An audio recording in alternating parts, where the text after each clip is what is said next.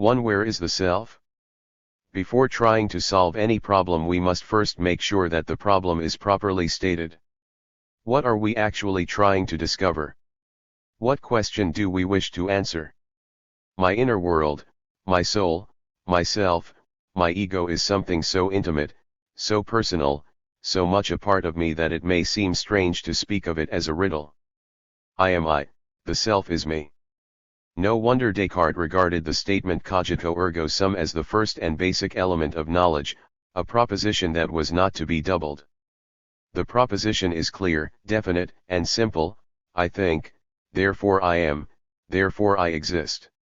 How can such a clear and immediate piece of knowledge be the subject of a riddle? Well, we shall see.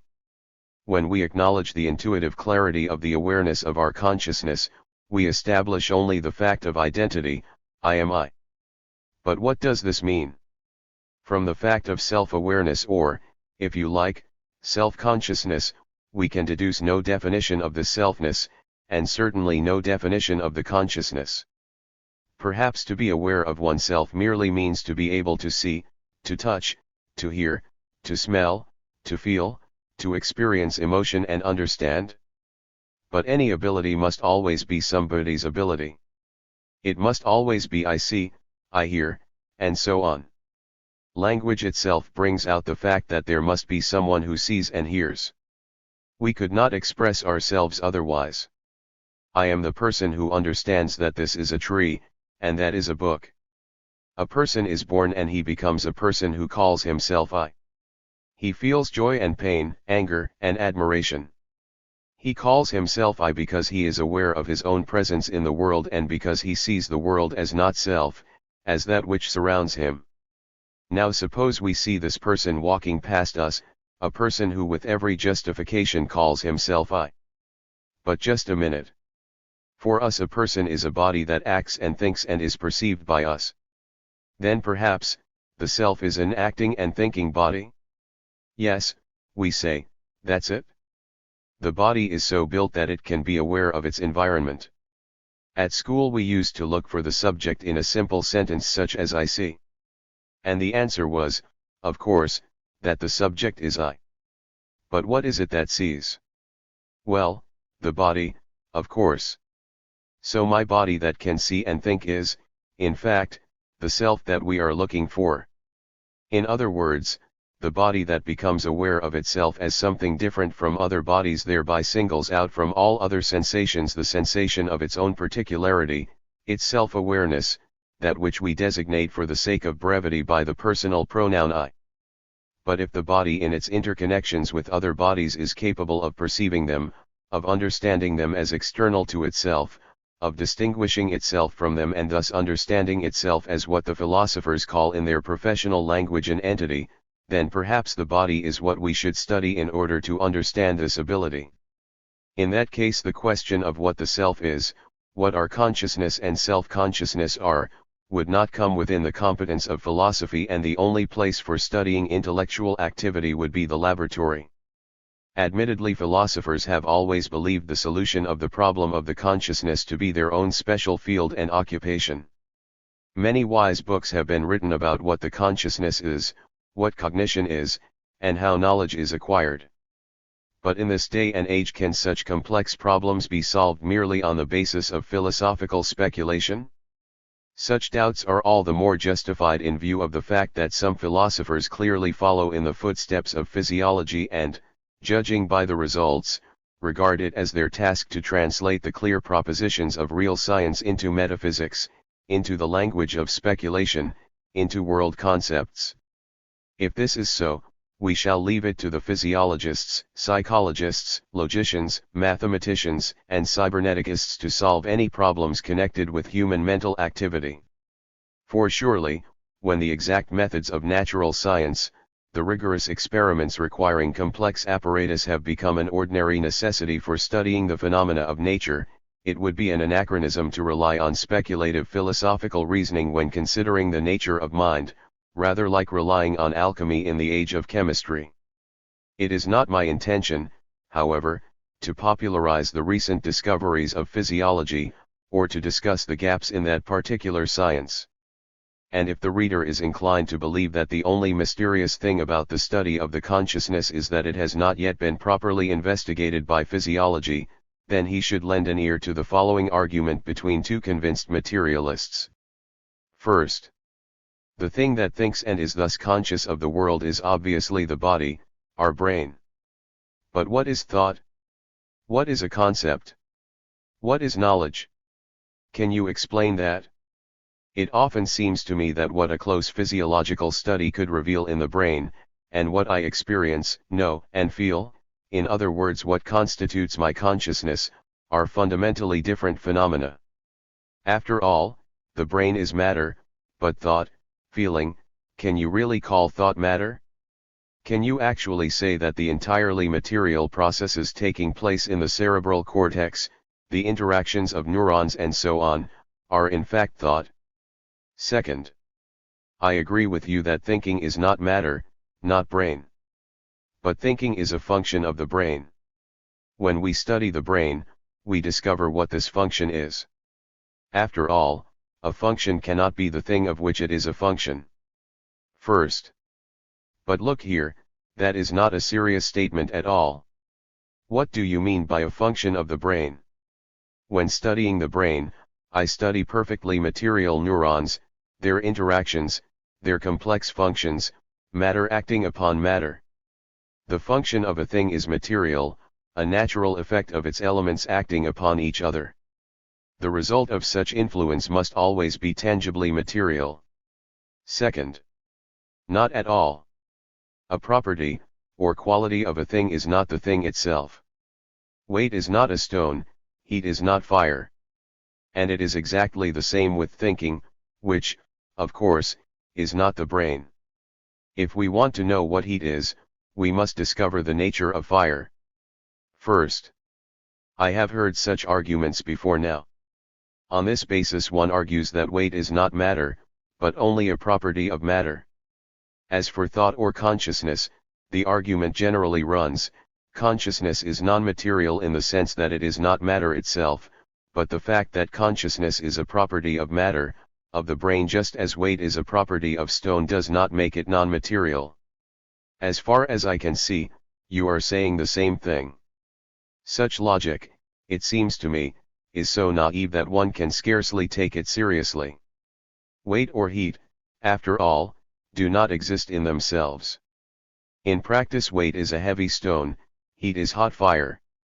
The whole point is that the properties of things are essentially the thing itself. It is only our thinking that can detach weight from a heavy stone and regard it as something independent. Your logic is self-defeating.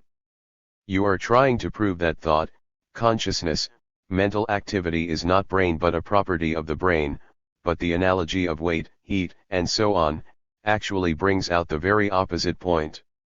In reality, and not when one is arbitrarily playing with words, weight is a concrete and entirely individual stone under the influence of the Earth's gravity.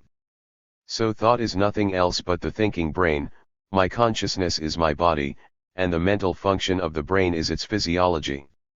Second. I don't see anything to be alarmed at in your statement.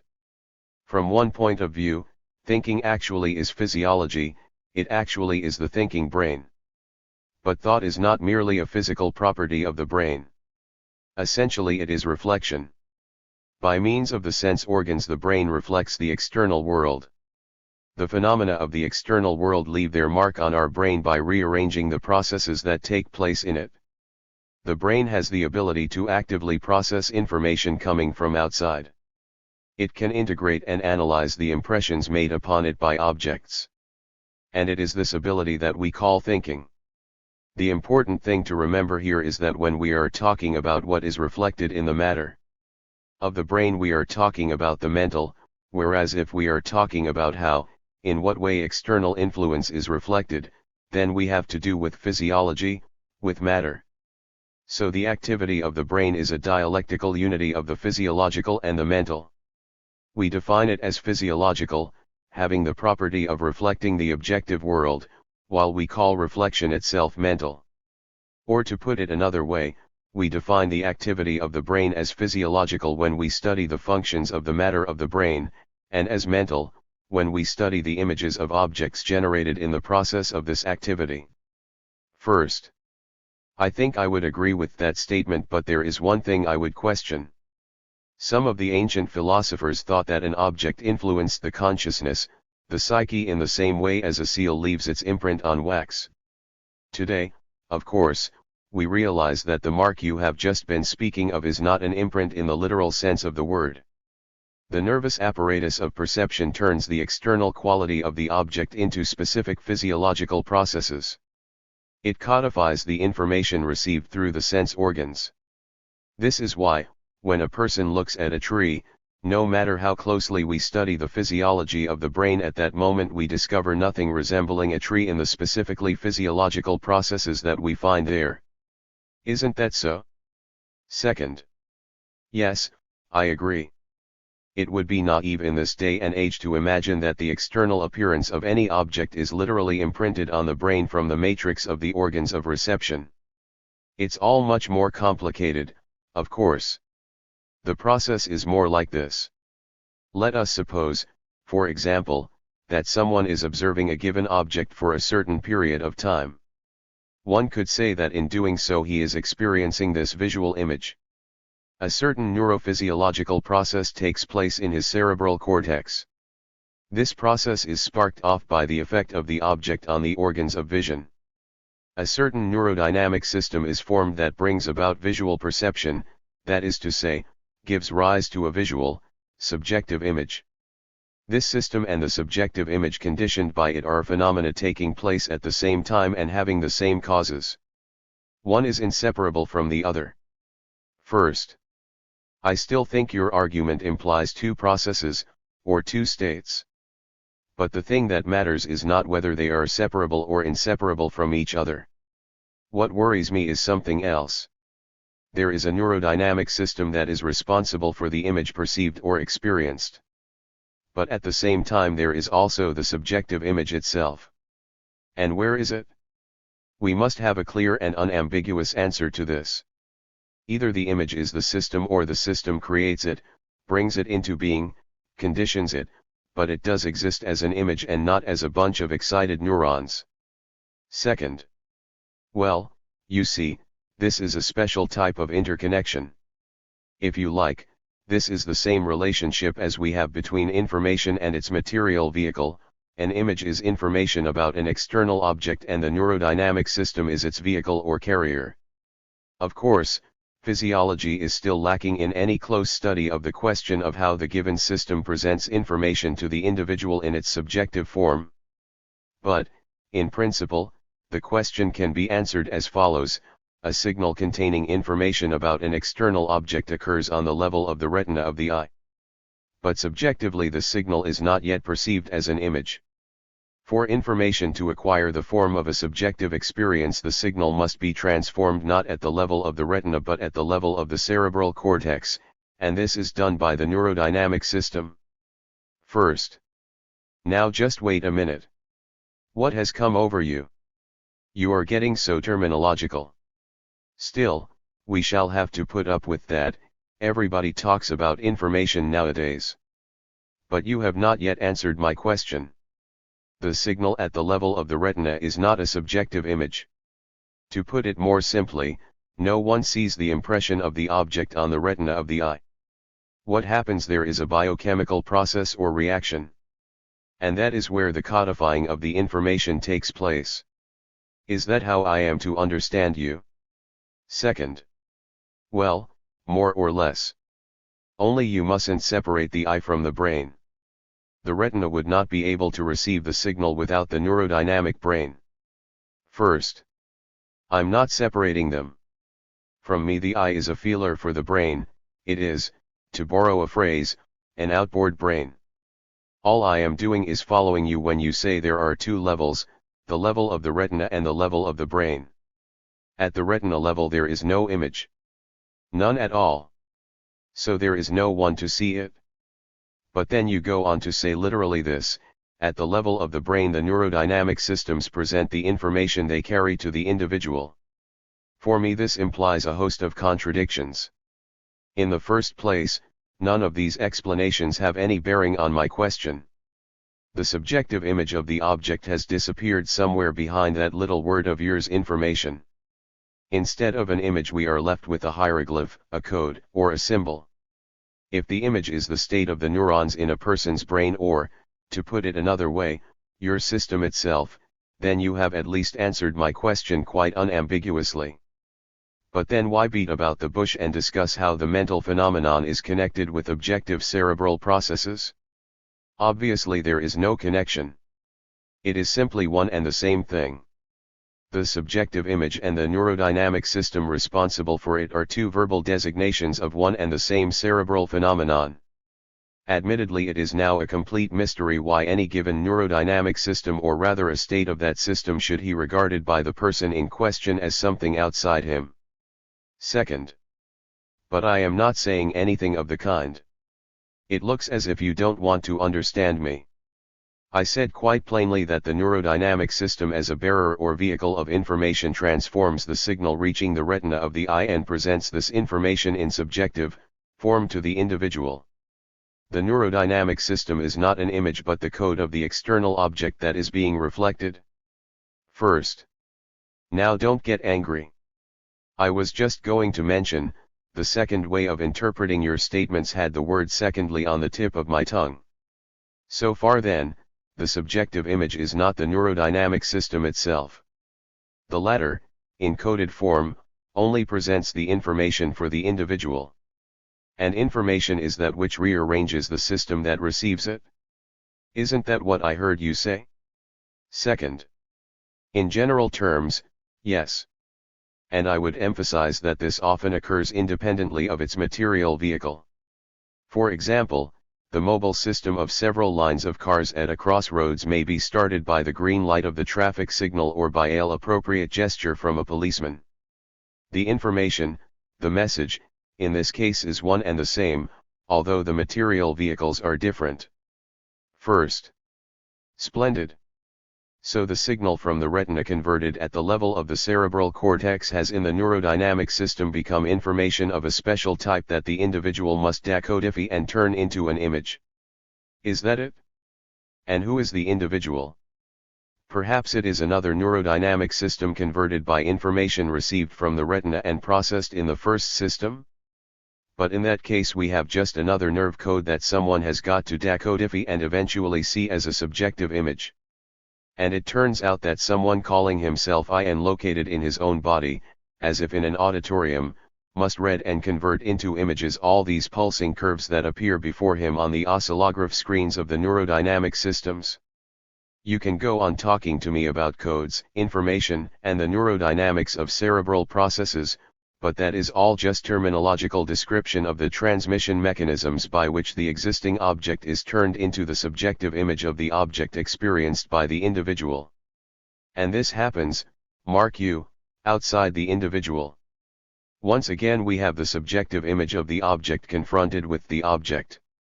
The individual and that which is outside it, the subject and the object. When I close my eyes and remember what a triangle looks like, the image of a triangle arises before me and I see it.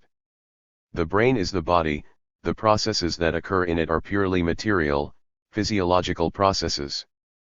But an image like the objectively existing object itself must be seen by someone. Where then is the auditorium located? Where is the audience that admires the vistas revealed by the organs of perception? Where, finally, is the screen? Second. The point is that the property of being aware of oneself, the property of seeing and perceiving the objects of the external world is a specific property of the brain.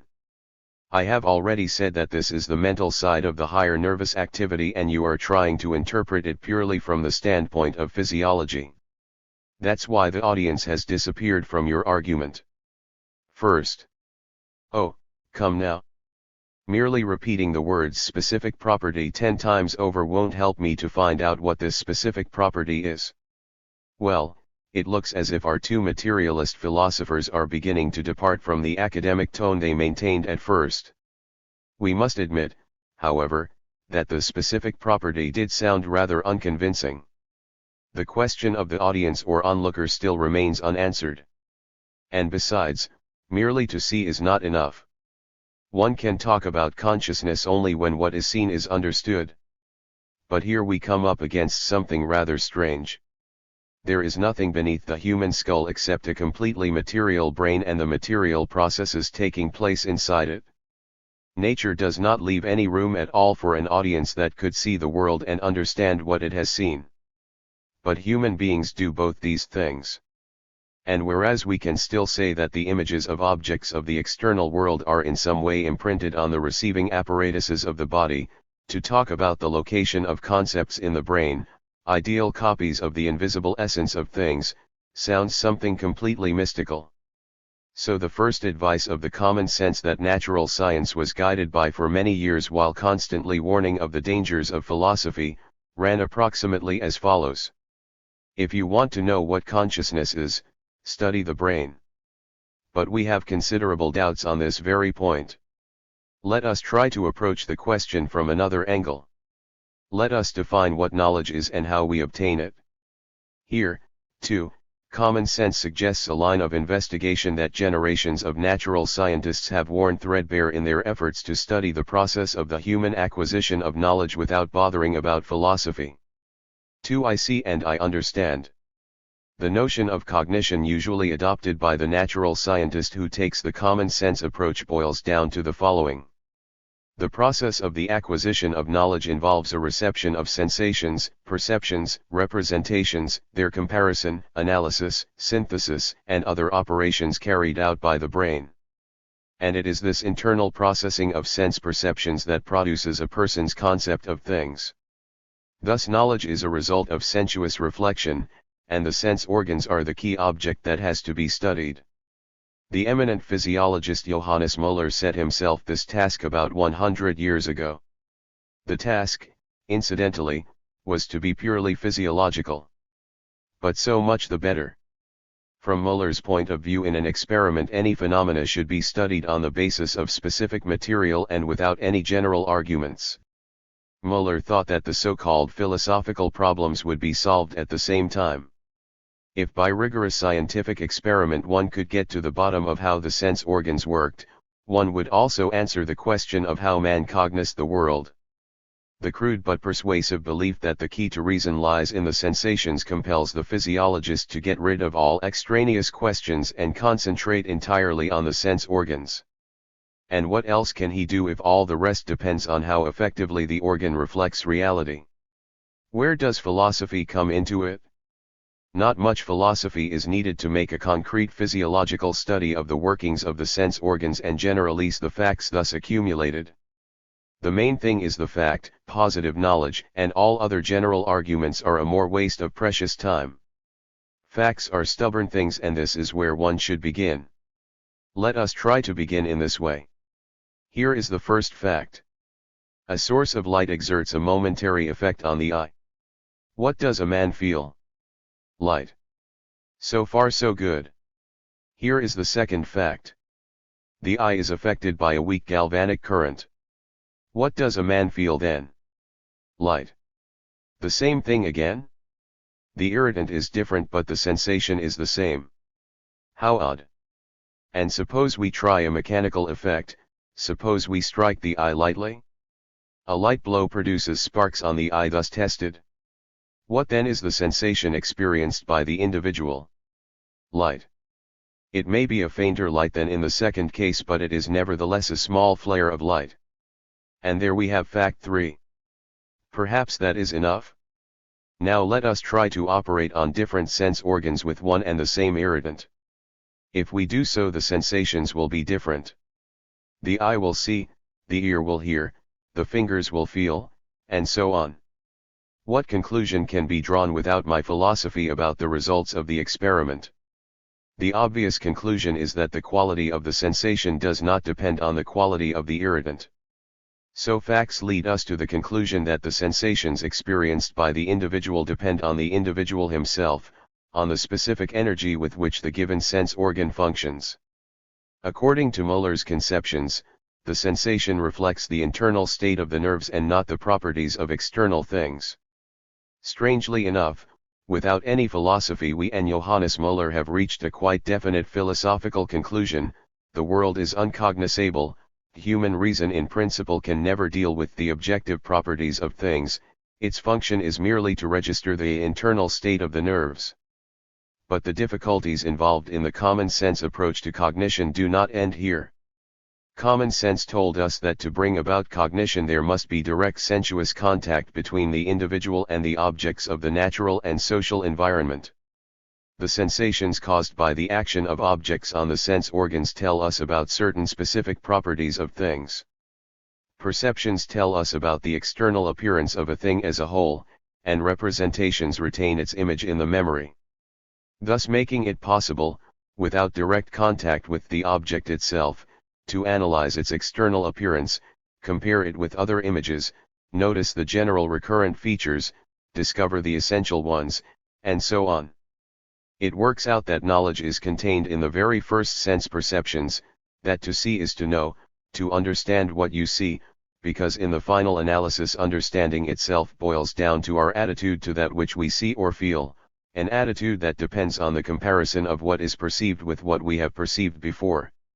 If knowledge can come only from experience, if the source of knowledge is sensations, then the source itself, pure and unadulterated, should reveal to us what we call the content of our conceptions, the essence of things, objects, and so on. Then it is enough for a person to see something to understand what it is. But wait a minute. When a person looks at a familiar object, he naturally sees and understands what he has seen. In this case it is not because he sees that he understands but because he sees an object as something that is known to him already. This is why he understands what the object is. The same is true of an unfamiliar thing in which understanding allows us to detect, to see something familiar and already known. But supposing there is nothing familiar to us in the object. Suppose we have no knowledge that helps us to see something familiar in it, certain familiar features of a certain class of things. Can the mere contemplation of a thing, the seeing of it, tell us what it is? Let us suppose, though this may be difficult, that we have before us an object without any features that are familiar to us. What will catch our eye? Such and such a thing may be black, something else may be round, something else soft, and so on. But what is it? As usual the eye seeks something familiar and understandable. Black, soft, round, and so on, are not merely sensations in themselves. They mean something to us, they say something to our consciousness. And this is why the eye perceives even the object seen for the first time with some foreknowledge. As long as we are talking about human beings we must reckon with the fact that they have consciousness, that at any given moment they treat what they see with understanding. Now we find ourselves in a kind of vicious circle. In order to acquire knowledge we must see, perceive with our senses, the objects of our environment. But we can know only if we have pre-knowledge, if we can see something familiar, understandable, known in the things we see. So before we see we must know something. We don't seem to be getting very far. But the argument does not end here. It is said that man acquires knowledge from experience. But from the standpoint of common sense, experience is primarily action in relation to things, in the process of which a person senses or perceives them. So it seems quite impossible to explain how even the most ordinary concept of an object arises. After all, a concept always contains knowledge of something fundamental, essential, and any sense impression registers only the external appearance of individual objects, a set of their individual and often accidental properties. Every concept comprises something that we cannot acquire by the personal experience of contemplating an object, namely, generality, necessity, and essence. Normally this does not worry common sense. What is so difficult about cognition? In the first place, I know quite a lot already and my knowledge seldom lets me down. Therefore cognition is quite possible and I cognize correctly. But what about the concepts in which my knowledge is contained? No problem here either. I see, hear, perceive, imagine things. For convenience I call the things thus represented by different names. And I put these names in two groups, to which I again give various names. Naturally, There are several states and transitions in the naming of things that are far removed from the external image of the thing, and I cannot always remember or imagine the individual objects that were given the primary names. When I say furniture, I cannot always imagine all the types of chairs, tables, and so on. But in general terms I am fairly well oriented. My brain associates the term furniture with all these images and I know what I am talking about. It is rather more complicated with the abstract concepts of science, but here too the same principle applies. Somewhere at the bottom of the pyramid, whose summit is the scientific concept, lies the image of the thing, then its name, and then the name of the name, and so on. It is quite true that the usual concept of cognition, of the structure of acquired knowledge, resembles a pyramid. At the base of the pyramid there is a broad platform of all kinds of impressions and sense perceptions. Fleeting, accidental, they constantly supply us with knowledge about the transitory phenomena of the reality we perceive. There are huge numbers of them. Throughout our lives they accumulate and form the basis of our emotions, feelings, and thoughts. Memory sorts out what is similar and repetitive into types, kinds, and classes, thus forming a new step in cognition, and a new layer of knowledge about the world. And because these generalist notions embrace a huge number of individual impressions, the new layer is both higher and much less extensive than the first. So the pyramid of knowledge grows. The next layer consists of names designating the generalist types, kinds, classes, and notions. Above that there is a layer of more general names, and because these are naturally fewer in number, this layer forms a new tier in the pyramid. And so it goes on to the very top, which has the one all-embracing name of being, a name that also seems to radiate the concept of consciousness. In the course of our argument we shall constantly use the simile of the pyramid of knowledge. But the attempts already made to assess man's path in the acquisition of knowledge put us into a difficult position. The very foundation of the pyramid has been shaken. It turns out that it rested on the unstated assumption, I see means that I already understand something. But if this is not so, if in order to understand we must do more than perceive and name the images of perception, must the pyramid of knowledge then collapse? As a rule, common sense will not hear of any such thing. That is all philosophy. Useless speculation. Knowing means knowing, and I have no doubt as to what I know. But while common sense amuses itself by contemplating the splendid pyramids beneath which the insoluble riddles of cognition are entombed, the philosophy that is referred to so disparagingly by common sense has never stopped trying to find a way of solving those riddles. The philosophical schools, from ancient times to the present day, are tunnels dug by science and forming a labyrinth of wise and sometimes brilliant conjectures, of misleading sidetracks, and agnostic dead ends. And the philosopher who first found Ariadne's thread and followed it deep into the foundations of the pyramid, to its very heart, and there solved the riddle, was Karl Marx. 1. What is knowledge? Philosophical problems are not generated in the quiet and cozy studies of thinkers who shun all contact with the world. Strange though it may seem, the question of what knowledge is and how it is acquired is a most practical question, which constantly arises in every concrete experiment, every step forward in scientific knowledge. But could man always ask himself, how is it that I know? Not simply see, but know that this is a stone, and this is an apple tree. I know that I am a human being and that we are all human beings, and not bears or kangaroos. Such a question implies the ability to look at one's own activity from the side, to consider the object before one and what it will become when one does this or that with it. And only when myself and my ability to do something are not one and the same thing, that is, when I can treat my activity as something ahead of me, as a future process that can be adjusted or changed in accordance with a prearranged and not yet executed ideal plan of an action, only then can I and should I consider the question of the ability to know, to be aware of nature in its most hidden essence, to know what it is capable of, but has not yet performed and never will perform without my intervention. Aristotle would, of course, have been unemployed in the age of the primitive communal system, when consciousness, as Marx put it, was still directly interwoven with practice, with the language of real life, when the word was as yet not objectively contrasted with the act. In those days people were not worried by the accursed problems concerning the relation between knowledge comprising the pure essence of things and knowledge of sensuous individual images that seem to directly reflect the passing, transitory phenomena of being. But with the emergence of theoretical activity as such, there also emerges the problem of consciousness, the problem of cognition, and of the role that the senses and reason play in the process. On this point Aristotle had every reason to write. The knowledge of the soul admittedly contributed greatly to the advance of truth in general, and, above all, to our understanding of nature.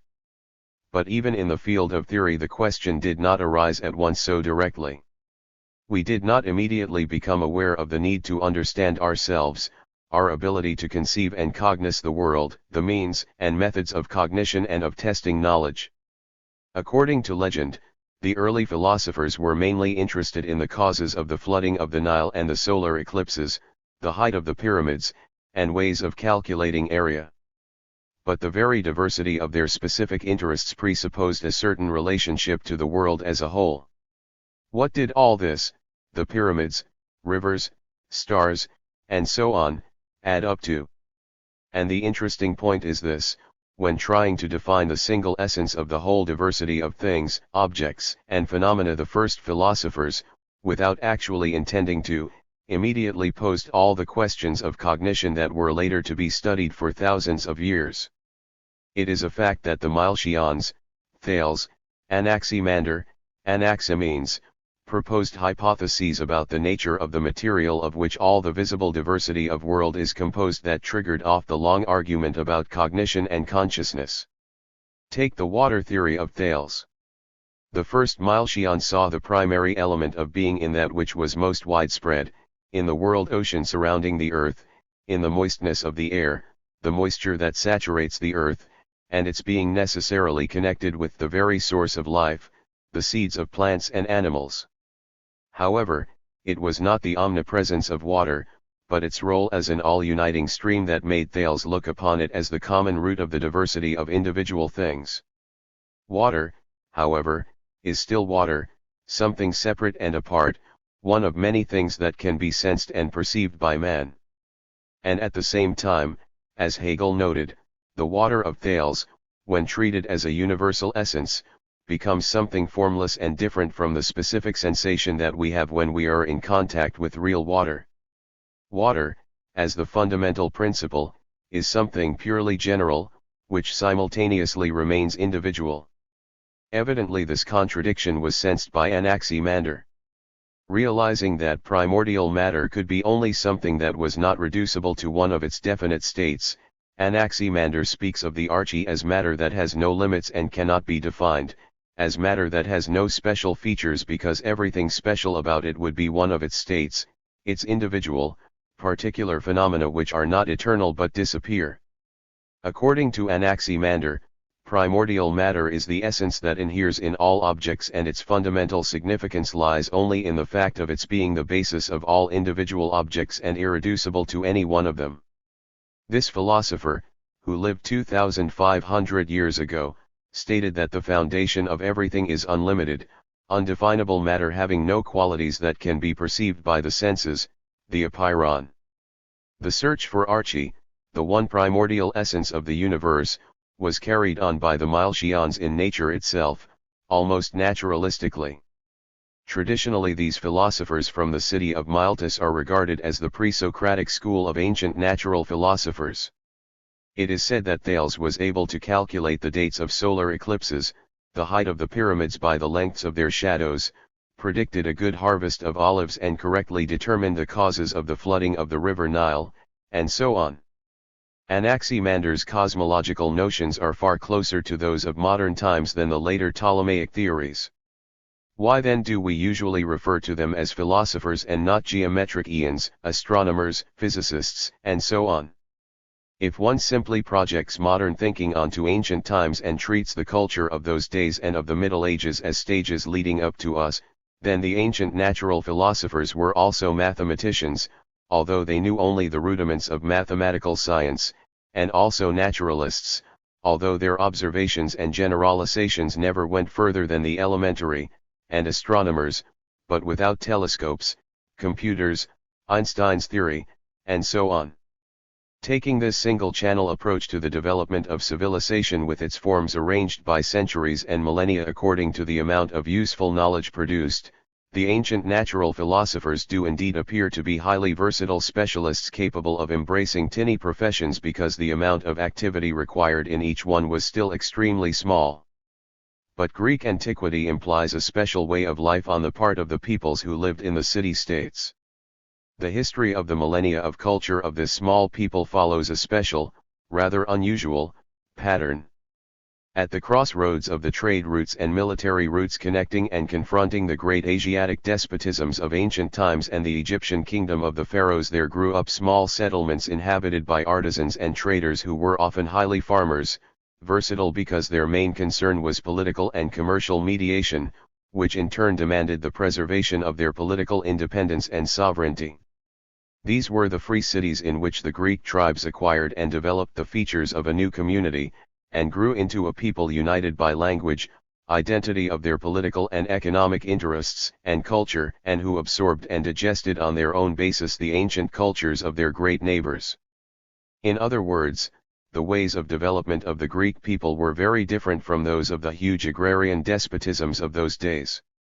In the Greek settlements, slavery had not yet emerged beyond the limits of the patriarchal, family forms of exploiting the labor of a captive tribe, and may be regarded rather as a borrowing from the despotic neighboring regimes than the result of the disintegration of the original Greek tribes. The free citizen of the Greek city-state was part of a harmoniously organized whole. His personal aims, needs and abilities were still directly connected with the common interests of his fellow citizens. The class stratification of the Greek people, which was most evident in the fierce struggle between the aristocracy and the demos for full political power, was to come later and in an ideological form that was foreshadowed by the history of the city-states. The Greeks themselves would view it as a struggle for the common good, for unity and integrity of the city-state. Their ideological consciousness comprised all the forms that later developed more or less independently. Their perception of the world, fed and molded by mythology, also came to maturity in the integrated political thinking of the founders of their city. A harmoniously integrated world surrounded them in its plastically perfect, sensuously corporeal forms. It was a world of harmony and order, the cosmos that had emerged from primeval chaos. When he admires the splendor of the world, the Greek does not break it down into separate parts, does not investigate its individual properties. He is not a scientific experimenter, but a wise observer, a man of imagination and a poet. In his awareness of the origin of this perfect whole, he exalts even himself as a harmonious body, a splendid instrument in the hands of the demiurges of cosmic harmony. He is a microcosm in whose flesh live all the forces of the great cosmos. If he spends nearly all his time in affairs of state, it is because his aim is to create at home, in his city-state, the same order that, according to his view, reigns as the supreme good throughout the cosmos. When looking for the causes of certain diseases, he seeks them in the violation of cosmic harmony. What is he then? A physician? An astronomer? A philosopher? No, he is mainly a theoretician and, because of his liking for practical activities, an empiricist. Some writers, who are carried away by the standards of our own age and reduce all history to a succession of forms which, however underdeveloped, are nevertheless our own forms, say, for example, that the medical men of the past understood the need for an alliance with the philosophers. But the ancient medicine of the Greeks had no need of any such alliance with philosophy because it was itself a part of the undivided worldview, the non-derivative theoretical mythology of the living body, which philosophically generalized the habitual remedies that had been in use for thousands of years. The very title of physician had an empirical ring. No, the ancient natural philosophers did not become astronomers and physicists by combining their professions. It was they who pioneered the integrated theoretical form of comprehension of the world and tried to understand how to express all the endless diversity of the cosmos in integrated one thought, one word. The water of Thales and Anaximander's Apeiron are integrated, essential definitions of this diversity. It is difficult to say what made the third Milesian, Anaximenes, reject such an indefinite universal principle of all things as the Apeiron. He could have conceded that the Apeiron was at least a reasonable conjecture because no one has any direct awareness of the unlimited and therefore knowledge of it is not real knowledge. But no, the archie must be a single root, the source of all the diversity of the universe and should explain its existence in the infinite diversity of its states and phenomena. For example, why does a human being live? Why does an animal live? They breathe. They absorb something without which they could not exist for 5 minutes. So what they absorb, what they inhale is the basis of breathing and life. It is in breathing that life realizes itself and its strength. The provider of this life is air, the vivifying principle of being. But the cosmos itself is an integrated and living being. All Greeks believed that. So would it not be reasonable to assume that air is the life-giving integrated principle of all that exists? It is almost bodiless, a breath of air is present in all places at all times, the cosmos breathes and lives by air, and this is what brings being into existence out of not being. So according to Anaximenes the archie is air. We have now summarized the teaching of the 3 first philosophers of ancient Greece. And although no direct statements by them about consciousness and cognition have come down to us, their very positing of the problem of archie and materia prima foreshadows the problem. I know what I see, what I hear, and so on, that is, I perceive with the help of my sense organs. This is what Thales seems to say in choosing water as the archie. And Anaximander's Apeiron implies the objection that the visible, the sensually perceived can never be anything but some specific state of the universal principle of being, while only the eternal, never-aging and integrated principle of all principles, which is inaccessible to the senses and known by the reason only in the process of reasoning, is the sole essence of the universe. Nothing that is determined, limited can be such a principle. And finally, what can reason know about something that has never been perceived by the sense organs, exclaims Anaximenes, who substitutes air for the Apeiron. I hope no one will imagine that I am trying to present Thales and Anaximenes as the founders of the famous school of the sensualist empiricists, and Anaximander as the first of the no less famous school of rationalists. Incidentally, we should remember that in speaking of the ancient philosophers whose works contain all the later types of philosophical schools in embryo, in the nascent state one should not apply the rigid definitions of the various isms that became established only in later times. The purpose of our digression about the Milesian philosophers was to show that the solution of the problem of the relationship between consciousness and being has always been concerned with both aspects of this relationship, and the problem of being is at the same time the problem of consciousness. The Milesians did not pose epistemological problems in the manner of Kant. But we can see that even a purely ontological statement presupposes a certain appraisal of man's place in the world, of the ways and means of understanding existence. The ancient natural philosophers with their superb gift of clarity immediately took the bull by the horns, and in the very definition of primordial matter contrasted the diversity of the particular, perceived by the sense organs, with the universal that was to be understood as a unique concept only by reason. After the Milesians came their Ionian fellow countryman, Heraclitus, the Ephesian, who showed that it was possible to take yet another approach to the same contradiction. The transient nature, the inconstancy, the disappearance and birth of the countless individual objects that are brought to our notice by the sense organs is only a form of the one measure of the one law. Archie, the primordial essence of the universe, lies in the constant passing from being to not being, and from not being into being, in the constant transition of opposites into each other. In Heraclitean dialectics the unity of the world is the unity of opposites, and its motion is a single flow containing the essence of being, which, although beyond the bounds of our immediate perception, at the same time exists and appears in diversified forms in the sensuously concrete universe which always was and is and shall be, an ever-living fire, kindling in measures and going out in measures.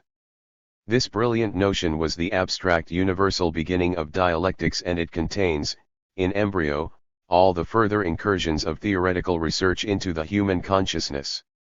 Heraclitus declared that motion itself, the struggle and replacement of opposites, is truth and essence. It is impossible to step twice into the same river, he stated, because he had noticed that the person who washed a second time in one river was washed by different waters. Here Solomon's everything passes is caught at the moment when that which becomes is that which has already passed. Heraclitus sees the basis of the diverse phenomena of the universe in the constant and eternal passing of what is into what is not, in the unity of opposites. For him the river is always the same and yet not the same. This is its essence, its measure, its limit, and definition. You always enter it and yet never enter it because it is a stream that cannot be entered twice as something unchanged and immutable. But whereas this universal definition of the one contains diversity itself, waves, splashes, gleams of light on the surface, the very definition itself is the fruit of reason, the speculatively discovered word, rule, law, measure. Other Greek philosophers also treated the everyday notion of knowledge with some suspicion. The great atomist Democritus clearly divides the cognition of the world into two types, the dark and the true. This theoretical cognitive guideline, as we should call it today, is directly connected with the atomic theory of being. The world is infinite in its diversity. It is visibly discrete. Its knowable essence is assumed to be primary and basic. It is not perceived by the senses, but it is equally natural, and corporeal, like water, air, fire, therefore in principle it is an eternal state. But the teaching of Anaxagoras and Empedocles paved the way for a turn in Greek thought towards acknowledging the diversity of even primary states. And this also involved an attempt to explain the unity of the diversity of discrete images by the discreteness of the initial principles themselves. However great the diversity, that which was eternal and immutable would explain this diversity that rose and disappeared, changed and passed away, existed and did not exist. The logic of discreteness was most apparent in the theories of Leucippus and his follower Democritus. Being and not being. Visible being is a mere fluttering of transitory images. There is nothing stable about it. Eternal and immobile being is only a speculative supposition that in no way explains the nature of visible being. And all the more so, if we deny not being. No, we cannot associate all that surrounds us with one kind of being. Not being, must also exist. Without it there would be no motion. It exists and it is a vacuum, emptiness, a real physical emptiness. And there is also eternal, immutable being. But it does not exist alone. Primordial being is also discrete, broken down into immutable and eternal pieces which, when put together, make up all that exists. These pieces are also the apeiron, but they are indefinable in depth, so to speak. They are indivisible. This idea of Leucippus and Democritus, everything that exists consists of atoms constantly moving in a vacuum, gets them into difficulties. After all, it must be perfectly clear that human beings have never been directly aware either of atoms or of a vacuum. We can acquire our knowledge of atoms only by means of purely logical reasoning, and reasoning based on such an abstract property of things as divisibility. All things are divisible, but things cannot be divided to infinity, therefore things consist of particles that cannot be divided any further. But in that case the true and universal essence will be the indivisible particles themselves, the atoms. And their properties, such as weight, shape, order, and arrangement, cannot be perceived by the senses. Reason comes independently to the conclusion that atoms have these properties. As for the properties perceived by the sense organs, Democritus says that it is only the general opinion that decides what is sweet, what is bitter, what is warm, what is cold, what is color, while in reality the only thing that exists is atoms and vacuum. The pure existence of the atoms is discovered by reason, which gives us a clear and definite knowledge of the very essence of things. But although he was far from being a skeptic in relation to the authenticity of knowledge, Democritus also regarded the dark knowledge as an extremely important element providing the reason with all its arguments. In fact, he even described reason that believed itself to be capable of understanding the essence of things without the help of the sense organs as a wretched thing. Nevertheless, Democritus was unable to explain how the sensations helped the reason to discover the essence of things, and the philosophers of ancient times who describe his philosophy from a good knowledge of his works either note the contradictoriness of his theories or give contradictory estimations of his views of knowledge. According to Democritus, the properties of things perceived by the senses exist only in opinion, and yet reason that relies on their evidence is capable of understanding what exists in reality and is not perceived by the sense organs. Of course, it is rather difficult to judge the views of a philosopher after a lapse of 2,000 years, especially as we have only a few fragments of his opinions and he is often expounded by his later critics. But it is important for us to note that Democritus not only did not believe that seeing is knowing but was actually compelled to treat the sensuously perceived diversity of properties as something secondary, as a result of a clash between human corporeality and the images that came from other bodies. The name of Socrates marks a new era in the development of Greek theoretical thought. Here it seems that the problem of the primordial essence of all things has been left aside. Man and his place and role in the human world, his merits and moral qualities occupy the mind of the philosopher whom Marx called the demiurge of philosophy and philosophy personified. But it is Socrates who first poses the problem of the universal as a direct question concerning the nature of human knowledge, as a question of the meaning of words, in which in some marvelous way truth is revealed. Let us turn to one of the fundamental works of Plato, Theaetetus. Virtually the first question that Socrates asks the young man Theaetetus, the main character in Plato's dialogues, is our own fundamental question: what is knowledge? In his conversation with Socrates, the young man advances the proposition that to know is to perceive something with the senses. Knowledge is sensuous perception. And the interesting thing is that, at least 2,000 years before Johannes Müller, Plato in his detailed investigation of this thesis utterly explodes the conclusions reached by the 19th century physiologist on the basis of his experiment. Now listen to what Plato's hero Socrates says to his young friend. Socrates.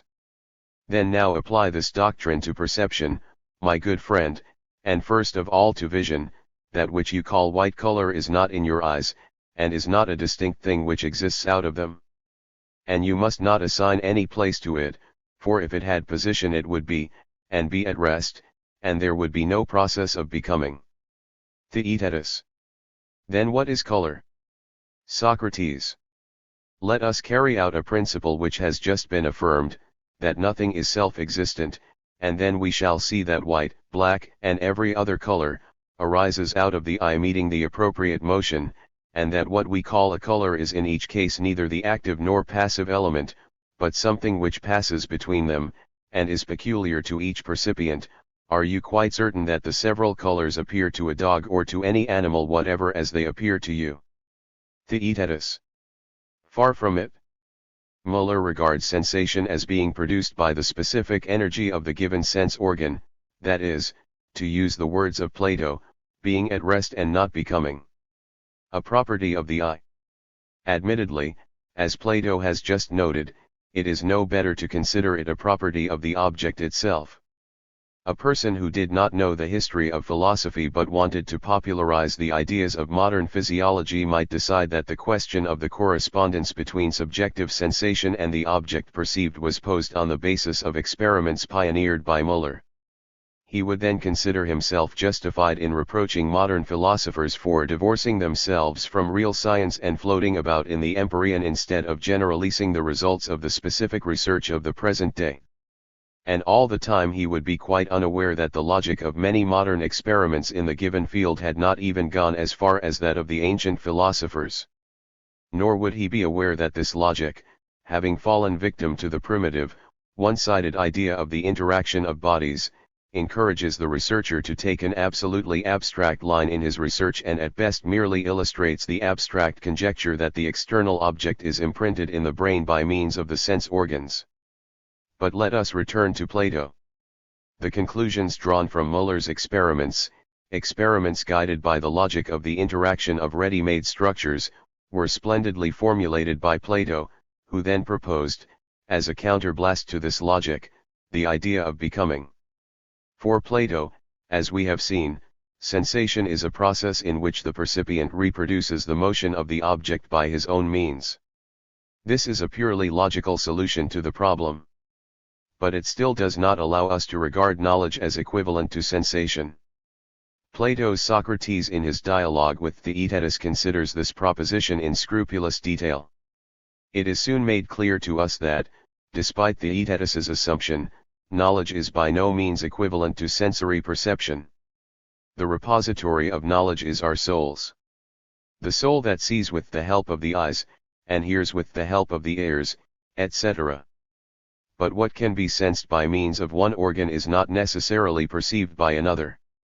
The soul, however, sees color and shape with the eyes, hears sounds with the ears, finds out whether something is salted or not with the tongue, and so on. But with what organs does the soul have the sensation of being and not being, of similarity and dissimilarity, of identity and difference? In other words, has the soul any specific organs for knowing the properties of things that are common to them all and are not perceived by the eyes, the ears, or any other organ of the senses? It is quite clear that the soul has knowledge of the universal, essential, and necessary, that this knowledge contains ideas such as the beautiful and the ugly, good and evil, quality and quantity, relation, cause, consequence, and so on. And it is equally clear that by means of the sense organs we can apprehend shape, sound, the salty, the sour, and so on, but cannot apprehend good, quality, cause, etc. And so for perceiving general ideas the soul has no helpers. The soul, so it seems to me, contemplates the universal in all things. And it is the essence of things that the soul perceives by itself, abstracting it from the immediate specific things that it learns from the sense organs. So to know an object means knowing its essence. Essence is a general feature that must be inherent in objects that may outwardly be dissimilar from one another. For example, kindness inheres in a kind man, a kind woman, and a kind child. The beautiful is common to a beautiful landscape, a handsome young man, a beautiful thought, and so on. In exactly the same way we know that all that exists must have a cause, but no matter how long we examine by experiment the separate properties of the moon, which does not exist without a cause, not one of these properties would be its cause or show us the necessity of the consequences that the moon itself may bring about. At every step man is concerned with the concepts of cause and effect. Then how does man's consciousness acquire the categories, the ideas of reason, which contain knowledge of the general and the necessary, but are not given to the reason by the organs of sense? Plato was not the only philosopher who proved unable to answer this question. It remained a riddle for all the philosophers of the New Age, and it is still a riddle for many of our contemporaries. For the contemporary philosopher of science, the contradictions of cognition that Plato revealed in his time still remain insoluble. Plato's doctrine of ideas contains a number of obvious errors. Something remains of what Plato had to say, even after all necessary corrections have been made.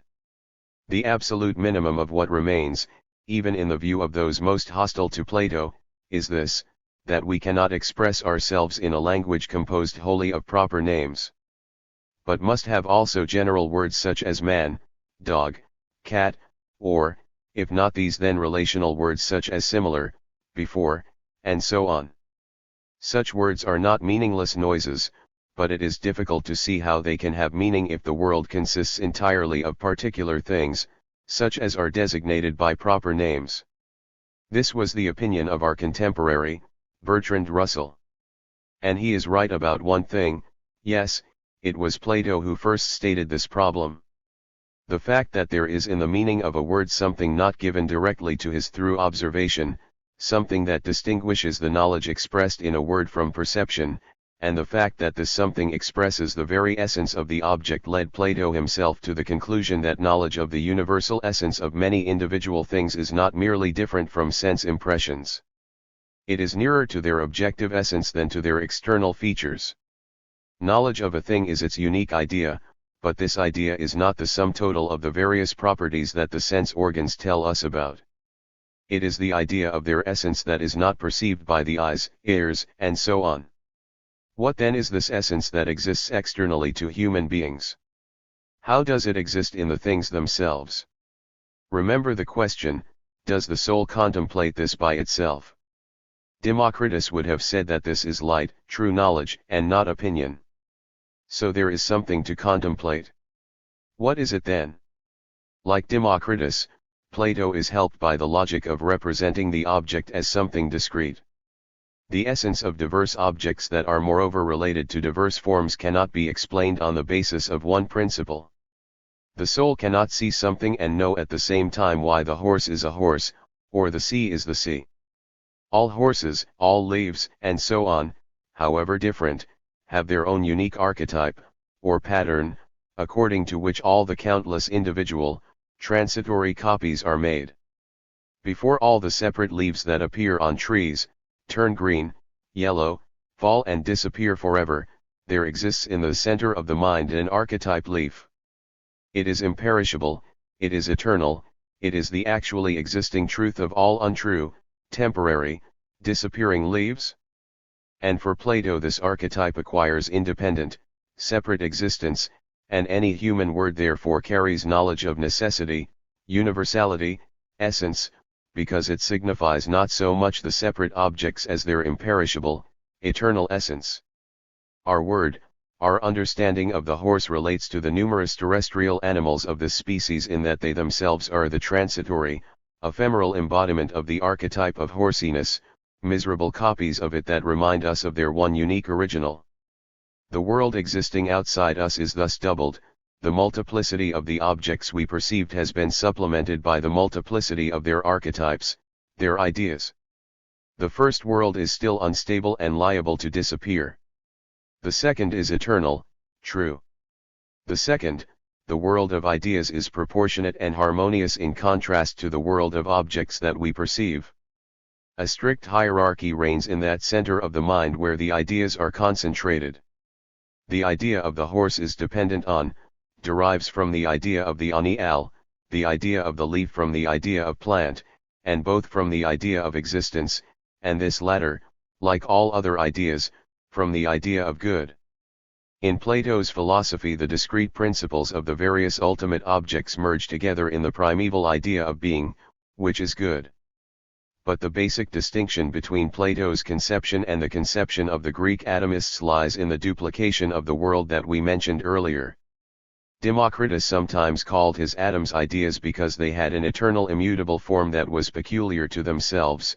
Plato does not strip his ideas of flesh, and they are therefore also indestructible, eternal particles of true being that cannot be further divided. For Democritus, however, the world around us is made up of combinations of atoms, essentially it is nothing but atoms and vacuum. A man's soul may primarily be concerned with knowledge of temporary combinations of atoms, but he may also penetrate to the true essence and come to understand that everything is ultimately reducible to combinations of forms, to the patterns and positions of indivisible particles. However, the world of opinion and the world of truth are only two levels of knowledge of the world. The world itself is one and possesses in itself its own cause and essence. This is why Democritus is generally regarded as the herald of the materialist line in philosophy. Plato's two worlds, on the other hand, are two objectively existing worlds, one of which is the explanation, the cause and essence of the other. The world of objects that surrounds us is derivative, secondary in relation to the world of ideas, the world of imperishable archetypes of all things and phenomena, properties and qualities. According to Plato, this knowable and comprehensible world of ideas exists objectively, but it can be nothing else than the pure essence of things. This eternal and imperishable idea of the object detached from the object itself and bearing its pure essence is, in fact, the objectivization of knowledge about that object. So it was that not only knowledge of the world but the world itself and even man himself became divided into two. The human body belonging to the world of objects and possessing sense organs is, indeed, like everything else in the world, perishable and temporary. And it detects in the infinity of objective qualities that which only outwardly and transiently denotes the essence, but not the essence itself. The soul is quite a different matter. The soul is associated with the imperishable essences and is itself the primary idea of our personal existence. The scalpel of Plato's thought, dividing everything that exists in the world into the world of ideas and the world of objects, also dissected man and placed the soul in one half and the body in the other. Plato, with his Greek love for the beauty of bodily forms, the harmony of the sensuously perceptible world, endowed his ideas with a special imperishable flesh. The contradiction between the incorporeality of the soul and corporeality of the organism would not arise as a problem very soon. And the inevitable had happened. A philosophical conception diametrically opposed to that of Democritus had come into being. Knowledge had acquired the status not only of independent existence but of primordial existence, determining the existence of the whole diversity of objects in which human beings lived and moved. In Plato, it is not the world of objects that figures as knowledge. On the contrary, ideas, that is the objective content of our knowledge about objects, are credited with real existence. Plato thus became the harbinger and founder of the idealist line in philosophy. But even this treatment of the question what is knowledge, which makes knowledge of the essence of things synonymous with their objectively existing essence, did not help to solve the question. A fresh search for a solution to the riddle of knowledge and consciousness was launched by Plato's pupil, the great Aristotle. In his titanic work that embraced and reconsidered everything that had been begun by Greek thought, Aristotle was unable to accept Plato's fairy tale world of ideas. His criticism of Plato's ideas is devastating, and, as Lenin stressed, it is a criticism of idealism as idealism in general, for whence concepts, abstractions, are derived, thence come also law and necessity, etc. So as not to turn my freely ranging review into a series of lectures on the history of philosophy, I shall not quote Aristotle's criticism in detail. Any systematic course on the history of philosophy will provide the reader with appropriate extracts from his metaphysics. But the characteristic thing is that in his argument against Plato, Aristotle himself ultimately doubled the world, because along with that from which it is formed, along with matter, he saw that which actively forms, that which realizes the material possibility of being something, thus turning it into the reality of that something. In other words, he arrived at form. How did this come about?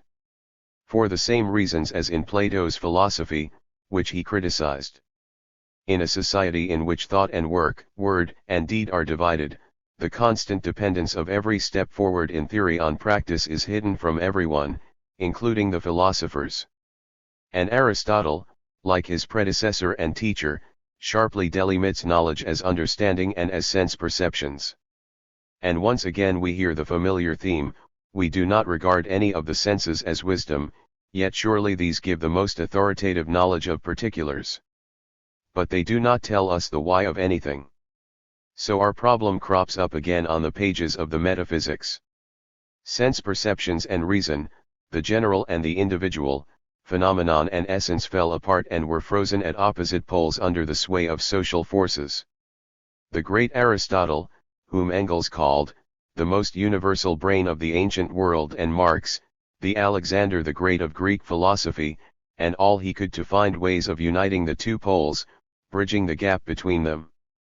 And we are not surprised to find Lenin remarking, highly characteristic in general, throughout the whole book, "Passim are the living germs of dialectics and inquiries about it." There is a naive faith in the power of reason, in the force, power, objective truth of cognition. But at this point he has to add, and a naive confusion, a helplessly pitiful confusion in the dialectics of the universal and the particular, of the concept and the sensuously perceptible reality of individual objects, things, phenomena. The result of cognition is knowledge of the universal, the necessary. There must be universals in the world and in things, they must appear as their definition, their essence, what makes them what they are and not something else. The essence of things is not reducible to their tangibility, to the mere repetition of certain external features, and certainly not just to one of them. Only the passive materiality of the world acts directly, like an imprint on wax, on our sense organs. But why then does man's soul recognize in this imprint the features of the universal? Why does essence show through phenomena? Plato's answer, as we have seen, did not satisfy Aristotle. He tries to take the matter further. Is not the essence of the thing discovered by reason precisely that which makes it different from other things and able to act in accordance with its own nature? What is it, for instance, that makes a dagger or a globe a globe? It is not the material from which they are made, and it is not their various accidental, sensuously perceptible properties. It is their form. That is the answer. But not their external form, it is the structure, the organization that enables them to be either a dagger or a globe. The human soul knows the essence in the imprint perceived by the sense organs precisely because that imprint contains the eternal idea of the thing which has been specifically built for the purpose for which it exists. The imprint preserving the indication of form is only the beginning of knowledge. The work of the mind goes beyond the external qualities of a thing, which contain a mixture of the accidental and the necessary, the material and the formal, and seeks to find the eternal, universal and necessary. But form is essence only if it is the cause of all generation and destruction. However true it may be that all generation and destruction proceed from some one or from more elements, why does this happen and what is the cause? For at least the substratum itself does not make itself change, e.g. neither the wood nor the bronze causes the change of either of them, nor does the wood manufacture a bed and the bronze, a statue, but something else is the cause of the change. The logic here is rigorous. Since the form is the essence, principle, and aim, since the passive corporeality of matter is subordinate to it, form cannot be an internal property of matter itself. Once again the world is doubled, but how much better than Plato's this new doubling is, let the specialists decide. The point I want to make is that the mysticism of the Aristotelian form sprang from what would seem to be the quite natural and ordinary contrasting of word and deed, and that it becomes established in the constant confronting of the particular and the general. Now Aristotle is able to answer the question put by Plato's Socrates: knowledge is cognition of the form of things. But in that case, as with Plato, consciousness must itself be the form, like is known by like. But what is it that the soul must be the form of? Hence the soul must be a substance in the sense of the form of a natural body having life potentially within it. But substance is actuality, and thus soul is the actuality of a body as above characterized. As a non-material form, the substance of body, the soul is concerned with the forms of things, with the universal that we seek and that exists apart from individual things but also in them, making them the things that they are. The soul must be either the things themselves or their forms. The former alternative is, of course, impossible. It is not the stone which is present in the soul, but its form. It follows that the soul is analogous to the hand, for as the hand is the tool of tools, so the mind is the form of forms, and sense, the form of sensible things. This is a splendid passage. Take, for instance, that the hand is the tool of tools. All tools are made by the hand, all tools are for the hand and the hand is for them. Here we are at one pole. Here there is no knowledge, theory, or intellect. Here there is experience based on sensation, on the impress of perceived qualities. At the other pole is the soul, the intellect. Analogous to the hand, the soul exists for forms, and all forms are embraced by it. Intellect, soul are the tool of cognition working with the forms of things, as the hand works with their matter. Everything has a dual nature, it is form given matter. Thus the objects of the objective world contain two elements. They are, as it were, a combination of the universal and the individual. But if we take a closer look at this fusion of matter and form, we find that there is still no dialectical identity of the general and the particular. Form simply endows sensuous things with eternal qualities. These words of Aristotle's about Plato's ideas may be used to characterize the doctrine of forms. Nearly all Aristotle's arguments against Plato's doubling of the world are applicable to Aristotle himself. But he does not notice this. It seems to him that by uniting matter and form in the object itself he gets rid of the dualism of essence and phenomenon, the general and the particular, necessity and accident, the rational and the sensuous. But when it has to do with the forms of things, the form of the human body, the soul objectively finds itself in the same difficult position as Plato's idea of man recalling the ideas of things. All that the soul can do now is strive to know the most general forms, and Aristotle regards this purely philosophical cognition as the most enjoyable and the best. It is just as difficult for the soul to sort out all infinite number of concrete forms defined by general forms as it is to deal with an infinite number of sensuously perceived qualities. And finally, the existence of the form, the independent element driving and guiding matter, forces Aristotle to detach form from particular things, to turn the most general form of forms into the demiurge, the creator, the God, having an existence of its own, apart from matter. And life also belongs to God, for the actuality of thought is life, and God is that actuality, and God's self-dependent actuality is life most good and eternal. We say therefore that God is a living being, eternal, most good, so that life and duration continuous and eternal belong to God, for this is God. This is the point where Aristotle ceases to be a philosopher of ancient Greece and becomes the theological authority of the Middle Ages, created and supported for centuries by the fathers of the Christian Church and the schoolmen. 2. Something about something. But even in the Dark Ages the flame of philosophical inquiry was kept alive beneath the ashes of theological scholastics. The same accursed questions of knowledge and soul continued to confront those who pondered upon the meaning of the world, the meaning of God, on what we know about both of them.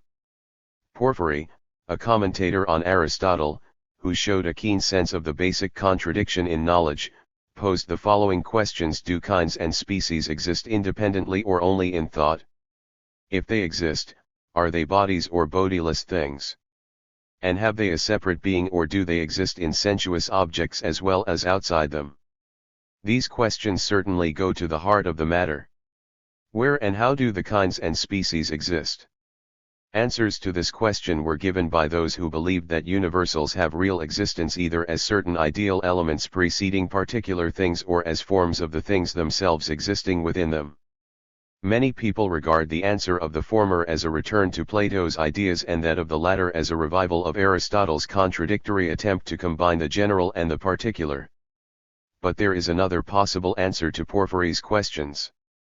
Kinds and species, the universal as such, do not exist in reality. There is nothing general in heaven or earth, in things, or before things, or apart from things. There are only particulars, things that are unique in themselves. Only the consciousness of man contains the general names that people give to various groups of particular things. If we give this answer to Porphyry's first question, we don't have to answer the other two. The nominalists thus open up a new path of investigation.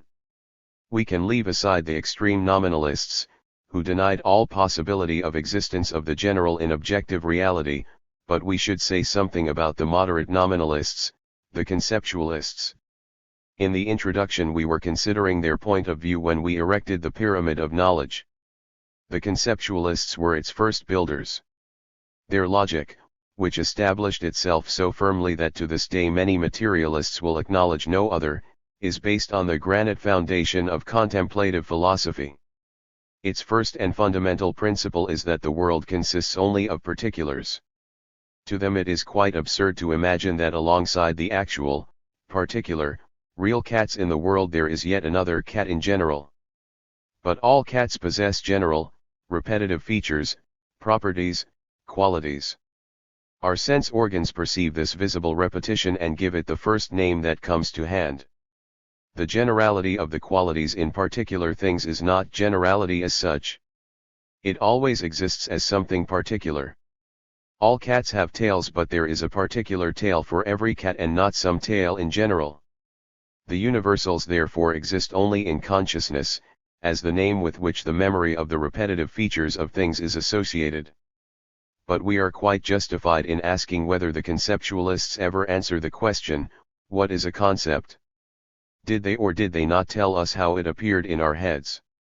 Unfortunately the reply must be that having built their pyramid the nominalists merely buried the problem of the emergence of knowledge beneath it, and this constantly gave rise to intense controversies that inevitably involved the question of worldview. The whole history of the fight between empiricism and rationalism, and even the fact that the principles of nominalism are used by the modern idealist semantic school, bears this out. Space does not permit me to trace the development of this struggle throughout the history of philosophy.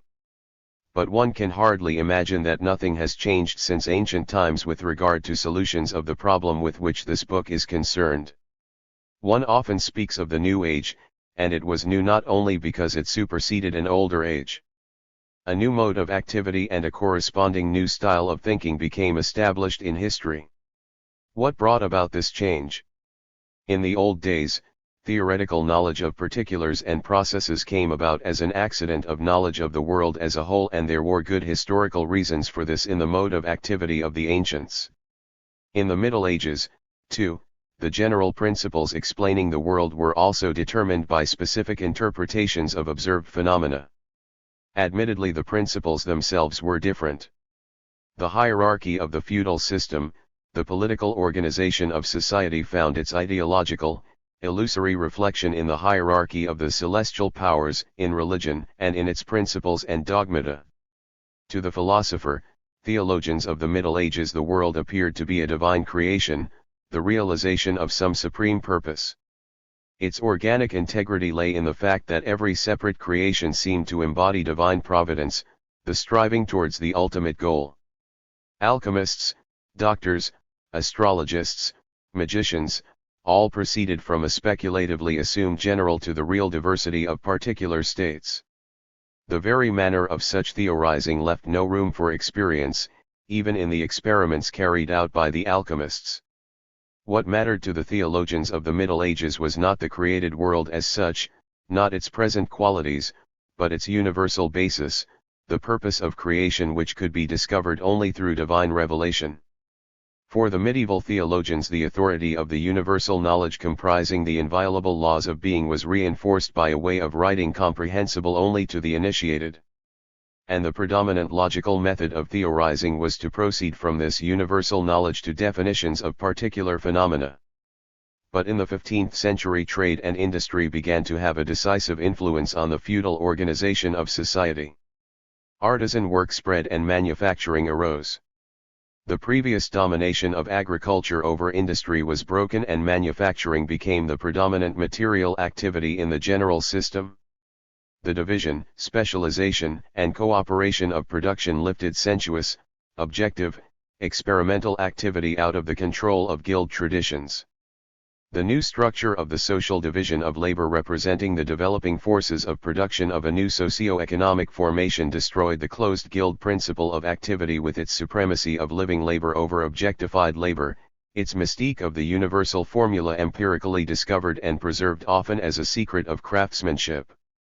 And it was this new structure that made a knowledge of the algorithms of natural processes an essential condition of production itself.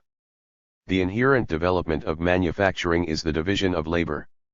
The developed principle of capital lies precisely in making superfluous the special skill and manual labor, immediate physical labor in general, in making superfluous both particularly skilled labor and labor based on muscular exertion. On the contrary, special skill is to be instilled in the dead forces of nature. The latter operate in the process of production as a system of machines, and, now, on the contrary, the machine that possesses skill and strength instead of the worker is now the virtuoso that has its own soul in the form of the laws of mechanics operating in the machine. So the cooperation that was characteristic of the newly developing industry and the division of labor that went with it naturally led to the algorithmizing of each separate operation, now based mainly on the laws of mechanics. Marx noted that science, in becoming a productive force structured according to the current social division of labor and turning the dead forces of nature into means of production, evolved the aims and method of a theoretical approach to any object of cognition. The method was spatial representation of the interaction of bodies and substances and investigation of the constant, invariant forms of this interaction. Mechanics was therefore the first and most general form of theory. Time itself, the content of the process, was the fourth coordinate of space, the measure for dividing spatial interaction. Engels wrote that this method, which Bacon and Locke had borrowed from natural science and applied to philosophy, became the specific limitation of subsequent centuries, the so-called metaphysical, i.e., anti-dialectical method of thought, and the empirical sciences of the New Age do, in fact, develop as a compendium of knowledge about separate mechanical, separate physical, separate chemical, biological and other constant properties of the most diverse integral processes of development. Clearly the predominant medieval method of thinking had offered no scope for the development of the experimental sciences. And those who undertook to study nature had first of all to evolve a method of approach. So, from the very start the science of nature was confronted with the need to study not only bodies and their interactions but also itself, its own method of investigating objects, and by criticizing the logic of the Middle Ages that was of no use for its purposes, to create its own new method, new logic, a logic of deducing the general from the particular, experimental data. This new method is full of surprises. It pushes the idea of an integrated scheme of knowledge of the world into the background. In fact, it ignores it. How could there be such a scheme? Where would it come from? Experimental science has a boundless field of as yet uninvestigated separate objects and their properties to research. The universal can obviously only emerge later by generalizing all the conclusions from these separate researches. The main thing is to be able to make the primary generalizations from observations and experiment. Experiment offers an infinity of interacting facts. The task is to find their point of contact in space among their countless collisions, those that are necessarily repeated. These constant interactions of bodies are bound to reveal their essence, their essential nature. And this is the law of their being, a law which determines the properties that may and should serve humanity. The dead forces of nature can only come to life in the machine, when the machine by its action reproduces the laws of nature. How do bodies interact? On what does their interaction depend? On the bodies themselves, of course. The scientist has nothing else in view, so it must depend on their structure. The body thus confronts the researcher as a definite structure in space. So the only way of describing, defining, revealing the principle of action of this structure is to investigate its parts and their interaction. Why do animals breathe? Because they are built that way, replies the science of those days. Here are the parts of their organisms and their interaction explains breathing as a process of interaction of their bodies with an external body. Why does a man see? Study the structure of the eyes, comes the answer from the science of the Renaissance. Why does he think? Study the way his head is made, and so on. Every object of investigation, from boulder to brain, is thus treated like a piece of clockwork. The universe is a gigantic mechanism whose parts interact in infinite space in a certain way because they in their turn consist of parts interacting in a certain way because these too, consist of parts, and so on to what? Perhaps, to infinity. Perhaps this chain has no end. But, surely, there must be. The method of theorizing itself presupposes the existence of primary initial elements out of which the infinite universe is built. Now we can begin to see how our riddle is interpreted in these forms of theory.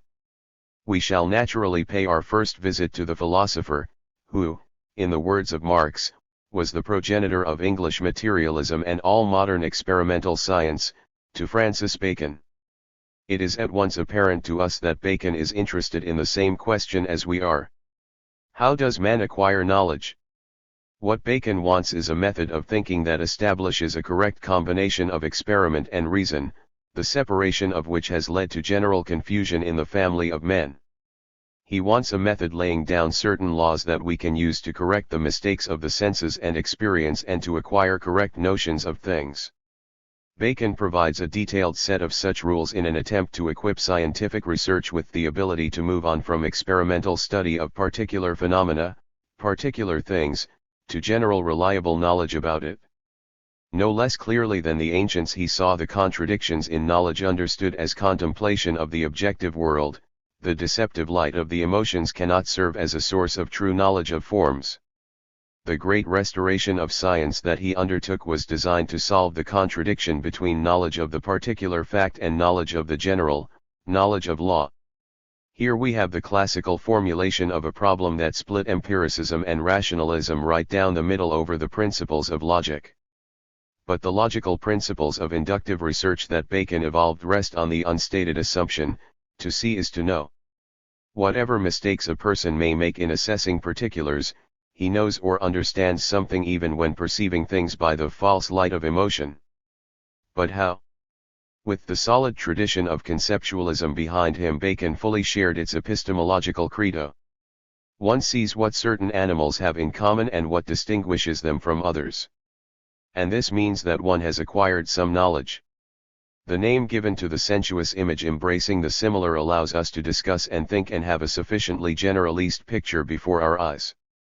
So this is not the problem. The problem lies in the fact that people simply do not know how to use words.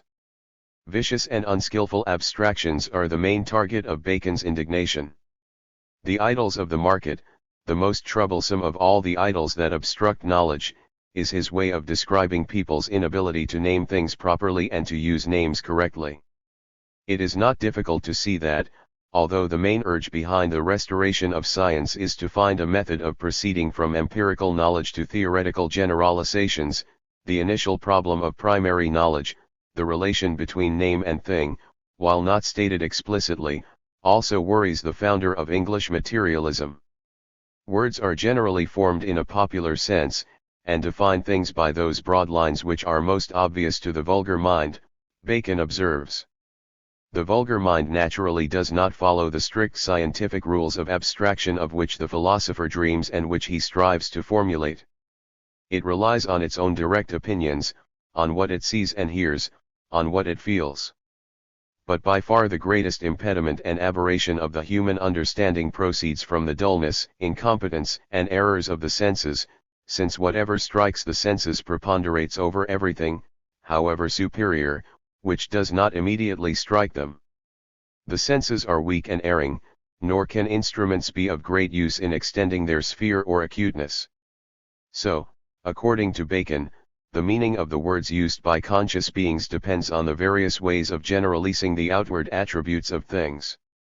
Sense impressions in themselves are dull, deceptive, and too weak for us to catch the true essence of things. The whole problem is how to divide things, that is, how to classify them into kinds and species, so that things are given the most appropriate names. Before Bacon's time this had been done spontaneously, following the opinion of the vulgar mind. Bacon's idea is to draw up clear tables of examples dealt with by reason and methodically compare what features are always present in certain things and what are absent, thus noting the different degrees to which a property manifests itself in them. This would ultimately yield strict scientific knowledge about this property in general, and its classification, as a form, law, or necessity. Knowledge, he says, arises as a result of comparison, generalization, elimination of the properties of things sensuously observed in experience. So the whole point is to produce a strict scientific system of generalization and abstraction. So far so good. But we still have our doubts. Can even the simplest knowledge of things emerge as the generalization of their sensuously perceived properties? Having refused to accept the opinion of the vulgar mind, Bacon tries to arrive at true knowledge of heat, for instance, to find a form, a law of heat. In doing so he assumes that knowledge is a simple combination of the sensation gained from contact with frequently repeated properties plus the word that designates it. But is this assumption correct? Another look at what Bacon has to say tells us that the meaning of even the simplest word cannot be reduced to the retention in the memory of common sensuously perceived properties. Take some word, for instance, as moist, and let us examine how far the different significations of this word are consistent. It will be found that the word moist is nothing but a confused sign of different actions admitted of no settled and defined uniformity. To Bacon it seems that, it is quite clear that this notion is hastily abstracted from water only, and common ordinary liquors, without any due verification of it. The methods he proposes for more precise abstraction demand a clear knowledge of far more abstract concepts than that of moistness. And even if we assume that common concepts are simply sense perceptions and notions that have been given names for convenience of intercourse, the problem is still not where Bacon hopes to find it. The common concept of, say, heat allows us to express the thought, this thing is warm. But how are we to know what law always evokes one and the same sensation of warmth? I can analyze, compare, eliminate, generalize, and so on, all the possible cases of heat sensation only to the extent that I have a notion of abstraction comparison, analysis, cause, phenomenon, essence, and so on. One can scarcely define these concepts as sensuously perceived properties, sensations, or images that have merely had words attached to them. They could only arise through exceptionally complex cognitive effort. So before he even begins to investigate what is given in the experience of the senses, the individual must have a massive arsenal of logical weaponry. And where can he get it? Bacon complains that simple words such as moisture and heat are incorrectly abstracted from things and proposes the method of induction as a means of correcting the error. But where and how does he obtain the logical rules and methods of induction? Every step in inductive research rests on the granite foundation of already existing general concepts. Bacon himself sees as well as we do that the word moist is nothing but a confused sign of different actions admitted of no settled and defined uniformity. Then how is it that people understand each other when they use this word? Even in the commonest word, or rather in its meaning, there must be something that cannot be reduced to separate sensations or images, that is understood even when a person has no time or is unable in principle to remember his sense perceptions, something that reflects not so much the outward appearance of things and their separate properties as that which is hidden from the senses, a certain significance of the object or its properties. What is this something that makes the words we use comprehensible, and that often refers to completely dissimilar things and cannot be reduced to sense impressions? The philosopher Thomas Hobbes also sought a mathematically exact method of ensuring the authenticity of common ideas and relying on experience. Hobbes reasoned that since people have no difficulty in noticing the connection between things that follow one upon another, one phenomena could act as a mark to remind us of another. The sight of a cloud, for instance, warns us of the approach of rain. A cloud is the mark of rain. And such marks can be used not only for memory's sake, but to inform other people. In this case, Hobbes thinks that it is better to call such marks signs. A mark is the information that people receive about the objects themselves, whereas a sign is a special mark, used for the exchange of information. A sign is the mark of marks. If you simply say rain, that is simply a mark name that people give to an atmospheric phenomenon. But if you use a number of names in a definite order, we had some rain last night, you are using names as signs because you are conveying a certain message and not simply naming a phenomenon. And here we come to Hobbes's categorical definition: words so connected as that they become signs of our thoughts, are called speech, of which every part is a name. Now we must examine Hobbes's basic idea.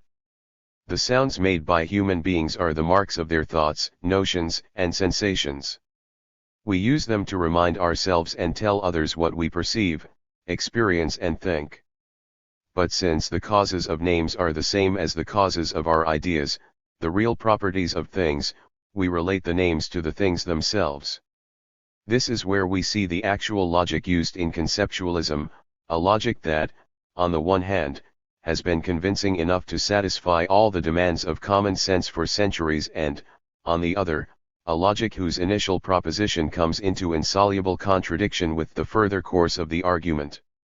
When a person directly perceives something, an object or phenomenon, he has no need of signs.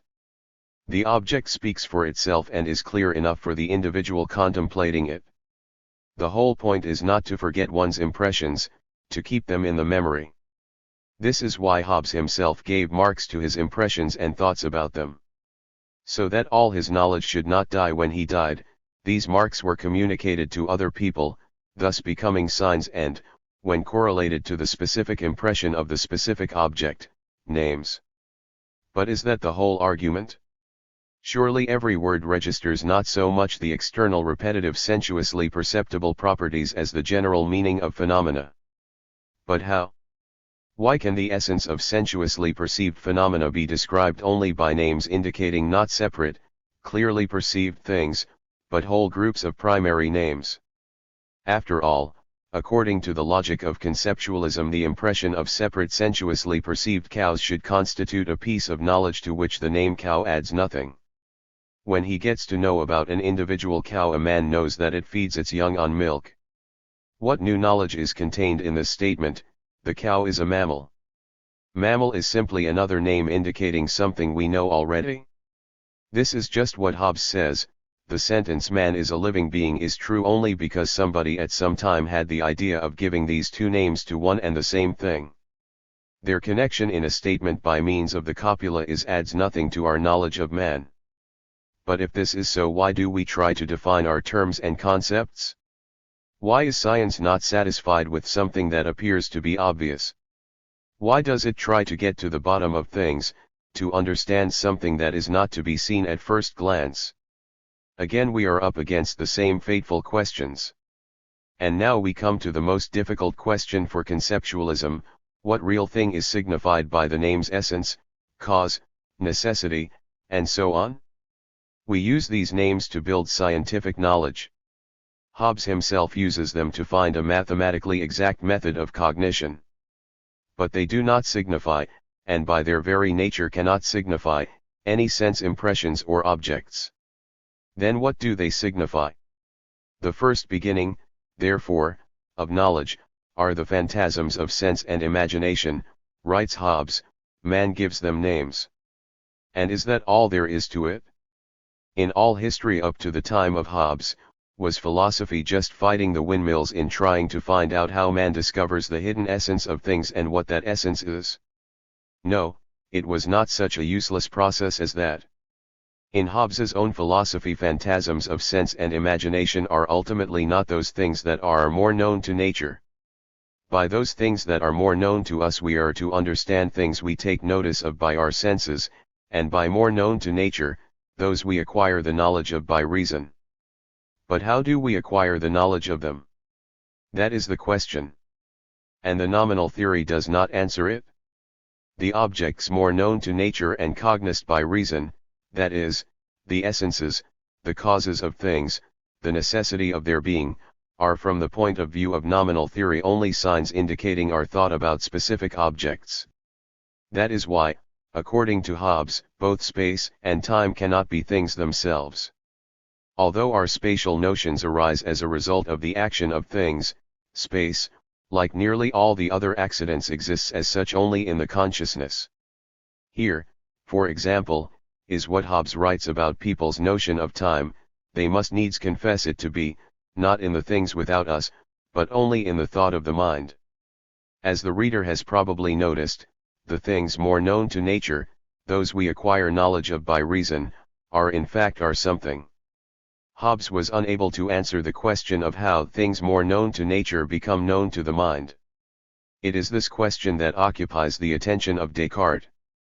But he too regards cognition primarily as contemplation. In his view, what we have to do is to work out a method by which the human mind can reach a reliable judgment about the objects we encounter. But neither the senses themselves nor the generalization of repeated sensations of the properties of things can be fully trusted. Even the sensation of one's own body is at times deceptive. It is no accident that people who have lost a leg tell us that they sometimes feel a pain in the toe of the missing leg. On the contrary, this something that seems to be so comprehensible at the mere mention of its name cannot be merely the sensuous, external image of an object, its individual, accidental property. This cognizable something is the clear, necessary essence that is not veiled by the deceptive light of the feelings. It would appear that to discover how the reason can grasp the essence of things one must question all the forms and means of cognition, everything that man considers sufficient for acquiring knowledge, until in the end one comes to the something that cannot be judged, that must by its very nature be trusted. The conclusion reached by Descartes needs no detailed commentary. I may doubt everything, even the fact that I actually have a body, that I feel, but I cannot doubt that I doubt, therefore I think, and since I think, I must exist. Cogito ergo sum. Does this knowledge require any proof? It is given to me with the fact of my existence. It is clear, definite knowledge, something I know intuitively. I come into the world with it, as it were, and together with me come this knowledge and all similar innate ideas. Yes, in my soul there is something that is revealed to me not through the contemplation of things, something that is true not just because I see it. To illustrate this, here is yet another quotation. Let us take, for example, this piece of wax. It has been taken quite freshly from the hive, and it has not yet lost the sweetness of the honey which it contains. It still retains somewhat of the odor of the flowers from which it has been culled. Its color, its figure, its size are apparent. It is hard, cold, easily handled, and if you strike it with the finger, it will emit a sound. Finally, all the things which are requisite to cause us distinctly to recognize a body, are met within it. But notice that while I speak and approach the fire, what remained of the taste is exhaled, the smell evaporates, the color alters, the figure is destroyed, the size increases, it becomes liquid, it heats, scarcely can one handle it, and when one strikes it, no sound is emitted. Does the same wax remain after this change? We must confess that it remains, none would judge otherwise. What then did I know so distinctly in this piece of wax? It could certainly be nothing of all that the senses brought to my notice, since all these things which fall under taste, smell, sight, touch, and hearing, are found to be changed, and yet the same wax remains, and directly after this comes the conclusion. But what must particularly be observed is that its perception is neither an act of vision, nor of touch, nor of imagination, and has ever been such, although it may have appeared formerly to be so, but only an intuition of the mind. Here is our something once again. Everything that can be sensuously perceived in the wax has changed, but the something remains. The wax is still wax. It is clear to Descartes that in the process of contemplation it is impossible to abstract this simple but essentially necessary property from the sensuously given thing. This is known to us because certain ideas by means of which our reason understands the essence of things are born along with reason itself, by the will of the benevolent Creator who made us. Descartes maintains that the soul has the ability to perceive the everlasting essence through the changeable appearance of things thanks to certain general ideas that are given to us by God. The individual's consciousness is endowed with a natural light, that is independent of the individual himself or his experience, a property or ability that in those days would have been hard to explain without resorting to the help of God. But here we come to the heart of the matter. I am, of course, tracing the development of Descartes' thought, but this is no substitute for the original. And if you read Descartes not merely for the sake of classifying his knowledge, if you can get away from specific comparisons of what Descartes knew about physiology and what we know about it today, you will see how much deeper than many of our contemporaries the great philosopher felt and understood how to state the problem of the soul, its abilities and passions. The greatness of Descartes lies in the fact that, although obliged to use the method of theorizing described above, he did not allow himself to be lulled by the optimism that this method evoked. No, he says, within the framework of the mechanistic interpretation of the world as an infinite assembly of interacting structures, the problem of consciousness is insoluble. Judge for yourself. The first and main definitive property of the body, so Descartes assumes, is extension. Everything we can say about corporeal substance is expressed in terms of space, or physical time. But none of these concepts are any help at all when we come to defining the state and passion of the soul. It is impossible to compare the movement of a body covering a certain extent or distance, with the extraspatial movement of thought. This is not a question of speaking or writing in signs expressing thought. In that case the only problem would be the distance covered by the tongue in the mouth or the pen on paper. These movements are corporeal and my thought can become known to other people with their help. But try to indicate the distance that thought covers when originating in my consciousness. Admittedly, such attempts are being made to this day. What people discuss nowadays is not the amplitude of the motions of the tongue in the mouth or the course of the pen on paper, but the motion of nerve impulses along the neuron chains. Descartes would probably have said that there is no fundamental difference between all these measurements of the movement of corporeal intermediaries, that the whole problem consists in the fact that thought is only a spiritual phenomenon and only deserves the name of thought when it is about something, when we are concerned with its content.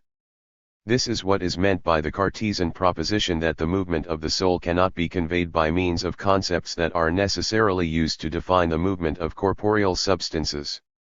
And, vice versa, everything that we can say about the passions of the soul is inapplicable to extensive substance.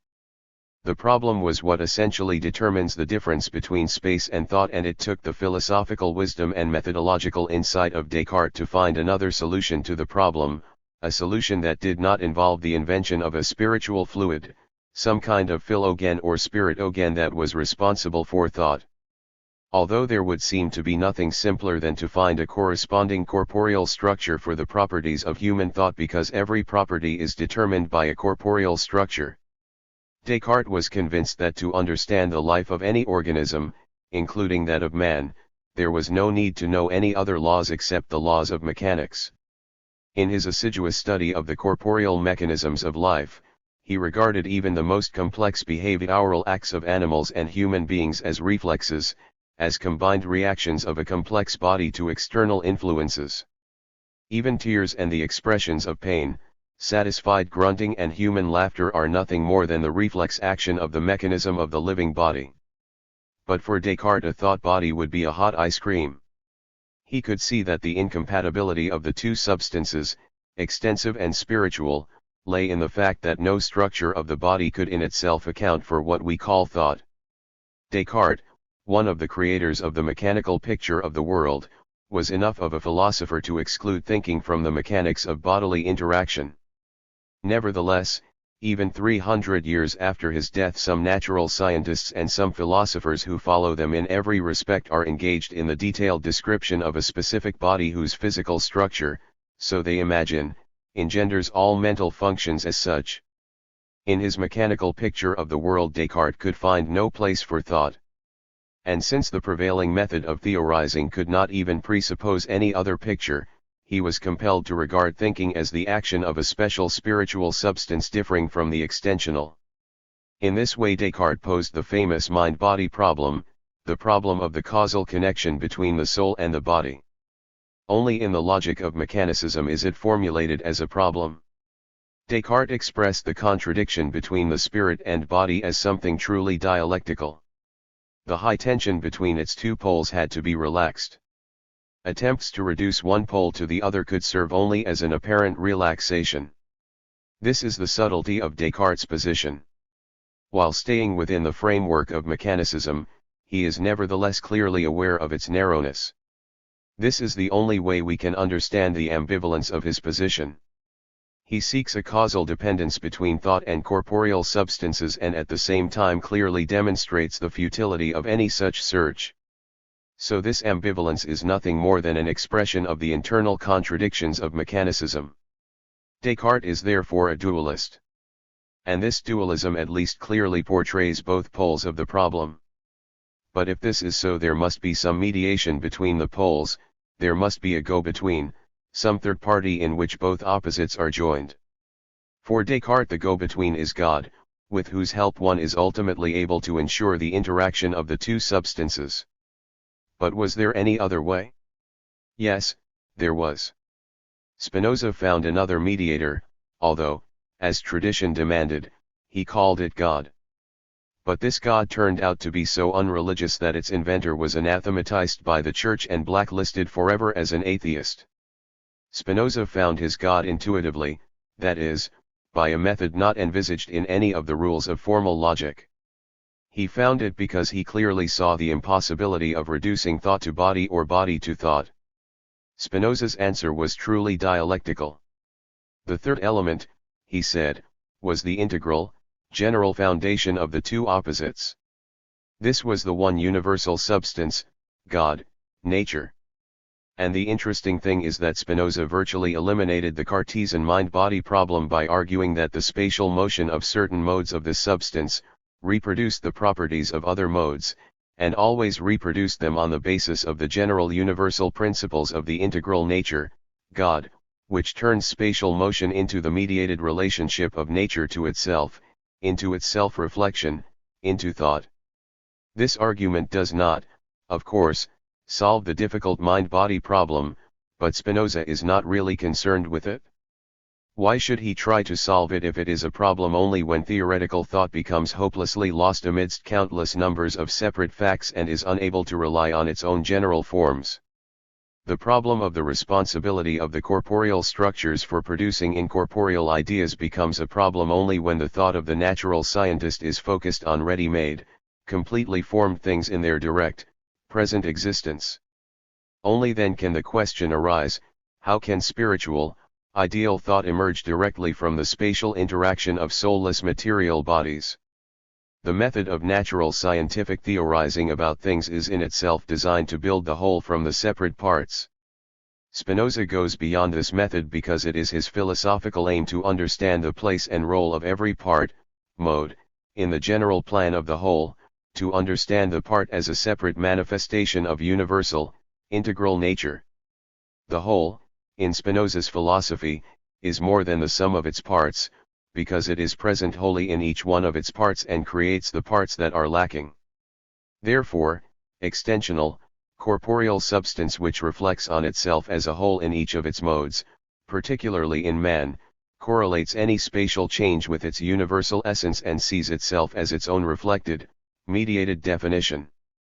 The spatial corporeality of substance thus not only does not exclude thought, but on the contrary is its essential condition. The movement of the hand that describes a circle does not require that there should be something in the hand itself, in the body in general, or in the brain as such, that would take the form of a circle as a codified image of an external circular object.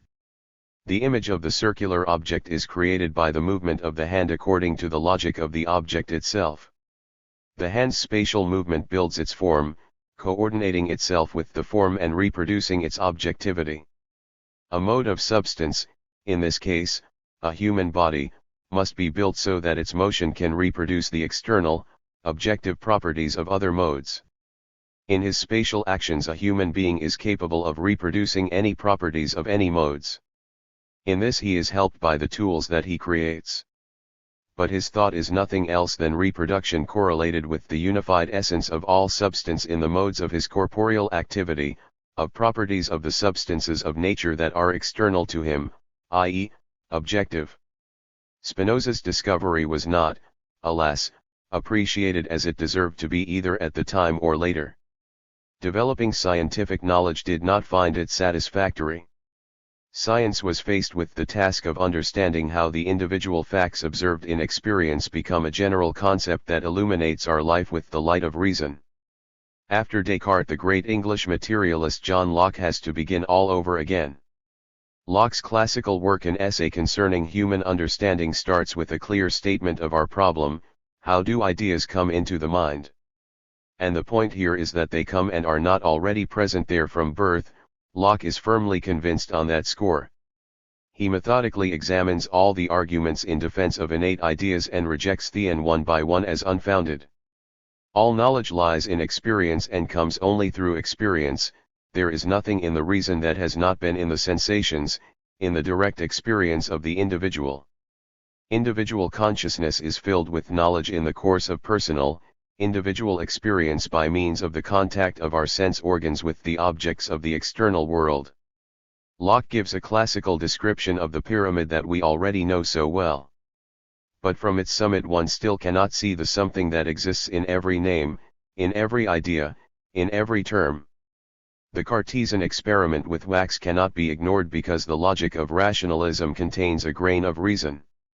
The contradictions in the philosophy of Locke's predecessors, Bacon and Hobbes, also demand a solution.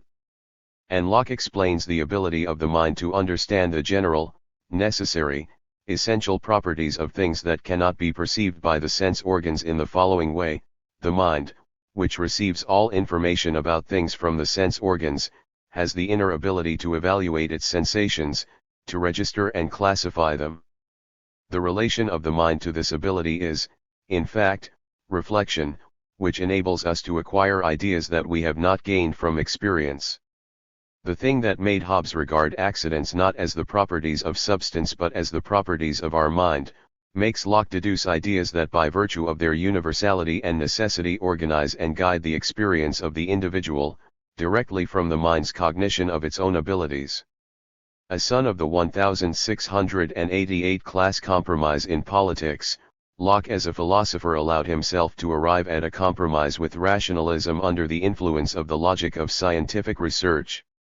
With the inexorability of an internal law, this logic forces the scientist to pass some judgment on the fact that the activity of the individual consciousness is guided, organized by ideas that cannot be explained by analysis of his personal sensuous experience. For anyone who regards consciousness as a natural gift to the individual, it is impossible to explain the extra-sensuous and relative independence from experience of a number of abilities of the mind otherwise than as the discovery of innate, immanent, a priori properties in the mind itself. The fact that Locke's concept of reflection is an attempt to explain the presence of the ideas in the mind not acquired directly through the individual's sense experience was duly appreciated by all his critics, and particularly his main opponent, Leibniz. Defending the Cartesian thesis on the existence of innate ideas in our consciousness and asserting that the human consciousness cannot be a tabula rasa from birth, Leibniz writes that Locke's reflection is nothing but attention to what is given in us, and it is certainly not the senses that give us what we bring ourselves. If this is so, it can scarcely be denied that there is much that is innate in our minds because we are, so to speak, innate in ourselves, or that in us there are existence, unity, substance, duration, change, activity, perception, pleasure, and other objects of our intellectual ideas. So, Leibniz continues, I am inclined to think that essentially the view of our author on this question does not differ from my own views, or rather from the general views, since he acknowledges two sources of our knowledge, senses and reflection. The great sensualist materialist did not arrive at the idea of reflection by chance. The literature on Locke often suggests that he was inconsistent. Although a materialist in his understanding of the origin of knowledge from sensation, Locke spoke of the observation of the self-activity of our soul, and this is, in fact, reflection, which thus acquires ideas that are not given in the sensation. But how can one be consistent when standing on the granite foundation of the conceptualist pyramid?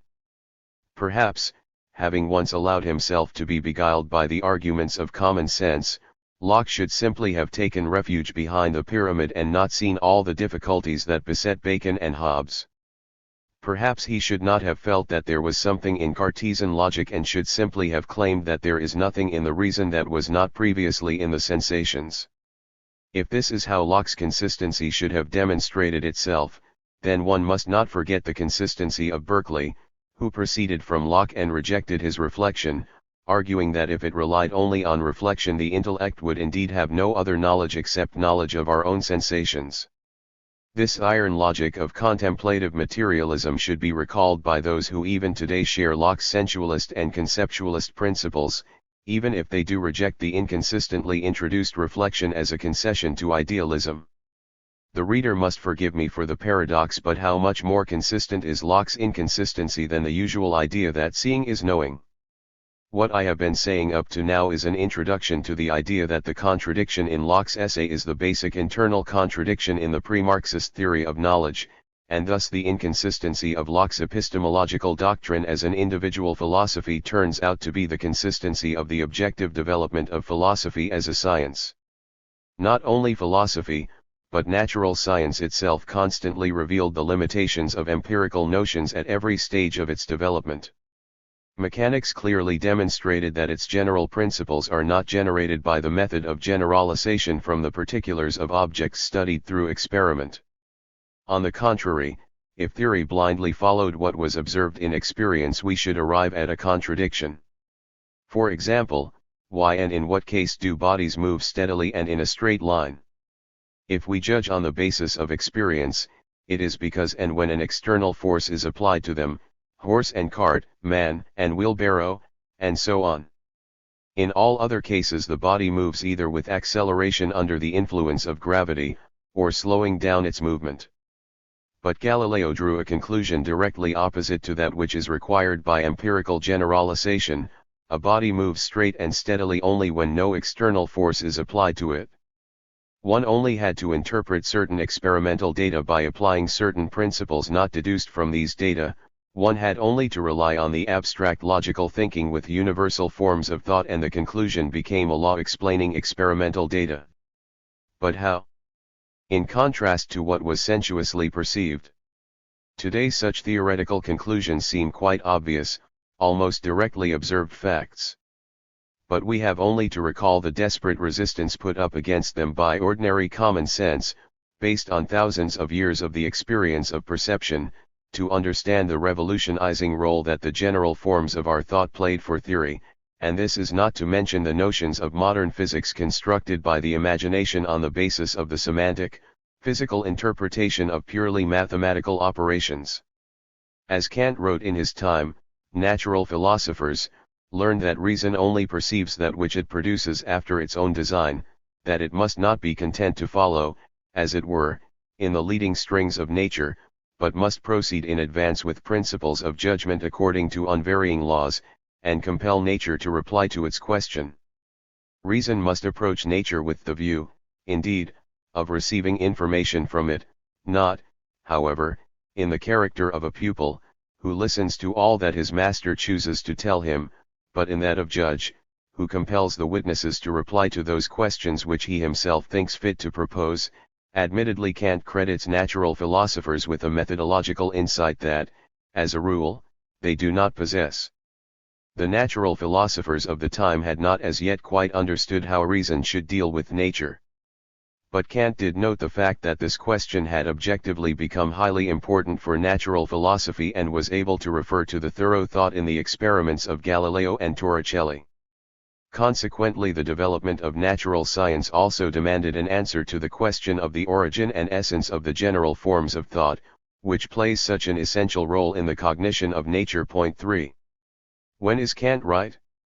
What are these general forms of thought, and what are we to do about our something that, although present in every concept, is fundamentally irreducible to the sensuously perceived external appearance of the object? It cannot be inferred necessarily from individual experience, and yet it is extremely active in determining this experience. Now we see why we have had to make this historical excursion. It has helped us to know two extremely important points. First, in the history of philosophical thought, the process of acquiring knowledge is indeed regarded as an individual process of reflection of the mind's cognition of an infinite variety of sensuously given individual things.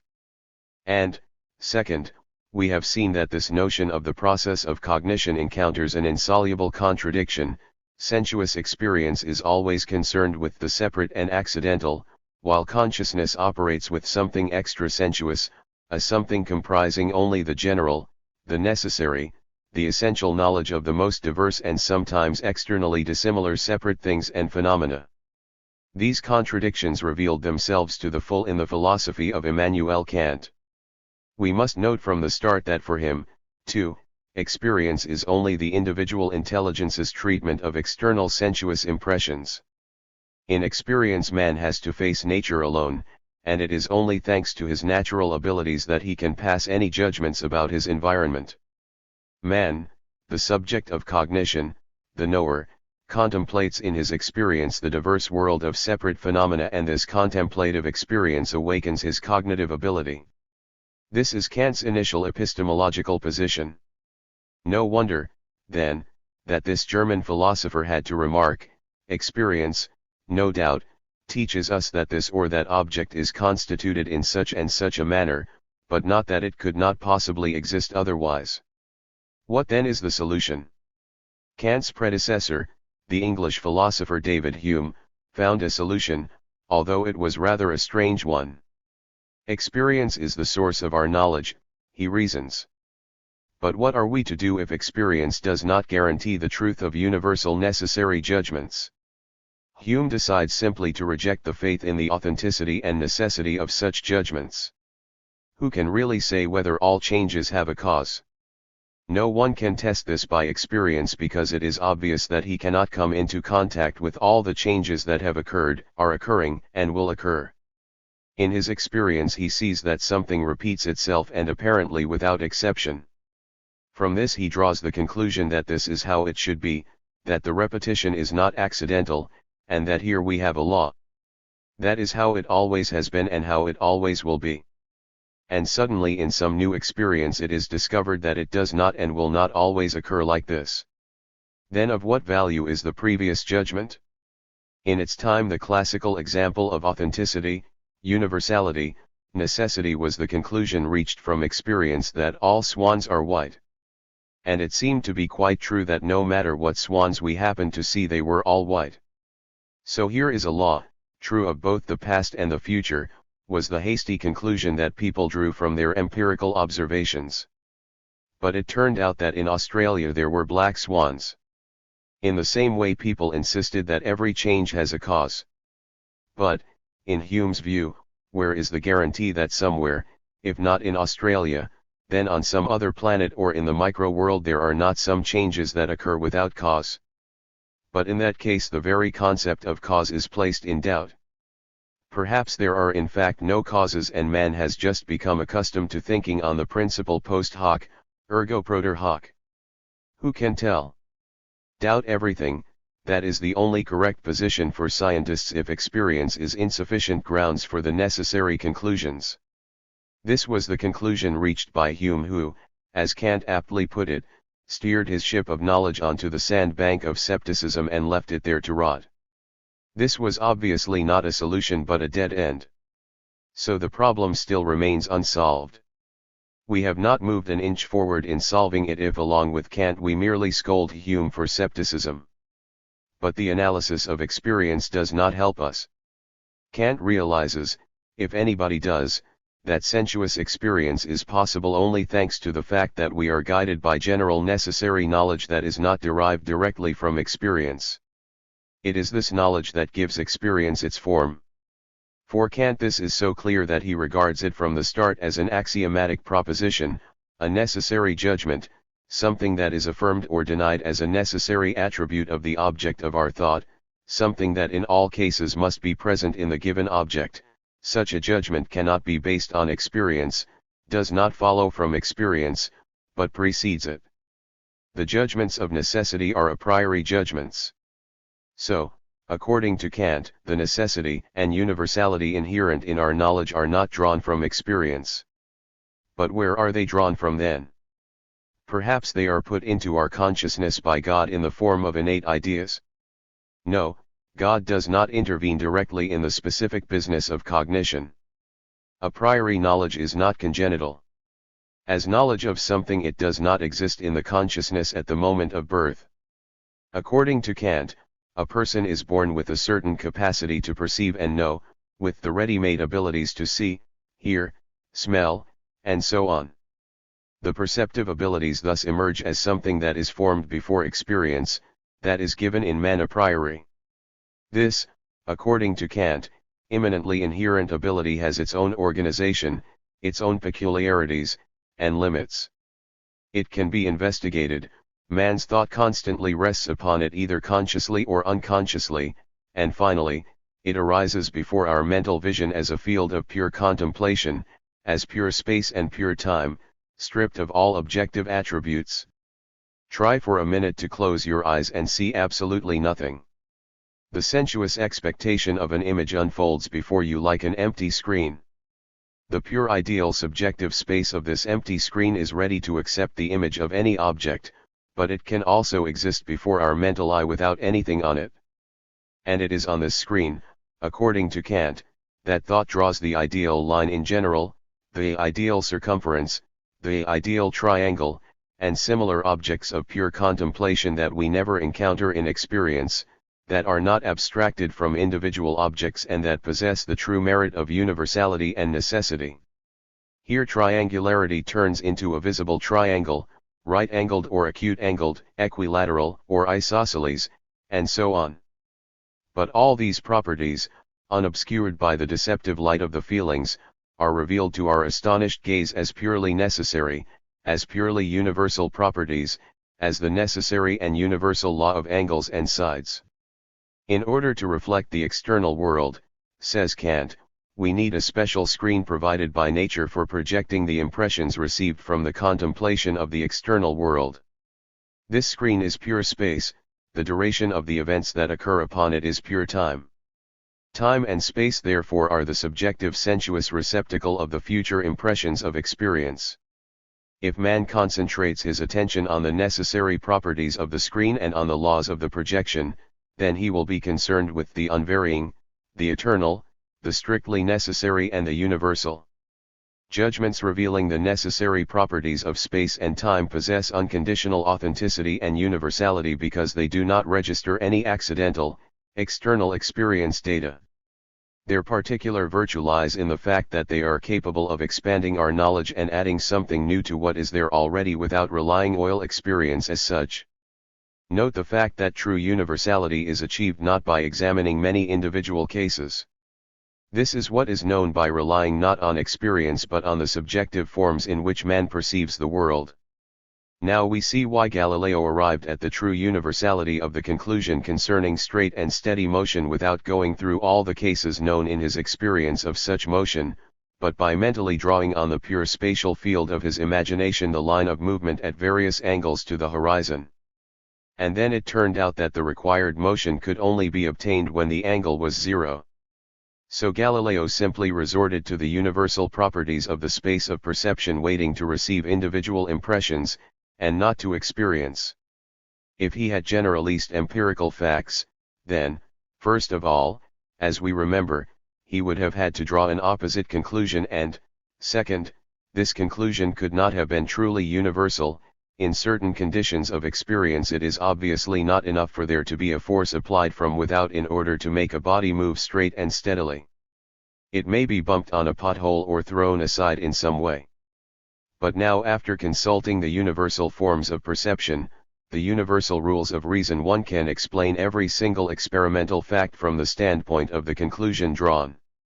So, according to Kant, the theoretical thought that takes place in inherent forms not drawn from experience establishes universal laws for the content of our experimental perception as well.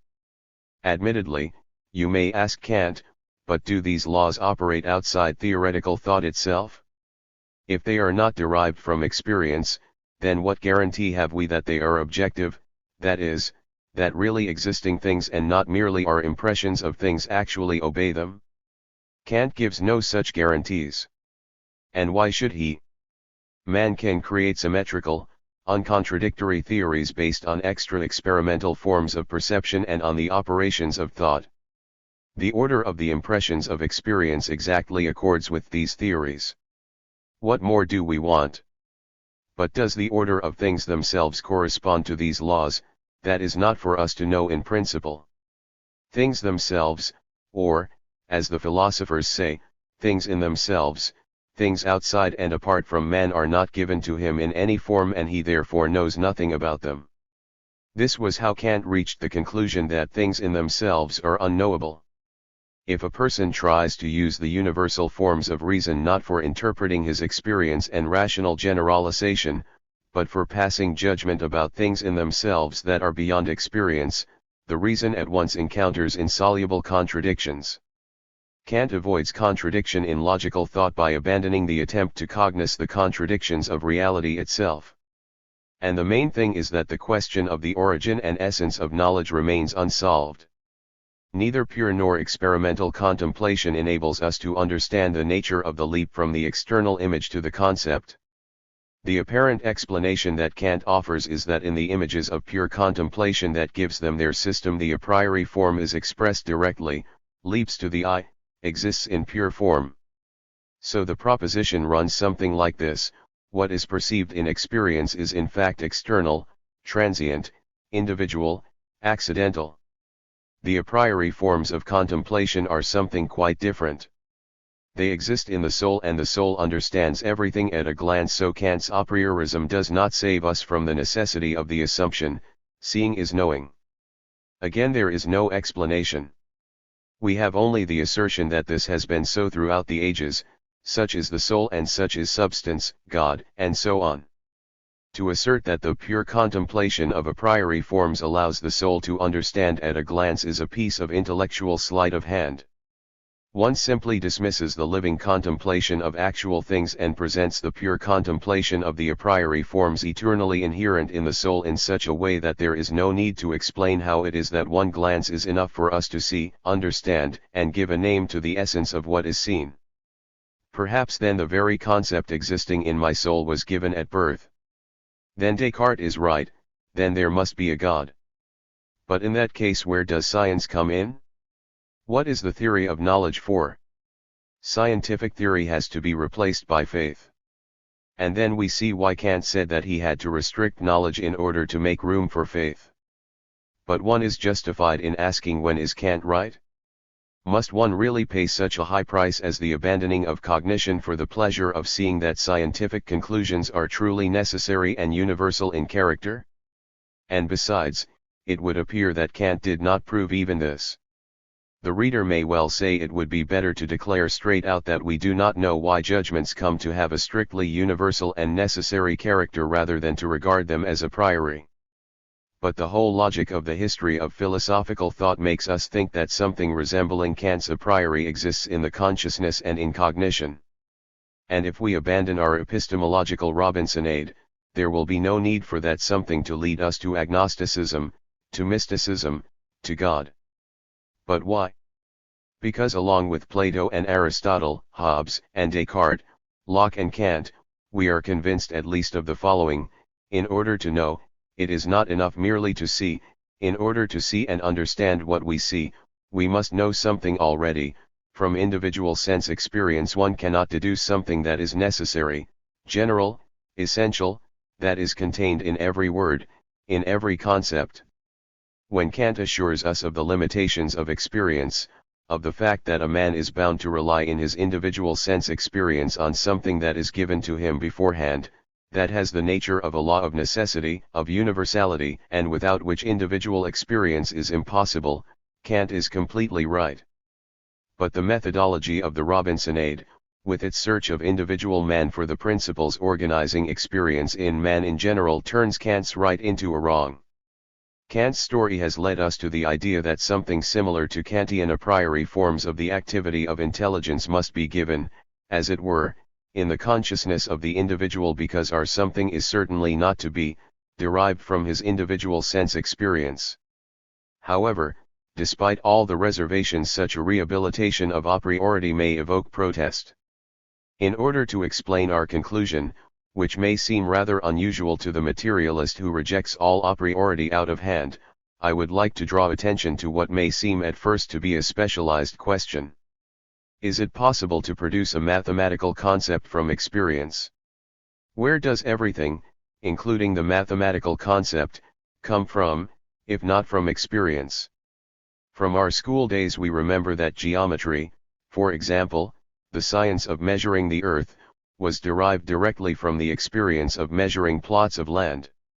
Its concepts, the point, the straight line, the triangle, and so on, are undoubtedly abstractions from sensually perceived properties of objects.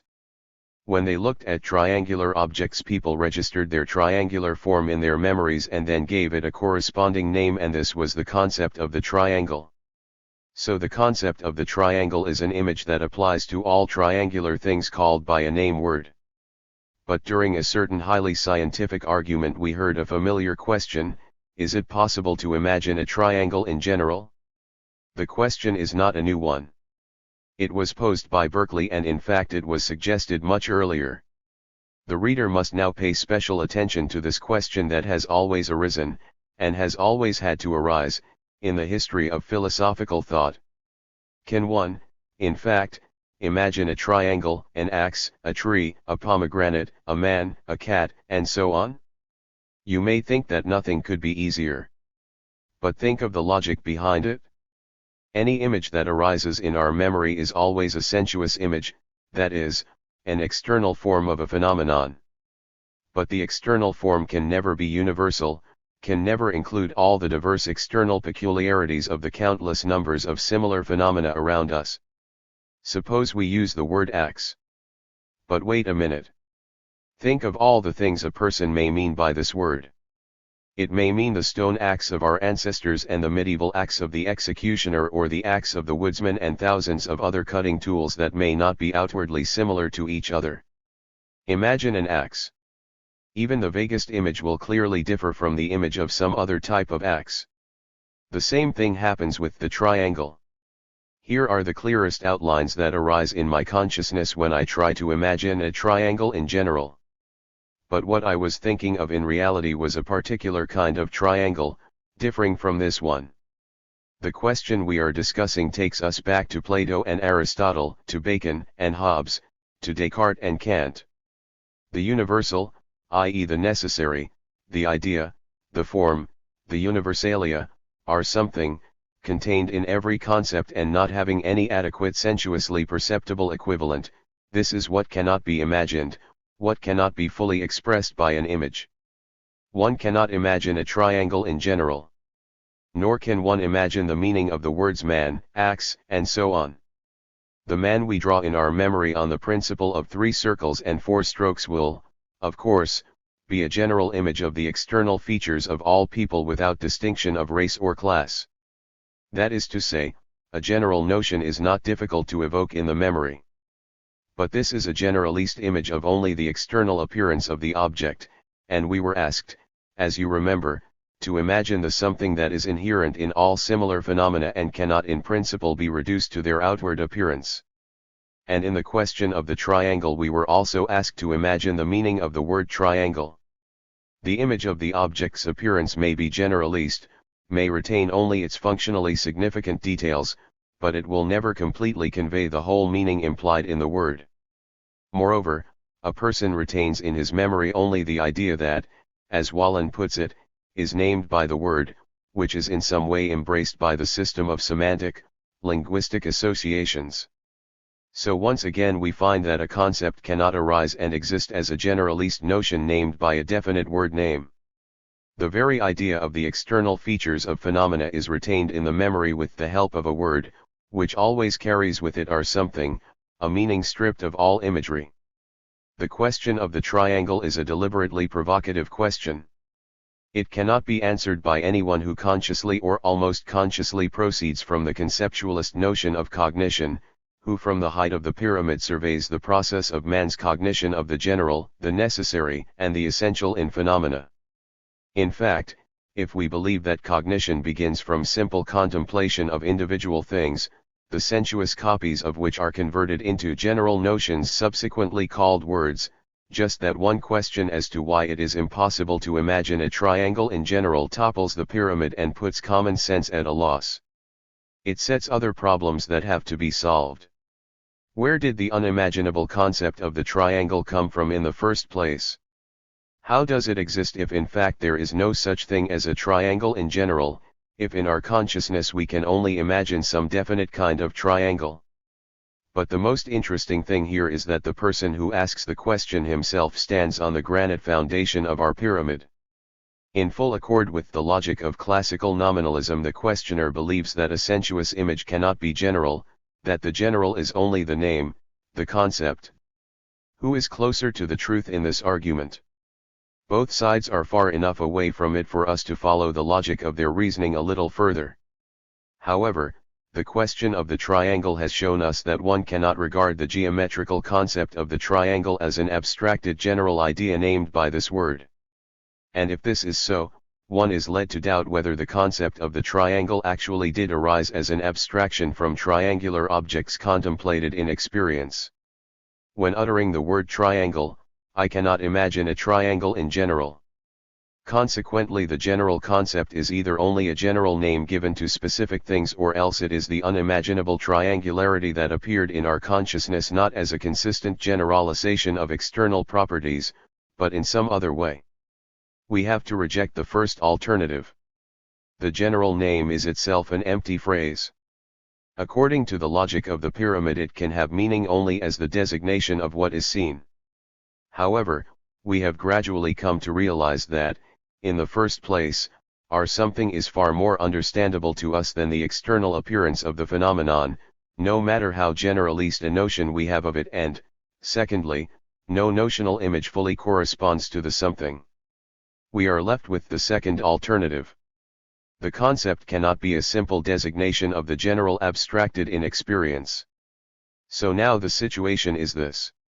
If we understand the experimental source of knowledge as it has been understood in the history of philosophy, and in the history of any specific science, that is, as the immediate sensuous reflection of the phenomena of the external world, then mathematical concepts did not arise from experience. 4. Towards a solution. The impasse we have been brought to by Kant only goes to show once again that even theoretical philosophy, when based entirely on common sense, does not solve the problem of the essence and nature of knowledge and consciousness. Admittedly, philosophy is better than the common sense approach in that it states the question correctly. Man's conscious life is presented to us as a clearly formulated riddle, which is an achievement in itself. Kant himself, the founder of German classical philosophy, who better than anyone else exposed all the flaws in contemplative epistemology, began to grope for solutions beyond its framework. I have in mind his urge to understand man's active role in the process of cognition. It is man himself, Kant assumed, who organizes and guides his experience, the objects of cognition being formed in the movement of his thought. At some point man ceased to be a passive side of the interrelationship with nature and became an active element operating according to its own inner laws. Kant failed to reveal the true source of human activity, and he was looking for it, as we say, in the wrong place, in man himself, in the properties of his consciousness. But the idea was not lost. The activeness of human consciousness contrasted to and divorced from passive nature, gave rise to a new theoretical contradiction that occupied the minds of Fichte, Schelling, and Hegel. Historical events made this problem particularly urgent. Philosophy was confronted with the world of real history, a world that was not sleepily inert but in a process of destruction and creation by human beings themselves. Revolution is an act of historical, popular creation. It demonstrates clearly enough man's ability to actively change the world in which he lives. In this case it was a world that was considered to be in accord with man's essential nature. But history itself stood on the threshold of the quiet and cozy studies of the philosophers, and Hegel, the great German idealist philosopher, opened the doors wide to welcome it. As a student, the young Hegel, and his friends, greeted the French Revolution with the greatest enthusiasm. Hegel studied events in France and envisaged the future of his native Germany as a bourgeois democratic republic cloaked in an Athenian toga. During the Restoration, some fundamental changes were to take place in the philosopher's view of the world. He became reconciled to the objective course of history and accepted the Prussian constitutional monarchy as the highest manifestation of the idea of the state. But what matters to us at the moment is this great and direct interest in social history, the history of the state, law, and religion which Hegel showed in building his philosophical conception. He also made a serious study of political economy. And in investigating the complex logical and epistemological problems posed by Kant, Fichte, and Schelling, he found himself face to face with man, the maker of history, the active transformer of life. For Hegel, the active nature of the consciousness was from the very first related to man's social essence, but on the other hand this social essence itself, man's social history, was seen as a result of human activity. German classical philosophy, which embraced not simply man in general, but a historically active man, regarded his activity primarily as something spiritual, as the self-development of the consciousness. The need for social reforms on German soil produced not specific political slogans indicating the goals of specific actions, but general definitions of man, which had to be studied by the means and methods of philosophy. German history demanded active struggle, but the incapable cowardly German burghers produced their own peculiar historical paradox. The more thoroughly the theoreticians of the German bourgeoisie studied activity in the idea, the more incapable they proved to be in politics and practice. For history as a whole, however, the German immersion in the theory of human activity ultimately turned out to be something of great revolutionary significance. True, if we are concerned directly with German classical philosophy, it must be emphasized that this immersion in the theory of activity did not bring them down to bedrock. It was a deep submersion in the waves of theory and theory alone, and for this reason even the reality that these philosophers studied remained for them only a sphere of the spirit. And this in its turn prevented them from overcoming the idealist interpretation of history. Before Hegel, philosophers had tried to understand the human consciousness by studying the role of sensations, representations, will, imagination, speech, thought, and so on, in man's affective activity. Attention was focused on the universal forms in which thought processed the data of direct sensuous experience. But the question of the origin of consciousness and its forms was not even posed. Man with all his various attributes was regarded as something given, ready-made, whether by nature or God, it didn't matter. Such in general was the logic of empirical science: take the ready-made facts without their history, just as they are given in experience, and establish their general features, their constantly repeated connections. But study of the ready-made mental elements of consciousness in their constant regular interaction could at best answer the question how and not why. How a person thinks, but not why he is capable of thinking. The most surprising and, from the empiricist's point of view, inexplicable thing was that a different logic, a logic enabling us to see the object of investigation not as something static, not only ready-made, but also in its dynamics, in the process of formation, was born in hazy, purely philosophical contrasts that seemed to be far removed from direct experience, the ego and not ego of Fichte, and Schelling's mysterious reasoning about their absolute identity. What of any real value could a natural scientist gain from discussing how the ego presupposes not ego, how the ego releases the not ego, turns it round in front of itself and finds there, its own ego? What was all this? It sounded like pure fantasy, the ramblings of a mind remote from life and reality.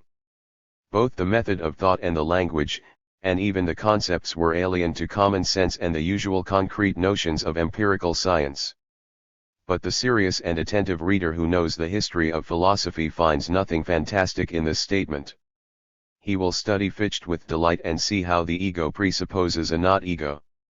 Knowing Kant, he will be interested to watch Fichte's attempt to find in the movement of the spirit the answer to the question of how universal forms of reason are related to the particular phenomena of experience.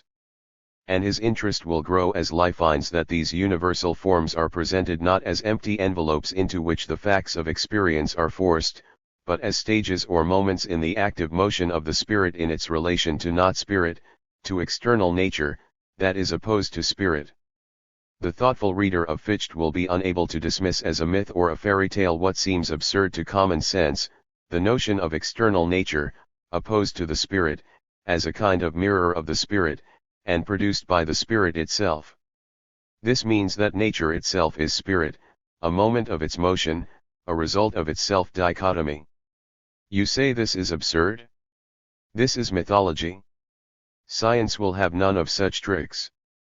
But just a minute, our perceptive reader retorts, natural science itself abounds in all kinds of mythology, such as Cuvier's species, created by a series of acts of divine creation. One may disagree with Fichte, but he is undoubtedly right about one thing: knowledge about the external world is a form of the activity of the spirit, and nature presents itself to the reason in the forms of the reason's own activity, in the forms of its motion. This is an important idea, even though Fichte may find no source of its activity or the logic of its motion except in the dichotomy of the spirit itself. But he has no other means of explaining the fact that any knowledge is a form of the activity and existence of man himself. So he deduces the not ego from the ego. Of course, this is errant idealism. The ego has swallowed everything, the thoughts and feelings of individuals, all objects, all nature as a whole. But it is not enough merely to record this fact. We must look for a correct explanation of the activity of consciousness. Let us see where Hegel leads us on from Fichte. Yes, it's time we got back to Hegel. Our digression on Fichte was needed to illustrate the highly important proposition that the new logic, the logic of studying objects not statically but in their motion, their development, was born in the idealist conceptions of Kant, Fichte, Schelling, and Hegel, vague, distorted, mad though these conceptions appeared to honored common sense. It was not for nothing that Lenin, when making his conspectus of Hegel's Science of Logic, noted the aphorism, "It is impossible completely to understand Marx's Capital, and especially its first chapter, without having thoroughly studied and understood the whole of Hegel's logic." Consequently, half a century later none of the Marxists understood Marx. And it is also worth recalling that Lenin's philosophical legacy includes the article on the significance of militant materialism, where he writes, "Modern natural scientists will find in the Hegelian dialectics, materialistically interpreted a series of answers to the philosophical problems which are being raised by the revolution in natural science." In the same article he writes of the need to organize a kind of society of materialist friends of Hegelian dialectics. Basing himself on the solid national tradition, Hegel from the outset links the activeness of human consciousness not with the peculiarities of man's bodily, natural, organization, but with the process of each individual's active assimilation of the spiritual wealth accumulated by previous history, and with the realization of what he has assimilated in his own activity that overcomes the resistance of object. For Hegel, it is not man's bodily organization that forms the basis of how and why he acts. On the contrary, even the peculiarities of bodily organization are in a certain sense both a premise and a result of his activity. This is what Hegel writes on the subject: "The individual has an original determinate being of his own. This being, the body of the determinate individuality, is its original source, that in the making of which it has had nothing to do. But since the individual at the same time merely is what he has done, his body is also an expression of himself which lie has brought about, a sign and indication as well, which has not remained a bare immediate fact, but through which the individual makes known what is actually implied by his setting his original nature to work." For Hegel the true being of a man is his act. And the individual's actions are connected in their motivation with the purpose and destination of the surrounding objects, which the individual masters in the process of training. If we try to present in the most general and popular form the propositions from which Hegel builds his grandiose system, we arrive at the following. Hegel does not question the everyday fact that every concrete individual human action is evoked by thought, by the conscious setting of an aim. Before acting, a person makes a decision in his mind and the future result of the action presents itself as an ideal idea or image. The will mobilizes the forces of the body and the person overcomes the resistance of external objects and achieves his aim. Thus he converts his ideal idea into a perfectly tangible material fact. Now that fact or object itself confronts the person as an external object, an objectified idea, an idea that has become a thing and is, according to Hegel, his own spirit alienated from him and opposed to him. For example, the motor car is above all a thing, and sometimes a thing highly inimical to man, if the latter happens to be a forgetful pedestrian or a careless driver. But this same car is also a person's objectified desire to get about quickly and comfortably. It is a dream turned into a thing, a will placed on four entirely material wheels. The motor car is theory, logic, and calculation driving about the streets. The human being lives in the world of things. He is directly surrounded by things created by previous generations. Consider the matter carefully. Man's every movement, every action is an action involving a thing that has previously been created by people.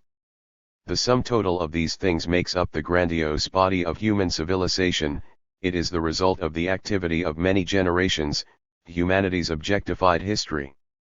And since everything, being a particle, a cell of the whole material body of history, was created in order to satisfy certain desires, needs, fantasies, and finally since each thing is man's own spirit objectified and alienated from man, this must mean that the world of the objects of civilization as a whole is the ideal world of the spirit, of the consciousness, inert and settled in its material embodiment.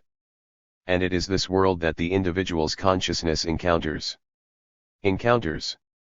No, not simply encounters or meets as a fully developed individual.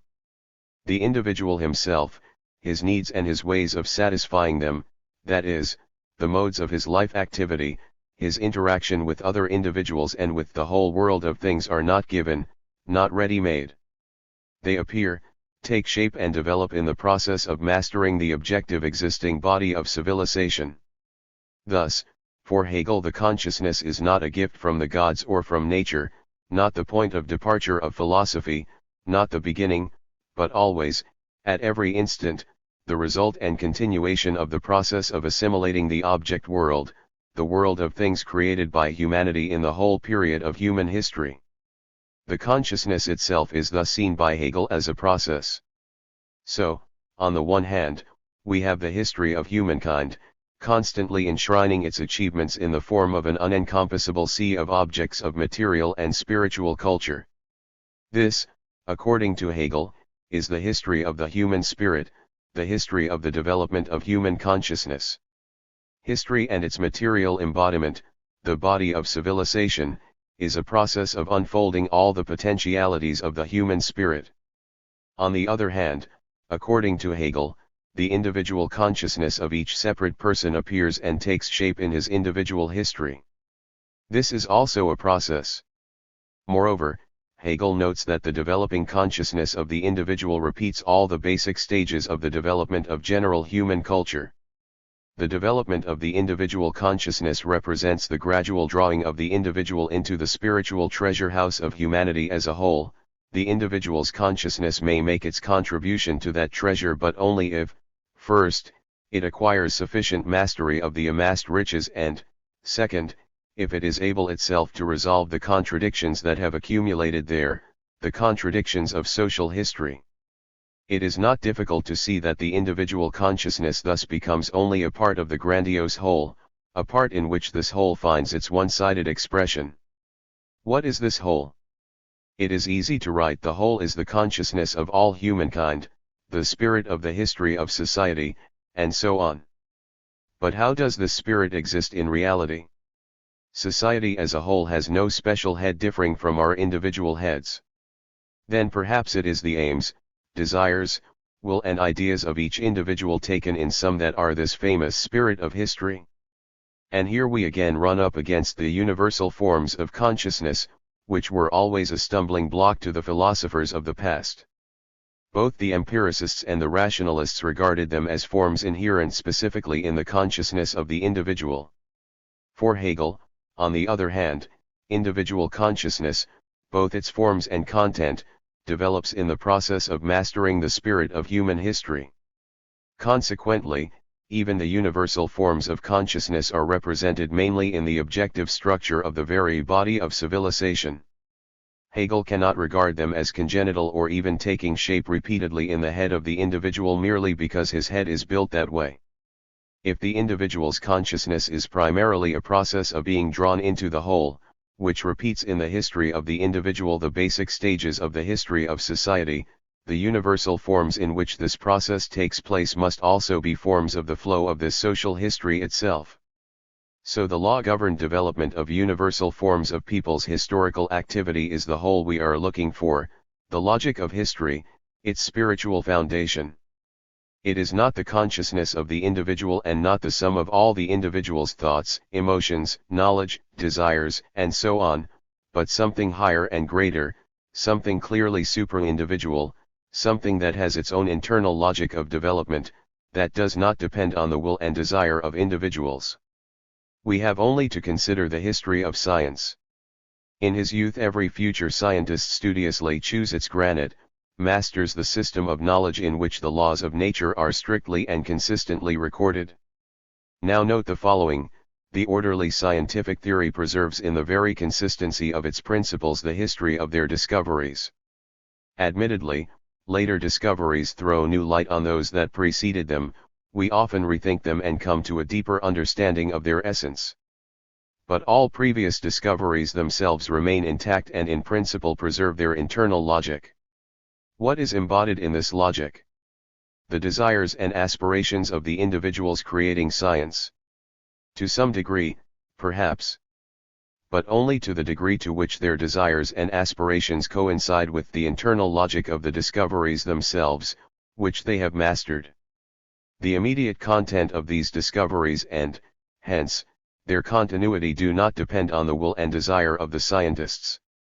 This content is made up of essential definitions of phenomena of the objective world, and the continuity is the logic of the connection of these definitions, the logic of the development of their historical cognition. The law of gravity cannot be formulated while there is no concept of centrifugal and centripetal forces. One cannot arrive at the formula E equals mc2 if mathematics has not yet emerged from Euclidean space, and so on. Science thus reveals itself to us as a process, whose source and regulator are just as objective in relation to each individual as to all individuals taken as a whole. Science as a whole, as a process with its internal logic of development, is a supra-individual phenomenon, although it is always realized by the actions of individuals. Thus the whole question centers on what or who, if not the individual, fulfills the role of the source and regulator of historical motion. The individual cannot claim to play this lofty role. He is himself a partial embodiment of historical motion. The individual possesses consciousness insofar as the spirit of history has possessed him, insofar as history acts in him and through him. He is a scientist, and this merely means that the objective development of science has caught him up in its mighty stream.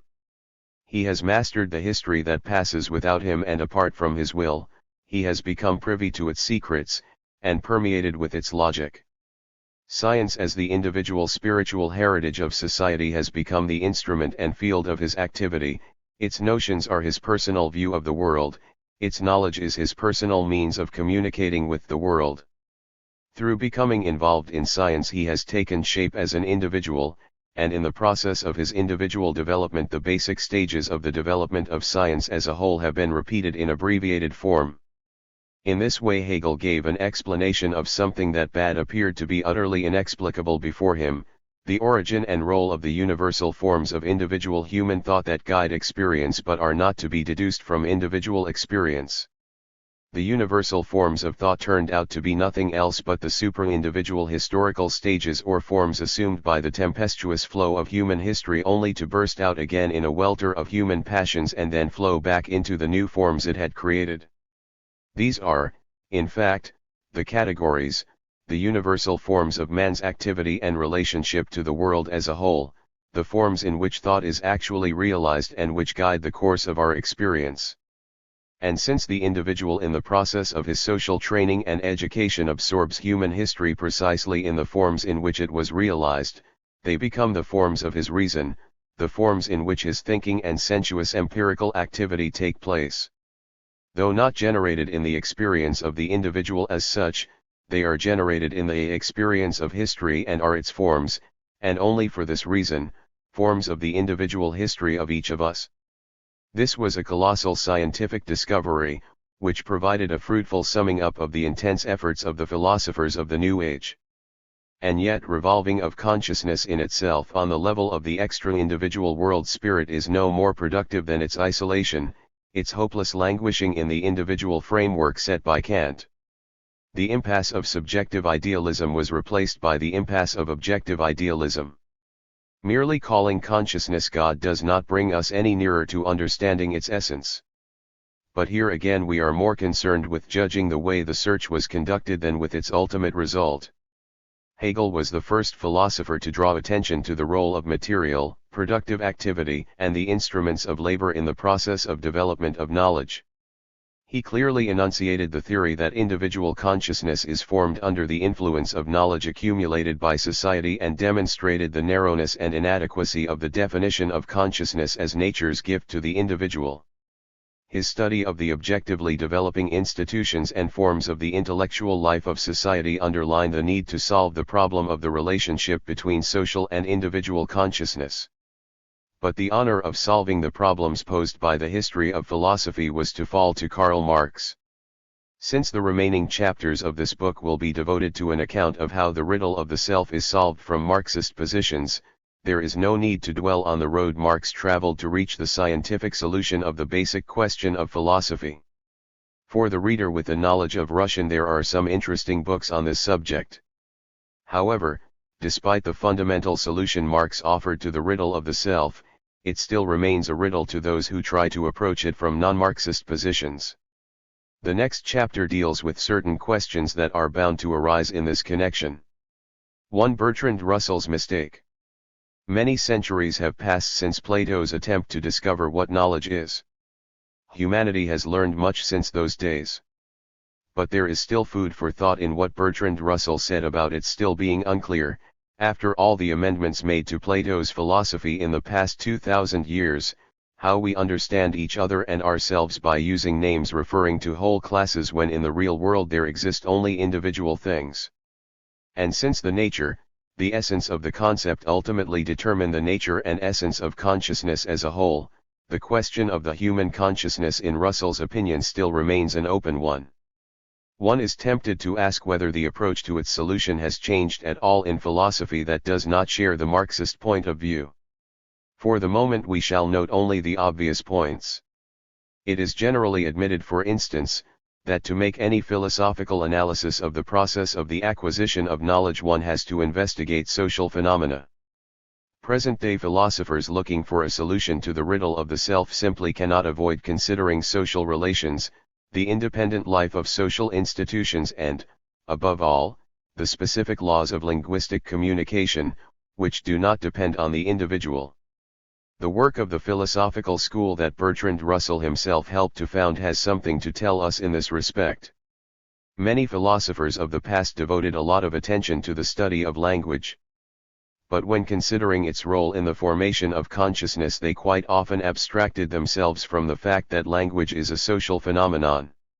Language as a means of expressing thought, language as the invention of men of distinguished intellect who desired that their thoughts should not disappear along with them, language as the result of a contract between individuals to call things that they understood without language by certain names in communicating with each other. Such, in general outline, are the old notions of the origin, essence, and function of language. The individual is central. He invents the language and with its help conveys his thoughts. And nearly always in the works of the old philosophers language led a strange double life. On the one hand, it is a means of communication and, as such, a social phenomenon. But the thoughts conveyed by means of language, the feelings we express in words, and so on, are profoundly individual, personal mental states and processes. The sociality of language is reduced in practice only to the collective use of its external envelope. Acoustic vibrations become the birthright of the whole of society, but the semantic side of language, that which makes it possible for us to understand speech, remains purely personal and peculiar to the individual as such. Modern Western philosophers would appear to give a totally different assessment of the nature and essence of language. The neo-positivists, for example, are led by the logic of science to believe that the social character of language is a fact requiring no proof. We shall try to sketch out how this happened. The social division of labor, particularly in its present stage, makes it obvious that scientific theory plays a part in social production and no less clearly indicates the degree to which social production participates in the advance of scientific knowledge. Science itself is converted into one of society's productive forces, and this demonstrates the social character of the process of cognition in the clearest possible way. Moreover, knowledge serves automated production primarily as a formalist, deductive system amenable to mathematical treatment. No wonder that the advance of scientific theory today involves the active elaboration of methods of quantitative analysis. The mathematics that always impressed the philosophers by the strict necessity and universality of its judgments, by the fact that the perfectly proportioned edifice of its conclusions rests not on separate experimental observations, not on the sense impressions of the individual, but on intuitively clear premises, is becoming and in many cases has already become an indispensable tool of theoretical cognition in the most diverse branches of science. All this suggested the feasibility of studying epistemological functions regardless of individual experience of the content of mathematical knowledge, a subject that had caused much debate among the earlier philosophers. The mathematization of physics, of which Lenin wrote in Materialism and Empirio-Criticism as a fact of truly revolutionary significance in the history of that science, simply would not fit into the accepted framework of the old empirical theory of knowledge. The question was urgent, For individual experience, beyond which the theoreticians of physical cognition had no intention of venturing, could not remain purely a subject for philosophy. The new physics of the microcosm was being born inside out, so to speak, before the very eyes of the astounded scientists. Almost entirely on the basis of pure mathematics one had, first, to draw conclusions about the behavior of physical reality with which not a single experimenter had ever had any dealings, and, second, one had to put forward ideas that could not be made to correspond with classical mechanics. The position became all the more desperate because of the dilemma: either one must give a vote of no confidence to the most exact of the sciences, mathematics, or one had to admit that the path of knowledge did not consist of two stages: the sensuously direct experience of the individual subject and the rational explanation of it. The natural scientist's usual notion of the process of cognition was threatened by the mathematization of physics. Doubts about the reliability of all that had been learned from the hard world of experimenters in the course of centuries, doubts as to the truth of classical physics brought some physicists to the point of skepticism, agnosticism, and subjective idealism, not because the new discoveries contradicted the picture of the world drawn by Galileo and Newton. At the end of the 19th century there were plenty of contradictory notions in the air, and a healthy skepticism concerning the immutability of the pillars of science had always been characteristic of the true scientist. But this was a much more serious matter.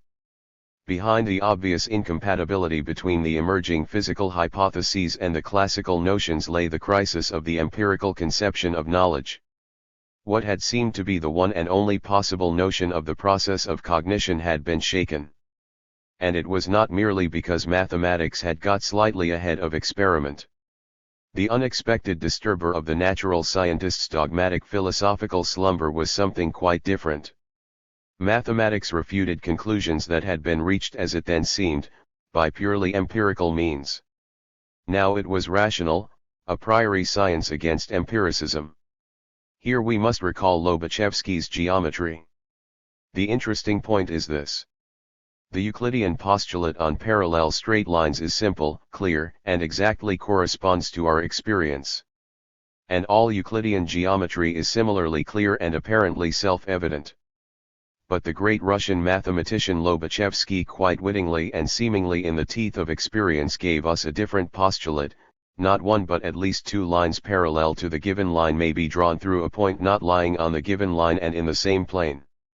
And on the basis of this postulate he built the splendid mathematically exact edifice of the new geometry. The new postulate on parallel lines sounded like a mockery of common sense, like an obvious absurdity. Perhaps all Lobachevsky's geometry was simply an amusing toy, rather like one of those specially invented languages that could not be used in real life. It certainly should have been from the standpoint of the purely empirical theory of knowledge. And many of Lobachevsky's contemporaries did, as we know, take just this view of his geometry. But the years went by and, all of a sudden, it turned out that the properties of space described by Lobachevsky exist in reality, and that his geometry provides a true picture of reality. Today the new geometry faithfully serves practice, and movement that is close to the speed of light is calculated on its basis. But let us return to physics. Here, too, fundamental conclusions of a most revolutionary kind, which overturn the usual notions of the universe, were born in purely mathematical researches, and the mathematical formulas were arrived at not through generalization of the data of experience. Formulas instead of directly observed matter. That was enough to reduce common sense to despair. Who could really tell whether there was any objective content behind the formulae? Equations have to be interpreted in a certain way. The scientists' notions of physical reality were shaped accordingly, but these notions were supposed to emerge only on the basis of perception. How could notions generated on the basis of the conjectures of mathematics reflect the real world? They depended not on the sensuously observed fact, but on thought, on the general rational propositions of the mind, that is, on the subject. The spontaneous materialist was brought up short by this unexpected turn in the road of knowledge. He may even have been rather frightened at the prospect of further studies taking the new and strange line of mathematical prognostication, interpretation by physics, and only after that, experiment. So a problem that philosophers had been wrestling with for centuries was brought to a head by the development of natural science. Natural science now had to face up to the question of the role of experience in cognition, the limited nature of experience, and its subordination to the general, necessary and essential. The usual notion of cognition was crumbling, but its ruins only covered the base of the pyramid.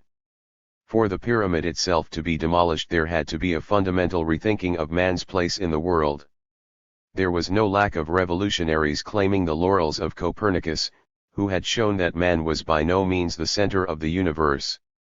But to paraphrase a witty remark of Russell's about Kant, all such Copernican revolutions turned out to be typical Ptolemaic counter-revolutions. The focus of the initial premises and methodological principles was still natural, eternal man in general.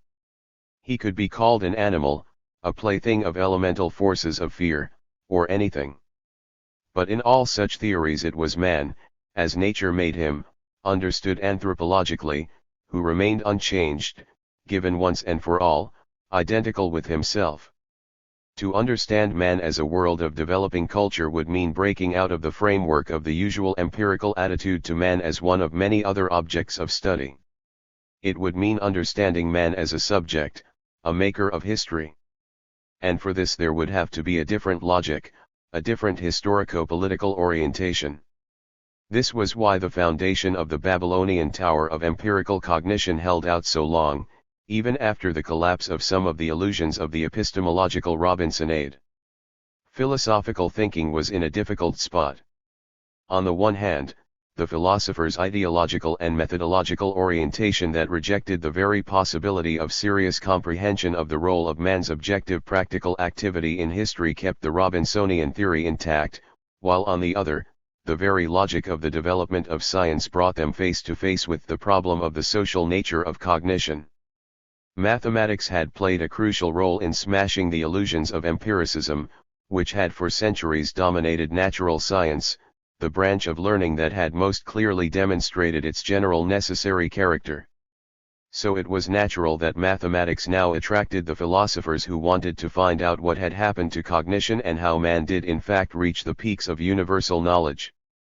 One of the first to master the new field of knowledge in the 20th century was Bertrand Russell, who produced the critical study of the logic of mathematics, of which it was now deeply in need. And as the specific logical problems confronting this science were solved, a clear idea emerged. Mathematics and, even more so, logic are founded on certain laws of thinking in general, laws of the universal language of science, which enable us to draw conclusions essential to the given logical structure. The researches by Russell and other logicians and philosophers showed the independent nature of logical and also linguistic constructions and incisively posed the question of the domination of social language over the experience of the individual. It became a truism that in human knowledge there is something that is of primary importance for its whole system and that belongs, so to speak, to society as a whole. This impersonal, social foundation of knowledge is above all the logic of thought, enshrined in the rules of language. The language of scientific research constitutes a system that is above the individual and therefore, so it seemed to the empiricists, above experience. It was impossible to get away from this fact and hide in the shade of our pyramid. Today it seems incontrovertible that the forms of thought, that were once a stumbling block to the classical empiricists, the forms giving a definite direction to experience itself, do nevertheless exist. They exist as supra-individual forms, independent of any individual experience. In language their existence is quite obvious. For more than half a century philosophers and logicians have been studying the objective structural laws of the language of science and the language of the people. Ignoring for a moment the positive results of their researches, let us note merely that for more than half a century they have been confronted with this accursed question: why does every word generalize? Why is it comprehensible? If only one could answer this question, one would have the answer to the riddle of the self. It is interesting that in their attempts to answer it, Western philosophers come very close to seeing social production as the source of linguistic communication, but then they stumble over the fact of individual action and fail to grasp the essential problem. One of the founders of pragmatism, Charles Peirce, believed that the meanings of words are the habits and consequences of action, preserved by words. The operationalist Percy Bridgman was convinced that the meaning of a word was determined by the sum total of operations needed to obtain a certain result. Every word, he maintained, represents a set of operations with an object, and its meaning is to be sought not in speech but in action. Modern neopositivism holds that the meanings of words stem from logical or linguistic operations. And in all cases the meaning of a word is seen no longer as the relatedness of some chance name to this or that object, but as a result of an active historical process of relating the habits and methods of an action to its result. The trouble is that action is still treated as the activity of the individual or a group of individuals in the framework of the sensuous experience that the old empiricism knew so well. So the contradiction between the social and the individual, the personal and the impersonal, reaches its highest culmination. This contradiction appears most clearly in the work of Russell himself. One of his books begins with a chapter that is actually called Individual and Social Knowledge. It contains the methodological key to the whole book, the philosopher's whole conception. An analysis of Russell's views will once more compel us to try the road of classical philosophy in its studies of the impersonal, social language and attempts without marks and against marks to solve the problems of human knowledge and consciousness. Russell's brief chapter on individual and social knowledge is highly characteristic and revealing. It begins by stating a very important fact: scientific knowledge aims at being wholly impersonal and tries to state what has been discovered by the collective intellect of mankind. As we have already noted, it is now quite impossible not to take cognizance of the social, impersonal character of scientific knowledge. Russell, of all people, knew perfectly well that language, our sole means of communicating scientific knowledge, is essentially social in its origin and in its main functions. And further, the chief purpose of language is communication, and to serve this purpose it must be public, not a private dialect invented by the speaker. But here one runs into the basic contradiction of cognition and consciousness. Only knowledge of a personal nature can be true because there is no such thing as consciousness in general. Consciousness in general is Platonism or Hegelianism. No one has any doubts on that score. But actually we are not on the edge of a precipice at all. Today it is not enough to formulate an antinomy, one must be able to find the third term, that in which the impersonal is personal and the personal is. But we are perhaps running too far ahead. We shall return to this point later on. For the moment let us follow Russell. Impersonal knowledge expressed in the dry protocol terms of science exists only in the head of the feeling and thinking individual. And he believes it or disbelieves it, considers it to be knowledge or nonsense, depending on his individual and, in the final analysis, sensuous experience. A person lives, feels, sees, hears, experiences the world around him.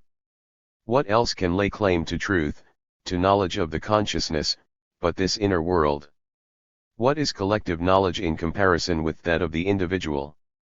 The community knows both more and less than the individual. It knows, in its collective capacity, all the contents of the encyclopedia and all the contributions to the proceedings of learned bodies, but it does not know the warm and intimate things that make up the color and texture of an individual life. Need it be said that collective knowledge only acquires meaning thanks to the color of individual life? Russell writes cogently and clearly on the contradiction between man's intimate world and its expression by linguistic means. This is easily proved by considering the process of learning to understand language. There are two ways of getting to know what a word means. One is by a definition in terms of other words, which is called verbal definition. The other is by frequently hearing the word when the object which it denotes is present, which is called ostensive definition. It is obvious that ostensive definition is alone possible in the beginning, since verbal definition presupposes a knowledge of the words used in the definitions. Yet, can learn by a verbal definition that a pentagon is a plane figure with 5 sides, but a child does not learn in this way the meaning of everyday words such as train, sun, dinner, or bed. These are taught by using the appropriate word emphatically while the child is noticing the object concerned. Consequently, the meaning that the child comes to attach to the word is a product of his personal experience, and varies according to his circumstances and his sensorium. A child who frequently experiences a mild drizzle will attach a different idea to the word rain from that formed by a child who has only experienced tropical torrents. A short-sighted and long-sighted child will connect different images with the word bed. It is true, the author notes with sad irony, that education tries to depersonalize language, and with a certain measure of success. As a result, you become completely a public character, and even your inmost thoughts are suitable for the encyclopedia. But you can no longer hope to be a poet, and if you try to be a lover you will find your depersonalized language not very successful in generating the desired emotions. To become a completely public character is, alas, a rather sad fate. But Russell's main idea, I think, is that even the most abstract knowledge is impossible without purely personal verification of the meanings of impersonal words and scientific definitions. Try though it may, knowledge cannot get away from the subjectivity of our perceptions of the world. An individual sensuous perception is always there at the bottom of it. Individual percepts are at the basis of all our knowledge, and no method exists by which we can begin with data which are public to many observers.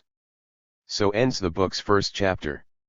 And so there begins, for the nth time, the odyssey of reason trying to infer from, or at least associate with, individual, accidental, sensuous perceptions the necessity, universality, and authenticity of scientific knowledge.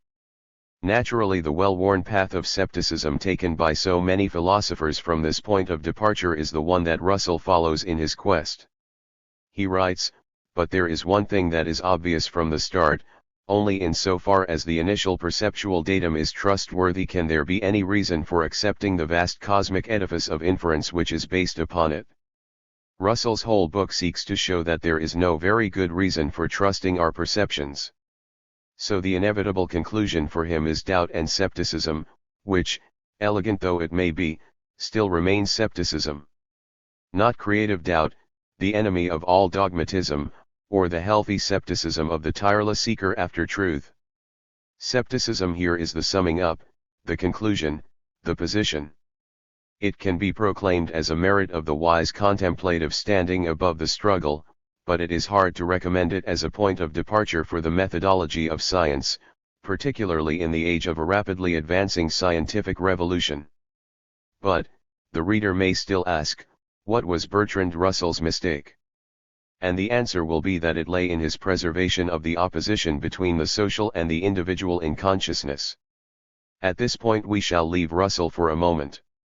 It is time we looked at the individual and social consciousness from another angle. If it is true that the uniquely personal and intimate in each individual comes first, while second place belongs to the impersonal or, as Russell put it, all the contents of the encyclopedia, a kind of unified world repository spread exit before individuals in imagined space, then the so-called social consciousness is no more than a designation of a given external environment in which an individual lives. He absorbs and assimilates it. And only when it has been assimilated by the individual, only when it has become the content of his mental processes does it really deserve the name of consciousness. But according to this logic, the so-called social consciousness must be recognized as an object world of culture, which is external to the individual and to which he adapts himself. One sometimes bears it said that unlike the animal, man adapts to the social as well as the natural environment. Then history, the process of building this special external world in which man has to live, is not the personal biography of each of us, but rather the geography of the impersonal body of an objectified culture, a geography that becomes more and more complex every year. And such an attitude to history is by no means peculiar to Russell. It is a sign of the times, which makes it all the more interesting for us to know that the attitude to history is directly related to the answer to the question that interests us: how does the individual become a conscious being possessing the power of reason? One experience and physical experiment also helped to break down the claims of classical mechanics that its conclusions were universal. We have only to recall the Michelson-Morley experiment. but the empirical notion of the theory of knowledge was exploded by mathematical physics, which Lenin regarded as one of the causes of the methodological crisis in physics. Point 2. Individual and social. It may appear that we are back where we started from, consciousness as an attribute of the individual. Admittedly, after our brief survey of the concepts evolved by several famous philosophers, we should be able to offer a fuller description of this attribute. Consciousness now seems to be a set of mental processes occurring in the individual's body, reflecting the world and making judgments about it with the help of the objective forms of mankind's historical culture assimilated in the course of individual experience. The main role here is played by the means of social communication. Only this proviso keeps the initial formulation of the problem intact. It is the body that thinks and is conscious of the world, the body entering into direct sensuous contact with the objects of its life activity, which include objects of human culture. Since Hegel, it has been these objects which give man's mind its most essential features, its conscious relationship to all external objects.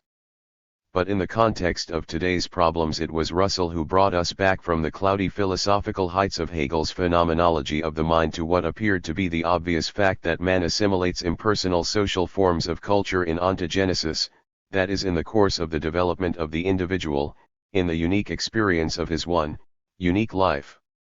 In view of the as yet unsolved contradiction between the individual sensuous fabric of the individual mind and the social forms of culture, we can now go on to formulate the question raised by Russell about the names by means of which we understand each other and ourselves. There is no way of avoiding this problem. As we have seen, it always confronted the philosophers who studied the nature of knowledge and how man acquires it. The point is that even a person's most personal, most intimate attitude to the objects he sensuously perceives is only a conscious attitude because his dealings with them involve knowledge of them. But knowledge expressed in a word relates to whole classes, although in the objective world itself there are only separate, singular objects, and it is these with which our sense perception is concerned. The social language, which operates with names containing knowledge of the properties essentially inherent in a whole class of objects, is absorbed by the individual but is not his production, is not, so to speak, a function of his unique structure. In other words, from this standpoint, language for each of us is a component element of the cultural environment, which we use as a means of communicating with other people. And not only communicating. It is already clear to us that words denoting the attributes of a whole class of objects help us to see something in an unfamiliar object. So now the question arises, how do the uniquely personal contacts with a set of unique, special objects, which constitutes the basis of all knowledge, accord with the general, the suprapersonal, which constitutes the content of words and all the other means of expression of social culture? And since it was Hegel who considered the general meaning of words and other forms of historical culture as the cause and secret of the spiritualization of the individual, it would now appear to be a most opportune moment to return to Hegel. To resolve the contradictions between the social and the individual, Hegel appealed to history and showed that a contradiction is not a confrontation between certain eternal attributes of objects that have been formed once and for all, but an integral process of the constant interdetermination of some individuals by others. According to Hegel, the social forms of culture are not an environment external to each individual. They are the real, living biography of previously existing individuals, embodied in their works, in the means of the intercourse that took place between them.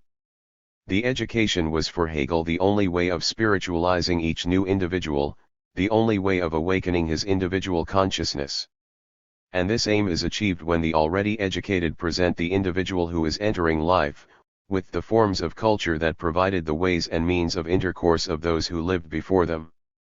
Consequently, education is an integral process of human intercourse spread out in real historical time.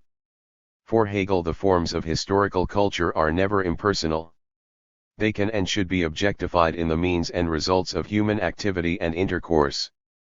But even in this apparently alienated form they serve to develop the human spirit, participating as the media of people's active intercourse, changing and becoming more perfect in accordance with new aims generated by the spiritual creation of individuals. Thus the entirely objective means and results of activity and communication in the living forms of human interaction are de-objectified and generate conscious needs, develop people's abilities, endow them with knowledge, skills, and abilities, that is, all the cultural and spiritual determinants of consciousness. As we see, there is nothing mystical in this most fundamental idea of Hegel's. What is more, the notion of education as a process unfolding in time is to this day crucial to the correct understanding of the formation of the human personality. We shall deal with Hegel's mysticism a little later on. The main thing we should appreciate at the moment is that for Hegel the social is not an indifferent environment to which the individual, possessed of all his eternal attributes, adapts himself, but the mode, means and forms of the intercourse of individuals, which constitutes the essence, the content of their individual spirituality. Thus, according to Hegel, the development of consciousness is a historical process, the real time of history, that is to say, the content of human activity, and not the spatial interaction of the individual, as born, with his natural and social environment. Now compare the two logics used to characterize the development of the individual consciousness, the logic of the temporal, historical unfolding of the process of human intercourse and the logic of the spatial interaction of man and nature, man and the social environment that takes place here and now. In the first case, the social is the determining of the attributes of individuals by their actual modes of living, their intercourse. In the second, it is the determining of the supra-individual structure of the established forms of intercourse. In the first case, the individual is the embodiment of the historical process in the life activity of the separate person, in the facts of his personal intercourse with others people, in his needs and abilities. In the second, it is the enumeration of his needs, abilities in themselves, the characterization of the individual by means of the qualities, functions to be observed in him as such. In the first ease, the social and the individual reveal universal and particular forms of people's historically developing consciousness. In the second, the social and the individual are opposed to each other as a ready-made social structure and an individual of the species Homo sapiens, who is included in this environment but nevertheless remains an entirely independent structure. However, the second logic has its own historical foundation, which even Hegel's conception of the historical development of consciousness cannot demolish. This comes to light when Hegel embarks on his study of the question of the source, the essence of history itself. For Hegel, as we have seen, the universal historical forms of consciousness are the living forms of the spiritual intercourse of individuals occurring in real historical time. The complementary, interlocking and mutually exclusive cultures of nations in the epochs of the rise and decline of these cultures are not a social backdrop against which people enact their little individual dramas, they are not the external, transient circumstances to which they are compelled to adapt themselves, but the actual content of their life.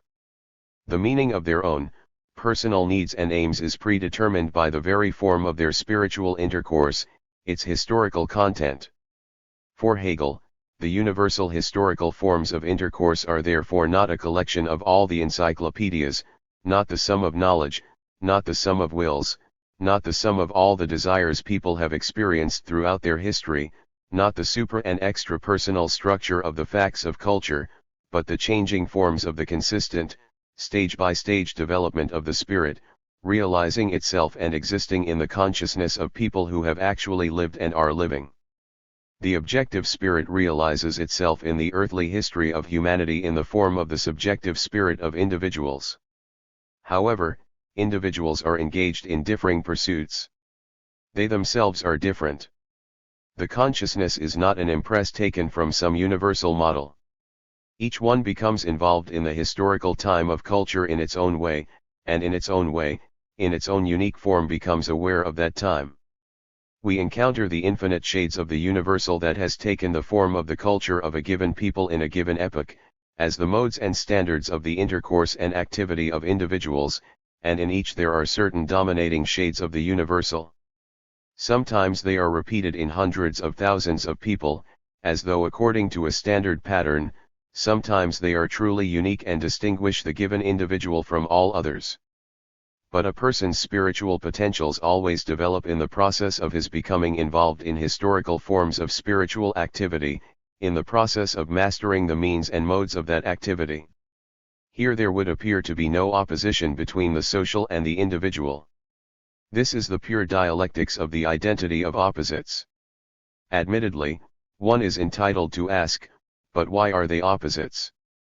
And the answer is, because the logic of the origin, development, transformation, and clashing of cultures, the universal logic of human history, although it occurs always in the specific, individual desires, passions, hopes and thoughts of living people, nevertheless differs from the logic of the individual life of the private person.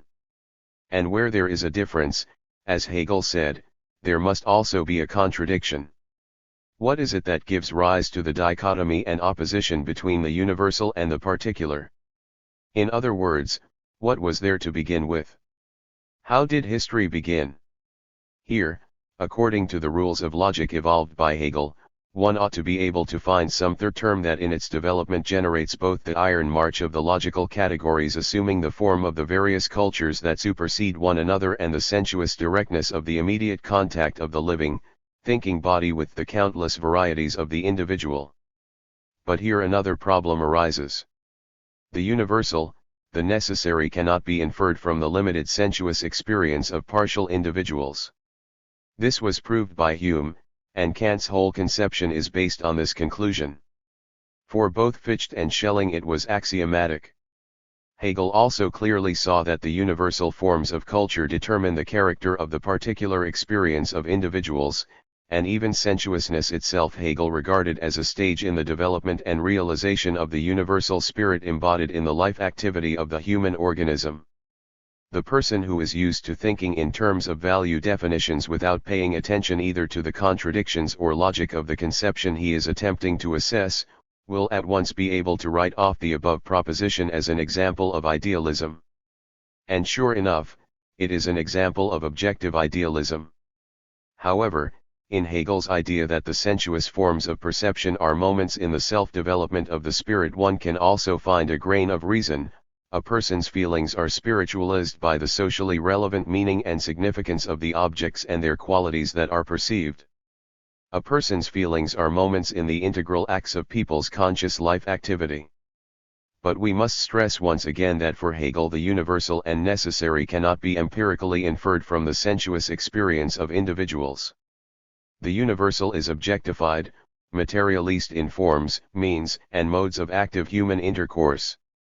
On the other hand, the assimilation of these objective objects of culture in the course of individual life activity is the de-objectifying, dematerialization of the universal meaning contained in them and thus the process of the spiritualization of the individuals themselves. Admittedly, the individuals, for Hegel, are dependent, mere executors of an externally given role. They act consciously according to the logic of the universal, changing the world around them, but their activity is essentially reproductive. Its productive part, creative thinking, takes place in its own sphere, in the sphere of the universal, of pure thought. So, according to Hegel, there is no movement either in the sensuous immediacy of perception or in objective actions, there is only its embodiment and realization. The whole creative and goal-setting essence of human development is assigned to the spiritual world of thought.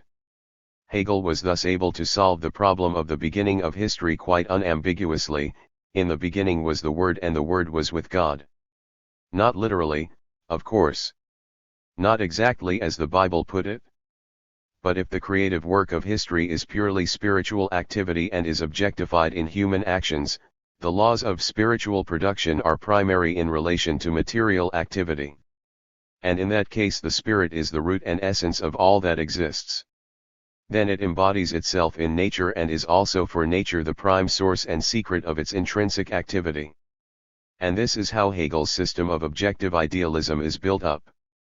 But what mainly interests us is that the universal in this system acquires the status of independent existence. In the opposition between the universal and the individual spirit, it is the universal that turns out to be the side of the contradiction to which in its origin and essence the second side, the consciousness of the real individual, is reduced. Hegel never did find a third term, despite his own logic, despite dialectics, because he found in one of the sides of the contradiction the basis for the identity of opposites. And the result, as Russell put it, was mysticism, idealism, although Hegel's mysticism did not lie where Russell saw it. In Hegel, the source and root of people's sensuous, bodily activity are the spirituality of the universal reason standing above this activity, above individuals, above nature, and opposed to them. Hegel beats Russell by proposing the highly constructive idea of the unity of the individual and social consciousness. As we have seen, Russell never escaped from the empiricist's customary vicious circle. Everything begins from sensuous experience and reaches the universal through generalization of its facts, but experience itself is from the start regulated and guided by universal forms of thinking. Hegel, on the other hand, found a fundamentally new way of stating the problem. For man, the universal is the historically developing forms and modes of his own life activity and thinking. In every individual they merge into the integral whole of his consciousness because with all his faculties he absorbs the universal forms of historical culture, and thus history becomes his personal spiritual biography. But by uncritically accepting the gap which in class society polarizes spiritual and material activity as such, Hegel was compelled to see precisely in spiritual creativity the root and source of real human history and ultimately to oppose the sphere of the universal to the partial consciousness of separate individuals.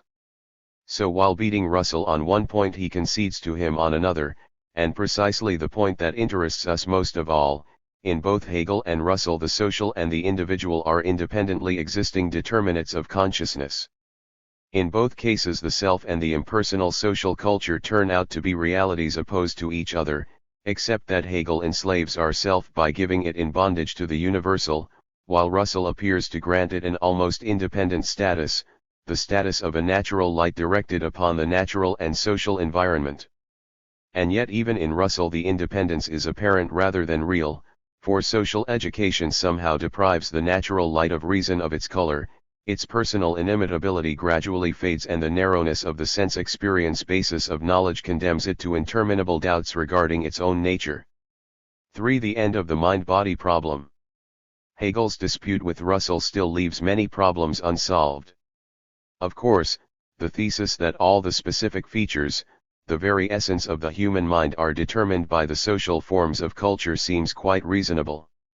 But, for one thing, we see where such reasoning may lead us. Hegel postulated an all-generating spirit as something primordial and without any genesis of its own. The riddle of the human self does not cease to be a riddle if we simply deduce that self from the no less mysterious universal spirit. And secondly, it is, after all, the individual that possesses consciousness, and what we have to understand is how precisely does the body acquire the ability to comprehend the world, to think, to know? Yes, the body, because the individual is born into the world as a body, as an organism. So how is the corporeal, organic physiological transformed into the mental? In this turn of thought one sees not only the persistence of common sense, but also the natural urge to oppose the mysticism of Hegelianism with the facts of direct sensuous contact between the human body and the objective environment, facts that can be investigated by strict scientific means. So again we are faced with the mind-body problem. In my introduction I suggested that the very principle of relating the mental to the physiology of the brain is not a very fruitful one. Of course, if certain physiological processes did not take place in the brain I could not acquire knowledge, I could not think or comprehend. But the content of my knowledge, what I think, feel, and comprehend, that is, the content of my mental activity, in no way reflects what happens in my brain. Thought is not the contacts of electrical impulses in the nerve centers, not the surges on the screen of an electroencephalograph. It is always about something. Mental facts can therefore only be compared and correlated with that which they reflect, with the objective world itself. The relation between thinking and being, the reflection and what is reflected, this is what concerns philosophers when they try to define the content of such a philosophical category as consciousness. On the other hand, attempts to consider the mental as a state of the nervous system on the same plane as purely physiological conditions is no better than their plain and simple identification. The comparison, identification, and opposing of the mental to the physiological are in fact attempts to solve the mind-body problem. One may study physiological processes, but the content of the sensation will be the very thing that is not covered in such a study. The organism sees no physiology, no nerve pathways. I have a constant sensation of something, and all the time my sensation is something external, something I experience. All past experience, all past states of the organism, all ideas and feelings, sensations and emotions are constantly merging and are present, exist and determine the direct experience of the present moment. One could even say that it is not the body, but the external world as retained in the memory, perceived and experienced, that reacts at any given moment to new impressions. The new idea is tested by the habitual, the customary, emotions control emotions, and all former sensations evaluate that which my senses are experiencing at the present moment. If I wish to study the patterns of my changing mood, the causes of sorrow or joy, I must refer to the world of my life, to the world of my intercourse with other people and nature. The mind is opposed to the objective world because it is my way of treating the world determined by my biography. But the physiology of the senses and the nervous system is one of the mechanisms of life with which the organism becomes the body of a human being living and acting in a human way. What was it that compelled scientists to contrast the mental to the physiological so persistently? What made them look for the causes of this or that emotion in the physiology of the nervous system? The same thing as in the case of Descartes. Man was a corporeal being and was surrounded by other corporeal beings, and there were no other facts in the field of empirical experience. So either they had to follow Descartes in declaring thought a special substance, or else devote all their energies to looking for the mechanisms of the interaction of bodies that produce thought from themselves. This approach confused the whole issue. Unversed in the subtleties of philosophy, the natural scientists thought that the basic question of philosophy, the relation of consciousness to being, to matter, should be treated exclusively as a question of the relationship between soul and body, the mental and the physiological. The philosophical problem was thus quietly replaced by a question that did not go beyond the specific positive interests of natural science. The study of the physiological mechanisms of reflection is important in the sense that it does a great deal to dispel the mystical fog surrounding the fact of man's having a consciousness. A certain physiological organization, the laws of the higher nervous activity are a most essential condition of mental life, they form the material substratum of the mind.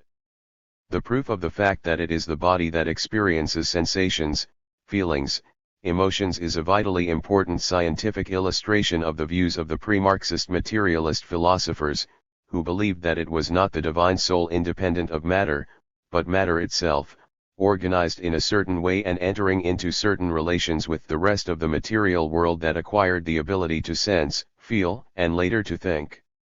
The mind was a product of the development of matter, one of its properties. Every new discovery in physiology confirmed this fact and showed that no state of mind was possible without the regular functioning of the nervous system. The person who sees in the solution of the mind-body problem the possibility of discovering the essential nature of mind and thus solving the basic problem of philosophy forgets Lenin's profound philosophical warning. These views do not consist in deriving sensation from the movement of matter or in reducing sensation to the movement of matter, but in recognizing sensation as one of the properties of matter in motion. No, materialism certainly does not consist in deriving sensation from matter or reducing it to matter. Nor, of course, does it lie in closing one's eyes to the specific nature of the mental. All the questions that confronted the materialists in pre-Marxist philosophy hinged in some way or another on the one problem of how to build a bridge from insensible to sensible matter. How did such a divinely spiritual quality as sensation, and then thought, arise from the dead and insensible? The natural scientist tended to seek the answer to this question in the study of the material properties of matter. One had to find the something in matter that enabled it to think. Some special force or other property. Hence the attempts, on the one hand, to spiritualize all matter and, on the other, to treat the fact of sensation, of sensuous experience as the only thing that really exists, that is, to exclude from science the question of the correspondence between knowledge and reality. Only one question of natural science was meaningfully formulated, and it was not even a philosophical question. The question was, what kind of organization must living matter have, and what kind of life must it lead for the organism to be able to sense external objects and experience its state and life activity? Without the participation of motion, our sensations and perceptions would not possess the quality of objectivity, that is, relatedness to the objects of the external world, which is the only thing that makes them mental phenomena. So the mental is not the stimulation of neurons, not the physiological activity of the matter of the brain as such. The key to the mind lies in the relation of behavior of an animal to the objects of the external world, in the constant assessment of the images of things by the behavior, motion, and needs of the organism. Even from the purely psychological point of view, one can understand why the mental stands in opposition not to the physiological, but to the objective world, although every movement of an animal obeys the laws of physiology. When we speak of the mental and the physiological, we are speaking of different things. I feel means I record, I reflect some external object, but the sensation itself is not the imprint of a seal on wax, not what happens in the neurons of the analyzer under pressure from the object. Sensation is a need multiplied by the action of the whole organism, which actively seeks an external object and records that object in the seeking movement. Even the most subtle investigators of the physiological substratum and its mechanics will never be able to explain the mysteries of the simplest mental act, because physiological processes are not equivalent to even an elementary sensation or perception. The physiologist has studied the mechanism of temporary nerve connections, the processes of excitation, inhibition, and so on. He has explained how perception takes place physiologically, but his explanation does not cover the mental phenomenon itself. It does not explain the individual's vision of that which is perceived. The psychologist speaks of perception in quite a different key. For the psychologist, perception takes place not inside, not in the nervous apparatus, but, strange though it may seem, outside it. Marx wrote, "The light from an object is perceived by us not as the subjective excitation of our optic nerve, but as the objective form of something outside the eye itself." Mentally, perception is always, as it were, taken out of the confines of the organism. It is always an idea or image presenting itself to the consciousness. The mental is in the external world lying before me, in the images I see, and in my emotional judgments and understanding of images. Naturally, the psychologist does not identify the outside image with the objective thing that is actually outside my consciousness.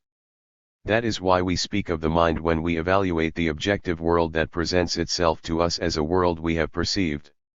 Yes, image of perception, that is what we have to think about now. If the process of perception consists in the passive reflection by the brain of the effect of external objects and phenomena on the organism, the situation would appear to be as follows. Before us we have an object and the brain with its plenipotentiary, the eye. What we have to find out is the location of that internal image of the candle that appeared when the retina of the eye was affected by light rays reflected by the candle and transmitted directly to the eye by its flame. Why is it so important to locate this subjective image? Because the whole world of the mind is composed of such images. They are the meshes in the network of mental phenomena. So how and where is the image of the lighted candle to be found in the brain? The ordinary notion of the process of mental reflection as a passive, contemplative act suggests something resembling the exposure of a photographic plate by the movement of a camera shutter. In strict accordance with the laws of optics, the light rays reflected by the surface of the candle and radiating from the flame focus on the optical center of the eye and project an inverted image onto the retina of the eye. Then somewhere in the brain the image is again inverted, and this is what we see. This is the image of the lighted candle. Where it is located and by what laws its original position is restored, all such questions will one day be answered by physiology. For the time being we simply have to believe that the image arises somewhere in the brain. As for the restoration of the object's normal position, it has been suggested by specialists that no second inversion takes place at all. This is done by the mind itself. The newborn child at first sees everything upside down and perceives the world as such until he begins to orientate his body in space. Corrected by the true positions of things, the inverted image on the retina suddenly ceases to prevent correct perception. The child becomes accustomed, as it were, to seeing everything upside down and thus begins to perceive the world correctly. I remember how astonished I was at school by the explanation of this upside down trick. And it was a lasting impression. So the eye really sees everything the other way up and I simply get used to it. That's fine. I thought then. Fine it may be, but who is the eye that sees what he does not see, who sees everything the other way up? There is a great deal that we don't understand in the simple everyday act of seeing. But anyway, sensation and perception from the point of view I have just expounded are a photograph developed on nerve tissue. It is the material trace of the effect of external objects. But as one might expect, the more closely the process of perception was studied, the less hope remained of eventually discovering somewhere in the nervous system the imprint of the lighted candle. The first thing that emerged was that the eye cannot be compared to an optical instrument. As the physiologists sometimes say, it is a bit of outboard cortex. The light-sensitive nerve formations of the outer layer of the retina instantly transform the streams of light into purely physiological processes, into the excitation of neurons without giving them any opportunity to imprint themselves anywhere in the form of a picture. In other words, electromagnetic waves are turned into nerve impulses. The eye is more like a television set, which turns the light streams from the object into the complex functioning of the radioelectronic apparatus of the receiver. And just as there is not a hint of a picture in all the complex processes in the television set, there is nothing of the kind in the head either. Admittedly, the TV receiver is able to reproduce in its electron ray tube changes in the distribution of bright or a luminescent layer which, when our vision is adjusted accordingly, we perceive as a repetition of the external attributes of the distant object from which the light was reflected. Has the brain any such capability? The excitation caused in the photosensitive nerve formations of the outer layer of the retina is transmitted to the central nerve cells. Simultaneously, other sections of the retina receive impulses that come from the visual centers of the cortex, regulating by a feedback process the excitability of the various parts of the retina. We are thus confronted with the peculiar life of the nervous system, a mosaic of excitation and inhibition, irradiation, concentration, the mutual induction of nervous processes. Mysterious biochemical changes take place in the nervous system and not one of them or all of them together reproduce the image of the lighted candle in the head or in the visual receptor. If we persist in believing that cognition is the mirror-like reflection of external objects in the head, in the brain, on the retina, then the physiological investigation of the processes taking place in the brain at the moment of perception provides the strongest argument in favor of the unknowability of the world. You can't get away from it. If there is nothing in the head but the specific life of the nerve cells, the biochemistry of nervous processes and no images whatever, then the mind is indeed only experience of the state of one's own neurons. We are now faced with a choice. Either we continue to maintain that cognition is the reflection of the external features of objects in the brain and must go on looking for their subjective images in the brain, ignoring the authoritative testimony of present-day neurophysiology. Or else we take the side of physiology and have to discard the view of cognition as passive reflection of the effects of external objects. That is the alternative. And where there is an alternative there is bound to be an argument. Such an argument would probably run something like this. What do you mean by take the side of physiology? The view of cognition as passive contemplation may not be scientifically rigorous, it may not explain the way the mental image is obtained very accurately. But after all, I do see an image. How does it arise before me? Where is it? Where does it arise, in other words, where at the moment is the visible lighted candle that you perceive? That's a strange question. Where else could it be but on the table? Are you making fun of me? You know perfectly well that I'm talking not about the real candle, but about the mental image of it. I see perfectly well that there's a real candle on the table. But where, in me, is its image? Just a minute. You've just said, I see there's a real candle on the table. What other candle do you want? What is this strange desire you have to duplicate the world at all costs, one candle in your head, the other on the table? Don't you realize that there never has been any second candle? There is only the one perfectly real, objective candle. And that's what you see. That is what you call your visual image. Are you serious? Absolutely. I don't believe it. That's pure subjective idealism. Listen to him, my visual image is the actual object itself. That's what you said, isn't it? I'm only repeating your own words. More or less. And will I be saying the same thing if I reverse the subject and predicate of your statement, the actual object is my visual image? No, formal logic deplores such operations. By no means every object is my visual image. They don't all come into my field of vision. But those that I see or have seen exist independently of my perception, and for me to see an object it has to exist. But I repeat that the object of my perception is the external form of the given object. There is no other image. Very well. Let's leave formal logic alone. Your idea leads to subjective idealism in substance if not in form.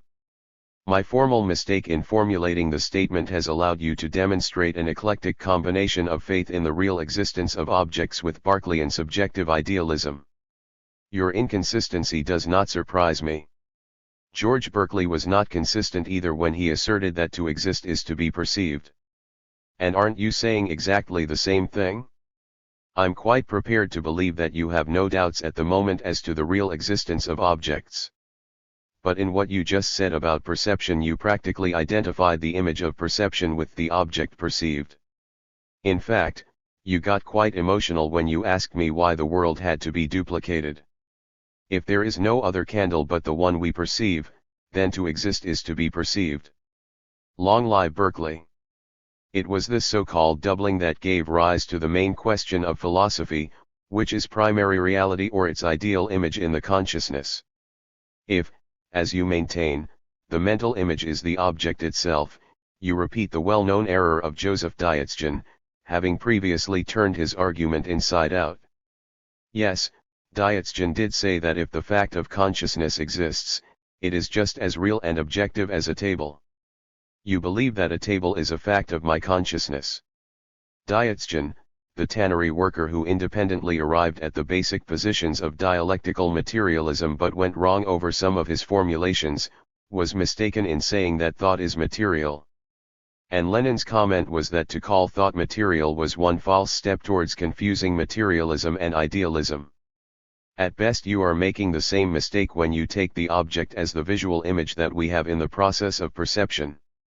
You've accused me of all the mortal sins, but your charges are quite unjustified, I assure you. Now if you will consent to hear me out, I think we shall be able to avoid any further misunderstandings. I shall start from the point that prompted your accusations. When we look at an object, we see the object and not some other second object that has taken shape in our heads. Of course, we don't see everything in the object, and perhaps we don't see it as it is in reality. What I see in the object, and the object itself, are not one and the same thing. So I, like you, think it necessary to stress that the visual image of the object, and the object itself, differ fundamentally from each other on the philosophical plane, are epistemologically opposed to each other, and any attempt to merge them may mislead you into confusing idealism and materialism. The only thing I don't agree with is the presence of some second objective image in my head. I don't understand a thing. You've only just admitted that a visual image that differs from the object itself does exist. Well, that is the second image. It can't be the first, the object itself. If it's not in the head, where is it?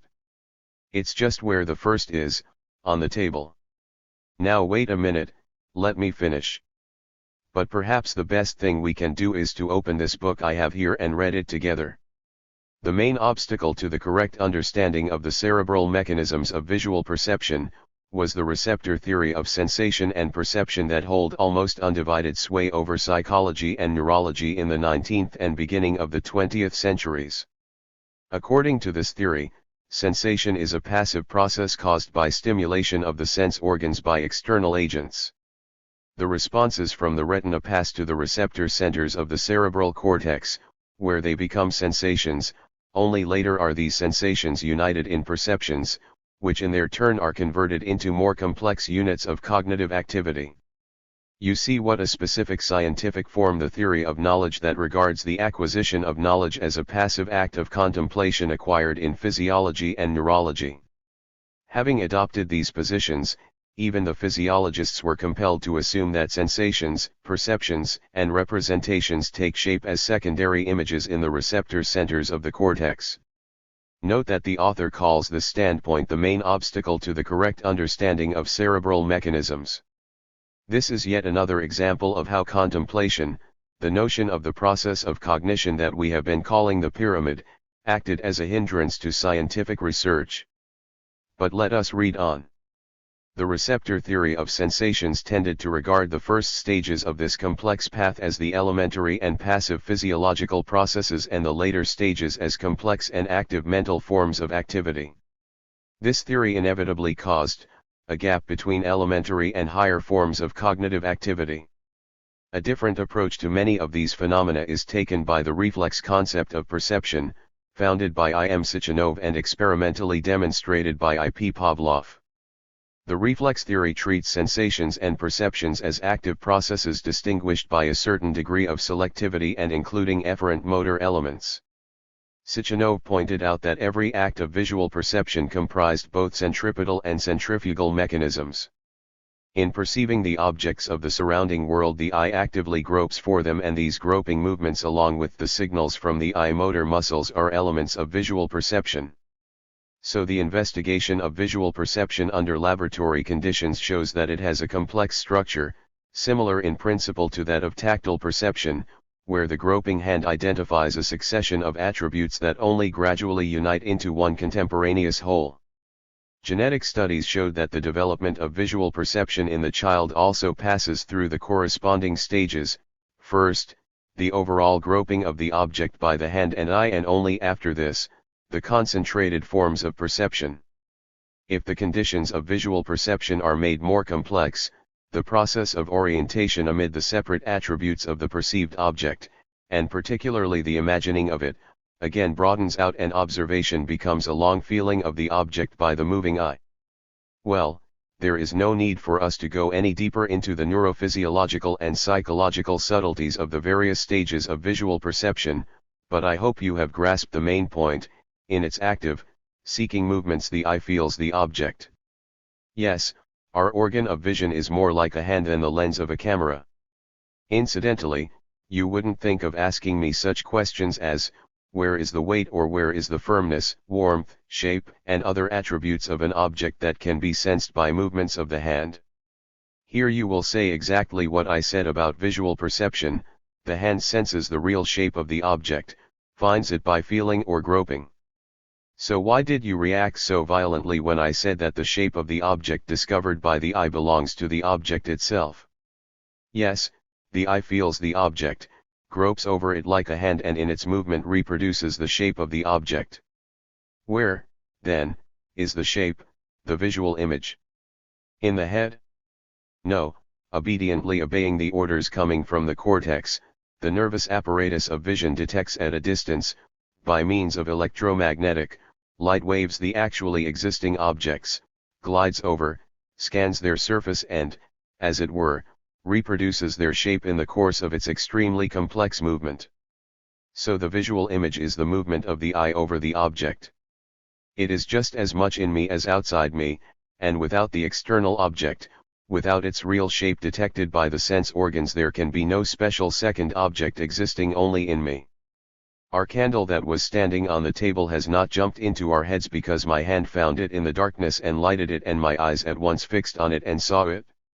This is what I meant when I said that the candle I see is on the table. Where is the subjective idealism in this? Won't you admit that you were too quick with your accusations? Yes, I do admit that, particularly as I have only just properly understood how strong the influence of the traditional notion of cognition as contemplation is. I really did expect to be able to find some independently existing image in the brain, a kind of photograph of our candle. But what about the images of memory? What about dreams? In such cases I see with closed eyes an object that is not present. Where is the image of my memory or of a dream? That must be in me surely? But if it is possible for a memory image to exist in me, then... No, strange though it may seem. When a person has a dream, his whole visual apparatus is in motion. The eye works and moves even under the closed lids, once again obeying the impulses from the cortex. And in this movement it repeats, as it were, the groping that it did in a state of wakefulness when feeling the surface of a real object. Similarly with memory. When we try hard to remember what an object looks like, we conscientiously move our eyes in the effort to reproduce its shape. But at this point we shall leave the two disputants. Even the memory of an absent object brings it before us, as it were. And only subjective idealism, making capital out of the fact that the mental exists as a projection of the image outside us, as experience of the images before us, identifies man's mental world with the real, objective world. Not for nothing do many of the arguments of past and present begin with the indignant exclamation, "How can one distinguish the image of the real, existing and perceived object from the image that one sees in hallucinations or dreams?" This question was asked not only in 1710 but even 300 years BC. And here we have a quotation from Bertrand Russell's book written in 1948. It may be said that, though when dreaming I may think that I am awake, when I wake up I know that I am awake. But I do not see how we are to have any such certainty. I have frequently dreamt that I woke up, in fact once, after ether, I dreamt it about 100 times in the course of one dream. We condemn dreams, in fact, because they do not fit into a proper context, but this argument can be made inconclusive, as in Calderon's play, La Vida es Sueño. I do not believe that I am now dreaming, but I cannot prove that I am not. I am, however, quite certain that I am having certain experiences, whether they be those of a dream or those of waking life. We shall have more to say about dreams later. And then, perhaps, we shall return to the question of the possibility of distinguishing dream from reality. At the moment Russell's doubts interest us only in relation to the fact that we see the object in its absence also outside ourselves, that is, exactly as we see an object that is before us in reality. The mental image of perception merges with the objective external object. On this point Lenin wrote, one asks, how can sane people having a sound mind and good memory assert that sense perception is the reality existing outside us? The real philosophical problem lies in finding the correct relation of consciousness, the mind to the reality existing outside us, and not in reducing sensation to the physiological or in finding direct relations between the state of the neurons and the images of the objective world. The latter is obviously not a problem but a pseudo-problem, generated by the thinking of those who can see only spatial interaction of ready-made structures where it is really a question of a self-developing organic system, the substratum of which is neither body nor environment taken separately, but the objective life activity of the organism reproducing in its movements the objective peculiarities of external objects. The basic defect of all materialism before Marxism was, as Marx said, its contemplativeness. The rigid and one-sided line taken by contemplative materialism compels the scientist to view the subject as something passive, responding to the stimulus of external objects. The object is the seal and the brain is the wax. To examine the properties and attributes of the imprint one must naturally study the wax, which, of course, merely copies the shape of the seal. This is the logic of the inventors of the notorious mind-body problem. But the brain is not wax and the organism is not a lump of matter on which the external world leaves its imprints. And not just because of the different scales of their material and structural organization. What matters is the way in which the problem is theoretically formulated. One has read plenty of science fiction stories about people from Earth meeting beings from the civilizations of other planets. Authors have imagined any number of forms of thought substance, an ocean covering the whole surface of the planet, a fungus or moss growing on rocks and plants, and so on. But what feature have they in common? Probably only the author's profound conviction that consciousness is a direct function of a corporeal structure organized in a certain way. The structure, of course, has to be highly complex, no less complex than the human brain. But if a body and its elements are organized for receiving, processing, and producing information, that body can also begin to think by itself. Computers are not yet very complicated, but the principle of their organization is cerebral, so to speak, almost the same as that of the brain. Of course, we don't have to rely on science fiction to tell us about computers. There is plenty of ordinary scientific literature about them. Here is an extract from a book on the subject. What, then, if a creature of similar behavior and intelligence were to be fabricated from components of quite a different kind with a nervous system and brain based on electronic components instead of neurons, for example? Would it too possess consciousness and the subjective feelings that go along with it? For all we know today, surely this has to be considered to be a possibility. And how about existing electronic digital computers? Is it possible that, somewhere among their wires and transistors, there already stirs the dim glimmering of the same kind of sense of awareness that has become, for man, his most personal and precious possession? Fantastic. Perhaps. Perhaps it is fantastic as yet. But if we consider the proposition in principle, if we adopt Wooldridge's position, we can envisage the possibility of the rudiments of subjective, mental states even in modern computers. And if they become more and more sophisticated until they reach the physiological level, one day their cybernetic poet will be writing about them that they make haste to live and cannot wait to feel. A scientist's belief is not only an indicator of his erudition and the depth of his positive knowledge. Like his knowledge itself, it tells us in concentrated form the direction of his theoretical researches, his fidelity to a certain logic, and his method of hypothesis about the target of his research. Dean Wooldridge is a well-known physicist, and he does not conceal his dedication to his chosen method of studying man as an object of scientific research. I will quote almost without comment several excerpts from his book which testify eloquently enough to the author's opinion of his own method of theorizing. In interpreting consciousness as a physical property of matter, we do not really need to go back 300 years to the time of Spinoza. We have no reason to associate consciousness with all matter, only with the brain. And only with part of the brain, part of the time. As the deepest penetration into the field of mental phenomena that we will make, let us see how far the mechanistic point of view that characterizes our approach to all such matters can carry us toward an understanding of the simplest type of concept formation, the establishment in the mind of a list of properties that together define a class of objects.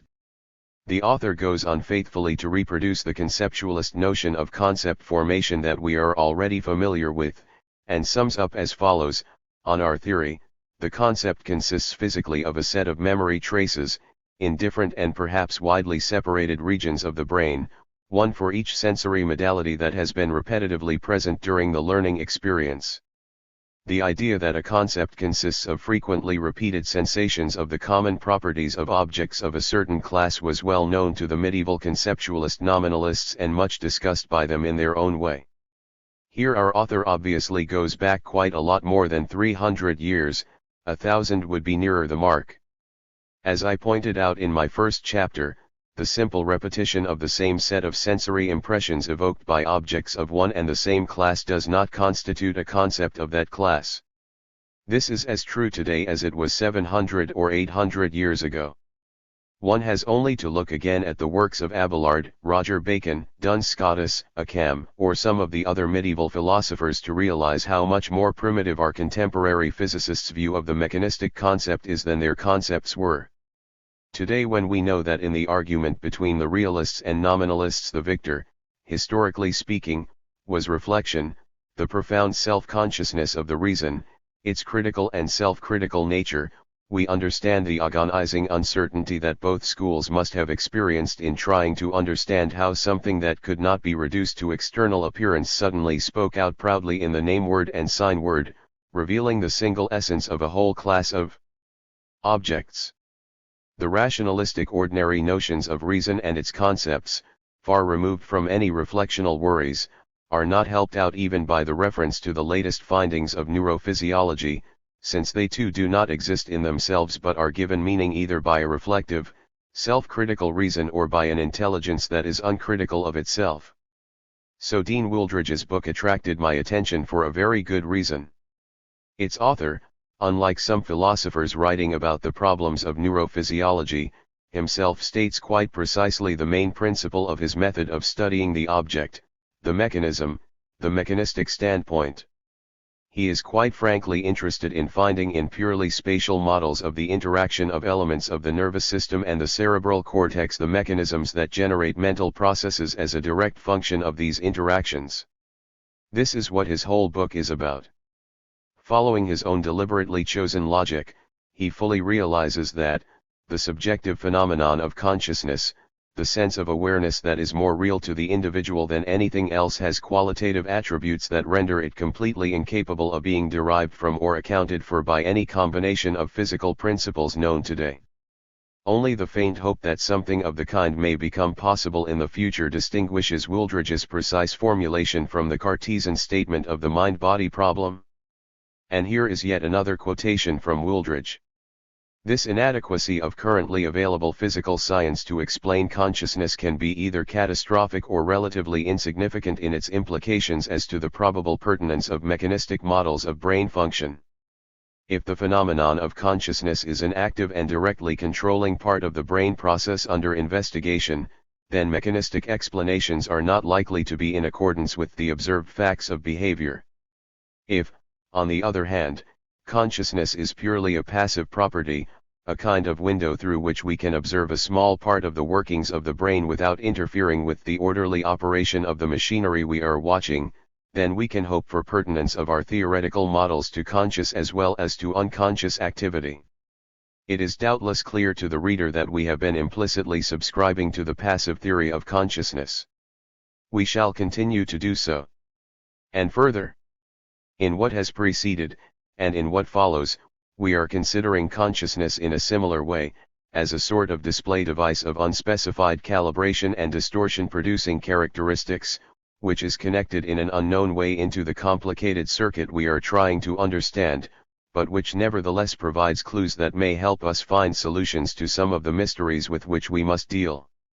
In the upcoming considerations, therefore, our concern with consciousness will reduce to the necessity of recognizing its display device features. Now that really can be called a consistent and honest position. The author realizes that his method of approach to the phenomenon of consciousness is as inadequate to the phenomenon as the research media at his disposal. With Cartesian precision he places the mechanisms of the brain and the subjective phenomenon of consciousness on different and incompatible planes. Admittedly, he hopes that in the course of time it will somehow become possible to align them. But in his present work he makes no attempt to hide their incompatibility and clearly limits the field of his research to the scope of natural science, and the consistently mechanistic method of this attempt to solve the mind-body problem brings him to definitions dating back at least 330 years. For Wooldridge now, just as it was for Descartes in his day, it is very convenient to consider animals as simple natural machines and confidently attribute all the peculiarities of their life activity to the way their bodies are made. After all, Descartes said that to explain life he needed no other laws but those of mechanics. Judging by Wooldridge's book, the 19th and even the 20th centuries have introduced only one amendment to this statement. Namely, that the purely mechanical interactions are now supplemented by other spatial forms of interaction of elements of the living body, chemical reactions, electric currents, and so on. But the logic of treating the subject of study, in this case, man, has not changed one little bit. The whole field of our experience is confined to the structure of the body as such, as something with extent, and the other bodies with which it interacts in space.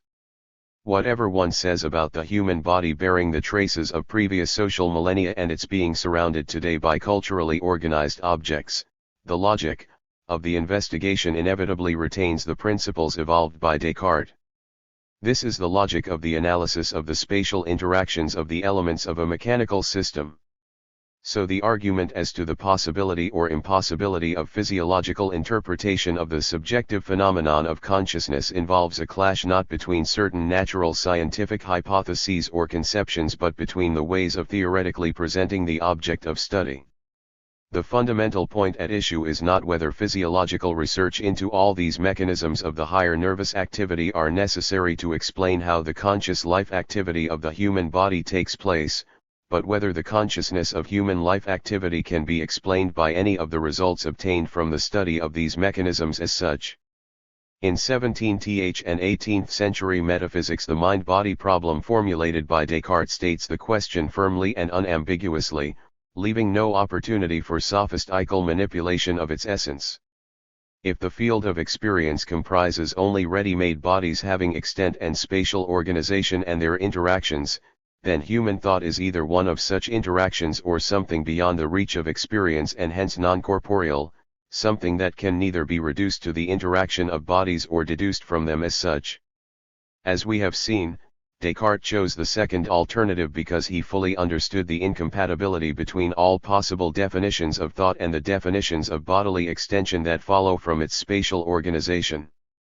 Moreover, it is possible, once again according to Descartes, to allow the entirely independent existence of two first principles, two substances, extensional and thought. There was, admittedly, a third alternative, to treat thought, spiritual substance as the prime element and to regard the corporeal as something passive, as the material of the active workings of the spirit. This alternative was elaborated by the idealist philosophy of the New Age. As for the first alternative, its propositions were elaborated by metaphysical materialism. What had this materialism to say about thought? Thought as part of a reflex are, thought as electrical contacts in neuron circuits, thought as a process of the decoding, by special neurodynamic system, of external effects coded by the sense organs, thought as a secretory emission of the brain, and so on and so forth, or, to generalise, thought as the organism's experience of the states of its own nerves. Feuerbach aptly described one such theory when he called it vulgar materialism. The word vulgar usually suggests something crude, ignorant and unschooled. But Engels wrote of those whose views aroused Feuerbach's irate reaction, Voigt, Werner, Moleschott, that they never went beyond the bounds set by their teachers, having in mind mainly the French 18th century materialists.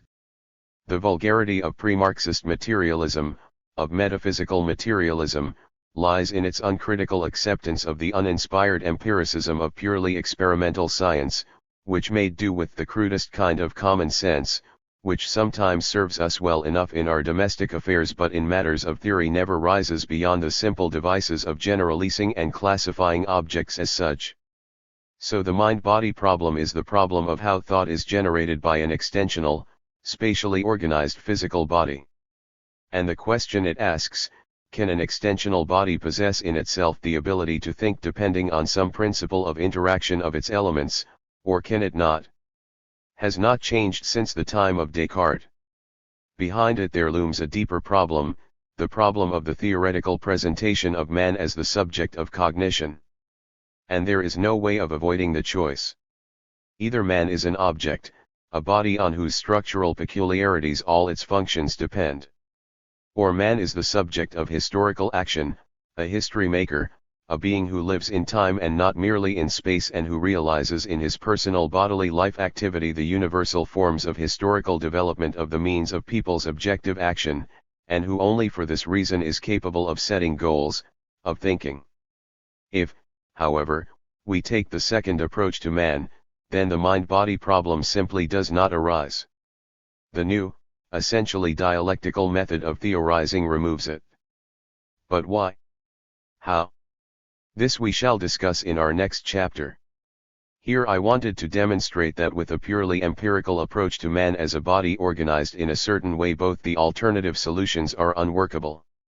And the example of Dean Wooldridge has already partially shown us that natural scientists capable of considering their work philosophically fully understand this.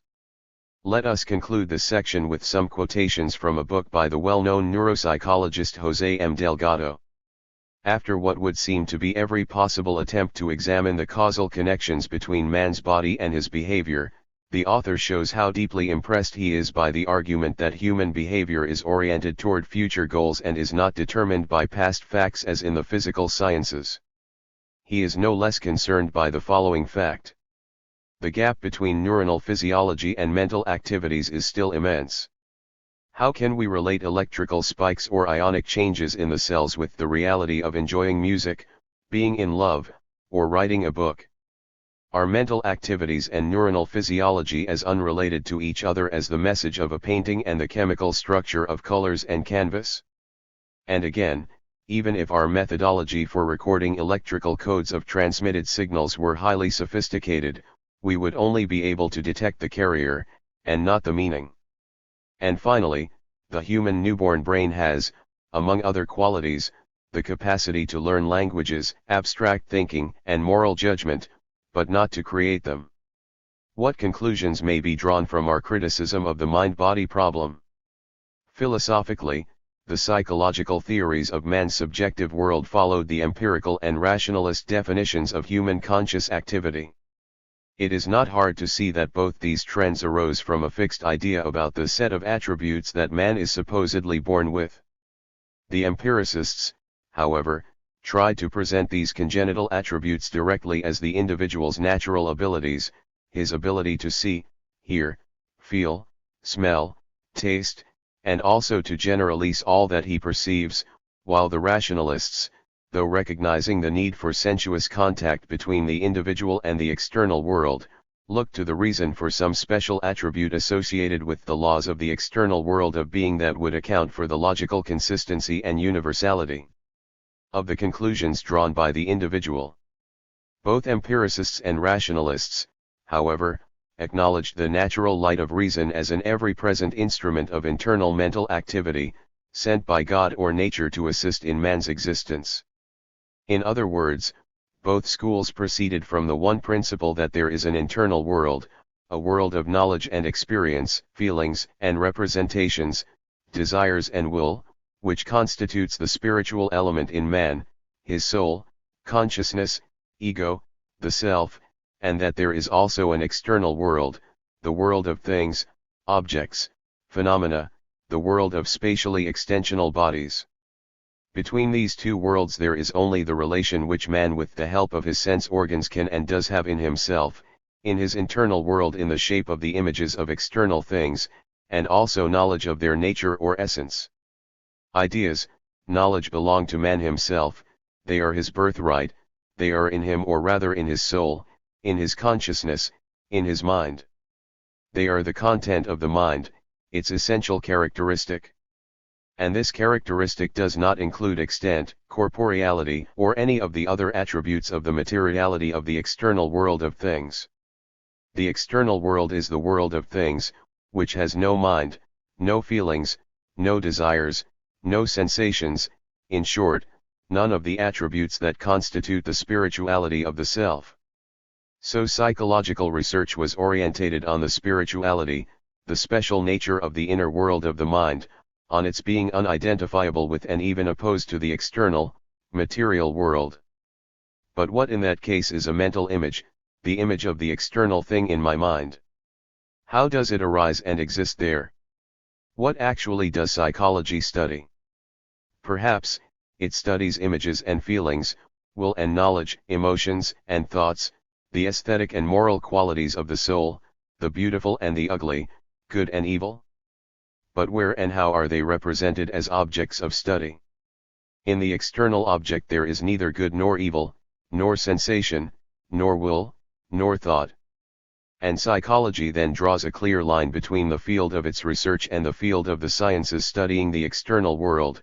Render unto Caesar that which is Caesar's, and to God, that which is God's. And this is where the unexpected happens. Introspection, in this case the only logical method of describing and studying the internal world of the mind, turns out to be a quite simple and strictly logical manifestation of the vicious circle. What is to be investigated must at the same time emerge as the result of the investigation. In all the other possible cases, the internal world of the mind, if it cannot be conceived in its natural form, is expressed only in its external manifestations, as the behavior of an individual possessing a mind, as his bodily reactions to external stimuli, as the state of his own nerves. And all these cases of reduction of the mental to the external, physical fact banish from existence the ephemeral spiritual quality, the internal subjectivity that forced us in the first place to distinguish this internal world as a special world, fundamentally distinct from the physical world, as a target of purely psychological investigation. But the individual's inner world is, in fact, the external world of spatially extensional objects detected by his organic feelers, his sensory organs moving over the physical exterior of the object, a world inwardly recorded precisely as the external world of his own life activity, a world discovered and represented by my own life activity. And no other inner world exists. The image of the thing is a thing outside me but perceived by me. Taken into me in so far as my life is not a separate relation with the given object taking place here and now, but a continuous, uninterrupted perception of the external world, that is, a perception that takes place in time. Or to put it differently, every given moment of this continuity is a moment that lasts and preserves the past, a moment of discovering outside oneself the integral objective continuity of the external world. So the movement of the sense organs, their external life, does not bring the image of the external object into the organism, but presents, as it were, this object to the organism. The objectivity of the image is literally the image of the object itself, detected and described by movements or vital actions of the sense organs. Of course, it is not an object as such, existing somewhere outside and independently of the organism, which is able to find, grope for, feel it with the feelers of its sensory organs. It is precisely a subjective image of the objective world. And for this there is sufficient reason in the fact that this is a found, groped for, felt world. Here is a simple comparison. When an artist sketches an object, he reproduces its external appearance with, say, pencil, ink or watercolor. It is just the same object that appears on the paper, but in color it will nevertheless be different from what it is in pencil. And in the same way nature has given us its definite means of drawing the images of the external world. And the visible spectrum of electromagnetic oscillations is our 7-color pencil, which admittedly does not draw on paper or on any special copying material, but in immediate contact with the object itself. The objectively existing object is illuminated by the sun's rays, its surface receives waves, infrared, ultraviolet, even X-rays. How should we see it if our eyes could also cope with such waves? But we draw it for ourselves, gliding over its surface with only 7 waves? And even in this subjective light we see not an image of the object somewhere inside us, but the object itself.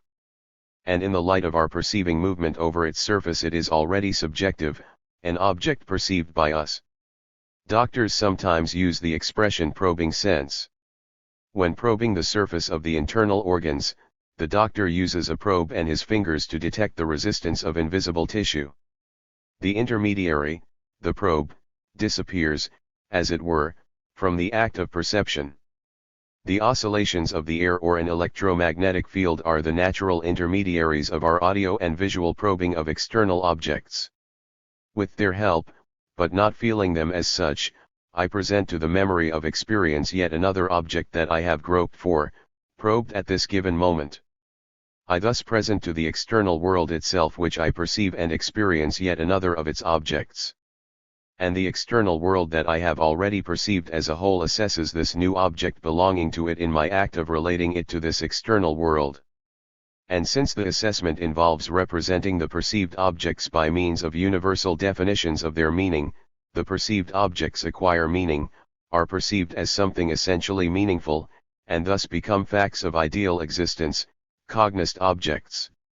Now they are a part, an element, a moment of the integral logic of the world of culture, they are fragments of the forms of truth, good, and beauty that are inherent only in human beings.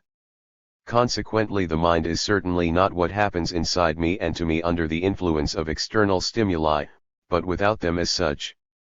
Without them, that is, without correlation at every instant of my life activity with the objectively existing world, my inner world cannot exist. That which happens inside me but has no objective representation outside me is not the mind. It is physiology, biochemistry, anything you like, but not my inner mental world. My mental world is above all the world of culture in which I live and act. It is the real existence of nature assimilated by man, every detail of which signifies for me that which it objectively represents. In other words, my mental world is, in fact, the being, the existence of which I am aware. And now let us return to the difficulty that Bertrand Russell experienced in finding a criterion for distinguishing dream from reality. Point 4. Dreams of the Kurshskaya sandbar. So many things happen to us in dreams. Their capricious logic gets us into incredible situations, reunites us with half-forgotten childhood friends, with the dead, with members of our family in quite a different guise from what we are used to. We may think we are flying or, even without flying, land up in extraordinary places. But the most astonishing dreams I ever had, real full-length adventure films or brief but impressive short stories, were those I had on the Kurshskaya sandbar. It's one of the most wonderful places in the world. From Kaliningrad to Klaipeda, a narrow strip of sand stretches for over 100 kilometers with a ridge of dunes all the way along it, thickly wooded with short fluffy pine trees. Only the high dunes beyond Nida are bare. The fine sand, one would think all the sand clocks in the world had been spilled out here. Of this whitish-yellow bar divides the water of the Kurshskaya Gulf and the Baltic Sea. The shore of the Gulf is fringed with a mixed forest, and along the sea coast much taller pines lean back slightly towards the dunes, as though tired of hearing the constant noisy sighs of the surf. We have some good friends who live in Prelai, a small fishing village that is now also a resort. How well we sleep when we stay there. We don't just go to sleep, we fall into nothingness. But then another life begins, a life quite different from the everyday, far more dynamic, exciting. One is always reading in popular literature on the subject about the neurophysiological mechanisms of dreams that the reason cannot control or correct, about centers of wakefulness, about the chaotic mosaic of nodes of excitation that switch on now one, now another image from past experience. This, so we are told, is what makes our dreams so fantastic and illogical. This is how events that have really been experienced are suddenly transferred to the illusory space and time of the dream world. But the vivid and very logically developing dreams of the Kurshskaya sandbar could hardly be called spontaneous or chaotic. When I recall them, I also start thinking about the logic of quite ordinary dreams. And that, of course, reminds me that I am not the first person to take notice of them. Take, for example, Sigmund Freud's general introduction to psychoanalysis and the psychopathology of everyday life.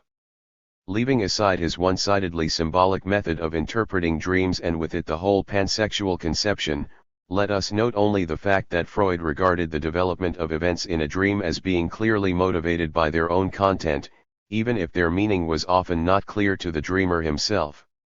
In other words, Freud categorically rejected the idea that the images and experiences arising in dreams were due to the dreamer's position, the state of his internal organs, and so on. Of course, physical factors affecting the sleeper may influence the images seen in dreams. But the logic of the development of the dream image is that of the meaning contained in this or that image, the meaning for the person who is dreaming. Freud rightly regarded the physiological theory of the causes of dreams as the dominant theory of his time, and it was this theory he opposed. He insisted that dreams are not a somatic, but a mental, phenomenon. In other words, the external and internal stimuli operating upon the sleeper are merely the occasion of the dream and afford us no insight into its true nature. What led Freud to such categorical conclusions? The absence of semantic chaos in the mosaic of dream imagery. A dream is in its own way very consistent, as I can illustrate by telling you about the particularly clear and emotional dreams I had myself on the Kurshskaya sandbar. One Kurshskaya dream made a special impression, so special that the following morning on the way to the sea, I related it in detail to my friends, pretending that it was a story I had read some time before. But I've forgotten who it's by. Can't you tell me the author? The subject and general mood are very familiar. Green. Yes, I'm sure, it's Alexander Green, said one of my companions. It's just like him. I think I remember one of his stories. But it was not a story by Green. I had experienced it all myself. This was certainly not a dream arising from a chaotic flow of memory images. I dreamed that I was paying a visit to an old Anna, very good friend. As I approached the house, a wave of affection in me seemed to herald the joy of meeting.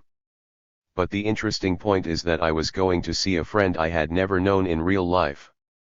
I had never seen him before for the simple reason that no such person exists. In my dream I had no notion of his face or figure. I did not even try to recall them. I didn't know why we had not met for so long. I couldn't remember what ties there had been between us in the past. It didn't matter. He was there, he was waiting for me. What more did I need? One thing I did know was that my friend had some time ago suddenly become a very rich man. He must have been left a legacy or something, I don't know, but a great fortune had come to him all of a sudden. I also knew that the house I was approaching amid the bare fields under a grey lowering sky, a strange massive building with two round towers at the corners, had been built with this money. He had built himself a castle, where he wanted to live for the rest of his life in solitude. The time and place, though apparently indeterminate, were nevertheless determinate in that it was not my country and not the present day. So according to the logic of events, even the person whose life I was living in my dream was not quite me. Probably it was a character in some short story that had come back to me in dream form. However, it was I who was approaching the house, and I who could clearly see this absurd edifice and the slightly stooped figure of my friend coming to meet me up the slope. Before this my friend had lost someone who had been very dear to him. I knew who it was and how it had happened, and so well that there was no need to ask about it or even go over it in my own mind. My friend was in a very bad state. For a long time he had lived in the deepest despair, then had come this unexpected legacy. So he had decided to build himself this shell, this tomb, and withdraw from life behind its walls, abandoning everything that might remind him of the past. This was also part of the emotional feeling I had about what would happen. I knew all about it, and there would be no need for him to tell me again. We met in silence, although we had obviously both been waiting impatiently for this meeting. At last he spoke. Yes, he was in a bad way. Very bad. This damned house, this tomb. It's choking me. It was inevitable, you know. It'll drive me mad. I think I'm slightly mad already. I'm sure it'll affect you too. There's something about it that leads to madness. You'll see. Even now I clearly remember all the nooks and crannies of that strange mansion. Only 2 or 3 stories high, it looked low and sprawling from outside. But inside, brrrh. In each of the round towers a flight of broad steps led down into a deep crypt. Underground there were endless vaulted chambers, all of them dark and empty. I became forcibly aware that this house was my friend's morbid soul, suddenly embodied in spatial stone. And my head swam at the thought of approaching insanity. Most of the time in the dream was spent touring the house. Then I advised my friend to go away for a day to collect my luggage from the station, if for no other reason. And immediately after that came the scene of his return. During his absence certain changes, imperceptible from outside, had taken place in the house. Excitedly but holding myself in check, I led my friend down the broad staircase into the crypt. And what a scene of merriment confronted us there! The vaults of those once dark and deserted chambers were echoing with songs and the talk of young voices. There were flowers everywhere, a band was playing cheerfully, but not too loud. and I could hardly keep up with my friend. Astonished and joyfully confused, he was greeting the cheerful young guests at the tables. As for me, I felt calm, light at heart and confident that everything would be all right and as it should be. And now I come to the most difficult point, to convince the reader that nothing has been added or embellished in the story of my dream.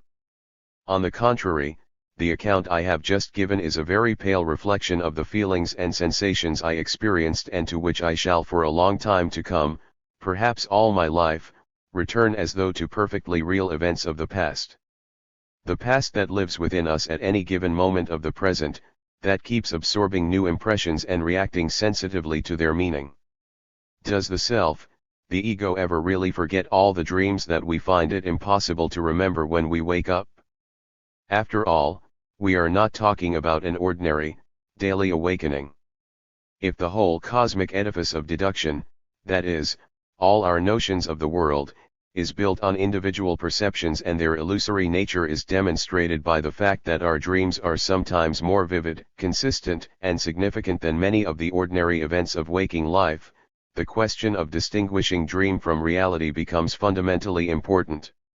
What is more, for those who go along with all empirical philosophy in regarding the psychological characteristics of the individual's immediate sensuous contact with the surrounding world as a necessary and sufficient description of the source of man's cognitive activity, this question raises a fundamental issue.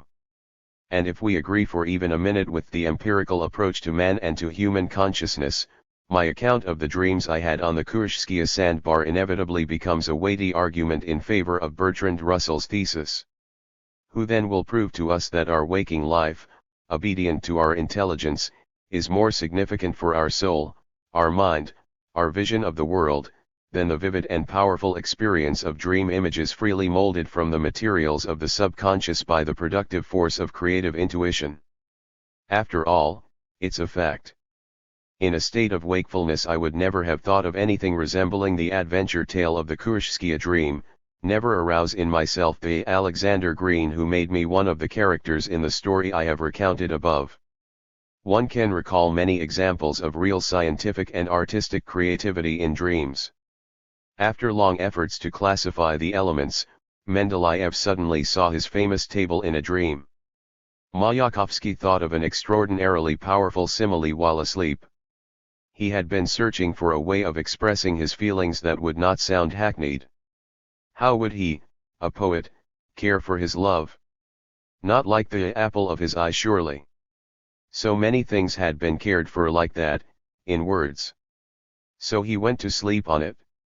And suddenly he heard the words, as a war-hack soldier, without help or home, cares for his only leg. No machine flipping through all the possible variants could have produced that bit of information. Only the great and easily wounded heart of the poet could pour such ardent human feeling into a line of poetry. So, perhaps, Bertrand Russell is right at least in suggesting that even a dream is life, life with a capital letter, forgettable, disappearing just as inevitably as all individual life that is born and dies on our planet. But life, whether in dream or in our waking hours, is permeated by the bright light of consciousness. The question of the distinction between the perceptions in dreams and the perceptions of the waking brain becomes a primary and fundamental problem only on one assumption, that man builds all his knowledge of the world and himself from a mosaic of mental experiences of direct external influences. Life is like a dream, says Russell in his book Human Knowledge, using Calderon's phrase to discuss the fundamental theoretical impossibility of distinguishing dream from reality. A dream is like life is what anyone who had experienced the happy moments of creative inspiration in his dreams would say. Dreams are life, an inseparable part of it, determined by the same foundation as all man's conscious activity. Consequently, much depends on how that foundation is theoretically explained. This will form the subject of our last chapter. But our discussion of dreams is bound up with what we have been saying throughout this chapter. The particular, taken as the beginning of a system of coordinates describing the whole conscious life activity of the individual, automatically transforms the social into the environment of his activity. In both the logic of Russell and in the methodological assumptions of Delgado's and Wooldridge's researches, the particular is understood unreflectionally, that is, as something directly and empirically given. The individual exists. Now let us see what his abilities are. And his abilities did not come with his genes. He became an individual long after he was born. The biography that shaped him as an individual lies not in the structure of DNA molecules or the external social structure. His biography begins not from the moment of his birth. He can become an individual only by absorbing mankind's experience of the nodal points of human history. No, not simply by learning or memorizing why Caesar crossed the Rubicon or when and how Russia adopted Christianity. We are not talking about school learning or about the assimilation of any ready-made tools, knowledge, or skills. We are concerned with his living and direct participation in the historically evolved modes of human intercourse that shape both his body, his needs, and abilities. Understanding the real living individual not as a point of departure but as the result of all world history up to the present means individualizing the social and understanding individuality as a social phenomenon. Perhaps this is the only way we can more or less imagine the individual's consciousness as the ability not only to perceive but also to know the surrounding world, and not only to know but to create a new world that does not yet exist, and create it not only in his waking hours but, in dreams as well. Any attempt to define consciousness in the narrow limits of the mind-body problem runs into the insoluble problem of creativity. The information reaching the brain and then floating to the surface in the images of memory, in the chaotic flashes of dreams, all this in some way or another fits into the spatial structural explanation of the interaction of neurons, and so on.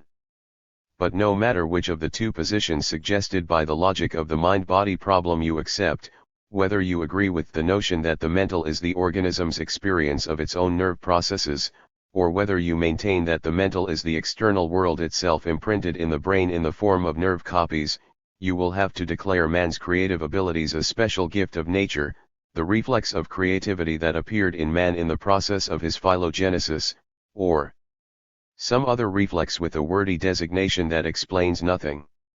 Consciousness is not the processing, storing, and emission of information. Consciousness is only real when a person sees in the world that which does not exist and will never exist there without strenuous human activity, but which can be created in the world and according to its laws.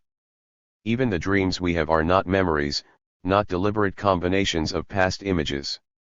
In dreams our consciousness, having escaped the control of rational judgment that checks our every step against the perceived world of things, has free play and creates people, characters, circumstances, moods, feelings, and sometimes even new ideas, new music, new poetry. And the real riddle of the human self lies here in the riddle of the creative abilities of the consciousness. And now to close the chapter I will tell you about just one more of my dreams. Admittedly I sometimes have it in my waking hours, and not only on the Kurshskaya sandbar. But in any case I could have dreamed it. After all, it is conceivable that in reply to my attacks and in accordance with the beliefs he expounded in several of his works, Bertrand Russell might have joined in the dialogue and offered some criticism of the basic ideas of the riddle. So I often dream not of Lord Bertrand Russell, but of one of his pupils, who agrees with his views, taking up the argument with me, the author. Pupil. Your book didn't strike me as at all convincing. Author. So you must have some objections. I should like to hear them. Pupil. As far as I can judge, your conception of knowledge is the traditional utilitarian scheme of reflectivity illuminated by some striking ideas from the creative evolution of Bergsonism, plus a pretty good share of Hegelian mysticism. Quite an original mixture and, in my view, extremely amusing. Author. So far I have heard only your appraisal. And the implied reproach of eclecticism, of mixing the unmixable. Well, I am not surprised to hear you speak of the utilitarianism of our school. Your teacher, Bertrand Russell, passed the same judgment on the philosophy of Marx.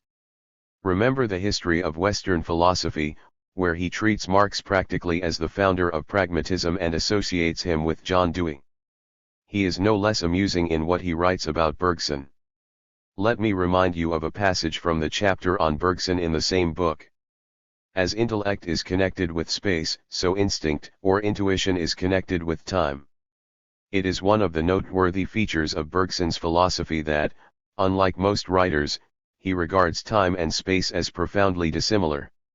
Space, the characteristic of matter, arises from a dissection of the flux which is really illusory, useful, up to a certain point, in practice, but utterly misleading in theory. Time, on the contrary, is the essential characteristic of life or mind. I must also remind you, in view of the large share of Hegelian mysticism you find in my conception, that in the same book Russell himself reproached Hegel for mysticism, for disbelief in the reality of individual things. But Hegel, incidentally on the same grounds as Bergson, regarded the spatially formed thing as only a moment of reality, and a moment which outside the flux was deprived of its own essence. As a Marxist philosopher, I feel flattered to be included in such company. Hegel calls purely spatial determinations outside the real process, outside time mechanisms. In this case, as Hegel wrote, the distinct terms are complete and independent objects, which consequently, when they are related only as independent, and in every connection remain external to one another, and further, these mechanistic objects are indifferent to this unity and preserve themselves against it. Not so in time. Unity in the historical process is unity of the root, the unity of belonging to the whole, the unity of diverse forms of development of the one foundation. This is where the essence and dynamics that cause the transformation of objects, their development as self-development, is revealed. Here is Bergson's flux for you. Here is the definition of life and reason as a process. Neither Hegel nor Bergson took this splendid idea of time as far as conjunction with the inner determination of spatial bodies. For Hegel, nature remained the extensional corporeal embodiment and stopping of time logic of the development of the idea. For Bergson, the gap between space and time is even more fatal and cosmic. Space and time do not even transmute into each other, but simply clash and fight like two mutually exclusive principles. Your teacher singles out some of the profound thoughts of these philosophers, such as the idea that reason is congenial precisely to the wholeness of the process developing in time. That was a very acute summing up, and it showed Russell's profound philosophical intuition. Marx, too, whose point of view I have been trying to popularize in this book, saw the world not as an unencompassable sea, not as a conglomerate of things that remained indifferent to each other in all forms of their mechanical, spatial interactions. He envisaged our world as a flux, a process of self-development bringing to life the organs that are lacking. Pupil. I didn't mean just the idea of time as a meaningful definition of the process of self-development. Taking for your point of departure the naive dogmatic scheme of reflection, which requires a strict delimitation of images and things, you then proceed in the spirit of Bergson to identify the act of cognition with the cognized object, thus smothering the contradiction thus caused with the Hegelian logic of predetermination. The result of this symbiosis is a very weird conception of the world and thought. When we are told that thought is simply a means of action, simply an impulse to avoid obstacles, we are inclined to think of a cavalry officer rather than a philosopher, who should be engaged in calm and thorough thought. Author. I find that difficult to understand. What did you see as the starting point of the conception presented in this book? The strict delimitation of images and things. But open your teacher's book. All the obstacles to cognition arise from the demand for a strict distinction between images and things. One should not confuse the problem with the attempt to describe its final solution. When your teacher writes that the vast cosmic edifice of inference relies on immediate sensory images of perception, he simultaneously expresses doubt in the correspondence between these images and real objects. And in general, he says, life is perhaps only a dream. He thus distinguishes images and things in a way that no advocate of the naive dogmatic scheme of reflection ever did. The question of cognition is primarily a question of the correspondence between our knowledge, our notions, and the images of things.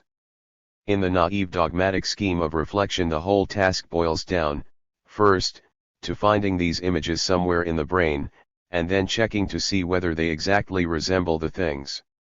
This proves to be impossible, if only because no images have yet been found in the brain, and if they were found, they would have to be compared again with images.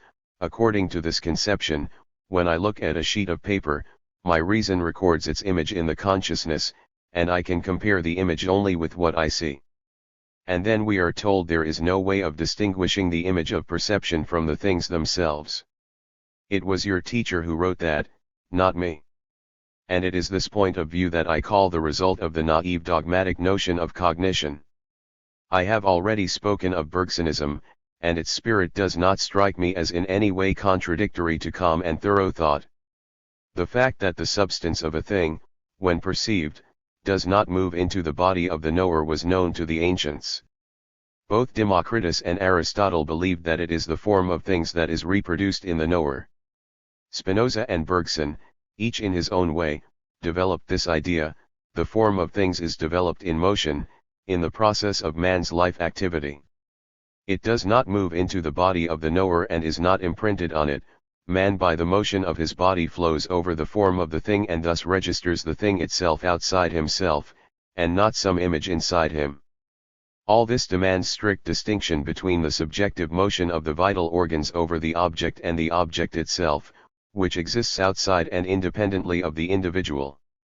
The whole point is how deeply and comprehensively we reproduce in our life activity, in our active relations with each other, the objective properties of objects.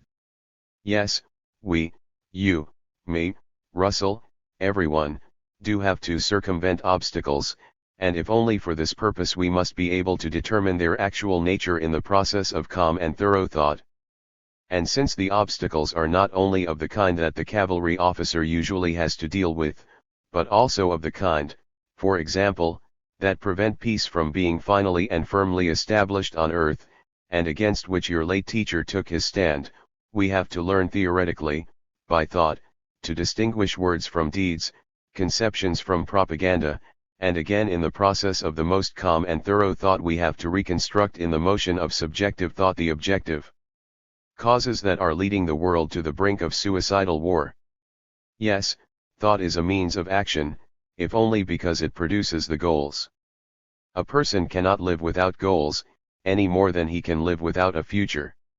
And without goals he certainly cannot calmly contemplate the world. Pupil. But when you criticized Russell's doubt as to whether it is possible to prove the distinction between a dream and the sensation of the real object, you had evidently accepted the picturesque myth that in our behavior we are condemned to be the slaves of instinct, while the life force drives us constantly and incessantly forward, and had decided that this myth offers a far more convincing picture of the world than a healthy and reasonable skepticism. Your conception has no room for the moments of contemplative insight into the essence of things, when we rise above animality and begin to comprehend the more important goals that free man from animality. Author. A picturesque myth, you say? But surely that assessment is already an example of skepticism. Healthy skepticism? Perhaps. Reasonable? No, more likely, emotional. Your reproach is emotional. You are bitter about the way people are doomed to be the slaves of instinct, of the incessant urge to move forward. Stop, you want to shout. Look around you. There is something eternal in this world. There are the stars that have been shining above the earth for millions of years. Here is the true scale of human thought. And your feeling stirs and worries me, as it does any thinking person. But surely your healthy and reasonable skepticism is an assertion of that very same myth and a convenient choice of position for contemplation. If the world is an endless steeplechase, the place for the skeptical philosopher is in the stands. But perhaps it is time to take a broader view of the whole scene and look at it not from the stands or from the horse's back, not with the eyes of the skeptical onlooker or cavalry officer intent on winning the prize. Perhaps it is time we understood that in simply contrasting their one-sided views we lost both the capacity for truly wise contemplation and the capacity to avoid obstacles and reach our goals. Pupil. Now, of course, you will start quoting Marx. Philosophers have only explained the world, but the point is to change it. But one can change the world only according to the highest goals, whose cognition and discovery demands. Author, calm and thorough thought. That's true, very true indeed. But what is thought? If it is only a process of inference from individual sensuous images, then we really have no other means but the passive contemplation of these images. I'm afraid that in this case no other goal may appear. Pupil. Do you know what thought is? Author. Thought is not contemplation but creativity. And to give ourselves a better idea of what that means, let us try to imagine a substance capable of generating thought. 5. The substance of history. A vast number of diverse sciences are today engaged in studying man and his life activity. It is hoped that a summing up of the knowledge gathered by these sciences will yield an integral picture. The general scheme of the argument runs something like this. Physiology will help us to establish the vital functions of the organism and its separate organs. Genetics will tell us the laws by which they are passed on from generation to generation. Medicine will explain the main causes of disease and the inevitability of death. Psychology, the general features and peculiarities of the mind. Sociology, the established relationships forming the social conditions of human life. Political economy, the prerequisites, means and modes of production and distribution of goods. And philosophy, the pathways to knowledge of the most general laws of nature, society, and thought. Linguistics, logic, aesthetics, ethics, pedagogics and many other sciences will in their turn, and each in its own way, show us how the human consciousness is shaped. And after that we shall probably be able to choose from the whole ensemble of information certain fundamental facts whose enumeration will provide us with a definition of human essence. This approach to the human being as the target of overall cognition may look very promising. Man will be represented as a whole set of problems that can be solved by gathering a corresponding set of objective information about his life activity. Naturally, we must proceed from the notion that human life is built up out of different, relatively independent processes. For example, the organic life of the body is part of the set. In order to live, a human being must breathe, so like all other mammals he must have lungs. He must eat and drink, so again he must have the corresponding organs and mechanisms. Every organic function of the body implies its own set of organs. And the sum total of all these functions should constitute the actual process of human life. Besides all this, a human being must with other human beings produce the material conditions for living, food, clothing, a place to live, and so on.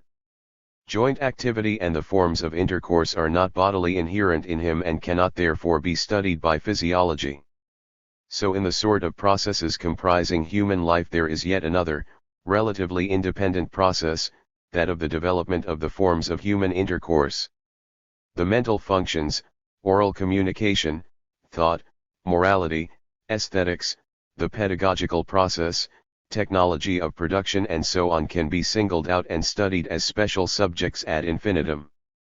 These subjects themselves can be further broken down.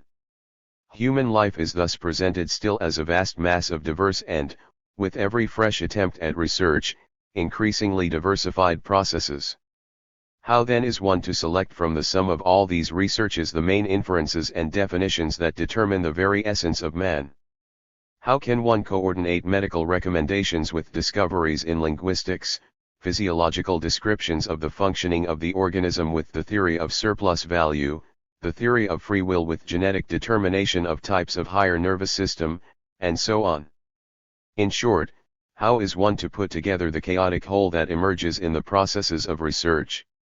To do this, one must find a base.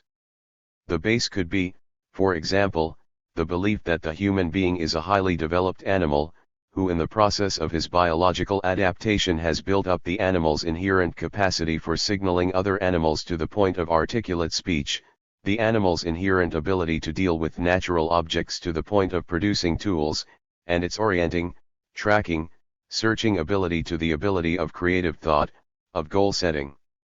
In that case our belief becomes the basis for uniting all the results of the specific studies into a complete and integral set of knowledge about man. Then, for example, we shall explain human creative abilities as a developed creative instinct or as sublimation of the sexual attraction. Intellectual genius will be due to mutation, the class struggle will follow the laws of the struggle between species for survival, and so on. The general theory of man built on this foundation will in its own way be consistent and free of internal contradictions. But the trouble is that each of the specific lines of research could claim the right to become the foundation for uniting all the others. The linguistics expert who actually uses the data of physiology will nevertheless regard speech communication from the standpoint of the symbol system and its laws as the essence he seeks, in which case he may interpret physiological processes as necessary and subordinate mechanisms controlling the whole life of man. Man, he will say, lives according to the laws of speech communication and wholly depends on its internal laws, expressed in the structure of language. The economic structure of society, the class differences and antagonisms, political forms and functions will all be given their semantic explanation. And on this foundation internally non-contradictory conceptions of the essential nature of man can be and actually have been built. The same may be said of cybernetics, which arrived a little late on the scene but immediately moved up front thanks to the very general nature of the categories of information, code, bit, feedback, control, and so on. So which of the specialized lines of research into the various processes that comprise the whole process of human life activity is one to choose as the basic? They nearly all claim this role. But can any one of them provide the key, the foundation for all the other specific manifestations of human life activity?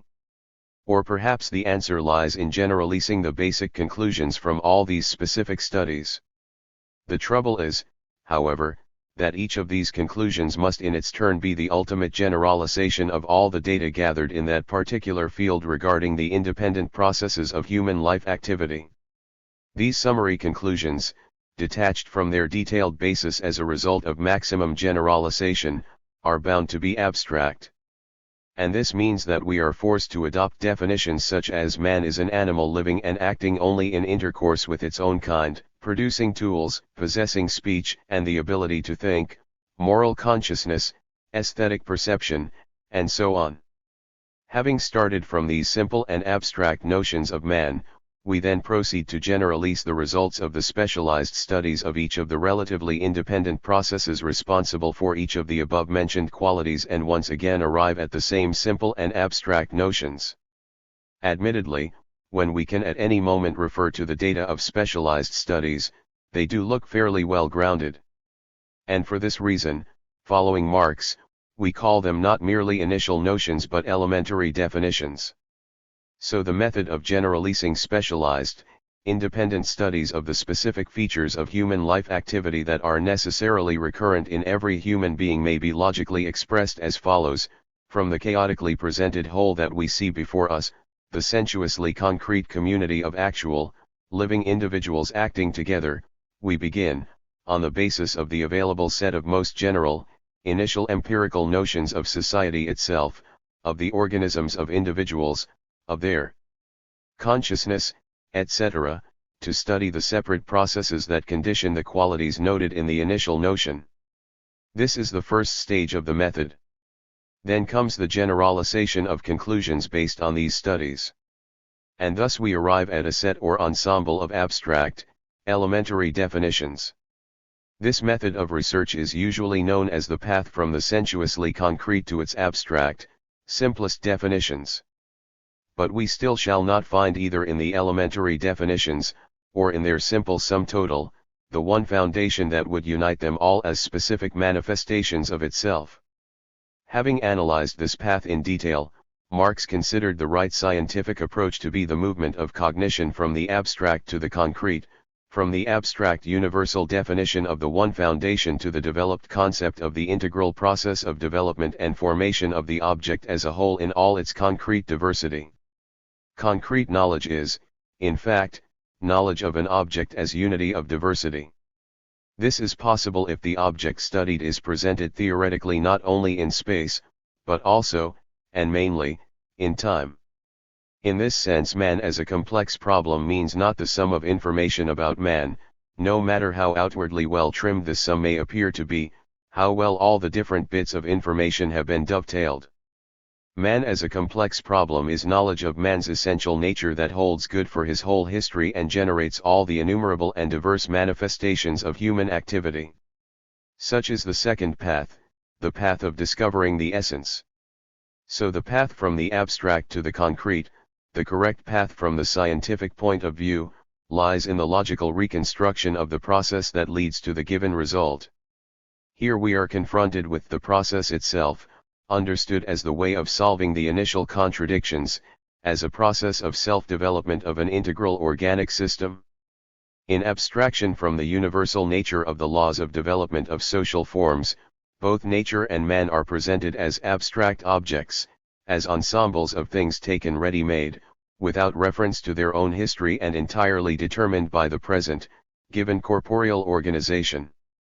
In this case there is no alternative but to describe the available facts of the interaction between the organic structure of the human body and the external environment, whose definitions include society itself as a pure abstraction opposed to the individual.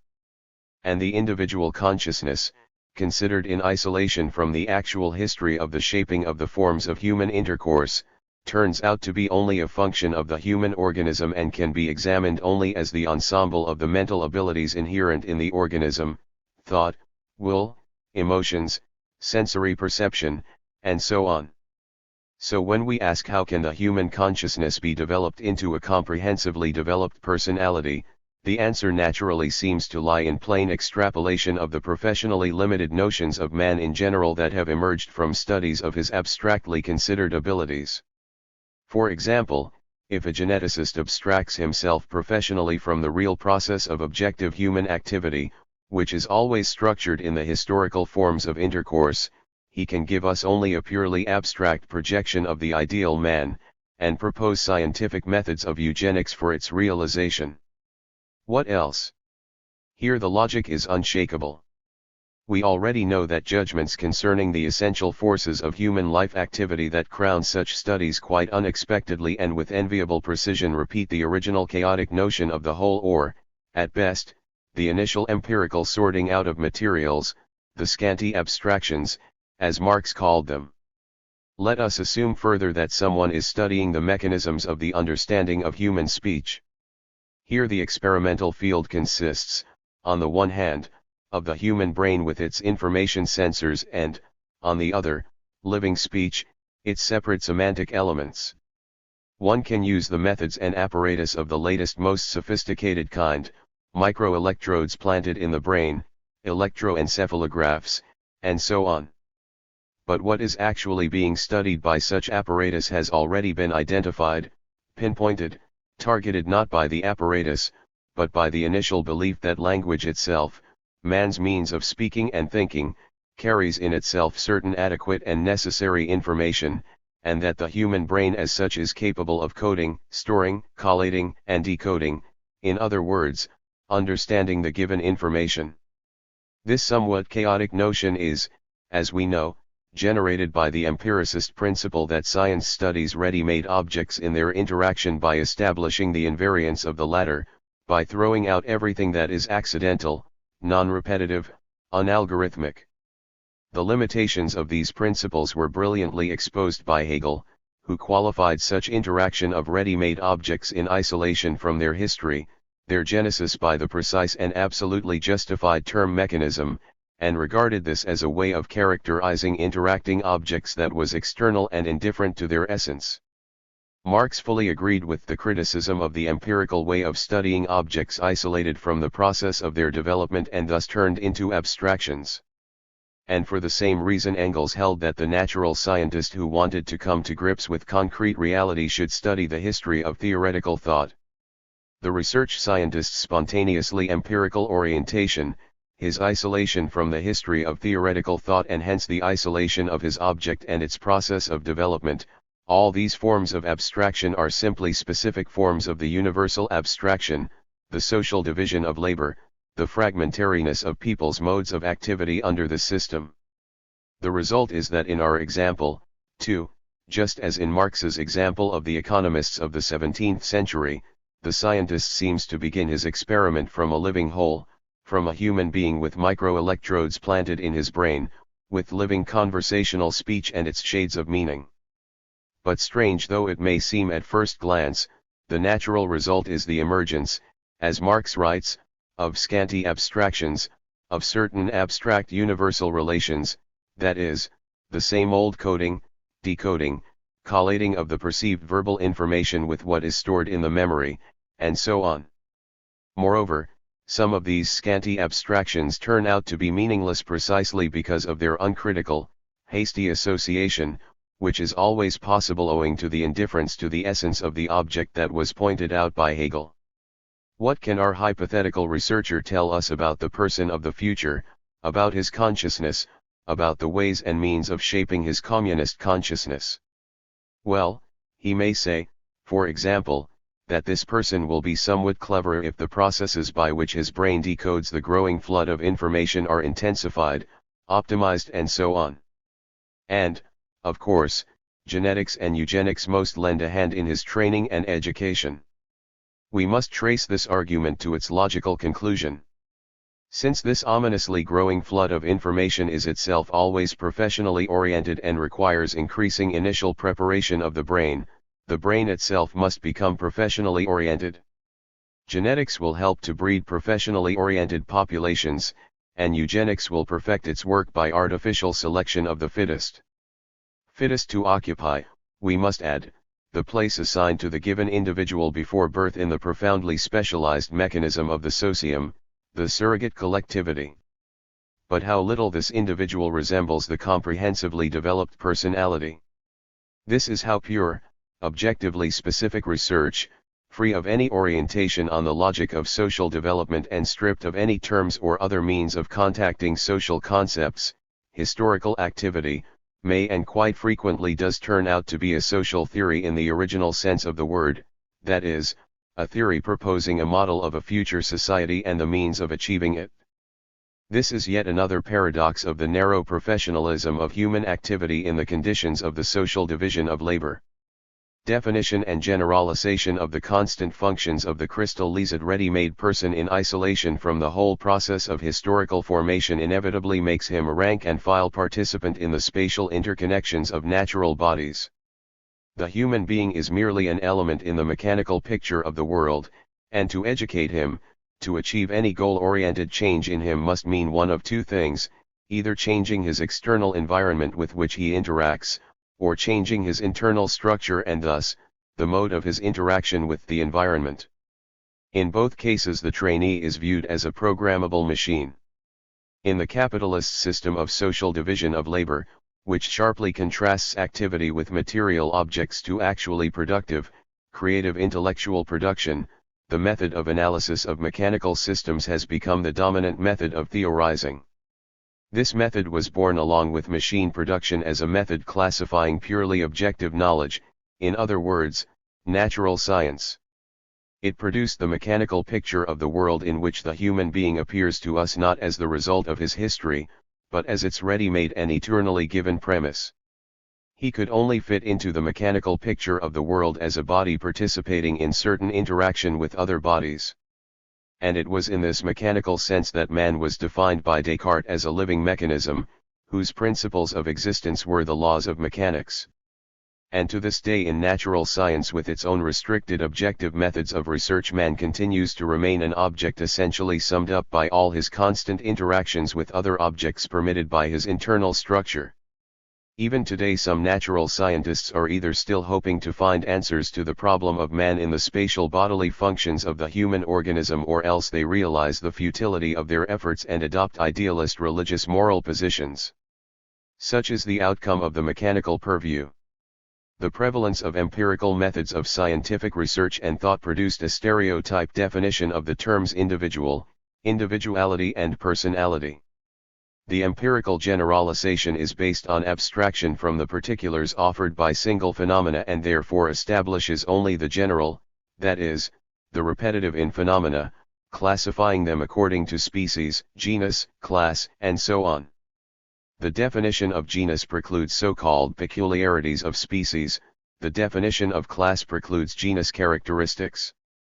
Such a logical construction ignores the genetic link between genus and species, which lies in the fact that the initial species that later generates a whole genus of its own varieties does not stand side by side with them but represents the initial cell of a species forming process, a cell that carries all the determinants of its genus.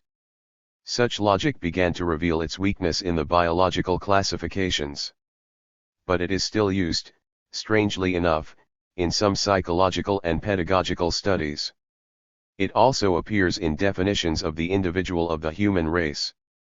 For example, human individuality is defined in the Soviet Pedagogical Encyclopedia as follows: individuality is the sum total of attributes inherent in a separate organism and characteristically distinguishing it from other organisms belonging to the same species. Unlike the concept personality, the concept of individuality refers not only to human beings. Individuality may manifest itself in any structural or functional, congenital, or acquired feature of an organism. When one speaks of a person's striking individuality, one usually has in mind the essential originality of his intellectual or moral qualities, unusual willpower, or other features that distinguish him from other people. This essential originality is then stated to be dependent on the individual construction of the organism.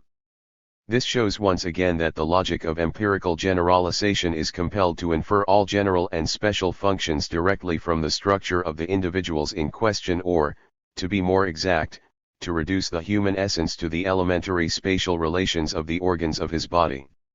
So we have a list of attributes of the genus, we have the peculiarities of the species, and finally, we have the inimitable originality of those same attributes in separate individuals.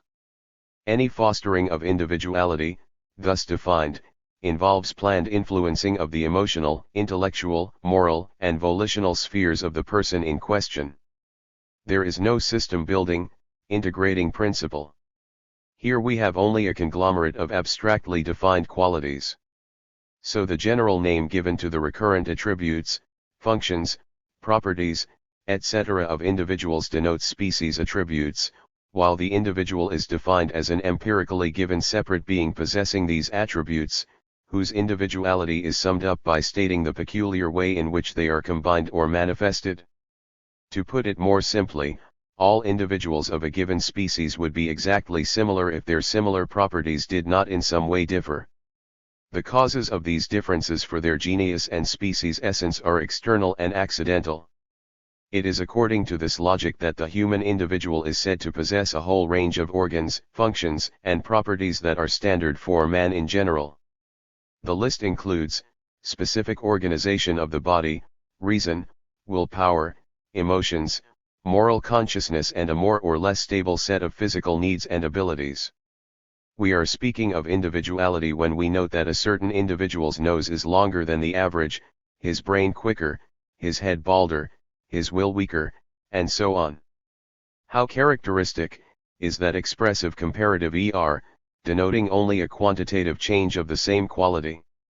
The essence of empirical generalization lies precisely in the fact that actual development, the process of the forming of a new quality, remains outside its frame of reference. So the cause of development, change, isolation, individualization is for this logic always accidental and to be found outside the process itself. In genetic logic, the generating system building factor, the initial contradiction, turns out to be the integral foundation of the whole process. Taking place in time and space, endlessly varying its forms, identifying the different, and setting the similar poles apart, this process remains itself in all its forms until the initial contradiction is resolved, while the basis of all its creation survives. The given basis is in fact the genetic essence of all the individual manifestations of the process. So the universal here is not a general term denoting only similar properties characteristic of all the units of the given set. Incidentally, they are similar only if one abstracts from peculiarities. But peculiarities are steps in development, stages in fundamental qualitative change, historical variants of the ways of resolving the initial contradiction. Here the universal is the root, the initial definition, the original conflict containing in itself as its own future the fundamental inevitability of its solution. And every creation of the universal is its own motion in space and time, is its new place, its new geometry, its particular individual realization. And now the initial contradiction lies wholly in the process of its own resolution, knowing no other existence but the medium of its unique, peculiar individual realizations. In order to become unique, one therefore has to travel the whole path of individualization, one's own particular path, the path of transformation of the particular into the unique, where the particular develops into the inimitably unique realization of the universal. The relationship between the individuality and the human personality is built objectively on the genetic principle of the unity and integrality of human life activity. And this means that only in society, in a community and with the help of historically evolved cultural media can man become an individual. Even to exist as a given unique individual body, as an individual human being, he must be individualized by his own personal biography in living, minute-to-minute relations with other people. A relationship is mediation, and the mediating factor in human relationship is their common historical biography, the history of the development of culture.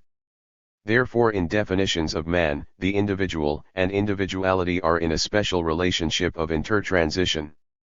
Human individuality is the inimitable originality of each individual Homo sapiens, realizing his life activity as a subject of socio-historical development. The inimitability, the uniqueness of the individual is determined by the organic unity and integrality of the process of development of his needs and abilities, which are formed in active intercourse with living, inimitable bearers of social culture. The essential media of this intercourse are the objective forms, ways and means of culture, the instruments and products of all forms of socio-historical activity, language, knowledge, skills, abilities, and so on. Living, active intercourse realized through socially significant media and therefore goal-oriented, shaping a person's needs and abilities, has determined in phylogenesis and determines in ontogenesis, for example, the formation of the cerebral structures that continues up to the age of 10 to 11 in the life of a child, the somatic and functional organs of these needs. The natural premise of human phylogenesis is the biological organization of the life activity of man's animal ancestor. Whereas the premise of the ontogenetic development of the human being's needs and abilities is the genetically determined somatic organization and its uterine development. But even in this latter case, one must bear in mind that the premise itself is at the same time the result of anthroposociogenesis, which comprises additionally the somatic forms of inheritance of the experience of human intercourse realized in previous generations. In other words, the morphological unity of the organism characteristic of the species Homo sapiens is the premise of its being only because it is a result of historical development of the forms and modes of human activity. Marx wrote that even the forming of the five senses is a labor of the entire history of the world down to the present. So the definition of human individuality is fundamentally different from that of the individual in biology. The biological individual belonging to a certain population is only an instrument for the adaptation of the species. The program of activity specific to the species, its needs and abilities, along with all the basic means of its realization, are determined by phylogenesis and fully represented by the specific features of its organism. The individual particulars of this program do not go beyond the frame of the species. Individual departures from the genetic basis of the species program are a departure from the framework of the species, which may in certain circumstances originate another species. The medium between man and nature is not so much the morphophysiological particulars of the organism as the objective forms of civilization, above all the instruments of labor. Man finds his basic program and all the means of its realization not in the structure of his organism, not in his organic functions and structures as such, but in the objective forms of culture, in the ways and means of intercourse that he encounters at birth. Only in the process of his own life activity taking place in intercourse, does he realize all the functions of his own organic body transformed and reformed by the history of society. Of course, what is born is not a body in general but a baby boy or a baby girl, each with its own innate qualities. They thus have the potential for intercourse with other people, becoming individuals of the species Homo sapiens and further developing their individuality. Outside the historically shaped forms of intercourse they do not usually survive. The rare exceptions only confirm the rule, and the brief life of such a child least of all resembles that of a human being. It is the same with pathology, which makes the organism incapable of intercourse and thus of individualization, condemning the very existence of such an organism to purely physiological functioning. Such an organism can be described as an individual only in formal terms, i.e., only on account of its having certain physiomorphological features that are essential but not sufficient for real human development. From this comes the important conclusion that each individualist Homo sapiens is an individuality only insofar as the process of individualization itself is the goal-oriented realization of his social relations, his own unique biography created by him, the history of his life. The individual of the species Homo sapiens either develops as an individuality or does not exist even as an individual. Now let us go back to the definition from the Pedagogical Encyclopedia. In point of fact, it obscures a problem of great importance in pedagogics and psychology, the problem of genesis arising in the activity of the developed individuality. The essential originality of his intellectual or moral qualities, unusual willpower, and so on. Where do they come from? The implied answer is that he was born like it, or certain fortunate circumstances brought them about. And to turn each person into a striking individuality one must go in for genetic engineering or take a chance amid countless accidental circumstances, recommending the favorable ones and regretting that the recommendations are hindered by the unfavorable, the ineffectiveness of pedagogical means in both cases being due to the way in which people's distinctive features are understood. The link between pedagogics and the genetic theory of social development also arms pedagogical theory with the concept that only by changing circumstances purposively can man himself be changed, that the fostering of individuality lies in serious and vivid activity together with the pupil, activity in which the pupil is not the object of the pedagogical process but an equal subject of it. But to achieve this, the activity itself must be understood in real historical definitions. And in this latter case it turns out that in the historically developed system of the social division of labor, which has relegated most of humanity to machine-like reproductive functions and artificially restricted the range of their intercourse, thus depriving them of direct and varied contact with the history of culture, in this system of alienation of the human essence from man himself, people's individuality is considerably restricted in its development. But in this same system of the division of labor, social privileges arise that allow other individuals to rise above the average social cultural largely standardist level and oppose themselves to it as striking personalities. These circumstances are graphically demonstrated in the German ideology. On the one hand, the individual as such, regarded by himself, is subordinated to division of labor, which makes him one-sided, cripples and determines him. And on the other, even that which constitutes the advantage of an individual as such over other individuals, is in our day at the same time a product of society and in its realization is bound to assert itself as privilege. So the question as to whether the newborn human organism that is genetically capable of intercourse and activity is to be or not to be an individual of the species Homo sapiens is answered not by his morphophysiological structure but by a quite different substance. The real human being is a historical being. And his birth is a historical fact. In this very fact, in its fortuity lies the further realization of the life of preceding generations, which transmit to the newborn the system organizing mode of his life activity, the mode of purposeful interaction. Analogy will help to explain this idea. In seeking the initial causes and vital forces of the organism developing as yet in its mother's womb, it is impossible to isolate oneself from the fact that its vital forces and the causes of its development are nothing else but the life activity of the maternal organism. Similarly, it is impossible to speak of the initial system-forming powers of the newborn child in abstraction from the modes of life of the people around him. Even after birth, the child lives in the maternal lap of the living history of human relations.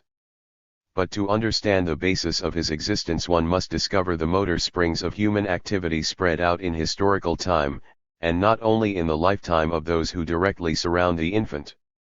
Outside the organic link with the life of preceding generations there is no finding even its own initial vital forces.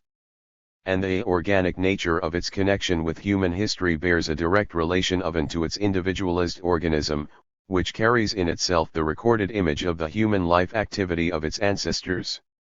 Human life activity spread out in historical time in all the specific wealth of its most diverse forms, modes and manifestations is above all the process of man's birth by his labor.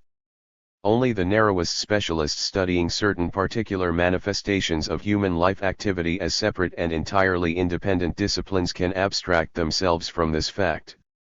Such treatment is sometimes accorded even to morality in studies that build up their own terminological arsenal consisting of verbally defined abstracts regarded as inherent in the individual: conscience, behavior, motives, moral ideal, good, evil, principles of morality, and so on. Systems analysis, mathematical logic, cybernetics and any other formalist meta-theory can all be marshaled to give the manipulations with these abstractions an appearance of deductive harmony. But with all the force of natural law, the researcher who abstracts himself from the universal essence of human life ultimately arrives at the same abstract definitions from which he started. Another discipline that may be accorded such treatment is the natural form of human life itself. In this case, after much clever systemic and metasystemic manipulations with initial abstract definitions such as the social and biological, the researchers end up with one of the usual passages of refined rhetoric about the mutual determination of the biological and the social. In Capital, Marx repeatedly and in almost the same words defines the simple abstract elements of labor, which he regards not as the eternal natural condition of human life independent of any of the forms of this life but, on the contrary, as equally general for all its social forms. These elements, to quote Marx, are the object of labor, the means of labor and purposeful activity. Purposeful activity for creating consumer values, in the process of which natural phenomena become an object and means of labor that changes, develops and transforms man's natural needs and abilities. Such are the simple abstract elements of labor as the universal, eternal condition of human life. The fact that Marx includes purposeful activity in these elements is of special importance to us. Purposeful activity can be performed only by an individual capable of distinguishing himself from his own activity. Otherwise, activity cannot be treated as a guided process, a process directed towards some aim. What is more, the setting of the aim is a function of the individual's ability to view his activity from the side. Activity directed towards an aim. The image of what should appear as a result of activity, but which is not yet and without this activity never will be, hovers in the mental vision of the acting individual. And it is this goal-oriented activity that Marx includes among the universal elements of labor. Man-creating labor includes among its own initial definitions purposefulness. And at the same time the actual ability to direct one's actions to the achievement of a goal appears and develops in activity, in labor. At this point rationalist thought breaks down. For rationalism this is an insoluble contradiction: labor creates a person capable of setting goals, but labor is only labor when it is purposeful, goal-oriented activity. But what for rationalist thought becomes an insoluble logical antinomy unfolds historically into a situation whose internal contradiction is solved in real events and actions which change that situation. And so it is in our case. Reasoning man is not a premise of history but always its result. The situation in which his history began is characterized by the formation of the non-biological type of inheritance of the modes of life activity of his animal ancestor. The contradiction clearly enough defining this situation consists in the fact that on the one hand our animal ancestors could survive only thanks to their specific mode of instrumental interaction, while on the other hand this interaction could not be inherited somatically and thus become peculiar to and definitive of the species. For the biological activity of the species such a situation turns out to be extremely unpromising, if not a dead end. The preservation and transmission from generation to generation of the modes of common action, common use of the supplementary natural means is possible in one and only one case, if these situationally particularized means turn out to be also means of communication, means that preserve in their own way the mode of common action and communication of individuals when the biologically important functions within the herd are naturally divided according to sex or age. In this case, as a way out of an impossible situation, as a way of resolving its contradiction, a new non-biological mode of inheriting life activity develops. And in this prehistoric step of evolution of the hominids, a step away from the biologically regular inheritance of functions, one can see also the first step of history, whose further development is known as anthropogenesis, that is, the process of the birth of man by emerging labor or the process of the birth of labor by the emerging man.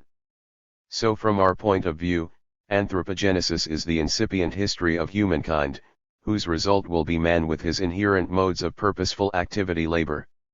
The point is that in the new mode of inheriting life activity peculiar to the species, there began to appear, in embryo, precisely the universal definition of labor in its simplest abstract elements. This is the not yet begun, not fully emergent but already exerting its systemizing effect of the tripartite relation of individuals to nature and to one another.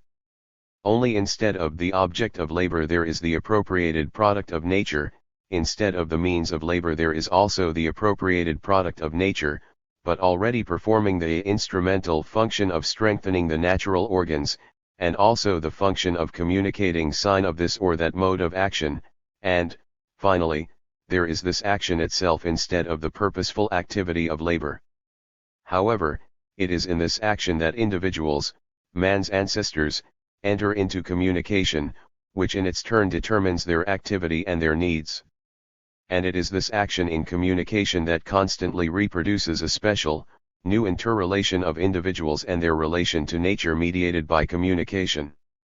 But because of this, action turns out to be in accordance, if not with an aim, then at least to be a visible pattern of the mode of its common realization, enshrined in the form of the very means of action.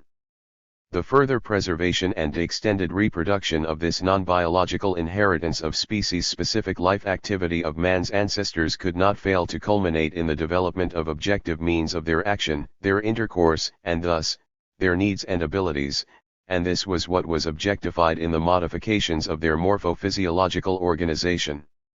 And it is this latter that is most often described as the content of anthropogenesis. The main thing in the way of resolving the initial contradiction is for us that it is not the non-biological species-specific predetermination of genetic heredity, but intercourse that becomes the actual substance of incipient history. And only in intercourse does the individual become capable of realizing and realizes the actuality of his natural life activity. Here, in order to avoid any misunderstanding, I must quote a fairly long passage from Marx and Engels' The German Ideology. Individuals have always and in all circumstances proceeded from themselves, but, since they were not unique in the sense of not needing any connections with one another, and since their needs, consequently their nature, and the method of satisfying their needs, connected them with one another, they had to enter into relations with one another. Moreover, since they entered into intercourse with one another not as pure egos, but as individuals at a definite stage of development of their productive forces and requirements, and since this intercourse, in its turn, determined production and needs, it was, therefore, precisely the personal, individual behavior of individuals, their behavior to one another as individuals, that created the existing relations and daily reproduces them anew. Hence it certainly follows that the development of an individual is determined by the development of all the others with whom he is directly or indirectly associated, and that the different generations of individuals entering into relation with one another are connected with one another, that the physical existence of the later generations is determined by that of the predecessors, and that these later generations inherit the productive forces and forms of intercourse accumulated by their predecessors, their own mutual relations being determined thereby. In short, it is clear that development takes place and that the history of a single individual cannot possibly be separated from the history of preceding or contemporary individuals, but is determined by their history. After so precise and exhaustive a definition of the individual as an individuality, reproducing and realizing both the history of the interrelations of preceding individuals and his own interrelations with his contemporaries, and only because of this acting from himself and acting purposefully, we need draw attention only to the psychological side of this action from oneself. But identification of the psychological aspect of the problem of consciousness derives from the premises considered above, which may now be formulated quite briefly. 1. The individual of the species Homo sapiens presents itself to us, first, as the result of history and, second, as a result that implies historically developed modes and means of intercourse with other individuals, modes and means of their common action. 2. The substance of history is not society standing above the individual and opposed to it, is not its or the people's, the epochs, etc., culture, spirit, genius, and so on. This illusion evoked by the social division of labor and the phenomenon of alienation to which it gave rise, was most fully developed by Hegel. On the other hand, nor is the substance of history the physical continuity of the human race, conditioned by the natural bodily organization of man's specific needs and abilities. This illusion, generated by the same causes, was most rationally and fully expressed in philosophy by Feuerbach, and is today exploited in caricature forms, in forms of non-reflexive consciousness by a whole flock of biologisers. In reality, the substance of history is the personal relation of individualities to one another, their intercourse, interrelations creating and daily reproducing and also developing all the particular forms of purposeful activity or, in other words, their activity itself.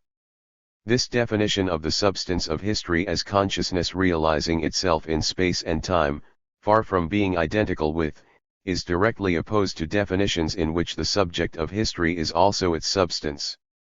This is understandable.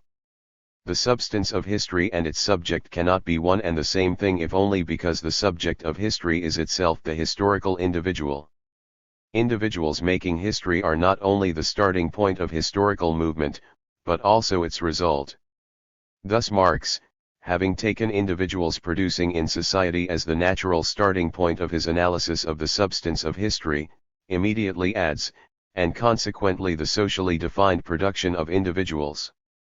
The production of the individuals themselves is in fact their own activity in common and above all their material production. Consequently, the substance of history is the objective activity of individuals, above all their material production, creating and shaping human individuality as the subject of history, as the history-making individual. 3. Since the being of the human individual is a particular realization of the universal foundation of human history and therefore the inimitably unique being of individuality, and since the universal foundation of history is the identity of activity, intercourse, and goal-setting, it will be understood why the necessity of comprehending, becoming aware of his life activity is included in the definition of man's individuality. We must emphasize once again that the life activity of the individual of the species Homo sapiens can become human only as life activity of which he has become conscious. What is meant by being a personality? The question is once again answered by any number of different voices depending on the different methods of theorizing. But there is no need for us to go into the fact that according to the logic of empirical generalization the personality is either a new, higher quantitative gradation of general human merits or yet another general name for man. All of us, so to speak, have a face, so in this sense we are all personalities. The latter usage is perhaps the most common. But as we hope to show, it is this usage that finds in genetic logic its new and quite unexpected substantiation, true, one that categorically excludes the nominalist taint of the magic power of the general name that lingers here subconsciously. We must note once again that the initial can check, correct, and guide his actions, guide them in accordance with a general plan, a joint plan, a goal. This essential initial definition of man's relation to the world embraces from the start, like an embryo, the identity of opposites, the general and one's own. The process of active intercourse is the way of resolving the given contradiction, the dialogue between the general and the particular. In the real space and time of intercourse this contradiction becomes a dialogue of two representatives of the particular or, if you will, two particular representatives of the general. Either in the correlation of two different modes of action, the difference between them being determined by the difference in the individualities representing them. or in the correlation also of two different modes of action but represented by one person, internal dialogue, thought.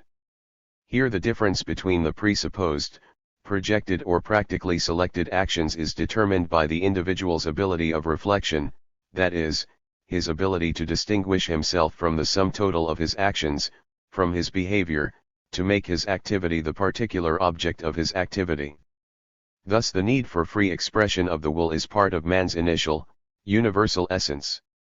One-sided determinism with its predetermination turns man into a machine, to whom it can only seem that he is doing something himself, and then only because he has insufficient information about all the causes and circumstances predetermining his decision. The way out is to find that which is not contained in either one or the other solution to the problem, to see the problem from the side, to rethink the very way it is posited.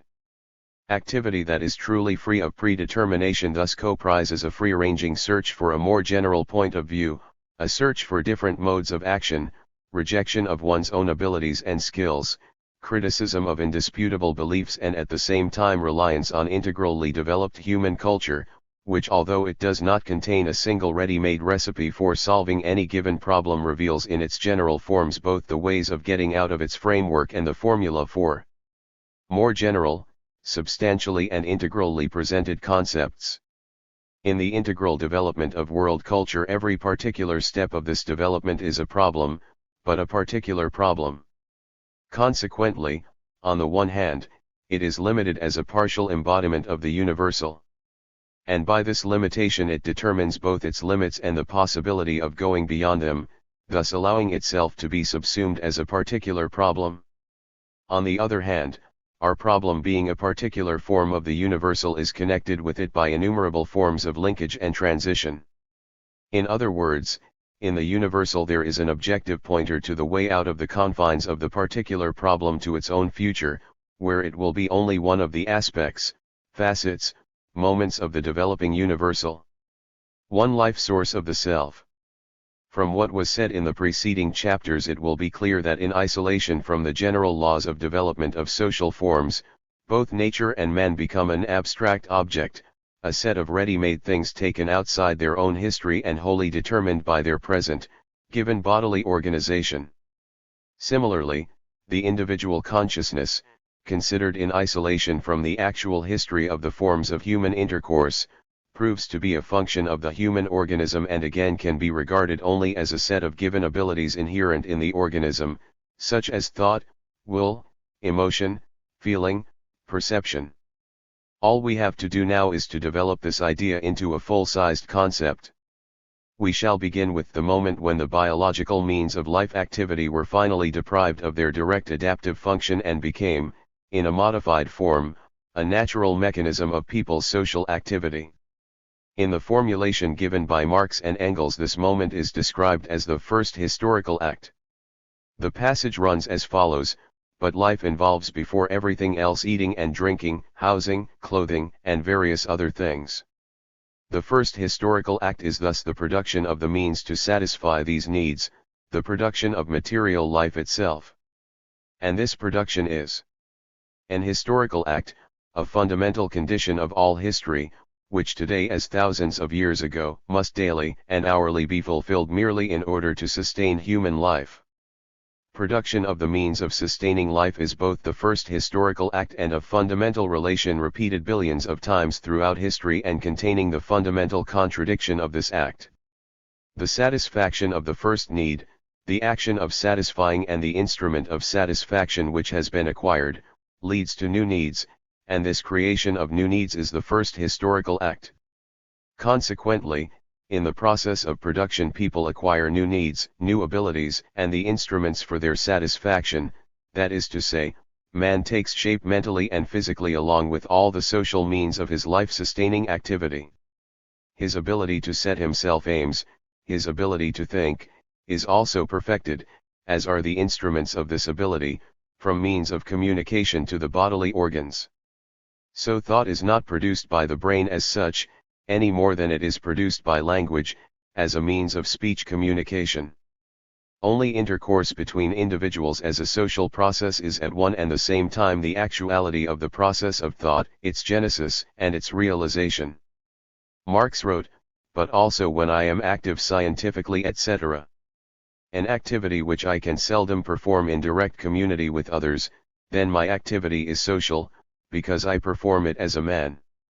Not only is the material of my activity given to me as a social product, my own existence is social activity. Clearly, then, one cannot discover the nature of any human ability by studying the processes occurring in the brain.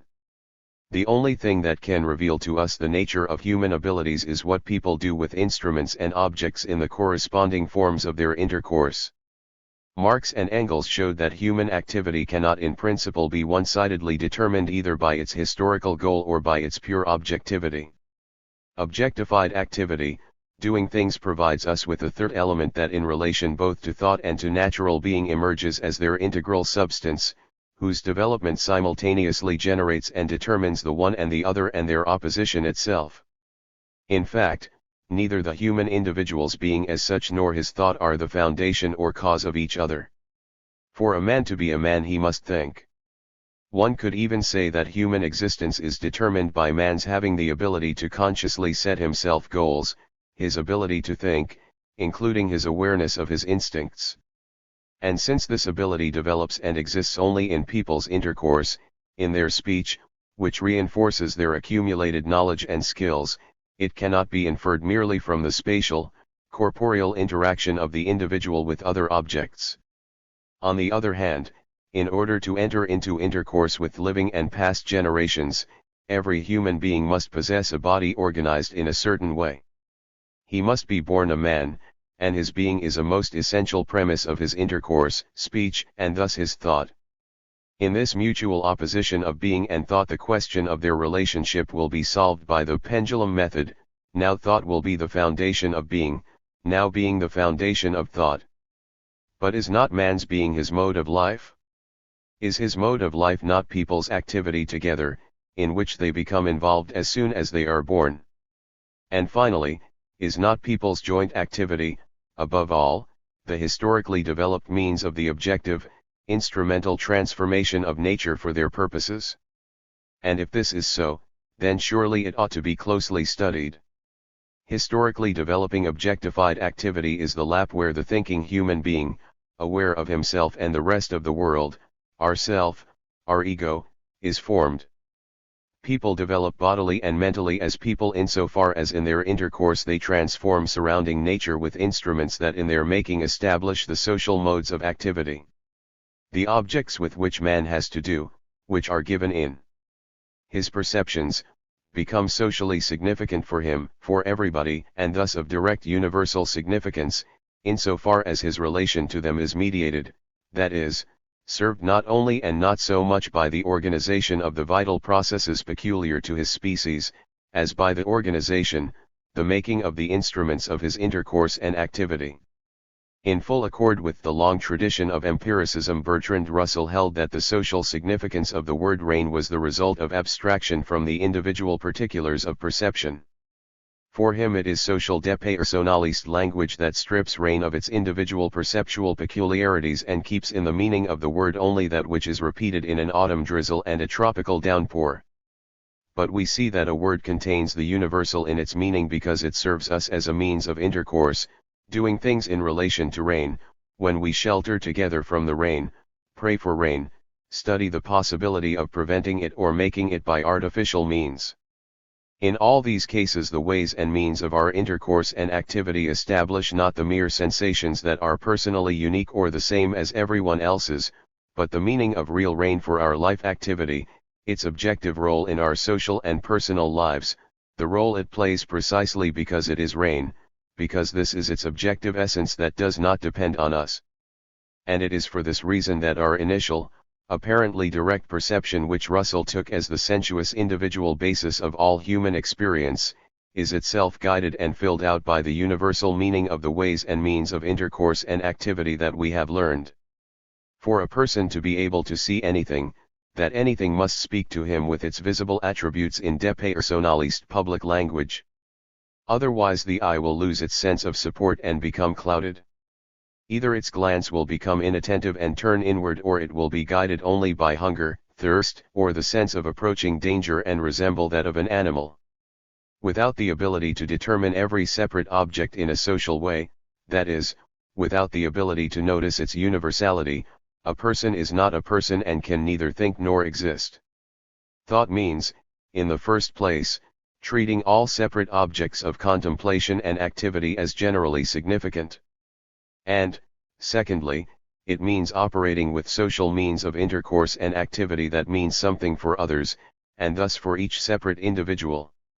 This can also be stated in another way. Thought means constantly organizing and checking one's life activity, one's being, with the help of the historical means of intercourse, whose social form reveals and establishes the objective properties of nature and social relations. To be means transforming in the process of joint instrumental activity the objective forces of nature into modes of one's life activity, and thus into the socially significant content of one's thought. Thus, people's objectified activity as the historically developing mode of their life is their social being, and this is what determines man's social consciousness, mode of individual being, and individual consciousness. Consequently, thought itself is, like the organization of the body, its very existence, abilities, etc., a result and moment of people's joint objectified activity. Individual being and thinking are not even two sides of the same metal. Rather they are manifestations of the individual's whole mode of life, and the difference between them is not given primordially but develops historically. Man himself noticed this difference only when the integral mode of social, historical activity in the course of its development generated and gave social form to separated mental and material production. From this standpoint, the attempts to discover the specific nature of man's inner world by analyzing the physiological peculiarities of the sense organs and the brain are no more than relies of the anthropological interpretation of the human essence. And this being so, it is quite logical first to acknowledge the community of the natural, sensuous means of reflection in animal and man, and then introduce a highly important addition, the second signal system, language as a social phenomenon. No one contests the fact that man inherited the means of sensuous perception from his animal ancestors. But the animal's individual behavior, its selective attitude to the objects of the external world are somehow predetermined by the sum total of biological needs peculiar to its species. The animal sees in the world around him only that which it needs to see, its perception is prepared by the evolution of the species and is, as it were, expected by the organism. If an animal has no instinctive attitude to a given thing, and the given thing is not related to the realization of this attitude, then the thing itself virtually does not exist for that animal. But an animal does see things that don't exist for it? Yes, but how?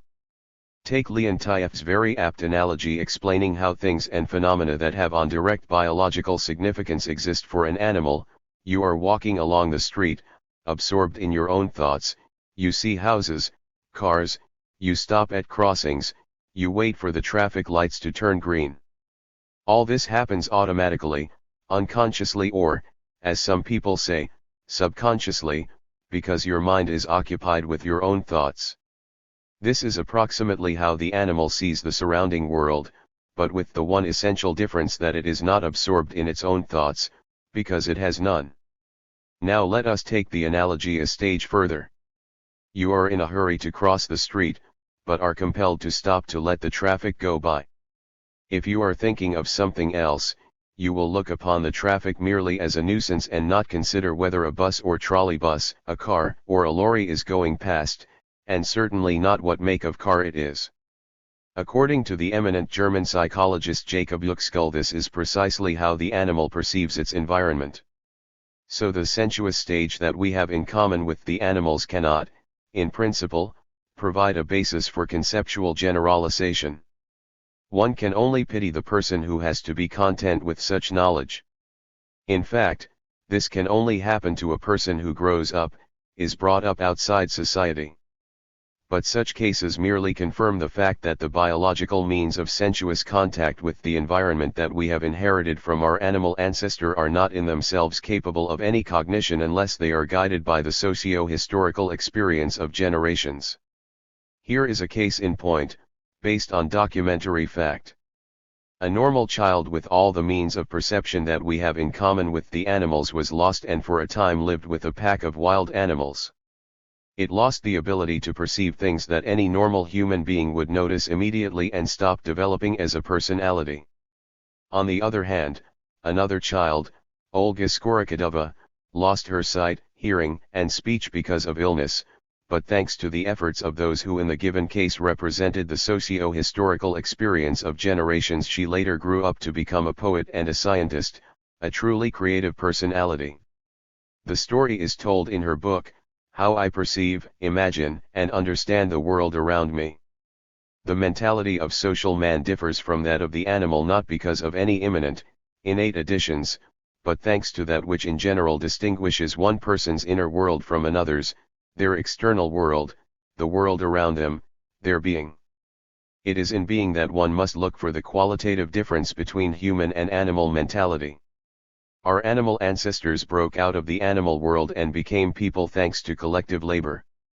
There is no need to expound Engels's classical works the part played by labor in the transition from ape to man, the origin of the family, private property, and the state, and others.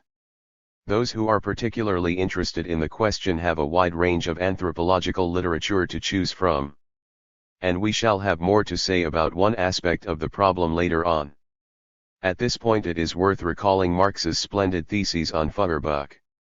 Marx writes that Feuerbach, not satisfied with abstract thinking, wants sensuousness but cannot conceive it as sensuously practical, revolutionary activity.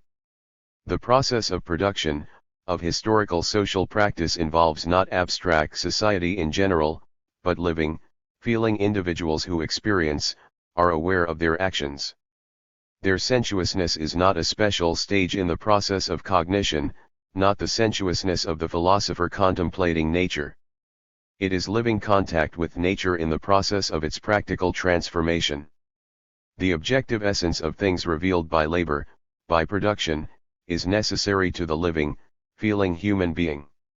On the other hand, unless he can feel the hardness of stone, unless he can picture the direct aim of using an instrument and the results of the collective efforts of the members of the tribe, in short, unless the conditions and objects of his activity are sensuously reflected in the individual's mind, the process of production cannot take place as a social process. The practical activity of society is an interweaving of the activity of its members, each of whom is capable of doing something insofar as he experiences, sensuously perceives the world around him. Sensuously practical, socially individual activity constantly changes both society as a whole and each individual, and is thus truly revolutionary. To sum up, man's objectified activity is that integral foundation of all forms of his life activity which alone enables us to understand consciousness as a social, historical phenomenon. 2. The language of real life. I have mentioned language as one of the modes and results of the activity and forms of intercourse that mediate man's relation to the world and make it conscious. Now the time has come to say that language is indeed the first among equals in the family of these modes, results, and forms. It thus deserves special consideration. As in other cases, the history of the development of this most important instrument of human activity will help to tell us what it actually is. But this brings us back to the problem of man's origin. There is much that is controversial and hypothetical in the literature on man's first steps in becoming a human being. But it is indisputable that one of the less promising branches of the biological adaptation of the anthropoids turned out to be unexpectedly viable. And, as I have suggested already, not because of the mechanisms of selection classically associated with biological adaptation and species forming, but rather despite of them. The very thing that according to the laws of biology condemned this branch to extinction became the main factor of its non-biological development. Judging from what we know of the Australopithecine apes, the characteristic features of our animal ancestors were the herd instinct, certain forms of division according to age and sex of the most important vital functions among individuals within the herd and, consequently, certain species-specific, genetically established modes of intra-herd signal communication and, finally, manipulation of objects of nature in various situations. Given smooth evolutionary development, these factors of our animal ancestors' life activity could only help them adapt as a species. But they could not turn the herd into society, herd signaling into language, or manipulation into a process of production. It is a fact that heredity reinforces the influence of these factors on the preservation of the species. But this turns the herd instinct into an ecological factor demanded by the organism, intra-herd signaling into a specific means of preserving the division of certain vital functions according to age and sex, and situational manipulation of natural objects into a peculiarity of the animals of the given species. As Henry Wallen has stressed, if the organism were capable of fixing such systems, would not the biological stability of the fixed systems be an obstacle to the rapid development of the techniques without which human history would have been impossible? But, as I have suggested, the organism of our animal ancestors proved at some point in its development unable to establish the successful manipulations with rocks, sticks or bones, as a structure specific to its species. The highest anthropoids are already incapable of becoming tool-using animals, that is, animals whose organisms are biologically adapted to goal-oriented actions with specific objects. Their life activity, regulated by the situational intellect, is a form of active adaptation which presupposes broad opportunities for seeking and using the most diverse objects within the limits of a given situation. Our most remote ancestors, the still extant primates, display total incapacity for heredity fixation of any instrumental actions. It is better for them within the bounds of a constantly changing situation to find a new way of using the ready-made tool than to establish the old way genetically, thus compelling the species to renounce the broad opportunities of manipulating objects that save them in moments of crisis. If one assumes that one of the branches of the evolving order of primates several million years ago found itself in a prolonged ecological situation requiring constant use of auxiliary instruments of action, one faces the paradoxical situation in which the tool-using, instrumental means of the interrelation with nature, vital though it was in sustaining life, could not be fixed hereditarily and could not yield a new population adapted to the given conditions. And biological evolution had not produced any other forms of inheriting the modes of life activity. On the other hand, the biological instability of the vitally important tool-using actions keeps such a species on the brink of extinction. It is possible that the sad fate of the Australopithecus, the giant Pithecus, the Zinjanthropus, and pre-Zinjanthropus is due to this, and this is why I spoke earlier of adaptation as a closed, rather than open-ended line of development. The point is that all animals without exception inherit the program of their activity biologically. The process of the origin of their species is recorded in the morphophysiological organization of each individual of the given population. The animal's bodily activity demands certain vital conditions and substances of nature, and the animal seeks them actively and finds itself an environment, a habitat, peculiar to its species. The organism of the individual is the instrument of the adaptation of the species. But in so doing the animal inherits and finds in itself not only the program of its life activity but also the main, essential means of realizing this program, its own organs and the ready-made mode of using them. In man, on the other hand, we encounter a diametrically opposite mode of inheritance. Man inherits part of the species' program of life activity, but the greater part is geared into the mechanisms of his life by his mastering the objectified means of culture in intercourse with other people. He even develops his bodily needs and abilities in the process of mastering the historical ways and means of activity and intercourse, such as the need for communication, for prepared food, for instruments to consume it with, for objects that provide for the human functioning of his organs, creating the conditions for normal sleep, rest, labor, and so on. And, particularly important, the infinitely diverse and infinitely developing means of realizing the inherited programs of life activity are acquired only in the form of the socially significant instruments of activity and intercourse created by the labor of previous generations. Academician N.P. Dubinin writes, the possibilities of human cultural growth are endless. This growth is not imprinted in the genes. It is quite obvious that if the children of contemporary parents were deprived from birth of the conditions of contemporary culture, they would remain at the level of our most remote ancestors who lived tens of thousands of years ago. Whereas the children of such primitive people placed in the conditions of contemporary culture would rise to the heights of contemporary man. But this means that the very foundations of the life of man and that of the animals are diametrically opposed. In order to survive, the animal must carry in its body both its program and the means of realizing it. Man, on the other hand, must possess a human organic body capable of mastering as it goes along any historically developed program and the means of its realization.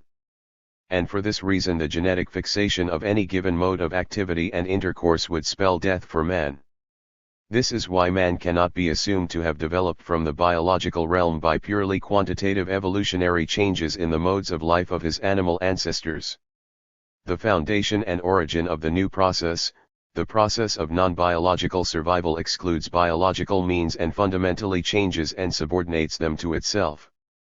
Here we are confronted with a clear contradiction between the need to use unprocessed, ready-made objects of nature as the ecological situation demands and the impossibility of genetically fixing the skills thus acquired, a contradiction that can be resolved only by the disappearance of the given species or the birth of a new way of inheriting the habits and skills of life-sustaining activity. And if we could assume that our animal ancestors found a way of fixing, preserving and transmitting from generation to generation the skills of tool-using action, then we could also assume that man might have appeared on our planet in this way. But, as we have seen, this departure would have been, to put it mildly, extremely unusual for the animal world. It would have to be a way that did not depend on the genetic code of the given species, that did not predetermine any link between the animal and one particular instrument or skill, and that was not expressed either in the inherited structure of the organism or in any form of instrument. However, such an unusual biological mechanism of heredity does exist. And we, human beings, have it. People inherit the modes of their life activity by becoming involved in the already existing, fairly stable forms of intercourse and, in doing so, master the objectified means of intercourse. If our remote animal ancestors in the process of their common struggle for survival had been able to preserve both the objectified means of their interaction and the skills of instrumental action they had found in this or that situation, the further development of this new, non-biological mode of inheriting would have become our history. But this is something that cannot be found either in the form of the objects our ancestors were compelled to manipulate, or in the organic needs and abilities of their bodies, or in actual action with objects conditioned by situation and biological needs. It can only be assumed that the substance in which the skills of instrumental action were imprinted was a special interconnection between individuals acting together with the help of instruments, an interconnection that destroyed and superseded the old system of the herd, with its divisions of sex and age. You will say that such an ephemeral substance could easily disintegrate, and did disintegrate, as soon as the biological impulses of joint action ceased to function. But at this point I must draw attention to something that is not apparent at first sight. The objectified means of intercourse in the herd, regulated by sex and age, by biological stimuli, are again organic bodily means possessed by each individual: gestures, poses, smells, vital sounds, affective cries. This is, in effect, the language of species needs, generated in a broad range of orientational, searching and similar actions, what Wallin calls the situational intellect and Pavlov the objectified thought of animals. The language and thought of animals are therefore strictly species-specific. They can be changed only by a change in species characteristics of a new population. But that which is in principle excluded in the world of biological laws becomes the main and necessary condition of the existence and development of human history. The need for external inheritance of changes in the structure of intercourse may be connected only with other organs of life activity in general and interconnection between individuals in particular. Such external organs of life activity which objectify, objectively embody the stimulus of interaction are those same instruments or tools, that is, the objects of nature, such as the bones of large animals, stones, and so on.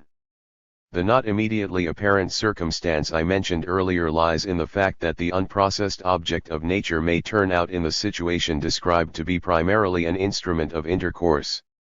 To be more exact, an objectified means of intercourse of a type that serves as a signal for joint action performed in a certain order. This is particularly likely as the shin bones and horns, for example, which man's animal ancestor did not create or mold beforehand, acquire a rather uniform shape in the process of use.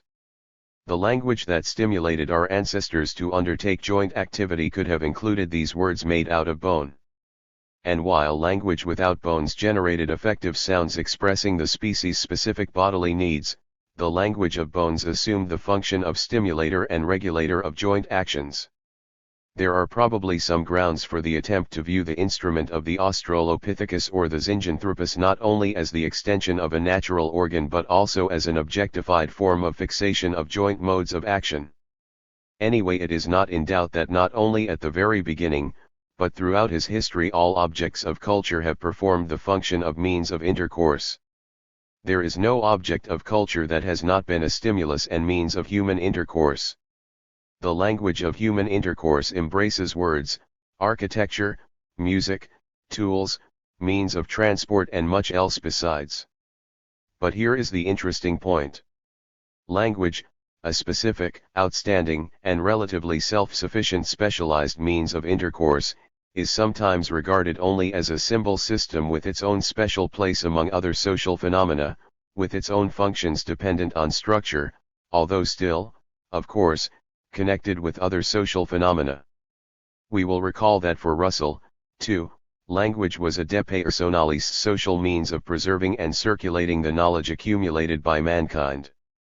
Language has therefore always been associated as a self-sufficient system either with all the diversity of sensuous perceptions, or with thought as a special psychological process, or with other artificial symbol systems. In all such cases the origin of language also appeared to be a self-sufficient process. For example, the process of the evolution of the symbol system of means of intercourse within the herd into a system of articulate human speech. With this approach to language, language itself, music, painting, the whole arsenal of technical means, are tied up together like a bunch of twigs.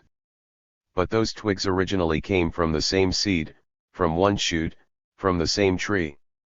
Language is a branch like all the other branches that provide for and sustain human intercourse. It is a living branch, growing from the same root and trunk, not severed from them. So perhaps we had better go to the root of the matter? And the root of all human history is, as we know, people's labor in common using objectified instruments, their labor, their intercourse in activity and activity in intercourse.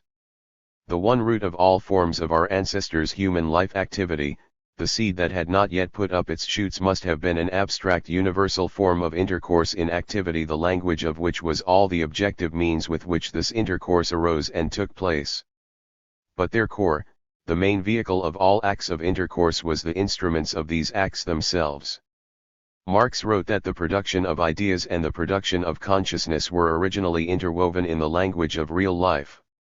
The instruments and objects of labor, as well as all the other objective factors created in the process of labor, establishing and providing for their constant interrelations, these are the main material means of human intercourse.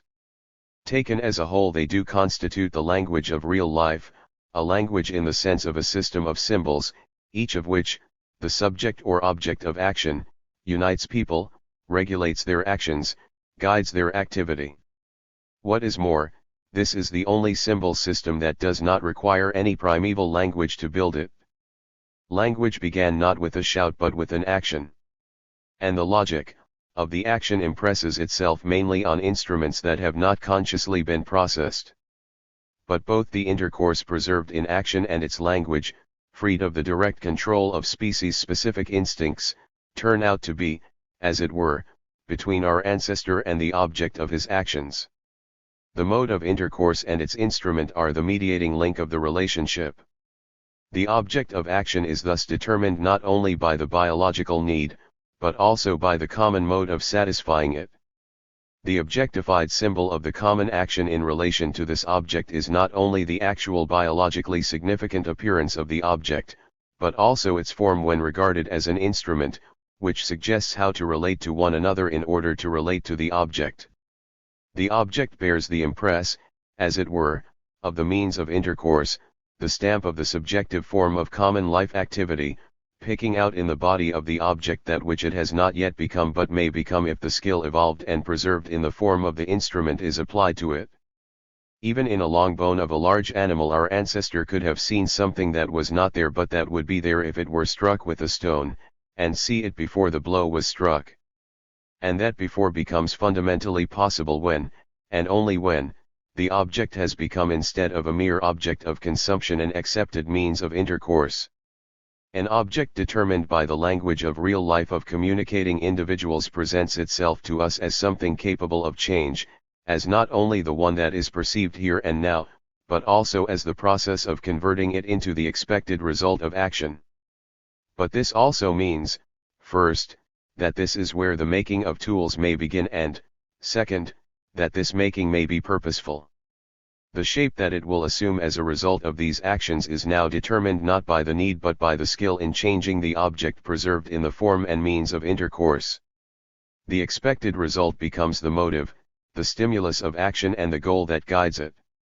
It does not matter that for perhaps 1,000,000 years this goal was preserved as an entirely objective model not floating about freely in the imagination in the form of a purely ideal image. The main thing is that this model obediently reproduced in stone was simultaneously the ideal, the goal, the means, and the word, for all the meanings of which the object presented itself as an integral process, as a universal, as its objective essence revealed to man.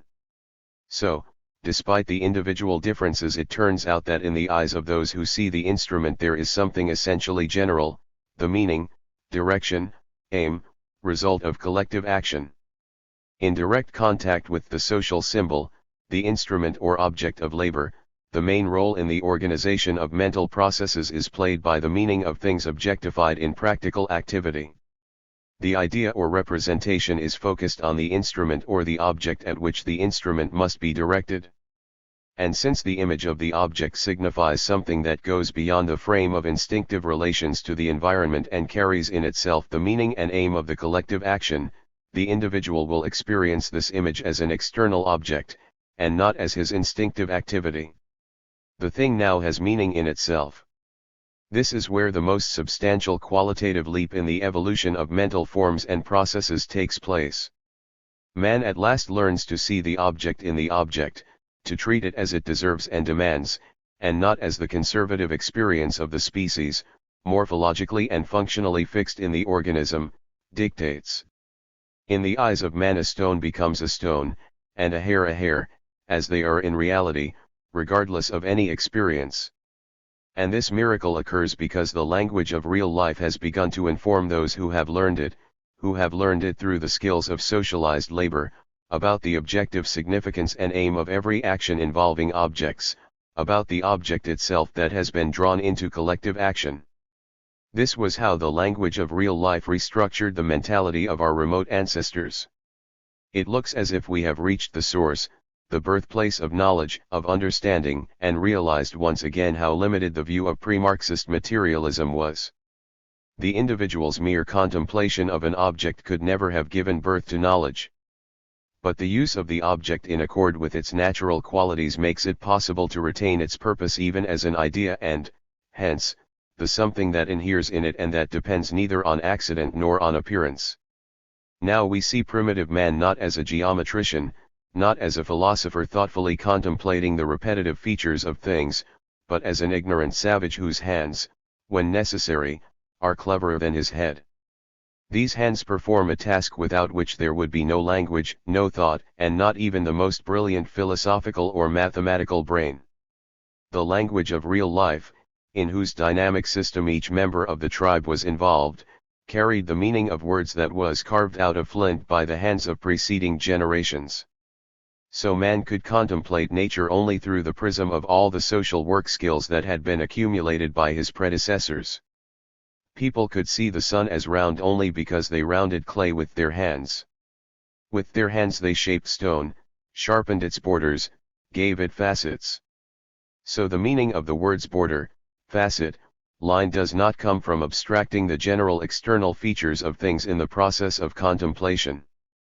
But in the collective notions interwoven in the language of real life, the essence of the objects themselves is still hidden in the sense-like memory of the mode of action. Here meaning is still not knowledge as such. 3. When consciousness is conscious of itself.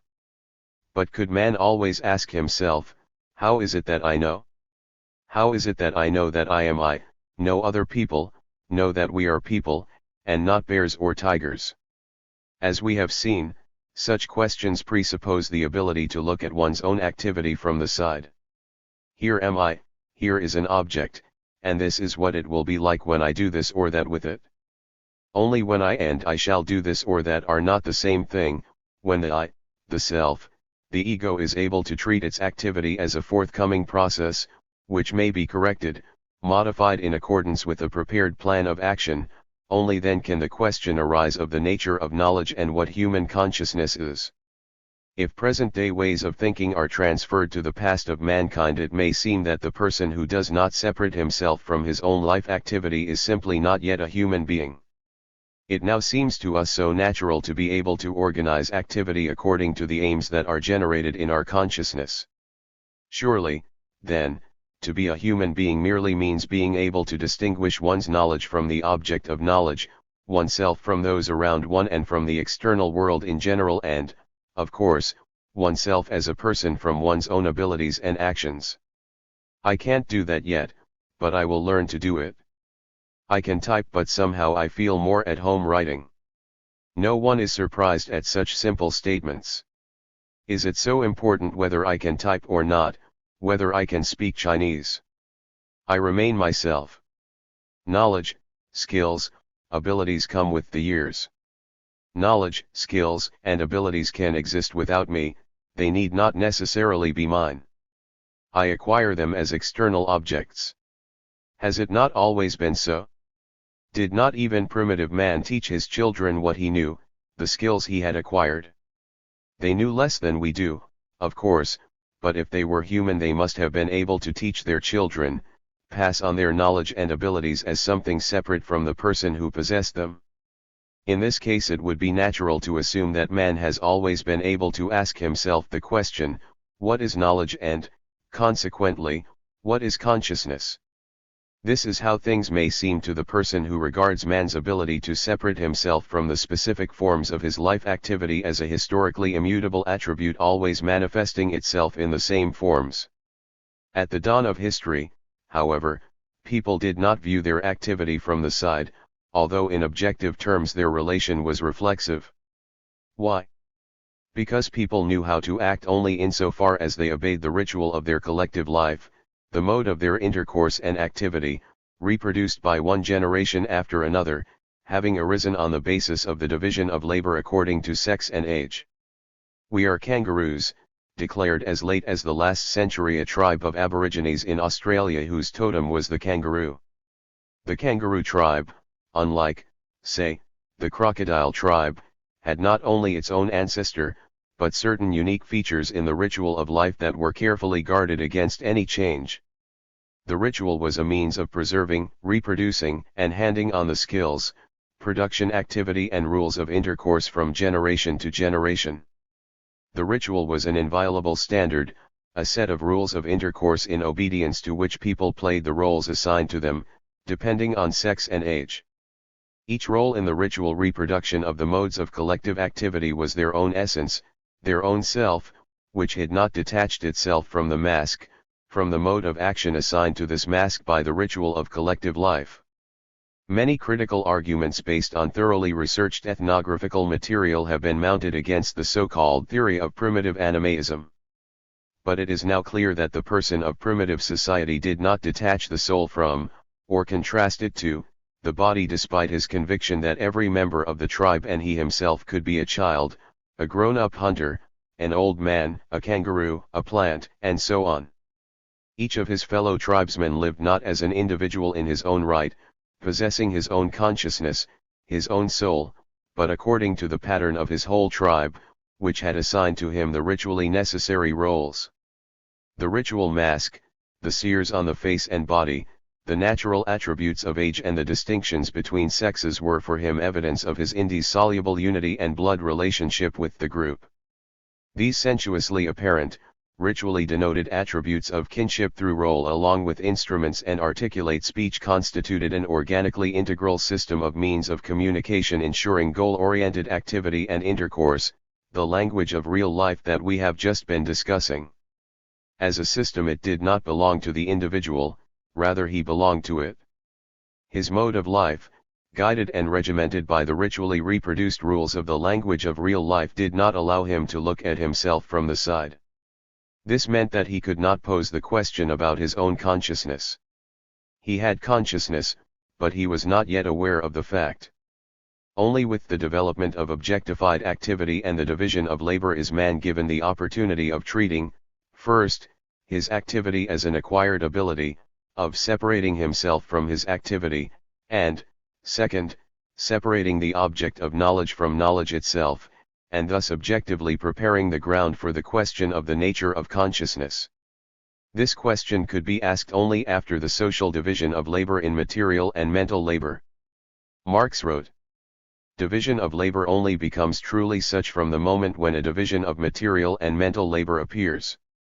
From this moment onwards consciousness can really flatter itself that it is something other than consciousness of existing practice, that it really represents something without representing something real.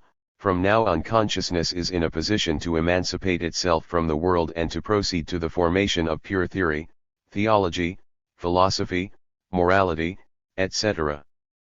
But humanity did not advance at once to the production of pure theory.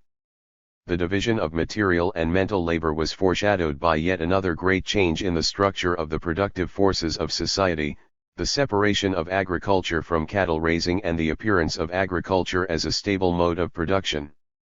This had truly fundamental significance for the further history of mankind. For the first time man took possession of the soil as an object of his labor. It is usually assumed that people became settled with the transition to agriculture. But what matters is not so much whether certain tribes led a settled or nomadic existence, as that the crop farmers did not merely till the soil, but owned it. This was the relation that turned out to be crucial for the further development of human activity and intercourse. But surely the primitive tribal communes had their own habitations. Surely they did not allow other tribes to cross their boundaries. Yes, for primitive man the forest, the fields, rivers, sky, even the wind were corporeal embodiments of his life, a sensuously visible picture of where and how he must do what. But where did the river end? Where was the border of the sky? Even the elders of the tribe did not know the boundaries of the forest where sacred relics, masks and so on were kept. This forest, the forest of the tribe, was a boundless whole. No one owned it, any more than one owned the river or the wind, a bill or a cloud. The people of the tribe did not admit strangers into their forest not because they owned it but because strangers might infringe the ritual of their existence. And they defended the forest not as their property, not as something possessed but in order to defend themselves. Tilled land breaks out of the circle prescribed by ritual and confronts man as an object of activity. Now a stranger may not set foot on tribal land not because he is thus penetrating the body of the tribal life, but because in doing so he takes the bread out of its mouth, robs it of the means of life, tramples the young corn, tramples that which does not belong to him. All the people of the tribe, all who work this land are its owners. This is how it was at the beginning of the agricultural revolution. A new relation of social production arose, transforming not only the intercourse within the farming tribes, but also their intercourse with the outside world, and particularly with the cattle-raising tribes. Now if they set foot on land that someone owned, they entered into legal relations with its owners because they had with good or evil intent violated the principle of ownership. Raiding or parleying accompanied by gift-making as a sign of peaceful intentions, these new relations between tribes were based on the relation to the land as property. It was this relation that mediated human intercourse and turned it into a political act. The exchange of the product of activity as an exchange of gifts was thus at first political in character and only gradually evolved into trade, which made it possible to orient production on the exchange value of its goods. Yet another consequence of the agricultural revolution had special significance. The inexorable life cycle of the land itself, objectified through the skills of agricultural production and in its implements, destroyed the established principles of the tribal ritual so jealously reserved by the elders. As tribes proliferated and grew in numbers, the elders, who personified the unity of the tribe with its ancestors, formed a special group that included their nearest relatives, who also came to be regarded as representing the root unity of the tribe. As tribes spread and merged with each other, this tribal nobility symbolized the beginning of tribal traditions that was still associated with the worship of ancestors. In the tribal associations that grew up on the basis of agriculture, the nobility, as the guardians of tribal tradition and high priests of ancestor worship and tribal unity, formed a new social institution, whose main function was to realize the relation of property. This practical division of the former community into two unequal groups laid the foundation of history of mankind.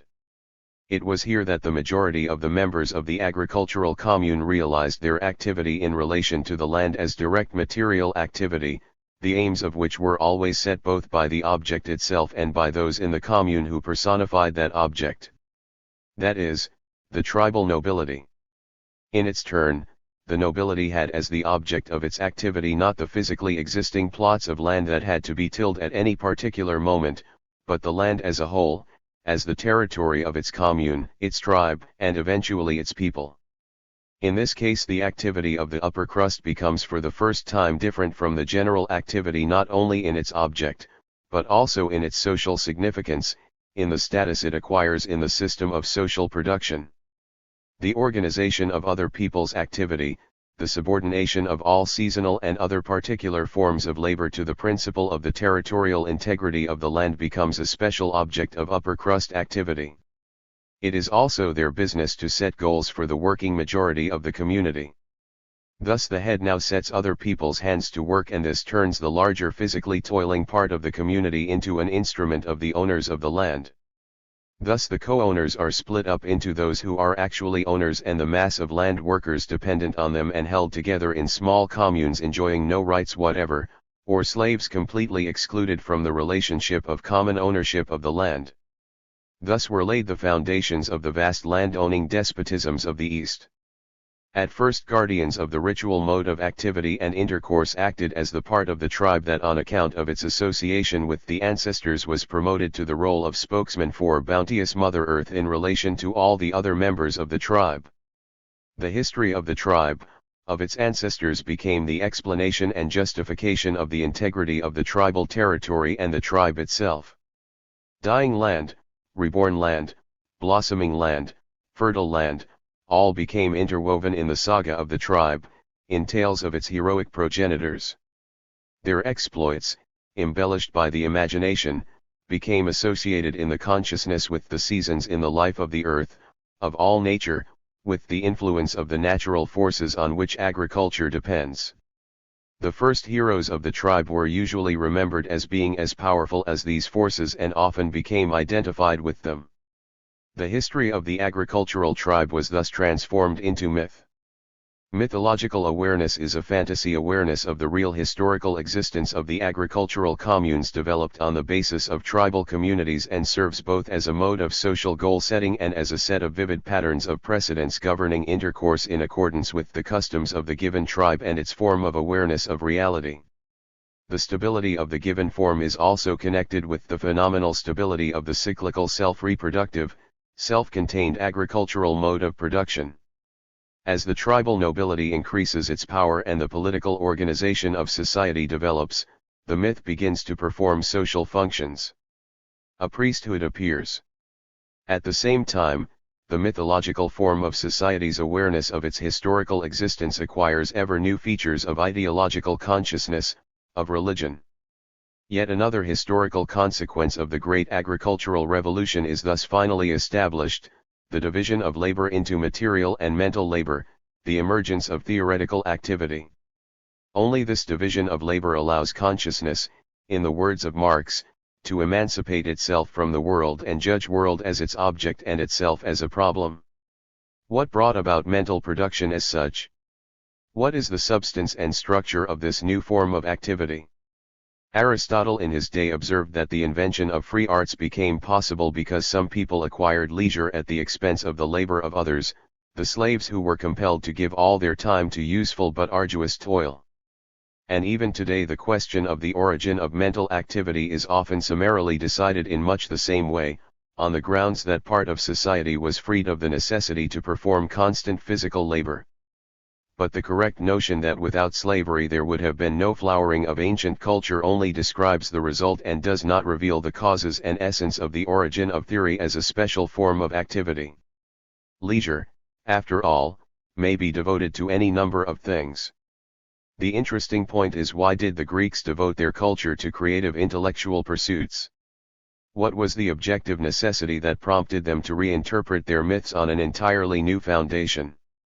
Why, specifically, does the search for the one nature of all being gradually begin to intermingle with the picturesque tales of the birth of gods and heroes?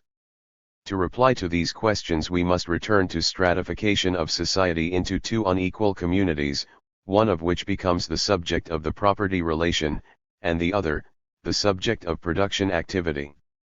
The first group, the tribal nobility, exercised ownership of the land in practice. In relation to those who worked on the land, this was an organization of political power ensuring the economic interests of the upper crust by extra-economic acts of administration based on violence, on special detachments of armed men. The state is, in fact, organized political power based on force, that is, on an apparatus of force. But the point to remember is that the guidance, the direction of activity now emerges as a special form of occupation. Objectified practical production activity is focused directly on the land, on irrigation canals, buildings, tools, etc. The focus of activity of the upper crust is the same land, but as a whole, as a territory, as the universal foundation of all the works performed on it. For those who are engaged in material production, the objective attributes of natural phenomena are something directly given, perceived as resistance to the efforts of the toiler. In the special activity of those who on the basis of the common interest set the specific goals of particular forms of activity, the land, implements, buildings and people themselves are seen in their general form. As I have explained, man always sees in every object of his activity or contemplation mainly the object in general, the land in general, buildings in general, people in general, and so on. Without this ability to define each object in a social way, that is, define it in its general sense, a human being is simply not a human being.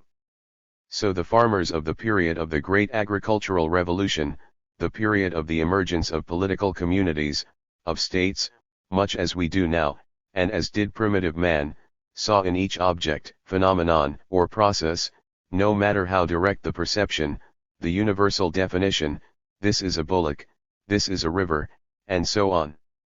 The angle of vision of those who exercised the relation of ownership to the land picked out in real objects precisely their universal determinates. On the other hand, physical labor as the basis of its social function, socially formulated as the class distinction of those who performed it, had the task of material, sensuous practical transformation of the substances of nature. Moreover, the laborer knew, of course, before he harnessed a bullock that what he was harnessing was a bullock, and before picking up a spade or an axe he saw in them, above all, a spade in general or an axe in general.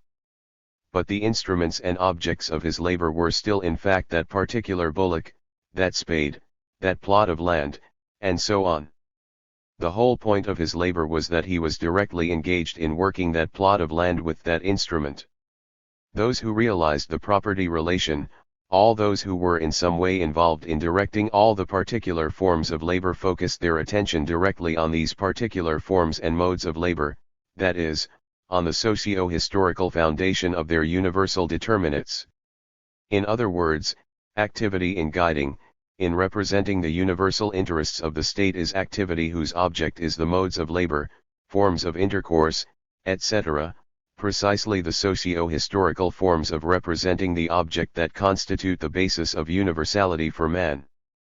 This is where man has to work directly with universals. So the territorial integrity formed by the given community's transition to stable forms of agriculture was represented by the special role of the tribal aristocracy which exercised the property relation. But this meant at the same time that the land domains of the given community were limited, and this in turn presupposed the marking out of the actual borders of this territory. We are now faced with two directly objectified kinds of activity. The first is the working of the land, agriculture, arduous physical labor. The second is the working out of how to regulate border conflicts with the neighboring agricultural or cattle-raising tribes. The head of the given tribe and his closest associates see the basis of their activity precisely in the integrality of the tribal lands. And it is this land as the possession of the tribe that they represent in their activity of border regulation. So the object of their activity is the mode of dividing, the mode of limiting the claims of neighbors on their land, on their possessions. It was not the land as such with its life-giving fertility, not the plow and the bullocks that occupied the attention of the head of the tribe and his advisors, but the way of objectively presenting to oneself and one's neighbors where their domain ends. But how can one objectively delimit land? What does it entail? It entails a number of things. It entails putting a stone landmark at some disputed point, another some distance away, noting a solitary tree as a third point, the top of a hill, as a fourth, and then perhaps putting up another stone, and so on. All these points are only the means of expressing the border as a line. The border itself thus drawn is only the objectively formulated means of representing one's land as a single whole. Finding such a means and formulating it is a special kind of labor. The erection of the stones or digging of divides will be done by others, namely those whose social position has now bound them to material production with all its one-sidedness, its separation from setting goals and finding ways of achieving them. Having as the object of his activity the means, methods, and forms of activity as such, having people's social modes of activity as the object of his labor, the head of the tribe was confronted with the direct universality of natural processes reflected in human modes of activity. For him the border of the land was a line drawn mentally from a post to a stone. And this line made a perfectly real measurement of the land and was itself an object of his labor. Lines, straight lines. They may be used to draw a geometrical figure. A line is free of the sensuous immediacy of a given plot of land. It cannot and does not have to be plowed or dug up. The real relations objectively inherent in nature are reflected in it, as they are reflected, caught by every mode of socially significant human action. But as soon as these modes and means as such become the object of a person's activity, then nature is represented in them only as an idealized, directly universal object. Activity connected with it is no longer material but mental activity, performed as a set of intellectual operations with given idealized objects. Thus a great revolution came about in the development of the modes of human activity. The ideal plane of people's objective activity, and this is what distinguishes man from the animals, acquired a relative independence, became a special mode of activity of a special group of people. This set the stage for intensive development of the modes of theoretical goal-setting and of everything that the intellectual culture of society was to produce. Consequently, intellectual culture appeared on the scene out of necessity. Its emergence was determined by the social development of the property relation, which broke away from direct, material influence on the object of possession. It was not the leisure of the free citizen of the ancient city-state, but the character, the content and object of his socially necessary activity that made possible and essential the invention of free arts. What was the relationship between the individual's consciousness and the social forms of consciousness before the appearance of theoretical consciousness as such? The consciousness of primitive man was almost a direct unity, if not fusion, of the individual and the collective in the form of ritual with its developed language of real life as a mode of setting goals and ways of achieving them. The individual's obedience to ritual was the basic condition for society's survival and the handing down from one generation to another of the social modes of activity and intercourse. This was the basis of the tribal social and individual mode of goal setting. For a whole epoch a great variety of human communities developed on this basis. And those of them that entered modern times with a tribal organization had traveled from their primitive state as great a distance in time as the peoples now populating the so-called civilized world. In the agricultural tribes, and later also the agricultural state despotisms, at the early stages of their development, people probably still retain some of their mythological consciousness with its characteristic subordination of nearly all acts of individual consciousness to the content and logic of the myth. But before the emergence of relatively independent theoretical activity, the question of the nature of the consciousness, as a specific problem, did not arise. The drive and purposefulness of human activity were understood along with the activity of the forces of nature as a manifestation of the world governing principles described by the myths of the origin of all existence. We thus find that the question of the nature of consciousness did not arise over a long period of human history, and not simply because people did not yet know what we know today. The reason was that they knew themselves and the whole world in such a way that, far from demanding that the question of consciousness as an individual attribute of man whereby he might understand the world he lived in should be posited, it actually ruled out any such positing.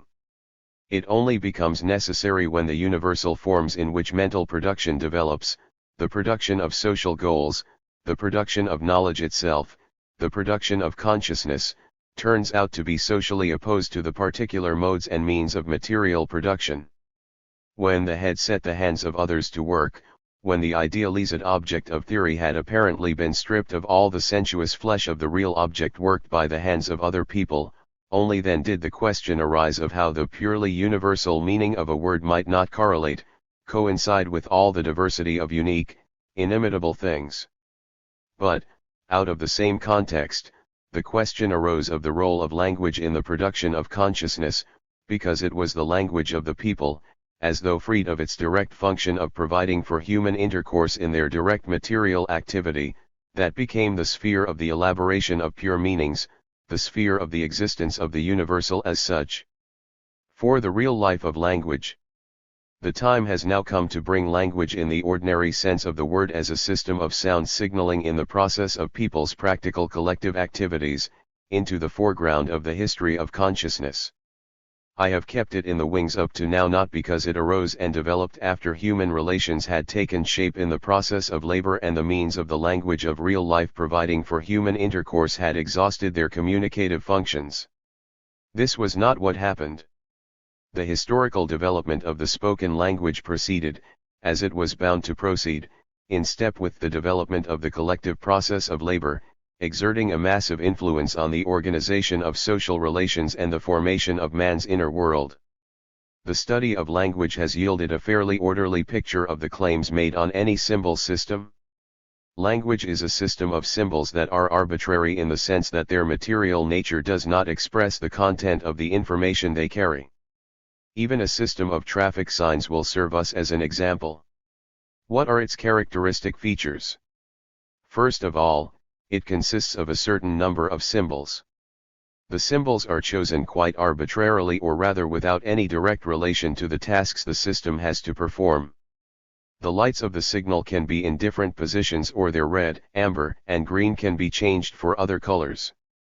The simple fact that an automatic traffic signal can be replaced by a traffic policeman tells us that the actual material of the symbol does not affect its meaning. The second no less important feature of a symbol system is the use of symbols in accordance with certain definite rules. It could not perform its function of communication and guidance without them. All three lights are rendered useless if they all go on at once. Contradictory signals from the traffic policeman and the traffic light would lead to the same result, if it were not for the rule that any signal by a policeman cancels the signal of the traffic light. And here we discover that the actual meaning of the symbol is determined by its use, by its rule-governed relation to other symbols of the system. Only the order in which the lights go on in relation to the conditions on the road gives red, green, and amber their respective meanings. Of course, some road signs do bear a resemblance to certain phenomena or objects, but the person unfamiliar with the highway code would scarcely be able to guess, for instance, the meaning of a wavy line on a red-bordered triangle. The symbols themselves without the system have no meaning. And the meaning of the system exists not only in the system but also for the system. It is a function of the symbol in the given system. And since human language is a symbol system, all the above-mentioned principles apply to it. But wait a minute, the reader may retort. What you are saying implies that the meanings of words exist only within and for a linguistic system, that they are determined not by the objective world but by the rules of grammar, or, in other words, that they are purely arbitrary and subjective and do not reflect the world as it is. To be sure, the assertion that language is an ordinary symbol system does seem to put us in rather a difficult position. Symbols have to be arbitrary and their material should not be associated with the message they are supposed to convey. All right, then, that is understood. Words, their phonetic envelopes cannot, in fact, claim to reproduce any of the objective attributes of things or objects. It is equally certain that the use of the media of linguistic intercourse is regulated by certain rules. Violation of the rules robs the linguistic symbols of their meaning. The rules themselves are not arbitrary and cannot be broken without detriment to the meaning of the idea that is to be conveyed. On the contrary, a person often feels the objective power of language, the demands that its rules make on speech unexpectedly distort the meaning of what is said if a sentence is constructed carelessly or hurriedly. That's not what I meant to say, the speaker hastens to correct himself. The linguistic form, organized according to certain rules, produces an unwanted meaning. A linguistic symbol becomes a meaningful word only in a linguistic system with all its specific rules and principles. Such objections as "but you will understand what I mean if I simply say table or cat" are based on a misunderstanding. The person who does not know English will not understand anything from these words. A whole system of language is implied in even one word. The sound combination cat does not fall on a clean slate of consciousness, but on soil that is constantly in readiness for perception, a functioning system of linguistic relations and associations. We are simply not aware of our readiness, of how the whole linguistic system at our disposal swings into action and determines the meaning of the signal. The driver who brakes suddenly when the traffic lights go red does not give a thought to the fact that the whole objective traffic system is responsible for his understanding. What would his reaction be if a red light in exactly the same shape suddenly went on his bench or in his office? Surprise, complete bewilderment. And he would probably never think of traffic lights or the highway code, because the situation would be so different. So the whole system of symbols called language participates in the understanding of one word. When we speak, write, or read, our attention is concentrated on our aim, on the logic of thought, on its content, on the answers we receive, on semantic associations and so on, and we are seldom, if ever, aware of the work of our mental muscles. The material side of language, physical movements involving the articulatory apparatus and so on, becomes an inwardly experienced mental state but is rarely conscious. But at the same time the organism's reaction to the meanings of linguistic symbols must also become an inner mental state. This is the only explanation for the fact that the one thing to emerge from our automatic speech movements is our attitude to the basic message spoken. Everything would be quite clear if the sound, the phonetic envelope of the word itself, meant something to us, if its material structure carried its meaning. But most linguists regard the link between sound and meaning as unmotivated, accidental, and in a sense arbitrary. For those who believe that a word is the name of a thing, and that the meaning of a word is a thing that has been understood in a certain way, such a solution to the question of the link between sign and meaning is natural enough. A word is a symbol of a thing, its accidental but socially established name. So far so good. We join the nominalists in saying that the nature of the sound cannot in principle reflect the diversity of qualities in the thing that we are capable of conceiving. The connection between sound and meaning is totally unmotivated and cannot be motivated. Here the law of the symbol system comes into operation. To fulfill its semantic function, the symbol must be unlike the thing whose meaning it represents.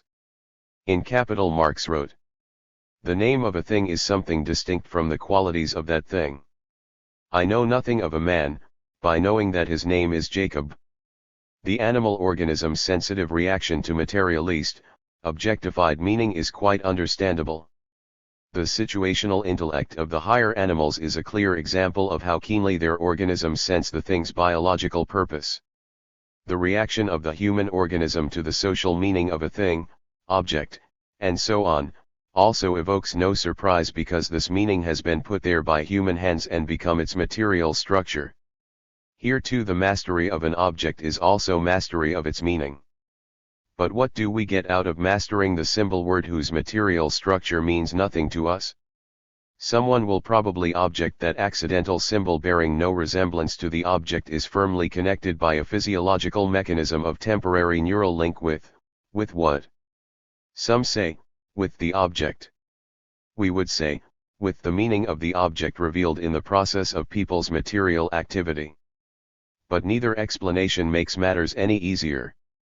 If we are talking about the direct link between the symbol and the object, there can in psychological terms be only an association between name and external appearance. We have already demonstrated that this hypothesis is untenable from the scientific point of view. As regards the link between the symbol and the meaning of the object, the position is even more difficult. A temporary nerve connection, as a physiological process, can link only various forms of physiological activity of the organism.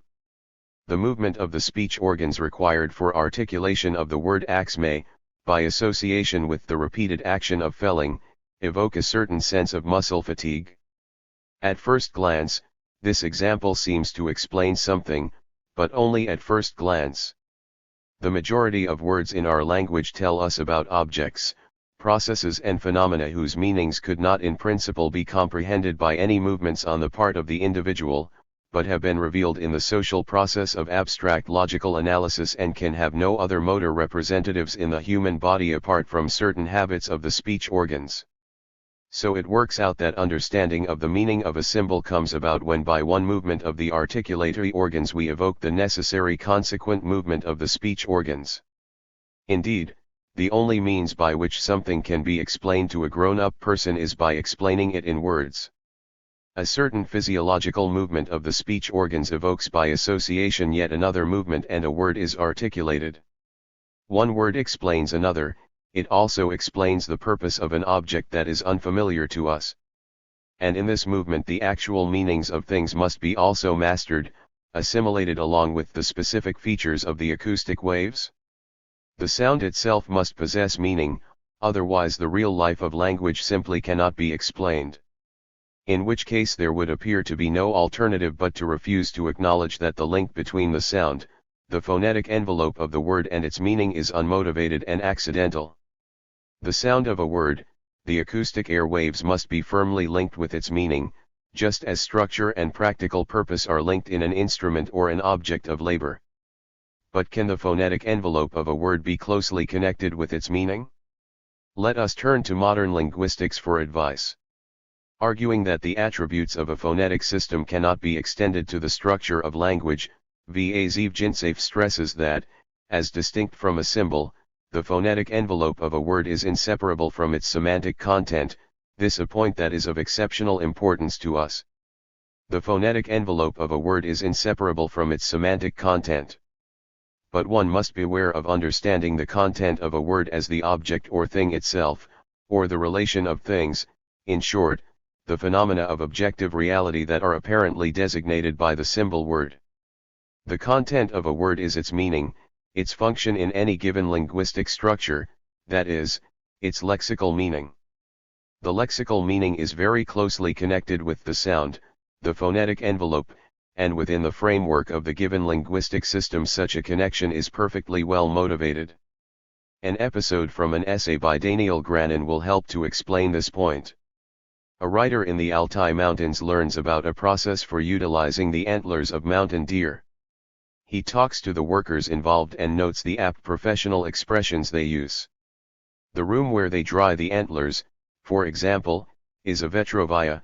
Its walls are like Venetian blinds, allowing the wind free play from all sides.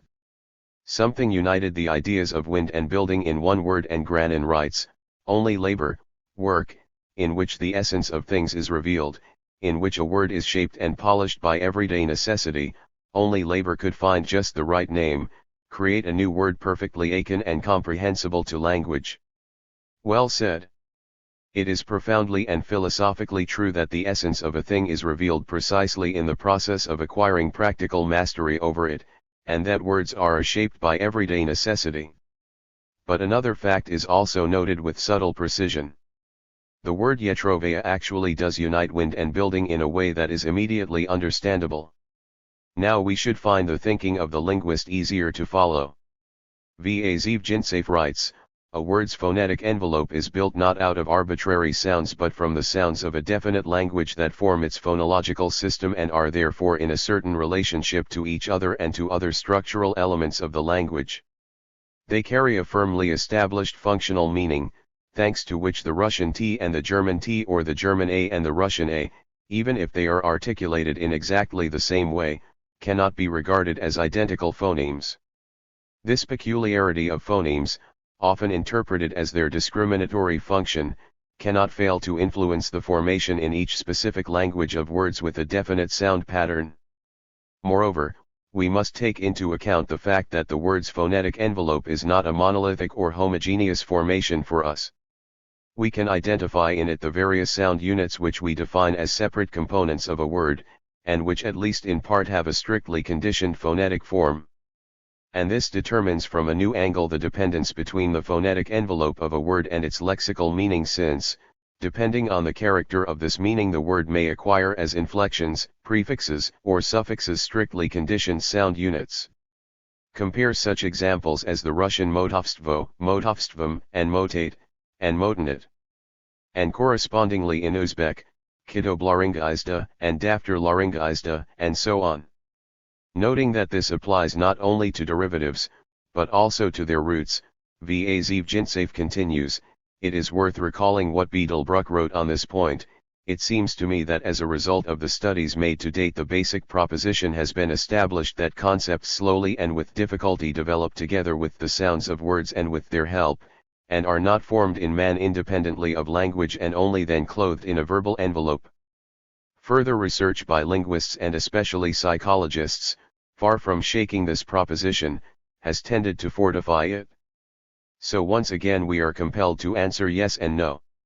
No, we say, the phonetic envelope does not reflect, does not copy the actual attributes of the object. If we try to avoid treating language as an integral whole and correlate the sound of a word directly with the attributes of the object, we find they have nothing in common.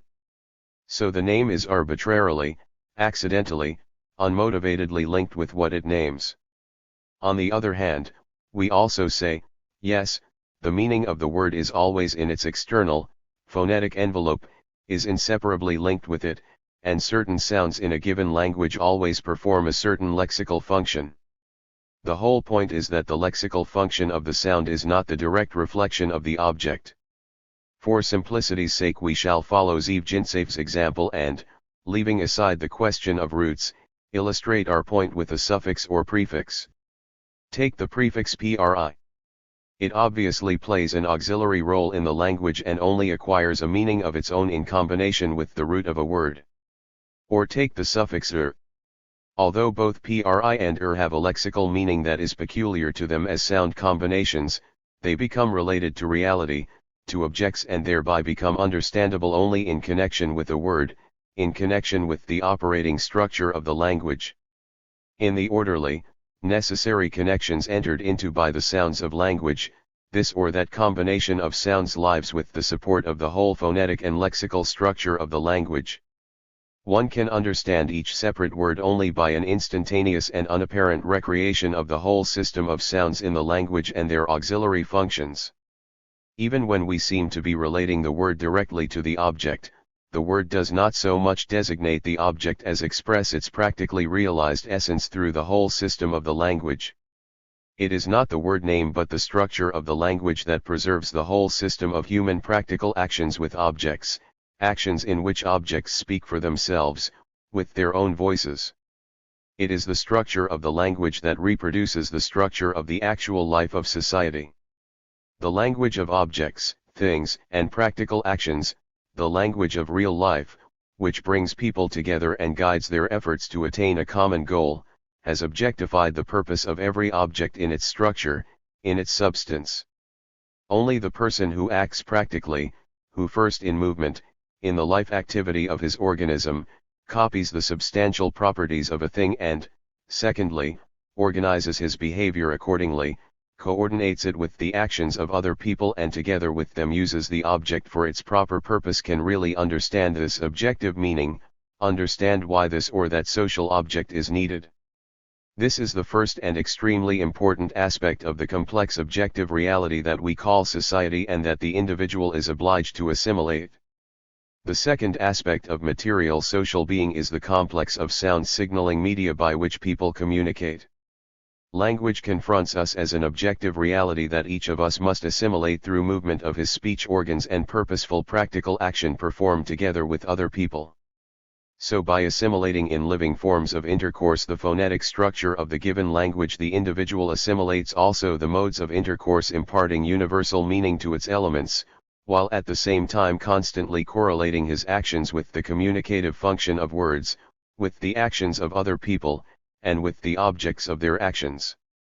It remains for us to explain why we understand this or that sound of a word or part of a word as something intrinsic not in the sound itself but in the phenomena of the objective world. Now we have only a little way to go.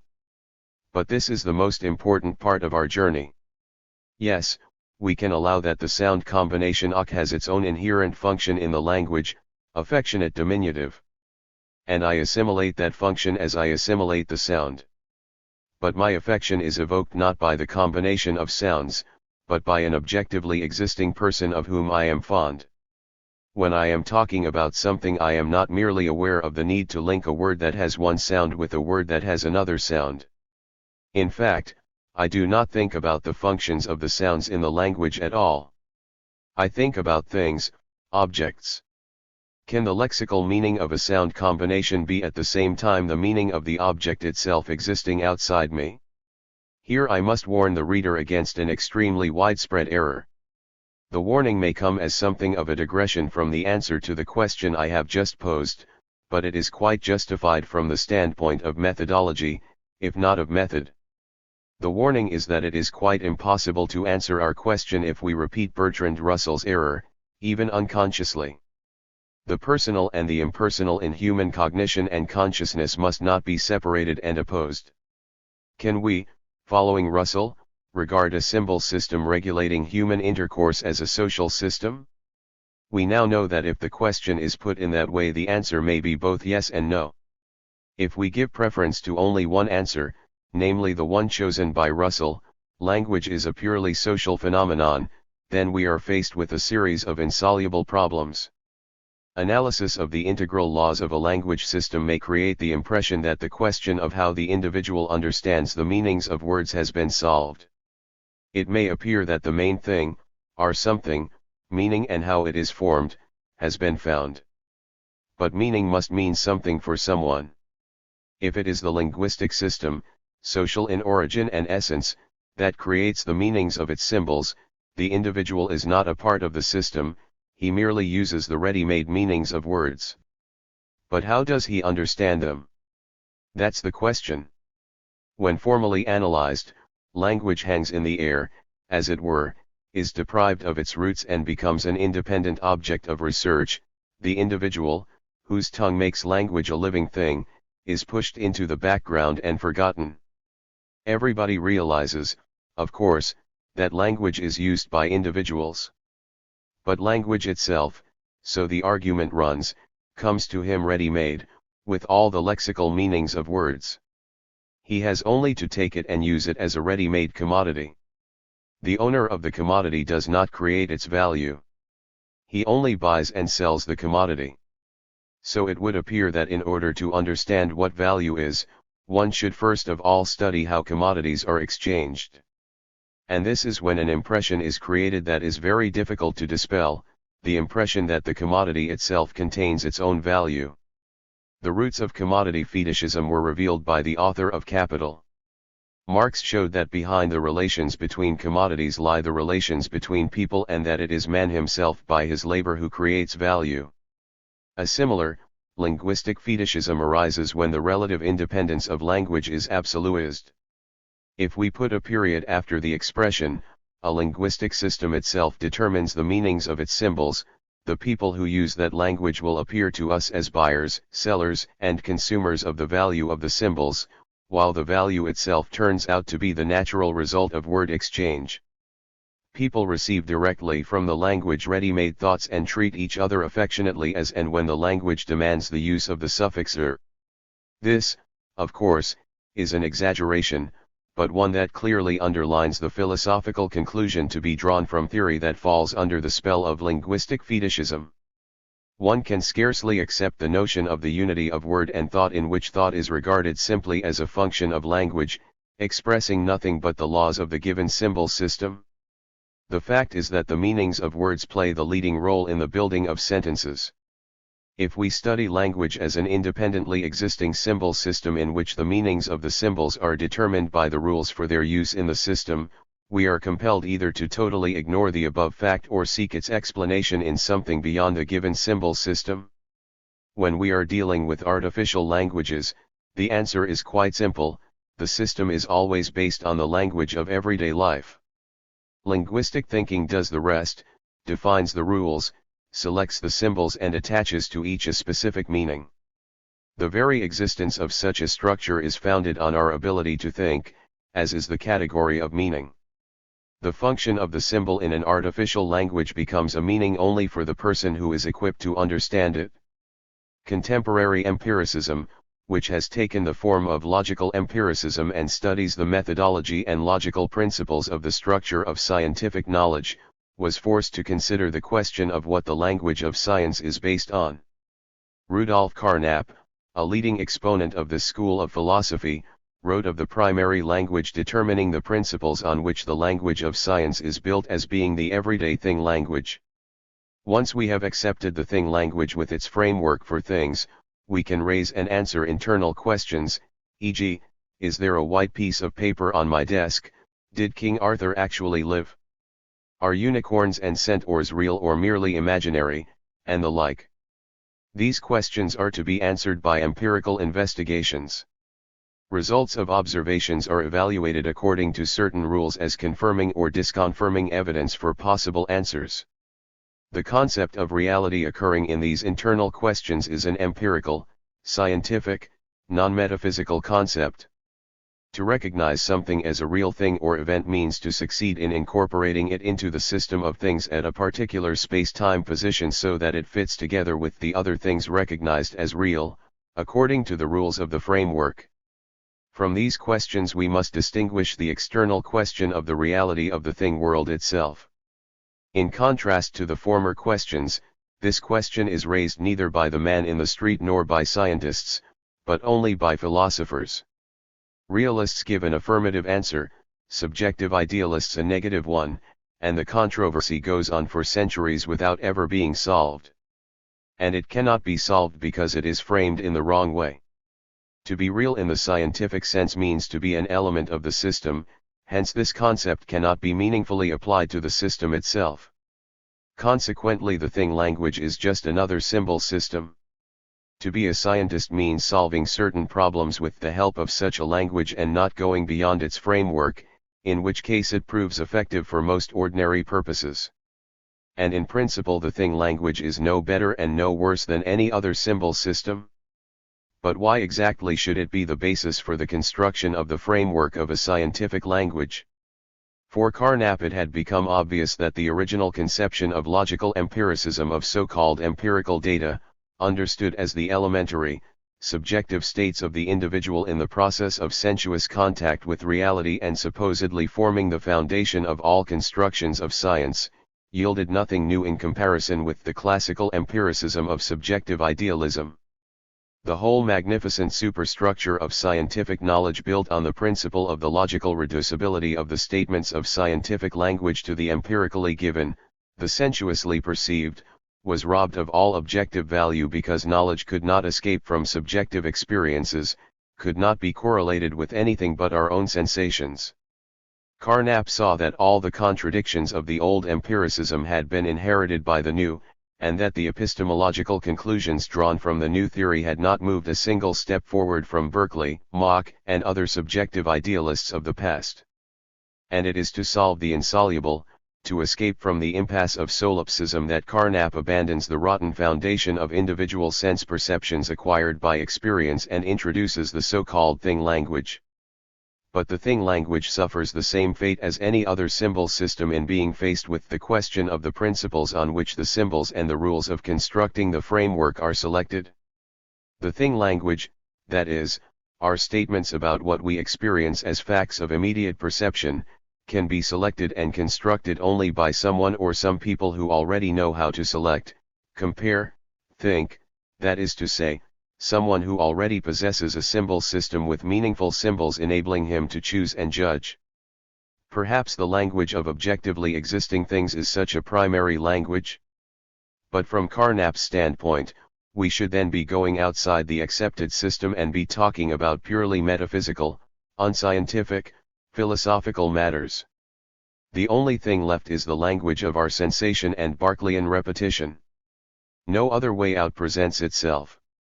So the opposing of the social to the individual, on the one hand, makes language into an impersonal construction that we learn to use as something external to ourselves, as an auxiliary, and, on the other, reduces knowledge and the ability to understand the meaning of language to the purely individual sensuous experience that we have in common with the animals. This is the result of repeating Russell's mistake. But how are we to deal with our question? Why do we think not with the meanings of the symbols in a given system but, as it were, with the things themselves, objects, phenomena, stripped of their flesh and represented only by their pure essence? I think we must return once again to the way in which people master the practical purposes of the objects and instruments of labor. So far we have stressed only one side. By mastering any action with an object, its material structure, the individual learns its purpose, its aim, and essence. Is that so?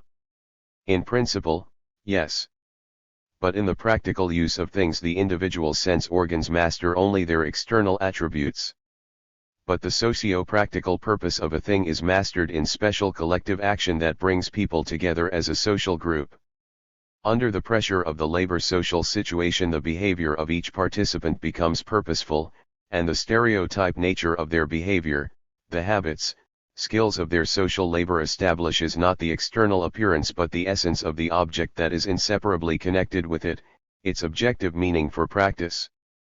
If in analyzing the question of people's mastering the practical objective purpose of a thing we stand by the same principles of investigation as in the above argument on the mastering of the meaning of a word, there is still no answer to the question, how does a person master the essence of a thing if in the motion of his sense organs he reproduces only its external appearance? Sensuous practical activity is not only sensuous. At the same time it is also practical, social activity.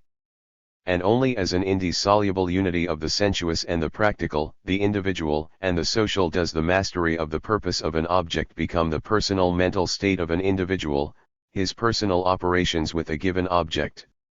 Now we can return to language. The lexical meaning of a word is always learned and used by the individual only in the process of learning and using its material, sound envelope. This is why in a language system the meaning of a word is inseparable from its sound and motivated by it. Using the sound of a word means pursuing a certain aim with the help of the given word, the given combination of sounds, together with other people. Only in purposeful social action does the use of the sound as a symbol give it a definite meaning connected with the action and its aim. So even now when we study the language of a people, the sound envelopes of its words, learned without relation to their functions of bringing people together for this or that action, mean nothing to us. Everything that people have done billions of times with a given thing, everything that it could give people in their actions, has become the assimilated flesh and blood of the word, its sound, its ability to combine organically with other words of the given language. The social function of a word is thus objectified in its sound. And it is now the sound that determines its linguistic function, that is, its function of guiding relations between people and people's relations to things. This is why the sound combination appears in the language and is related to its whole structure in such a way as to bring to the fore the purposeful relation between people, that is, what they are using the object for. And vice versa. The linguistic framework of quite natural rules of the interaction of words regulating and determining the behavior and actions of individuals in the objective world according to the objective essence of the objects themselves endows every word, every sound combination with the function of a symbol indicating the necessity or possibility of this or that action with a given object. Sound combination becomes an object, whose objective, social meaning consists in organizing people's actions in the way demanded by the essence of things themselves. So the linguistic lexical meaning of a word is in the final analysis the social purpose of its sound envelope, its social function, that for the sake of which the word is uttered, its indication of the goal, character, and necessity of a certain action. In the simplest, early forms of language the meaning of this or that sound combination consisted in guiding and regulating practical actions directly related to objects. Today a word may tell us not only to use the essences of things directly, but also to perform actions that are not directly connected with the world of objects. It may tell us to solve a problem in our heads, that is, to operate only with words themselves, to regard them as external facts, to analyze the objective logic of their relationship, in short, to perform actions with words that are dictated by their meanings. In this context a word evokes not a behavioral action of the organism, but another word. So having merely glanced at an object and seen in it a familiar word, we are able through its lexical meaning to recall instantly the actual purpose of the object, its objective essence, what it is useful for, what it represents, and so on. We relate to the world with knowledge of the purposes, of the objective functions of its objects because each of us has a fluent command of the language of society and is constantly relating the linguistic, lexical meanings of words to his own actions. And the lexical meaning itself does not exist except as a call to purposeful action. But it is not in formal operations with the sound combinations of a language but in constantly relating them to the world of our, and not only our feelings, ideas, and actions that their lexical functions are revealed and exist. It is only in abstract analysis of the exchange of words one for another that this lexical function appears to be a purely linguistic thing existing in and for the language. But the real life of language is primarily in collective real life, in people's actions, aspirations, behavior. In reality the value of a word's sound envelope is created in the concrete social use of it by an individual, in the concrete labor of individuals that is needed for the achievement of a certain social goal. Here is the answer, then, to the question of which language determines the linguistic framework of the thing language. It is the language of socially necessary actions mastered by people in their work together and comprising various sound combinations calling for action and indicating the need to use certain skills. So the language of a people is not merely a symbol system.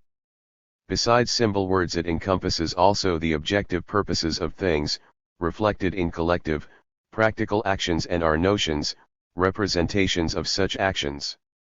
The individual's concrete social activity determines the consumer value of words, that is, their meaning, aim and purpose. A word's consumer value is realized in the process of speech. But the meaning of a word in general, its place in the social language, its barter value is revealed by its relation to another word. Man's social and uniquely individual life is part of the system of language and language itself is constantly a most essential part of human existence. Why do we understand the meaning and purpose of words? It is impossible to reply to this question in abstraction from the purely intimate, personal motivation of sensuous practical action. But it is equally impossible to understand the personal, intimate motives of purposeful actions without answering the question of why we understand the meaning and purpose of words. Surely, we have not been trapped in a vicious circle? No, Only the person who thinks entirely in terms of opposites without being able to see their unity will fail to notice the dialectical unity that lies beyond the difference between the individual and social moments in the life of language. It is impossible to live in society and be free of society if only because literally every move a person makes is connected with objects created by society, with objects whose very structure organizes and guides human actions. And almost every human movement is communicative, geared to the purposeful behavior of other people. Stereotype life patterns are formed in people from birth by other people, by society. And they are formed in such a way that needs, desires, urges are always mediated by objects and concerted, collective actions.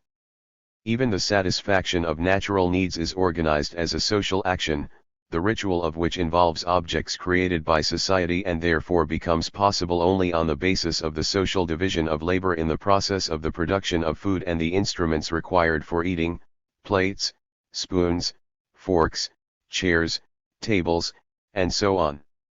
From earliest childhood people have to discover the purpose of things and understand the dictates of situation through the actions of other people, or to be more exact, in interaction with other people directed towards a certain goal. Moreover, we come to realize that success in such interaction is achieved with the aid of certain sound combinations.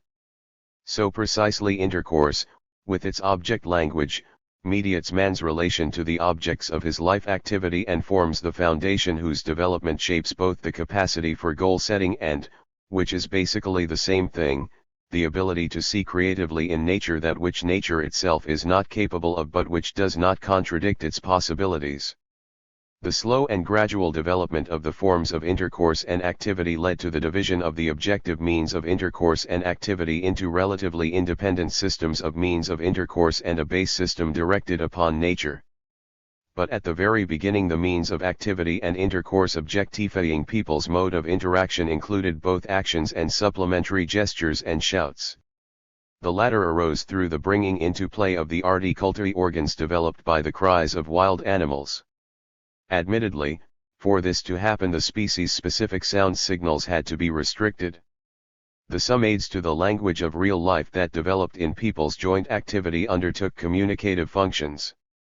Even today, when they are no longer aids but component elements of the organic language system, that is when language has become a special, relatively independent system of means of intercourse, integrally preserving all the historically arising forms and modes of human intercourse, they form part of the integral relation of the objectified means of human intercourse. Language does not exist as language outside living, objective sensuous intercourse between individuals. Even if a language has retained some generally significant means of establishing its elements, or, to put it more simply, if some texts have been preserved that were written in this language, we still call it a dead language. A language can live only when all the means of people's objective activity, all the historically evolved objects of culture become in it and through it means of living intercourse between people and the individual's internal communion with himself. Language is an organ of human life activity. No, that is not a slip of the tongue. I said life activity because outside the historically shaped forms of intercourse a person cannot remain physically alive and, secondly, the goal-setting function of language provides man with the main inner motive of all his actions. Language is indeed an organ or, which is the same time, a part of an organic whole, of active human intercourse developing in time. The part is determined by the whole which creates the organs that are lacking for complete, full-blooded concrete historical realization of the whole.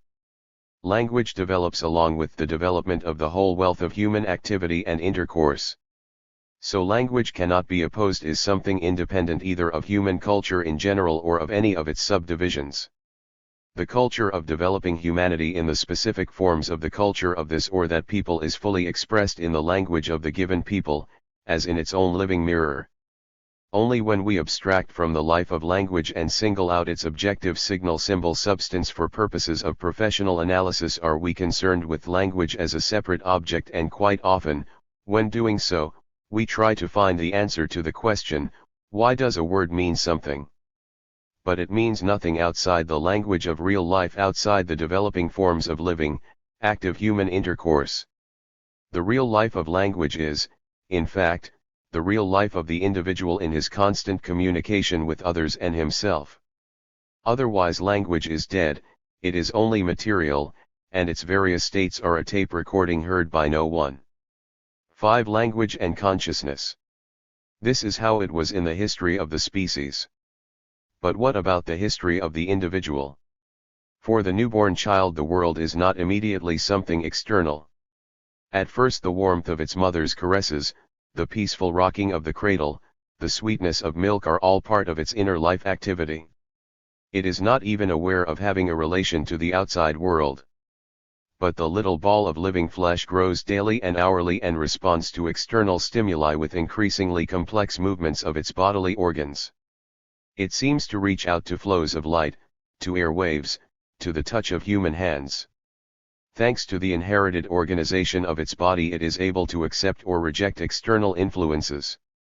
And from the very beginning, the mother's sympathy becomes part of the intricate network of its instinctive relations with the world. The child's mastery of its environment is regulated by adults in accordance with their notions of what it needs. Added to this, the organism's life activity becomes connected with the historically shaped structure of human relations. The external world detected by movements of the child's organism was shaped long before the child's appearance on the scene. It presents itself to the child as a world in which every action relates people to one another, every object has its purpose, and even the most elementary, most natural goals can be achieved only with the help of specially adapted objects. Even an individual need, as the first stimulus to this or that action, is formed, determined by the social means of its satisfaction. The social and the individual are literally identified in human life activity.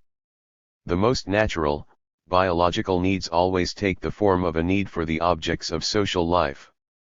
The pillow for the head, the blanket, the baby's bottle, its clothes, all these objects are assimilated by movements of the organism as necessary factors of its life activity. Each is designed for its social purpose, and no matter what the baby's hand reaches for or where its eyes wander, everything regulates and guides its activity in accordance with the rules of human life and intercourse evolved by society.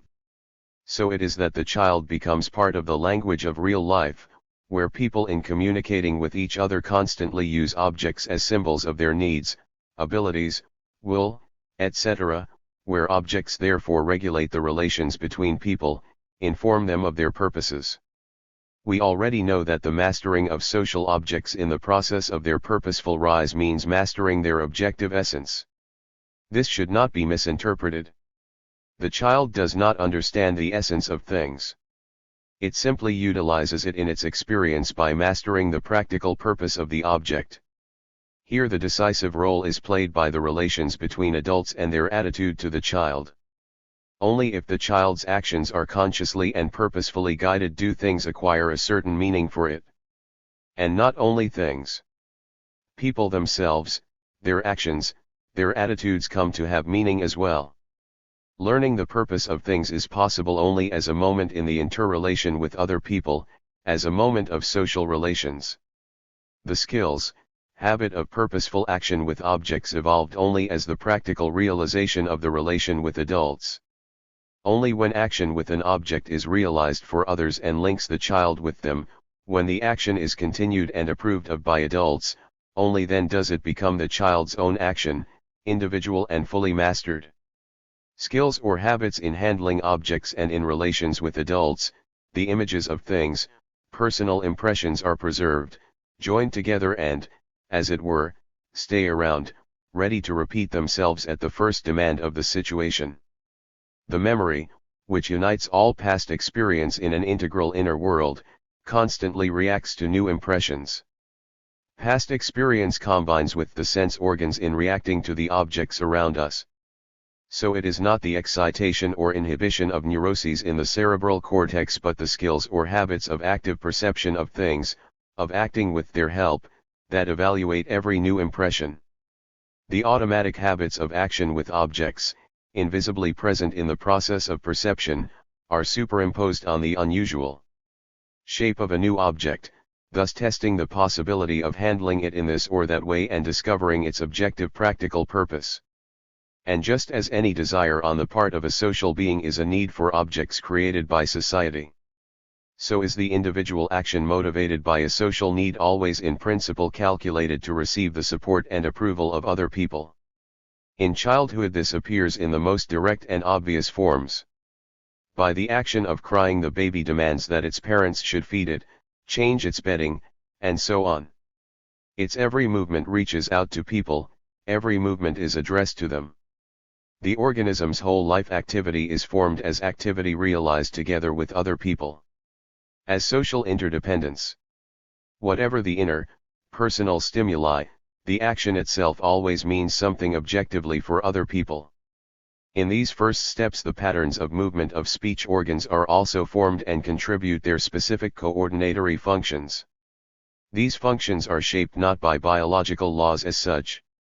The child's active and purposeful participation in human social relations regulated by speech is what stimulates the organism to learn the phonetic system of the language, which incidentally is no simple matter. The thing, sound envelope of a word is an extremely complex object and the child has to put in a lot of effort to reproduce it. It is one long fight with obstacle after obstacle. The delightfully amusing talk of a 2-year-old is a stage in its duel with the language of grown ups. Watch a child puffing and blowing as it learns to climb the stairs. Marking time or trying to put both feet forward first, it slowly and uncertainly finds its way to the top. But it may be even more difficult to master the word stairs. Stairs, says, stairs. Luckily this word doesn't involve coping with the treacherous th or w. These efforts are certainly not made merely for the love of trying. The same objective necessity that makes the child climb stairs brings it constantly into contact with other people, forcing it to utter sound combinations with a definite purpose, which is thus objectified for him in the sound combination itself. No, sound is not the deputy of representation, of image. It carries meaning in itself. The sound itself compels the parent to act as the child expects. The sound is the social thing that the child masters to achieve its own personal aim. Personal interest, an inner need forces it to utter the right sound at the right time. It is just as much a matter of necessity as picking up a spoon. The spoon itself means something with which people eat. The sound combination means something with which one gets what one wants. When the purpose of the object with the help of adults and their words is learned through the child's own actions, the sounds of which these words are composed become a more important and significant reality than the object itself. The meaning of the object lives far more actively in the speech of adults, in their demands, instructions, and so on, than in the heavy, movable objects themselves. Even a real chair is only what people sit on because the grown ups call it so. The word sound envelope carries a definite meaning indicating the practical purpose of the object. In childhood we all unconsciously adopt Platonic positions.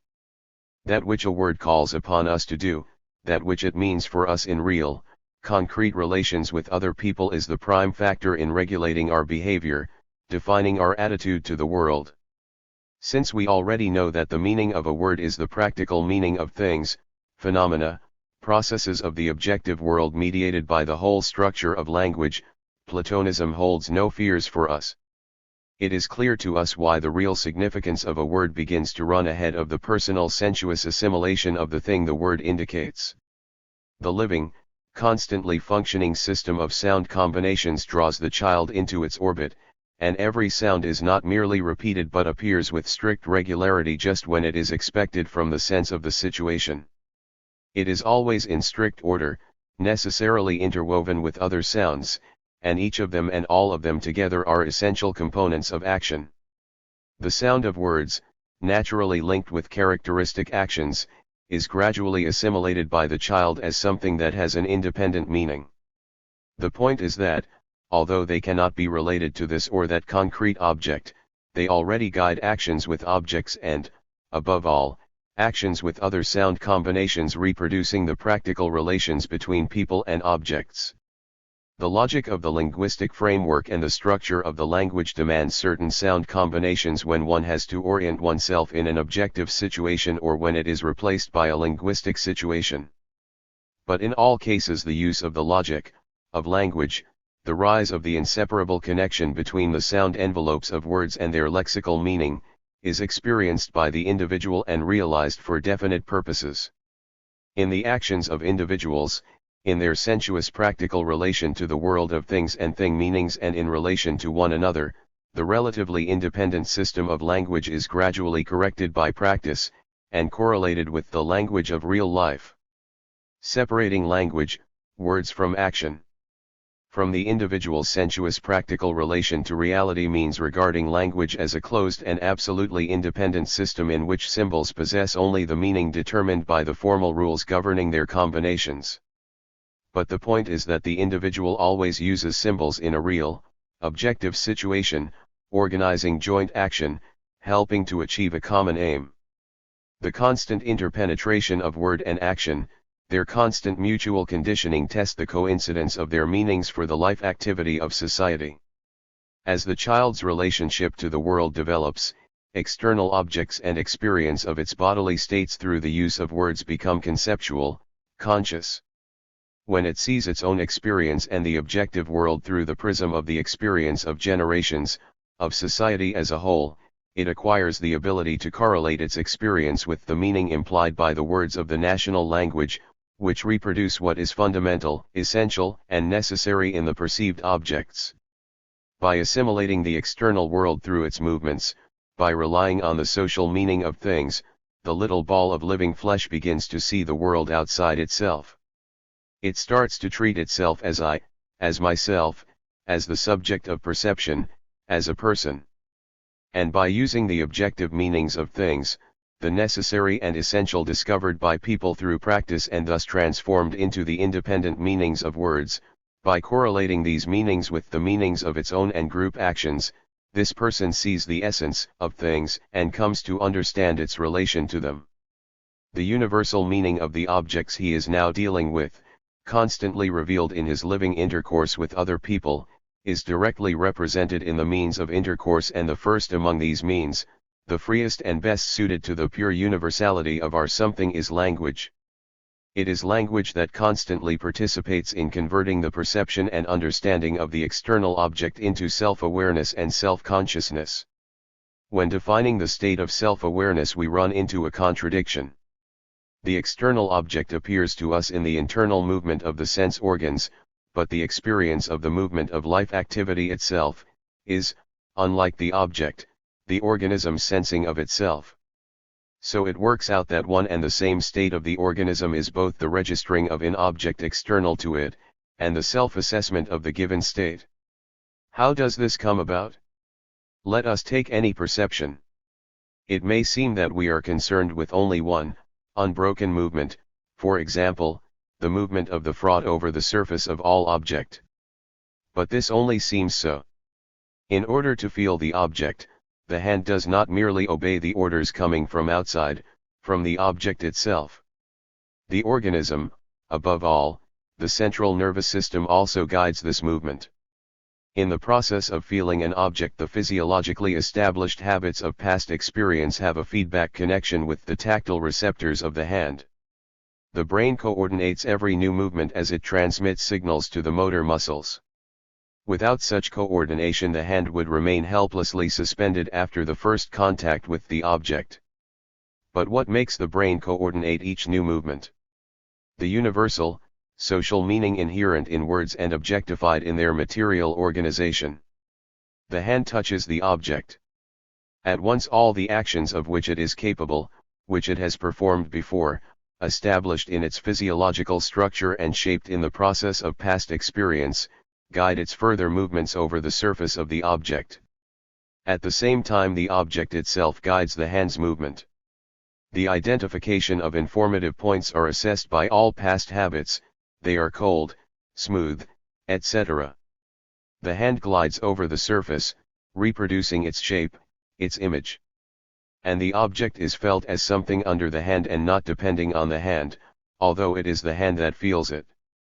Constant correlation of the given movement with past habits represents the movement to these habits and makes it the object of assessment, testing, and coordination. And just as the meaning of the object identifies it as the thing under the hand, So the movement of the hand over the object is felt as something distinct from the object, as my movement, as life activity of which I am aware. Such a duality is always involved in the integrated process of perception. In his last dream of the Kurshskaya sandbar, the author argued with an imaginary pupil of Bertrand Russell's. The argument was based on the British philosopher's theories that are known to anyone who has read his History of Western Philosophy. Yet another objection that Russell could have raised against the propositions developed here, may be borrowed from his book on human knowledge. I have not yet mentioned this objection. And deliberately so. Now the time has come to resume the argument and conclude it. Once again I shall envisage my indignant opponent, who has now decided to deliver the most telling blow against the utilitarian philosophy of the cavalry officer. With a cavalry charge, rightly believing that there are many operations that we perform with the help of firmly established habits or skills. And now let's go back to the old dream. I picture a lecture room, a blackboard, a table, bookshelves, and our old acquaintance, the pupil, for some reason with a piece of chalk in his hand. Pupil. But your explanation of the mechanism of dreaming gives no answer to the fundamental question that should be asked: what programs the cerebral cortex that transmits to the sense organs the impulses that set them in motion? Author. No answer, you say? I'm not so sure. It seems to me that it does. But if you haven't noticed the answer, it's probably my fault. I didn't make my point clearly enough. It got lost in these endless arguments, digressions, and comparisons that I have been using in vain apparently, to get my ideas across. But there is one thing I am quite sure of. The question you say ought to have been stated has been stated. And stated most definitely and clearly. Pupil. But no answer to it has been given. And without an answer to this crucial question, all your arguments amount to no more than rhetorical questions. Author. Excuse me, but Spinoza showed us a long time ago that thinking, as an attribute of substance, is the reproduction in the spatial movement of one of its modes of the real forms of all its other modes.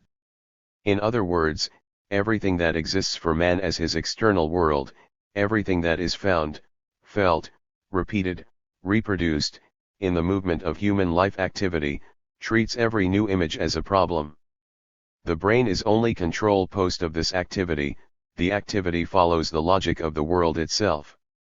And the difficult questions not automatically solved by this logic but occurring in it as the clashing and disharmony of images external to man, their objective meanings, create their own internal semantic conflict that can be solved only by creatively clanging the images themselves.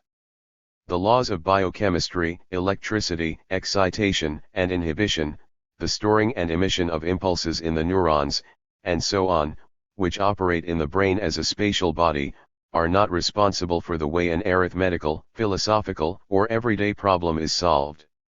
The image and meaning of a real objective event that happens outside the brain and its objective contradiction in relation to other, equally real facts of existence compel the person who calls himself I to change them by groping for and finding in their incipient movement a new objective image in which they are coordinated. This is why we say that human life activity is a reflection of nature, its self-cognition, self-evaluation and self-development. That is what I'm getting at. The brain sends command impulses to the sense organs. Who programs the brain, you ask? A very right and proper question. Right, because without an answer to that question the whole discussion about the nature of the human self, the ego, is inevitably and rather dishonestly replaced by descriptions of the neurophysiological mechanisms processing information addressed to no one knows who. Third person.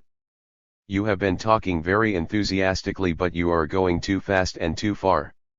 I'm not sure I have understood you correctly. Let me sum up. On the one hand, if I understand you rightly, the mysteries of nature solve themselves, as it were, obeying only their internal logic. And this is the war likely to happen, the more the images of natural phenomena, which exist in us as the ways in which the organs of our life activity move, are free of their objective, material connection with the real processes happening outside us. In solving the conflicts inherent in these images themselves, the brain performs only a motor function and has no relation to the content of the conflict or to the actual finding of ways of solving it. It would also appear that all neurophysiological states and actions are bound to occur in obedience to the self-developing logic of the objective meaning of perceived and comprehended images. The brain is commanded by the mind. It is the mind that is responsible for what happens in the neurodynamic systems of the brain. That is all part of my first point. I have some other points to raise, but I should like to know whether I have understood you correctly. Author: Well, on the whole, yes. But the funny thing is that your question throws into relief the unclear part of what I have been trying to say. I was in a hurry to convince you. So I took, so to speak, just the straight approach to the problem: external objects, person finding these objects outside him, reproducing their real images in the movement of his organs, contradiction between the images, and, finally, person's search, efforts to change the images so as to coordinate them. In doing so, I overemphasized that the stimulus to seek and the direction of the search were dependent not on the mechanisms of the brain, but on the content of the objective contradiction between images. And while I still don't know whether you have accepted this aspect of the problem, you suddenly show me another aspect of the problem without which my whole argument does begin to seem even to me more than strange. I did not quite take into account the point you have just made. I was anxious to develop my own line. But I'm dreaming. So who is arguing with me? Third person. I am, of course. And I'm the one who does not agree with you in principle. The way you put things, it is nature itself that solves all its problems, while man is just a kind of mirror in which nature finds it convenient to reflect them, and for the sake of clarity brings its trends and phenomena into conflict there in their pure form, so to speak. Or to put it another way, man is something like this blackboard, and you and I are opposite tendencies in natural processes writing out different opinions on it so as to later reach agreement. The blackboard naturally takes no part in nature's debate with itself. And I solemnly declare here and now that I'm against this conception. That's my second point: I am a human being, I can think for myself, and I won't let you turn me into a passive, indifferent blackboard or mirror, passively reflecting conflicts going on outside me and even resolving themselves without my participation. My brain resolves these conflicts, and that's why it's a human brain, a creatively thinking brain. Author: Well, that's up to you. But there's devilry here somewhere. Just like in Dostoevsky.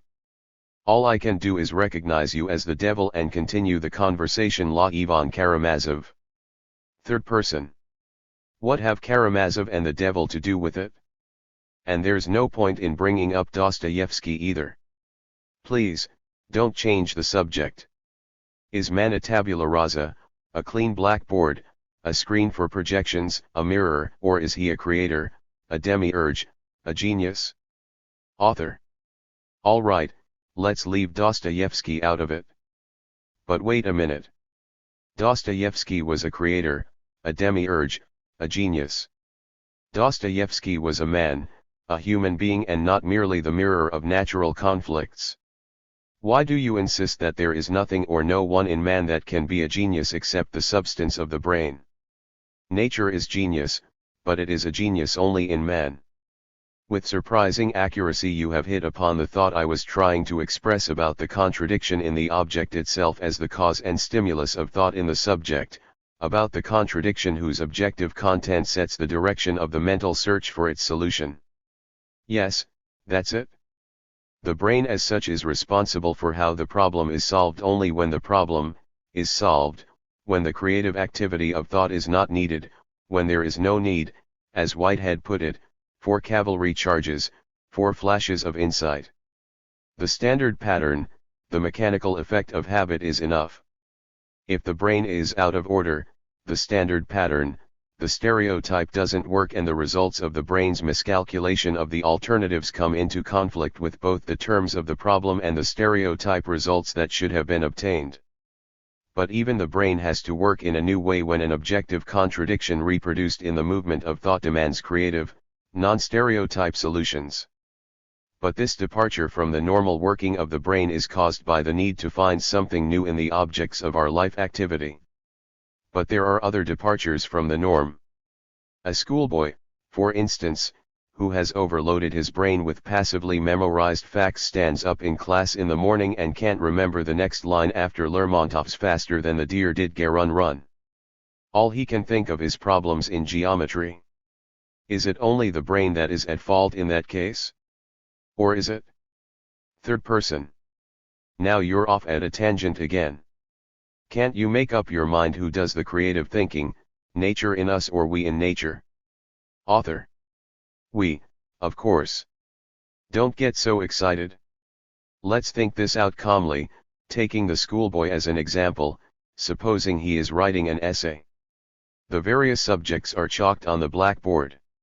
He chooses one of them, Gorky as the stormy petrel of the revolution. He thinks over the events of Gorky's life, remembers saying of the lines from the stormy petrel, the characters of his novel The Mother and so on. The content of the subject is real history, what actually happened long before our schoolboy was born, what flashed into the writer's consciousness and acquired new life in his prose and poetry. What will guide the schoolboy, what will make him write? The command impulses to the muscles, coming from the cortex? Yes, the muscles of his hand will be guided by impulses. Here they go, the year 1905. The muscles of the hand, the muscles of the fingers have moved the pen across the paper. But why does this figure and not some other figure appear? Third person. I understand you. Of course, one could say that the neurons store the facts of history, the facts about Gorky's works. The flow of information is switched on by the external stimulus, the subject written up on the blackboard, and sends a coded message to the hand muscles, which reproduce it on a clean sheet of paper. But I won't say that. I quite see how naive it is to play patience with a lot of terminology. You and I are not interested in machines for preset reproduction of the information stored in them. We were talking about genius. I realize that thinking is creativity, a new vision of something past. But isn't the brain built in such a way that it can recombine the past in a new form? Author. Why should it? Third person. Why? Author. Why should it combine the past in a new form? There would have to be some cause, some stimulus that would make it reshuffle its store of information? There are only two possible answers to that question. Either the stimulus is an attribute of the brain itself, or else the stimulus to carry out all the reshuffling operations is in the information itself. Third person. No question about that. Of course, it's in the information. Your schoolboy, admittedly, may prove to be a well-tuned machine for producing the expected stereotype transformations of the teacher's input. And he may have chosen the subject because he knows exactly what words are expected and in what order. Perhaps his quotations are already prepared, the standard superlatives well rehearsed, and the likely spelling mistakes already noted. But you are right to take the example of a schoolboy. Only not the one I have just described. Let him be an interesting person. You say he has just written, the year 1905. Author. Actually, that beginning is rather a stereotype. Still, we won't be too exacting. Third person. Yes, that's understood. Well, the boy's hand is moved by something in the problem itself, in the actual subject of the essay. And you said that there were only two possible answers to my question. The brain is so built that it produces information creatively reprocessed, or the objective contradiction between the external objects felt by movements of the organism is the stimulus to create. The first I indignantly reject because I don't want to be a machine, even one that produces its own rehashing of the information input. I don't want to be the slave of my own design. I want my design to help me to be free in achieving a thought-out solution of external circumstances that can be realized in life and change those circumstances in accordance with their own nature. And for that, here you are quite right, the stimulus determining the direction and content of my inquiry must be the objects themselves. But the trouble is that even the second of your alternatives does not save your lad writing his essay from the purely passive function of registering external contradictions. Just think. The 1905 revolution in Russia, class antagonism at its peak. Wavering and vacillation among the liberal intelligentsia. Gorky boldly raising the banner of struggle. One can choose a direct, impressive way of beginning the essay, the year 1905. Or some other beginning. But if the objective problems of the subject are reproduced in our essayist's consciousness and they are the stimuli of his creativity, these problems do not themselves produce the solutions. He does that. But then he is the third alternative that you have ruled out by saying there are only two. And in doing so you have buried the main point in our question. The very question you were just asked, who programs the cerebral cortex? And the answer comes of its own accord, he, the thinking subject. But then we are back at the beginning. Your answer, the contradictions in the objects themselves, is only an apparent answer. Let the brain receive contradictory information from outside, but the impulses that it sends along the effector channels are impulses that solve the contradictions. So according to you it appears that the brain itself does not solve contradictions, the solution is prompted by the objects, by the semantic conflict implied in them. But then our schoolboy creatively writing his essay is really writing from a crib cleverly devised to fit the problem? The problem solves itself and all the schoolboy has to do is to note the fact and write it down. Any individual coloring in his creative work depends only on his personal experience, certain unique associations that happen to arise in his consciousness. He is no genius. A mere mirror reflector, concretizing in himself the objects or images of the external world and combining them in a new way, but as they insist on being combined. There's your nature in us. I don't think much of your theorizing. Well, I don't sleep well after such a bout of criticism. Particularly when I realize that my opponent's indignation is justified. Perhaps it was my discomfiture that made me wake up. There really is some kind of devilry in this. What a dream to have. The way he pitched into me. How dare he? Calls himself a critic. Who was he anyway? Like my friend from the sad short story of the previous dream, he never existed. But if that was someone inexplicably dear to me, this other one, this opponent, this controversialist, why should I dream about him? What strange questions one asks oneself on waking up. Why did I dream about him? Do any of us know why we dream certain things? But what he said was quite reasonable. He contested my view and I couldn't answer him. On the whole, I must admit that what he said sounded convincing. Damn it all. What he said was something I never thought of myself either in dreams or reality. I did not have time to tell anyone about the view I was developing in my dream and, of course, had not heard any objections from anyone. So it looks as if there is someone inside me, listening to my thoughts and criticizing them. I was looking for the answer to the question. What am I? And now there turns out to be someone else, this he, this third person. Why, the third? Oh, of course, there was that pupil, he was the second. No, not the schoolboy, that was only an example. I mean Bertrand Russell's pupil. But that was all quite straightforward. I dreamed of him as a substitute for a perfectly real critic, his teacher. And I could have read the words of the pupil in reality, in books existing outside and independently of me. I did not dream them up. Yes, the second person was the real objections of a perfectly real person. So we find that the problem under discussion objectively contains a contradiction. I presented one side of the contradiction in saying that the programming is done by the objective world which the individual finds outside him and which is reproduced in the movements of his life activity. The other side, so it seemed to me, lies in the actual framing of the mind-body problem as a problem of the nature of consciousness. According to the very logic of this problem, the mental, mind, is produced either by a movement occurring in the brain or is not produced at all because it has always existed since time began as mental substance.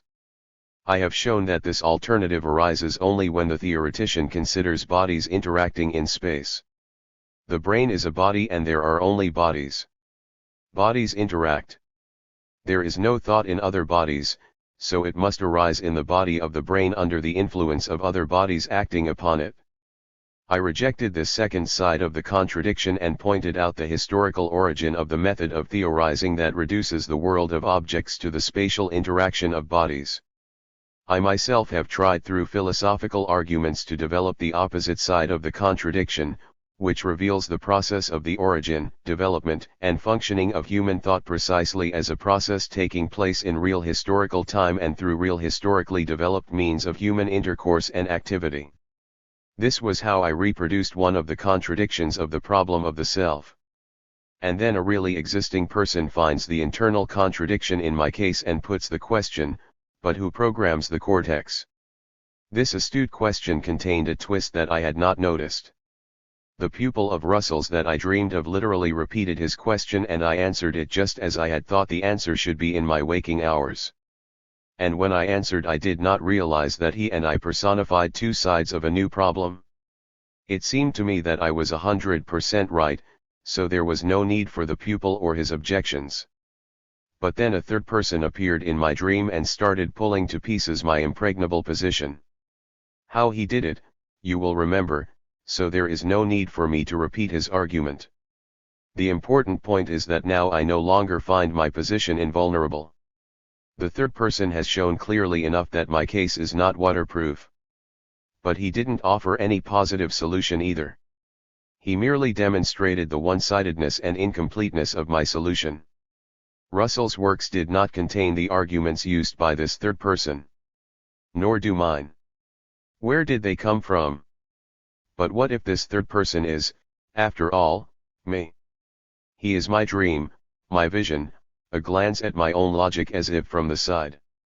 Don't we all argue with ourselves all the time? Are we incapable of seeing our own arguments from the side? Don't we evaluate, judge our own actions? After all, the situation in my dream is, if you like, the typical situation of any thinking. No, it's not a matter of solving a stereotype problem with a known algorithm and a few new facts to be fed into the computer. We are concerned here with the thinking that, as Whitehead put it, is like a cavalry charge and is performed only when the problem cannot be solved according to a stereotype. I see one side of the question and there is another side that I can't accept. But then a third person appears and finds a contradiction in my view of the matter. This third person is myself, looking at my own work from the side. Let's take an example from everyday life. You are hurrying to work. You know the way and are guided by habit. Your actions are automatic, a 5-kopeck piece for the metro fare, down the escalator, then without thinking you turn a corner, that will bring you to a convenient door of the train for coming out at the other end. Your eyes scan the newspaper headlines. The train rumbles, the pneumatic door hisses and opens in front of you, and so on. You simply aren't thinking about where you have to go. But then a voice comes over the public address system. Owing to repairs, Oktyabrskaya station is closed, passengers are advised to change at Prospect Myra. Oh, what a nuisance. Why change there? It's on the other side of town. I'll go to Turgenevskaya, and there. No, wait a minute, why go to Turgenevskaya? I had better try Novokuznetskaya. It's closer, and then. Yes, but then I'll have to make 2 changes. And here we have all the characters in my dream. Here am I, ego, who knows the way to work. Here is the pupil, he tells me by radio that this time I won't be able to go that way. And, finally, there is the third person. He rejects my decision to go to Turgenevskaya. Now I am no longer acting according to a stereotype. I have to think, and that means arguing with myself. But then, returning to the question that interests us, I can answer the pupil that the cerebral cortex is programmed by, no, not by the brain itself and, as my dream opponent correctly noted, not by the objective contradiction confronting me. The cortex is programmed by two people which make up myself. What are they? Where are they? How do they arise in the life activity of my body? Here I ought to make a long pause and ask the reader to go back in his mind over all the zigzags and dead ends of our by no means straight road to the solution of the riddle of the self. We now have sufficient material to answer the final and most important question of all: what is it in our body that thinks, that creates, that sets the goals by which the world of objects is reconstructed in a way that it could never reconstruct itself? Only when we have answered that question shall we discover the mechanics of the imagination and of creativity in general.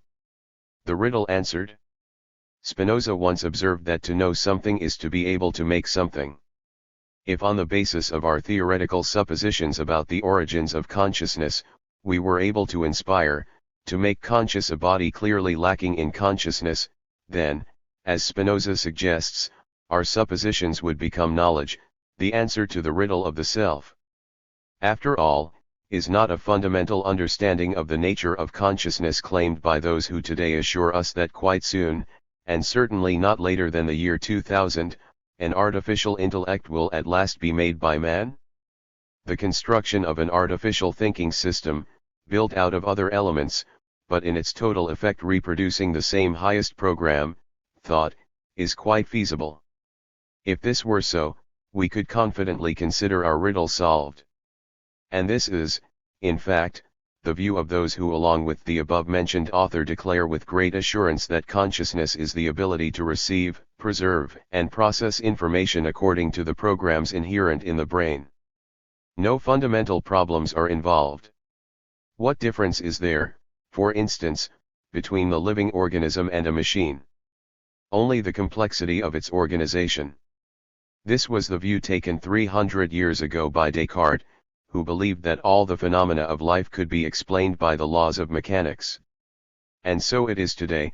The main difference between the organism and a technological control system is the large number of levels involved.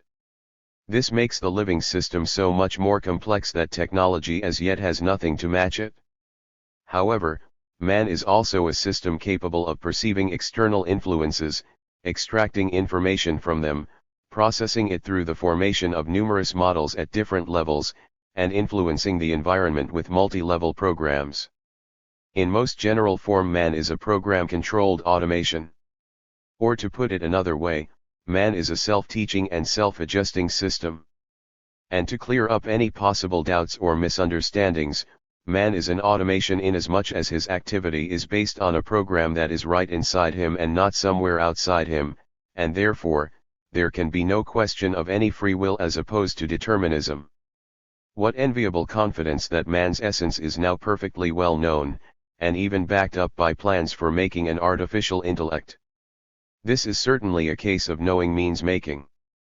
Only the technical difficulties constitute a temporary obstacle in the way of reproducing the phenomenon of thought in other, non-biological material. But we can be sure that in a few years' time our knowledge will be objectified in the form of a likable kind of robot that solves Zeno's puzzles at the drop of a hat and gives its own highly original interpretation of Liszt's Hungarian Rhapsody No. 2. We should be prepared to wait not 3 but 303 years for the fulfillment of such a promise, but all the same, it sometimes, indeed quite often, happens that technical difficulties hide the real trouble, the heart of the problem. And here it seems to me there is yet another misunderstanding. If thinking is merely the reception, programmed processing and output of information, why should we have to wait so many years and decades? Robots programmed to perform similar actions, and performing them quite successfully, already exist. What is it that thinking robots lack? Emotions. But can't this psychological state be modeled in cybernetic terms? Again we open N. M. Amasov's book. Emotions are the stimulation of quite definite centers in the cortex which have a clear biological purpose. And here is an example of some of the interesting details. Pleasant sensations arise from affection, from stroking, for example, or from affectionate sounds. This is related to the instinct to continue the species. It is important because it is the basis of vanity. So this is why we shall have to wait so long.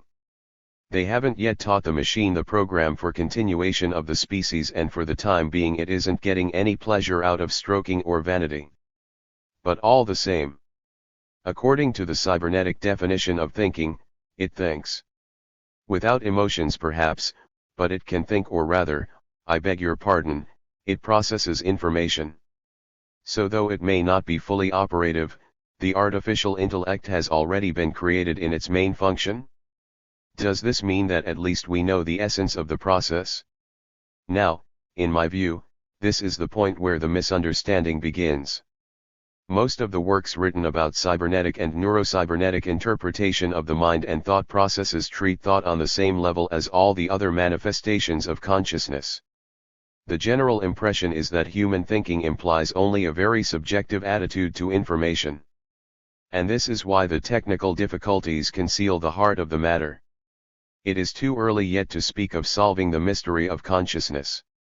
The riddle remains a riddle because it was stated quite wrongly in the first place. The book you are now coming to the end of has been entirely devoted to how the problem of the human soul, of consciousness, has been posed throughout the history of man's knowledge of himself. We have seen that the essence of the problem does not lie in whether the human brain is capable or incapable of reacting to external influences. The essence of it is why and how a human being can know the essence of things that exist outside him. Or to put the same thing in a different way, how a person can know the capabilities of objects and processes of the external world. How can he know something that does not exist in nature itself, that will never be there without his intervention, but that nature is capable of in principle? So the actual problem of consciousness is not only and not so much a problem of the reproducing in cerebral processes of that which influences the brain, as a problem of the human capability for free, creative goal setting. Or, quite simply, the problem of creativity. And, as I have already said, this problem has a twist. Yes, the brain processes information that comes to it from outside, but the question is who or what determines the way the processing is done. We know three possible answers to this question. 1. The brain is so constructed that in processing information, it produces in its output something new. 2.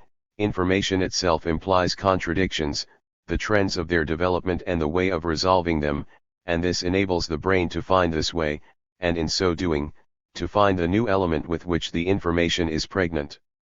And finally, the third possible answer. But first let us clear up once again what we find unsatisfactory in the other two.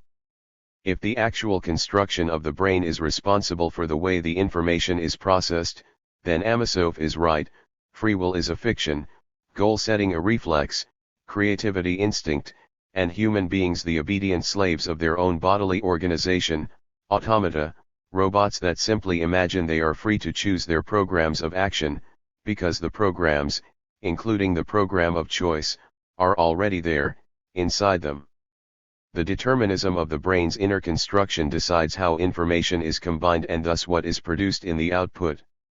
Then knowledge of essence, which enables the consciousness to imagine the world in its development as an integral whole, is nothing but a peculiarity of the generalizing program inherent in the brain itself and having no existence in the external world. Hobbes discussed this possibility 300 years before the discovery of cybernetics. And the difference lies not in the logic, and not in the conclusions, but merely in terminology. Instead of a neurodynamic system, a program and so on, Hobbes spoke of the inner power of the natural light of reason. And much later than Hobbes came Johannes Müller, who also tested this possibility in his experiments, taking its conclusions to their logical extreme.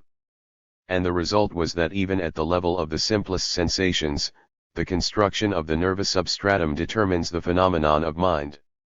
But this cuts out any possibility of the identity of mind and being, existence. Feuerbach called this answer physiological idealism. And Lenin in his book Materialism and Empirio-Criticism fully agrees with this definition. The rationalist version of this answer postulated from the start a special ability of the reason to operate with universal forms, ideas of reflection, innate knowledge of the essence of the world, and intuitively clear notions about it.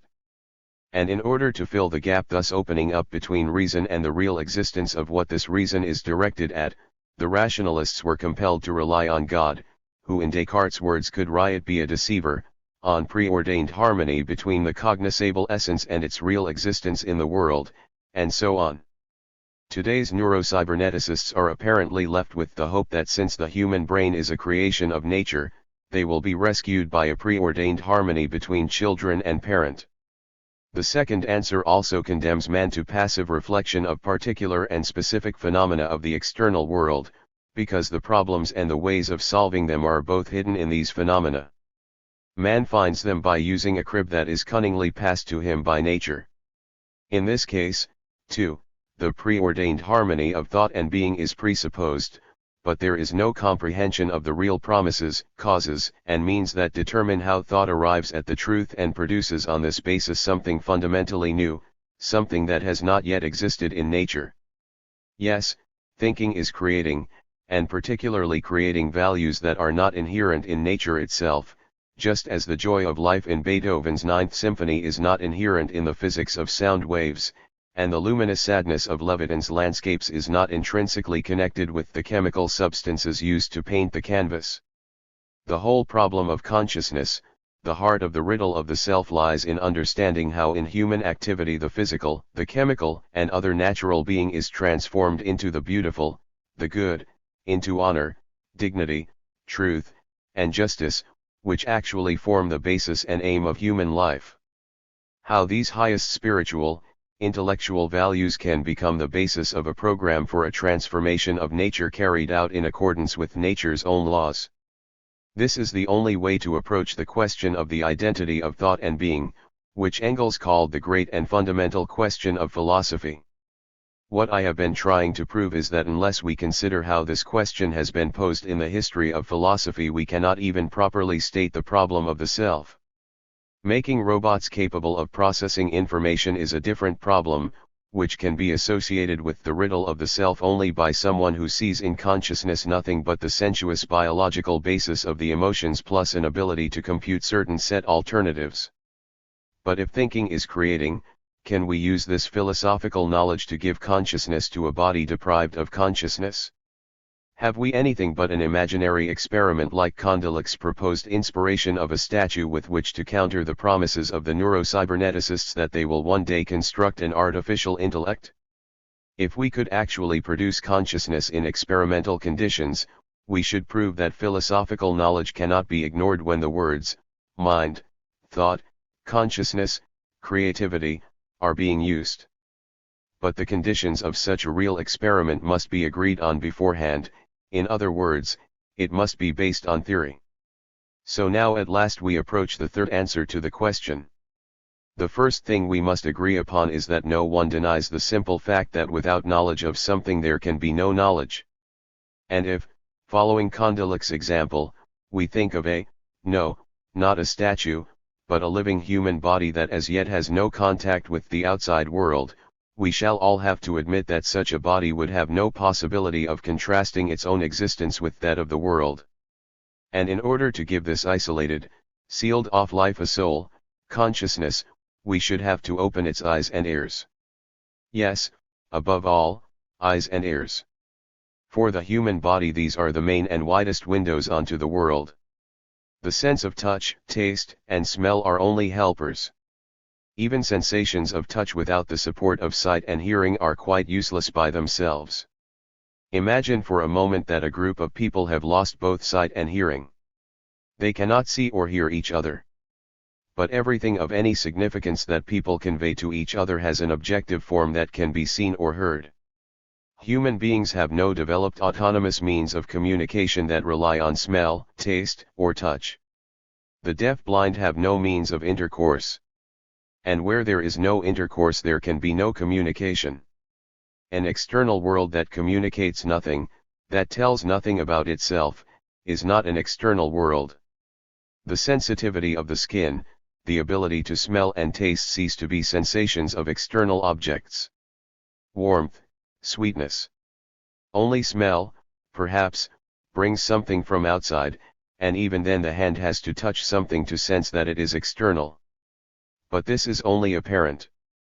Without the help of visual and auditory impressions, in absolute darkness and silence, neither the smell nor the hardness of an object can be associated with it as something existing apart from the sensation itself. Even darkness and silence exist only for the person who has sight and hearing, who knows what light and sound are. For the person who has never had sight or hearing, there is no such thing as darkness or silence. There is no dark and silent world existing around them. People without sight and hearing would be not so much like animals as like plants. But since the history of their species has left them without hereditarily fixed active biological forms of behavior, the deaf-blind are doomed to passive immobility. But even the vegetable existence is not a very true comparison. A plant grows into the earth, into the atmosphere, into the world. It demands life and finds it through the activity of its organs of breathing and feeding. But the person who is blind and deaf will eat only when he is fed by others. He does not know that the source of food is not in him, he does not look for it outside him, and any hunger that he may feel has no orientation. Such creatures, who are not even vegetables, are doomed to rapid extinction. So now, following Kondalik's example, we shall conduct our main philosophical experiment. We shall try to return to life a human being who lost his sight and hearing in early childhood. Or rather, we have no need to try because the experiment has already been performed in reality. Not long ago I met some people who, though blind and deaf, were no less conscious than you and me, people whose striking individuality could be the envy of many a well-known personality. Yes, the experiment was successful. And it was conducted on the basis of clearly defined theoretical premises. This has now been acknowledged. Literature is available that traces the whole path of this creation of consciousness step by step. I mention the main works not in a footnote, but in the text, wishing to stress that they need to be read in full in order to appreciate the solution to the riddle of the self that they offer. My first witness is Olga Ivanovna Skorokhadova. At the age of 5, Olga lost both her sight and hearing and thus found herself in the position of the child that we had in mind when discussing the conditions of our experiment. The whole story is told in her book How I Perceive, Imagine, and Understand the World Around Me.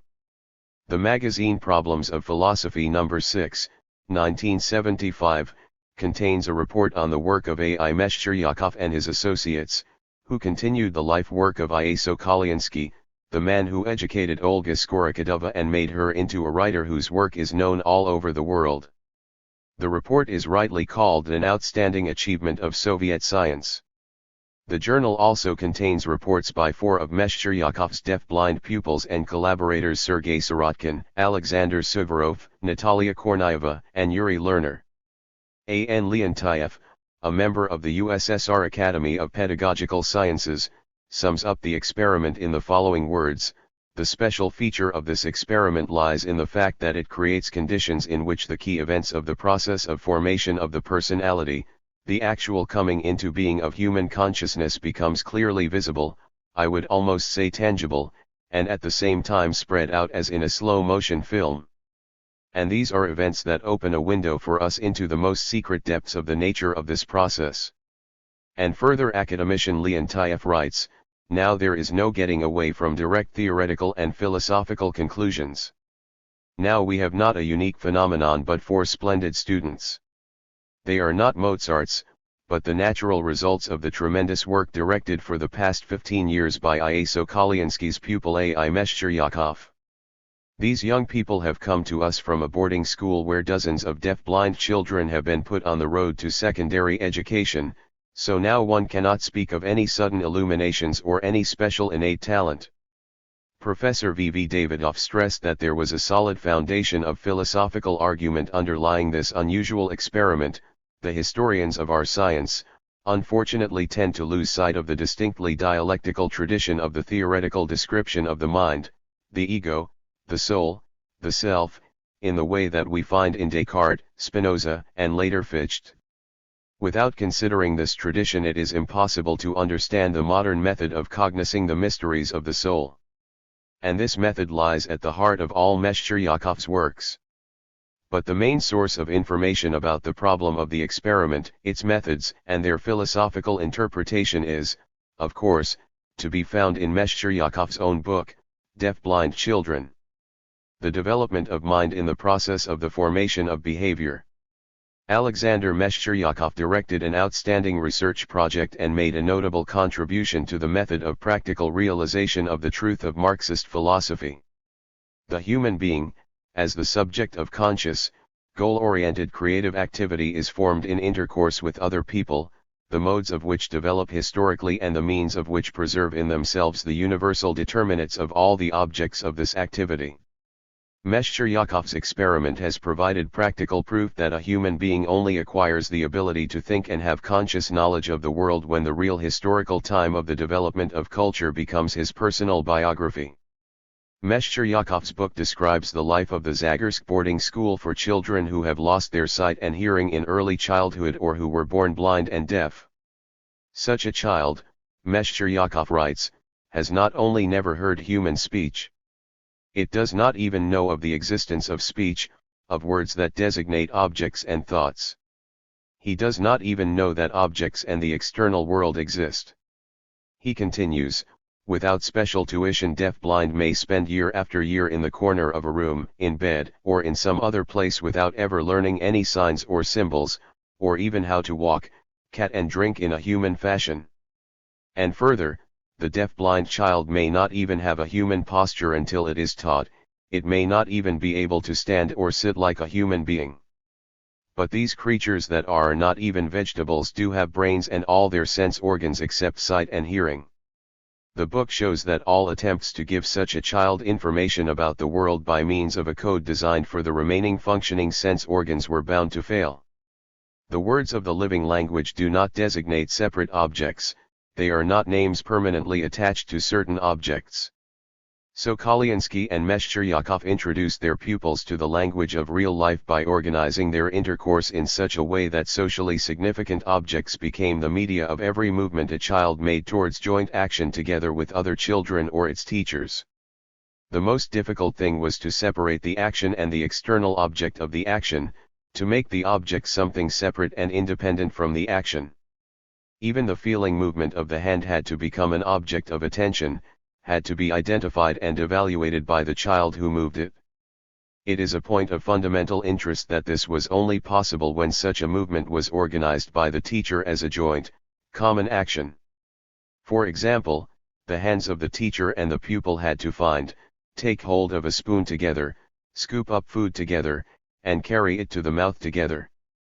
The spoon, the felt shape of it, then becomes a medium of intercourse, a means of contact between two people, its objective symbol. This common action is directed and controlled by a purposefully acting adult. In this way the aim of the movement, satisfaction of hunger with the help of one's own actions, is instilled not by the pupil's bodily organization, not by its programs, but by the relationship to another person, the actual intercourse with him. Here it becomes quite clear that the mode of action is simultaneously a mode of intercourse, the means of intercourse is simultaneously a means of action and a means of communication, which means something for one person insofar as it means something for another. The movement of discovering and feeling the medium finds it externally because another person by his participation and correction of this joint action separates the action with the medium from the medium itself, thus turning it into an independently and separately existing object. And we are thus confronted by an elementary act of human mental reflection. As we see, this act is nothing like the one that has been described, and is still being described, by the empiricists. It is not the action of the external object on the receptors, codified and transmitted to the brain, decoded there by a neurodynamic system and then presented in the form of a mental image by this system to what still remains a mysterious individual.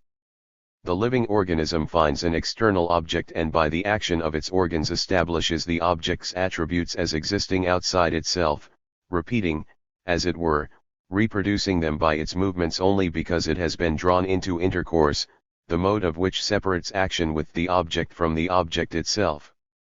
And here is yet another important conclusion that may be drawn from Meshcheryakov's experiment. the mental image is not a trace of external influence discovered by somebody in the brain, but an integral image of action with the object of perception, action that is disintegrated thanks to the socially significant media of intercourse into action as such and the perceived object of this action. Only in this case is it clear who perceives, experiences the image of the object. Naturally it is the person who separates his action with the object from the object as such, who can say, my action, my movement, my hand, my ear, and so on. And he perceives and experiences the object as something under his hand, as something outside him, as a perceived image of an external object, and not as a state of his nerves. Without human objective intercourse, without contact with the real time of the history of the development of forms of intercourse, the most elementary acts of mental reflection inherent in man as a member of the species Homo sapiens are impossible. This is where the inner dichotomy, the dialogue of objective action arises. To be more exact, it is a division into three: the relation to one's action as if from the side presupposes fixation of the action itself, its object, and this side from which the action and the object are fixed. In intercourse organizing this triple structure of action, all three elements are represented: the object of action, the person with whom I am acting in common, objectively presented to me as helper and critic, who assesses my actions, comparing them with his own, and, finally, I myself, acting for him in the same role. Any action that I perform I can therefore evaluate as the action of another person and argue with myself as I would with him. Addressing oneself with the help of socially significant means of intercourse is in fact involvements in the given moment of universality embodied in them. It is the measuring and evaluation of this instant by eternity. The measure by which the action I experience here and now is evaluated was born long ago at the dawn of history, and it developed, absorbing the expanding universe of human knowledge, was broken down and refined in the cultures of various epochs and peoples, and was born again as an integral measure, as meaning in the living language of my own living and acting people. And now, whether my eye blinks or my fingers stir, if someone calls this a movement, the meaning of this name, its universal meaning, nourished by the past and oriented on the future, will be the human measure of that movement.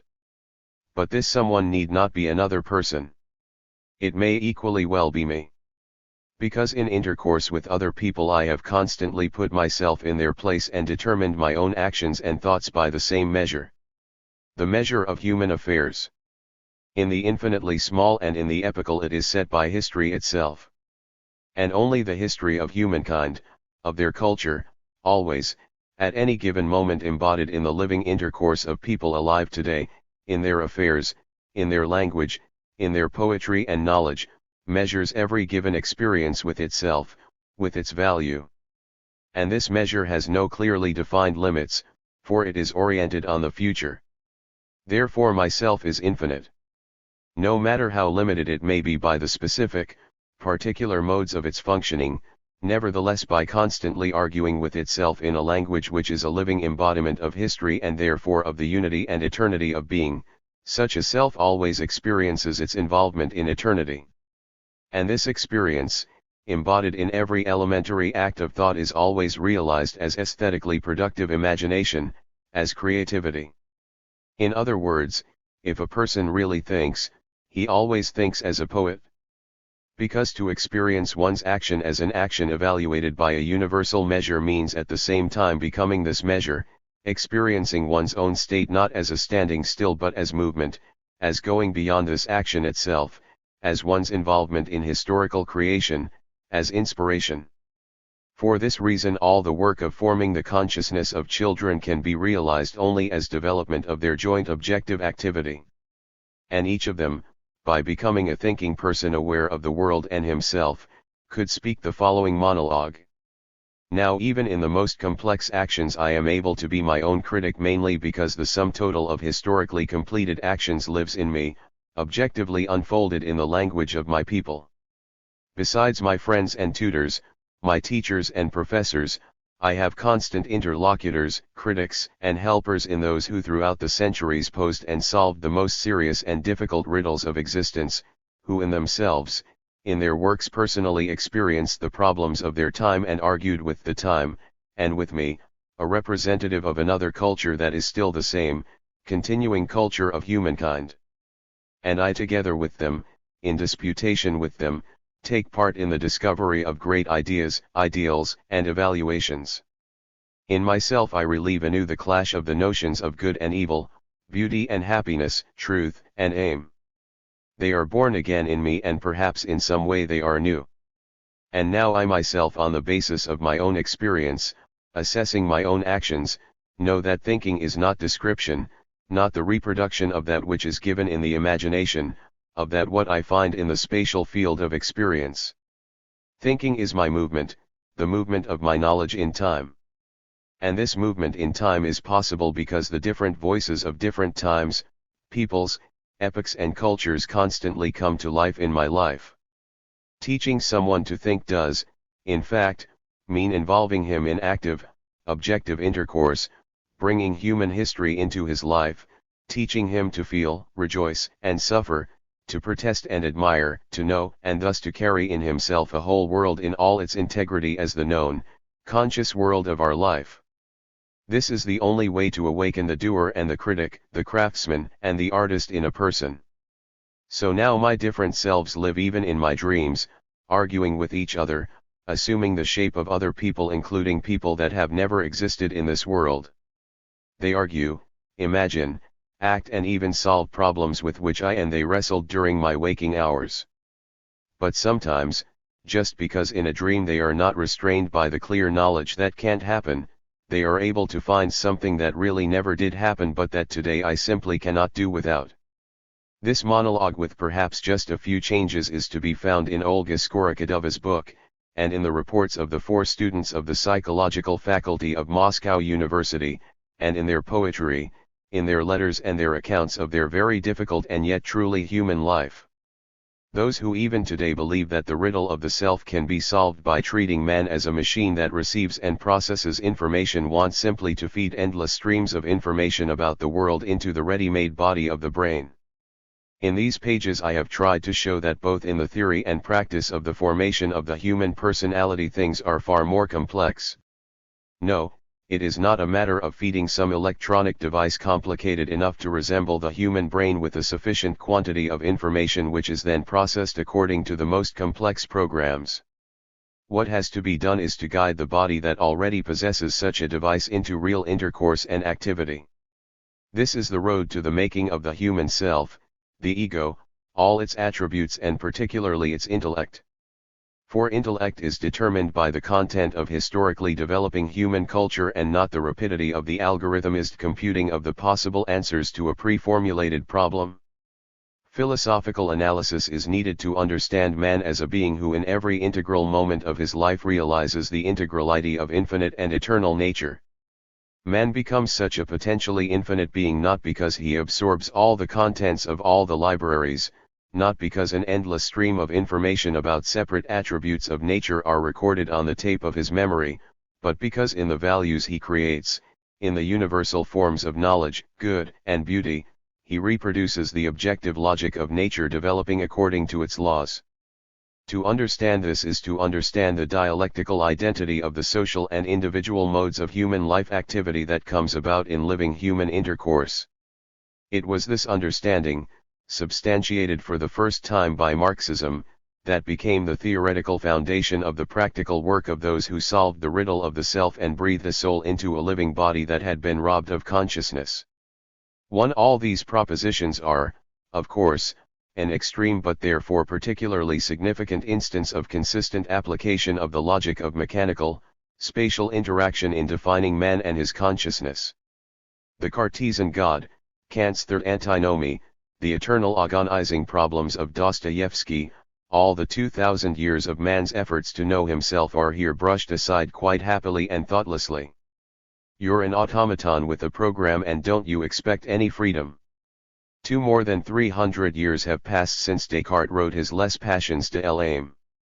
How interesting to see the logic of the mechanical system winning supporters regardless of the passage of time and the advances in human knowledge. One has only to compare the mechanistic explanations of mental phenomena given by Descartes with N. M. Amosov's attempts to explain them in terms of cybernetics. 3. Étienne Bonnat de Condillac, French sensationalist philosopher. In his famous Trait de Sensations he tried to prove that it would be enough to provide a statue with the five senses for it to be able to develop powers of judgment by storing and comparing the impressions from each sense. 4. Admittedly, greater renown has been accorded to the late Helen Keller, the pupil of Anne Sullivan. Whole libraries of specialized and popular literature have been written about her life and education. W. Gibson's play The Miracle Worker ran successfully at several theaters in the Soviet Union. Unfortunately, less publicity has been given to the life of Marie Urdieu, whose education was described by L. Arnold in his Les Times en Prison in 1948. The story of Helen Keller's development and life, and also the earlier experience of Samuel Howe's teaching of Laura Bridgman, who was blind and deaf from the age of 2, are thoroughly analyzed and shown in a new light by the psychologist A. M. Meshcheryakov in his book Deaf-Blind Children.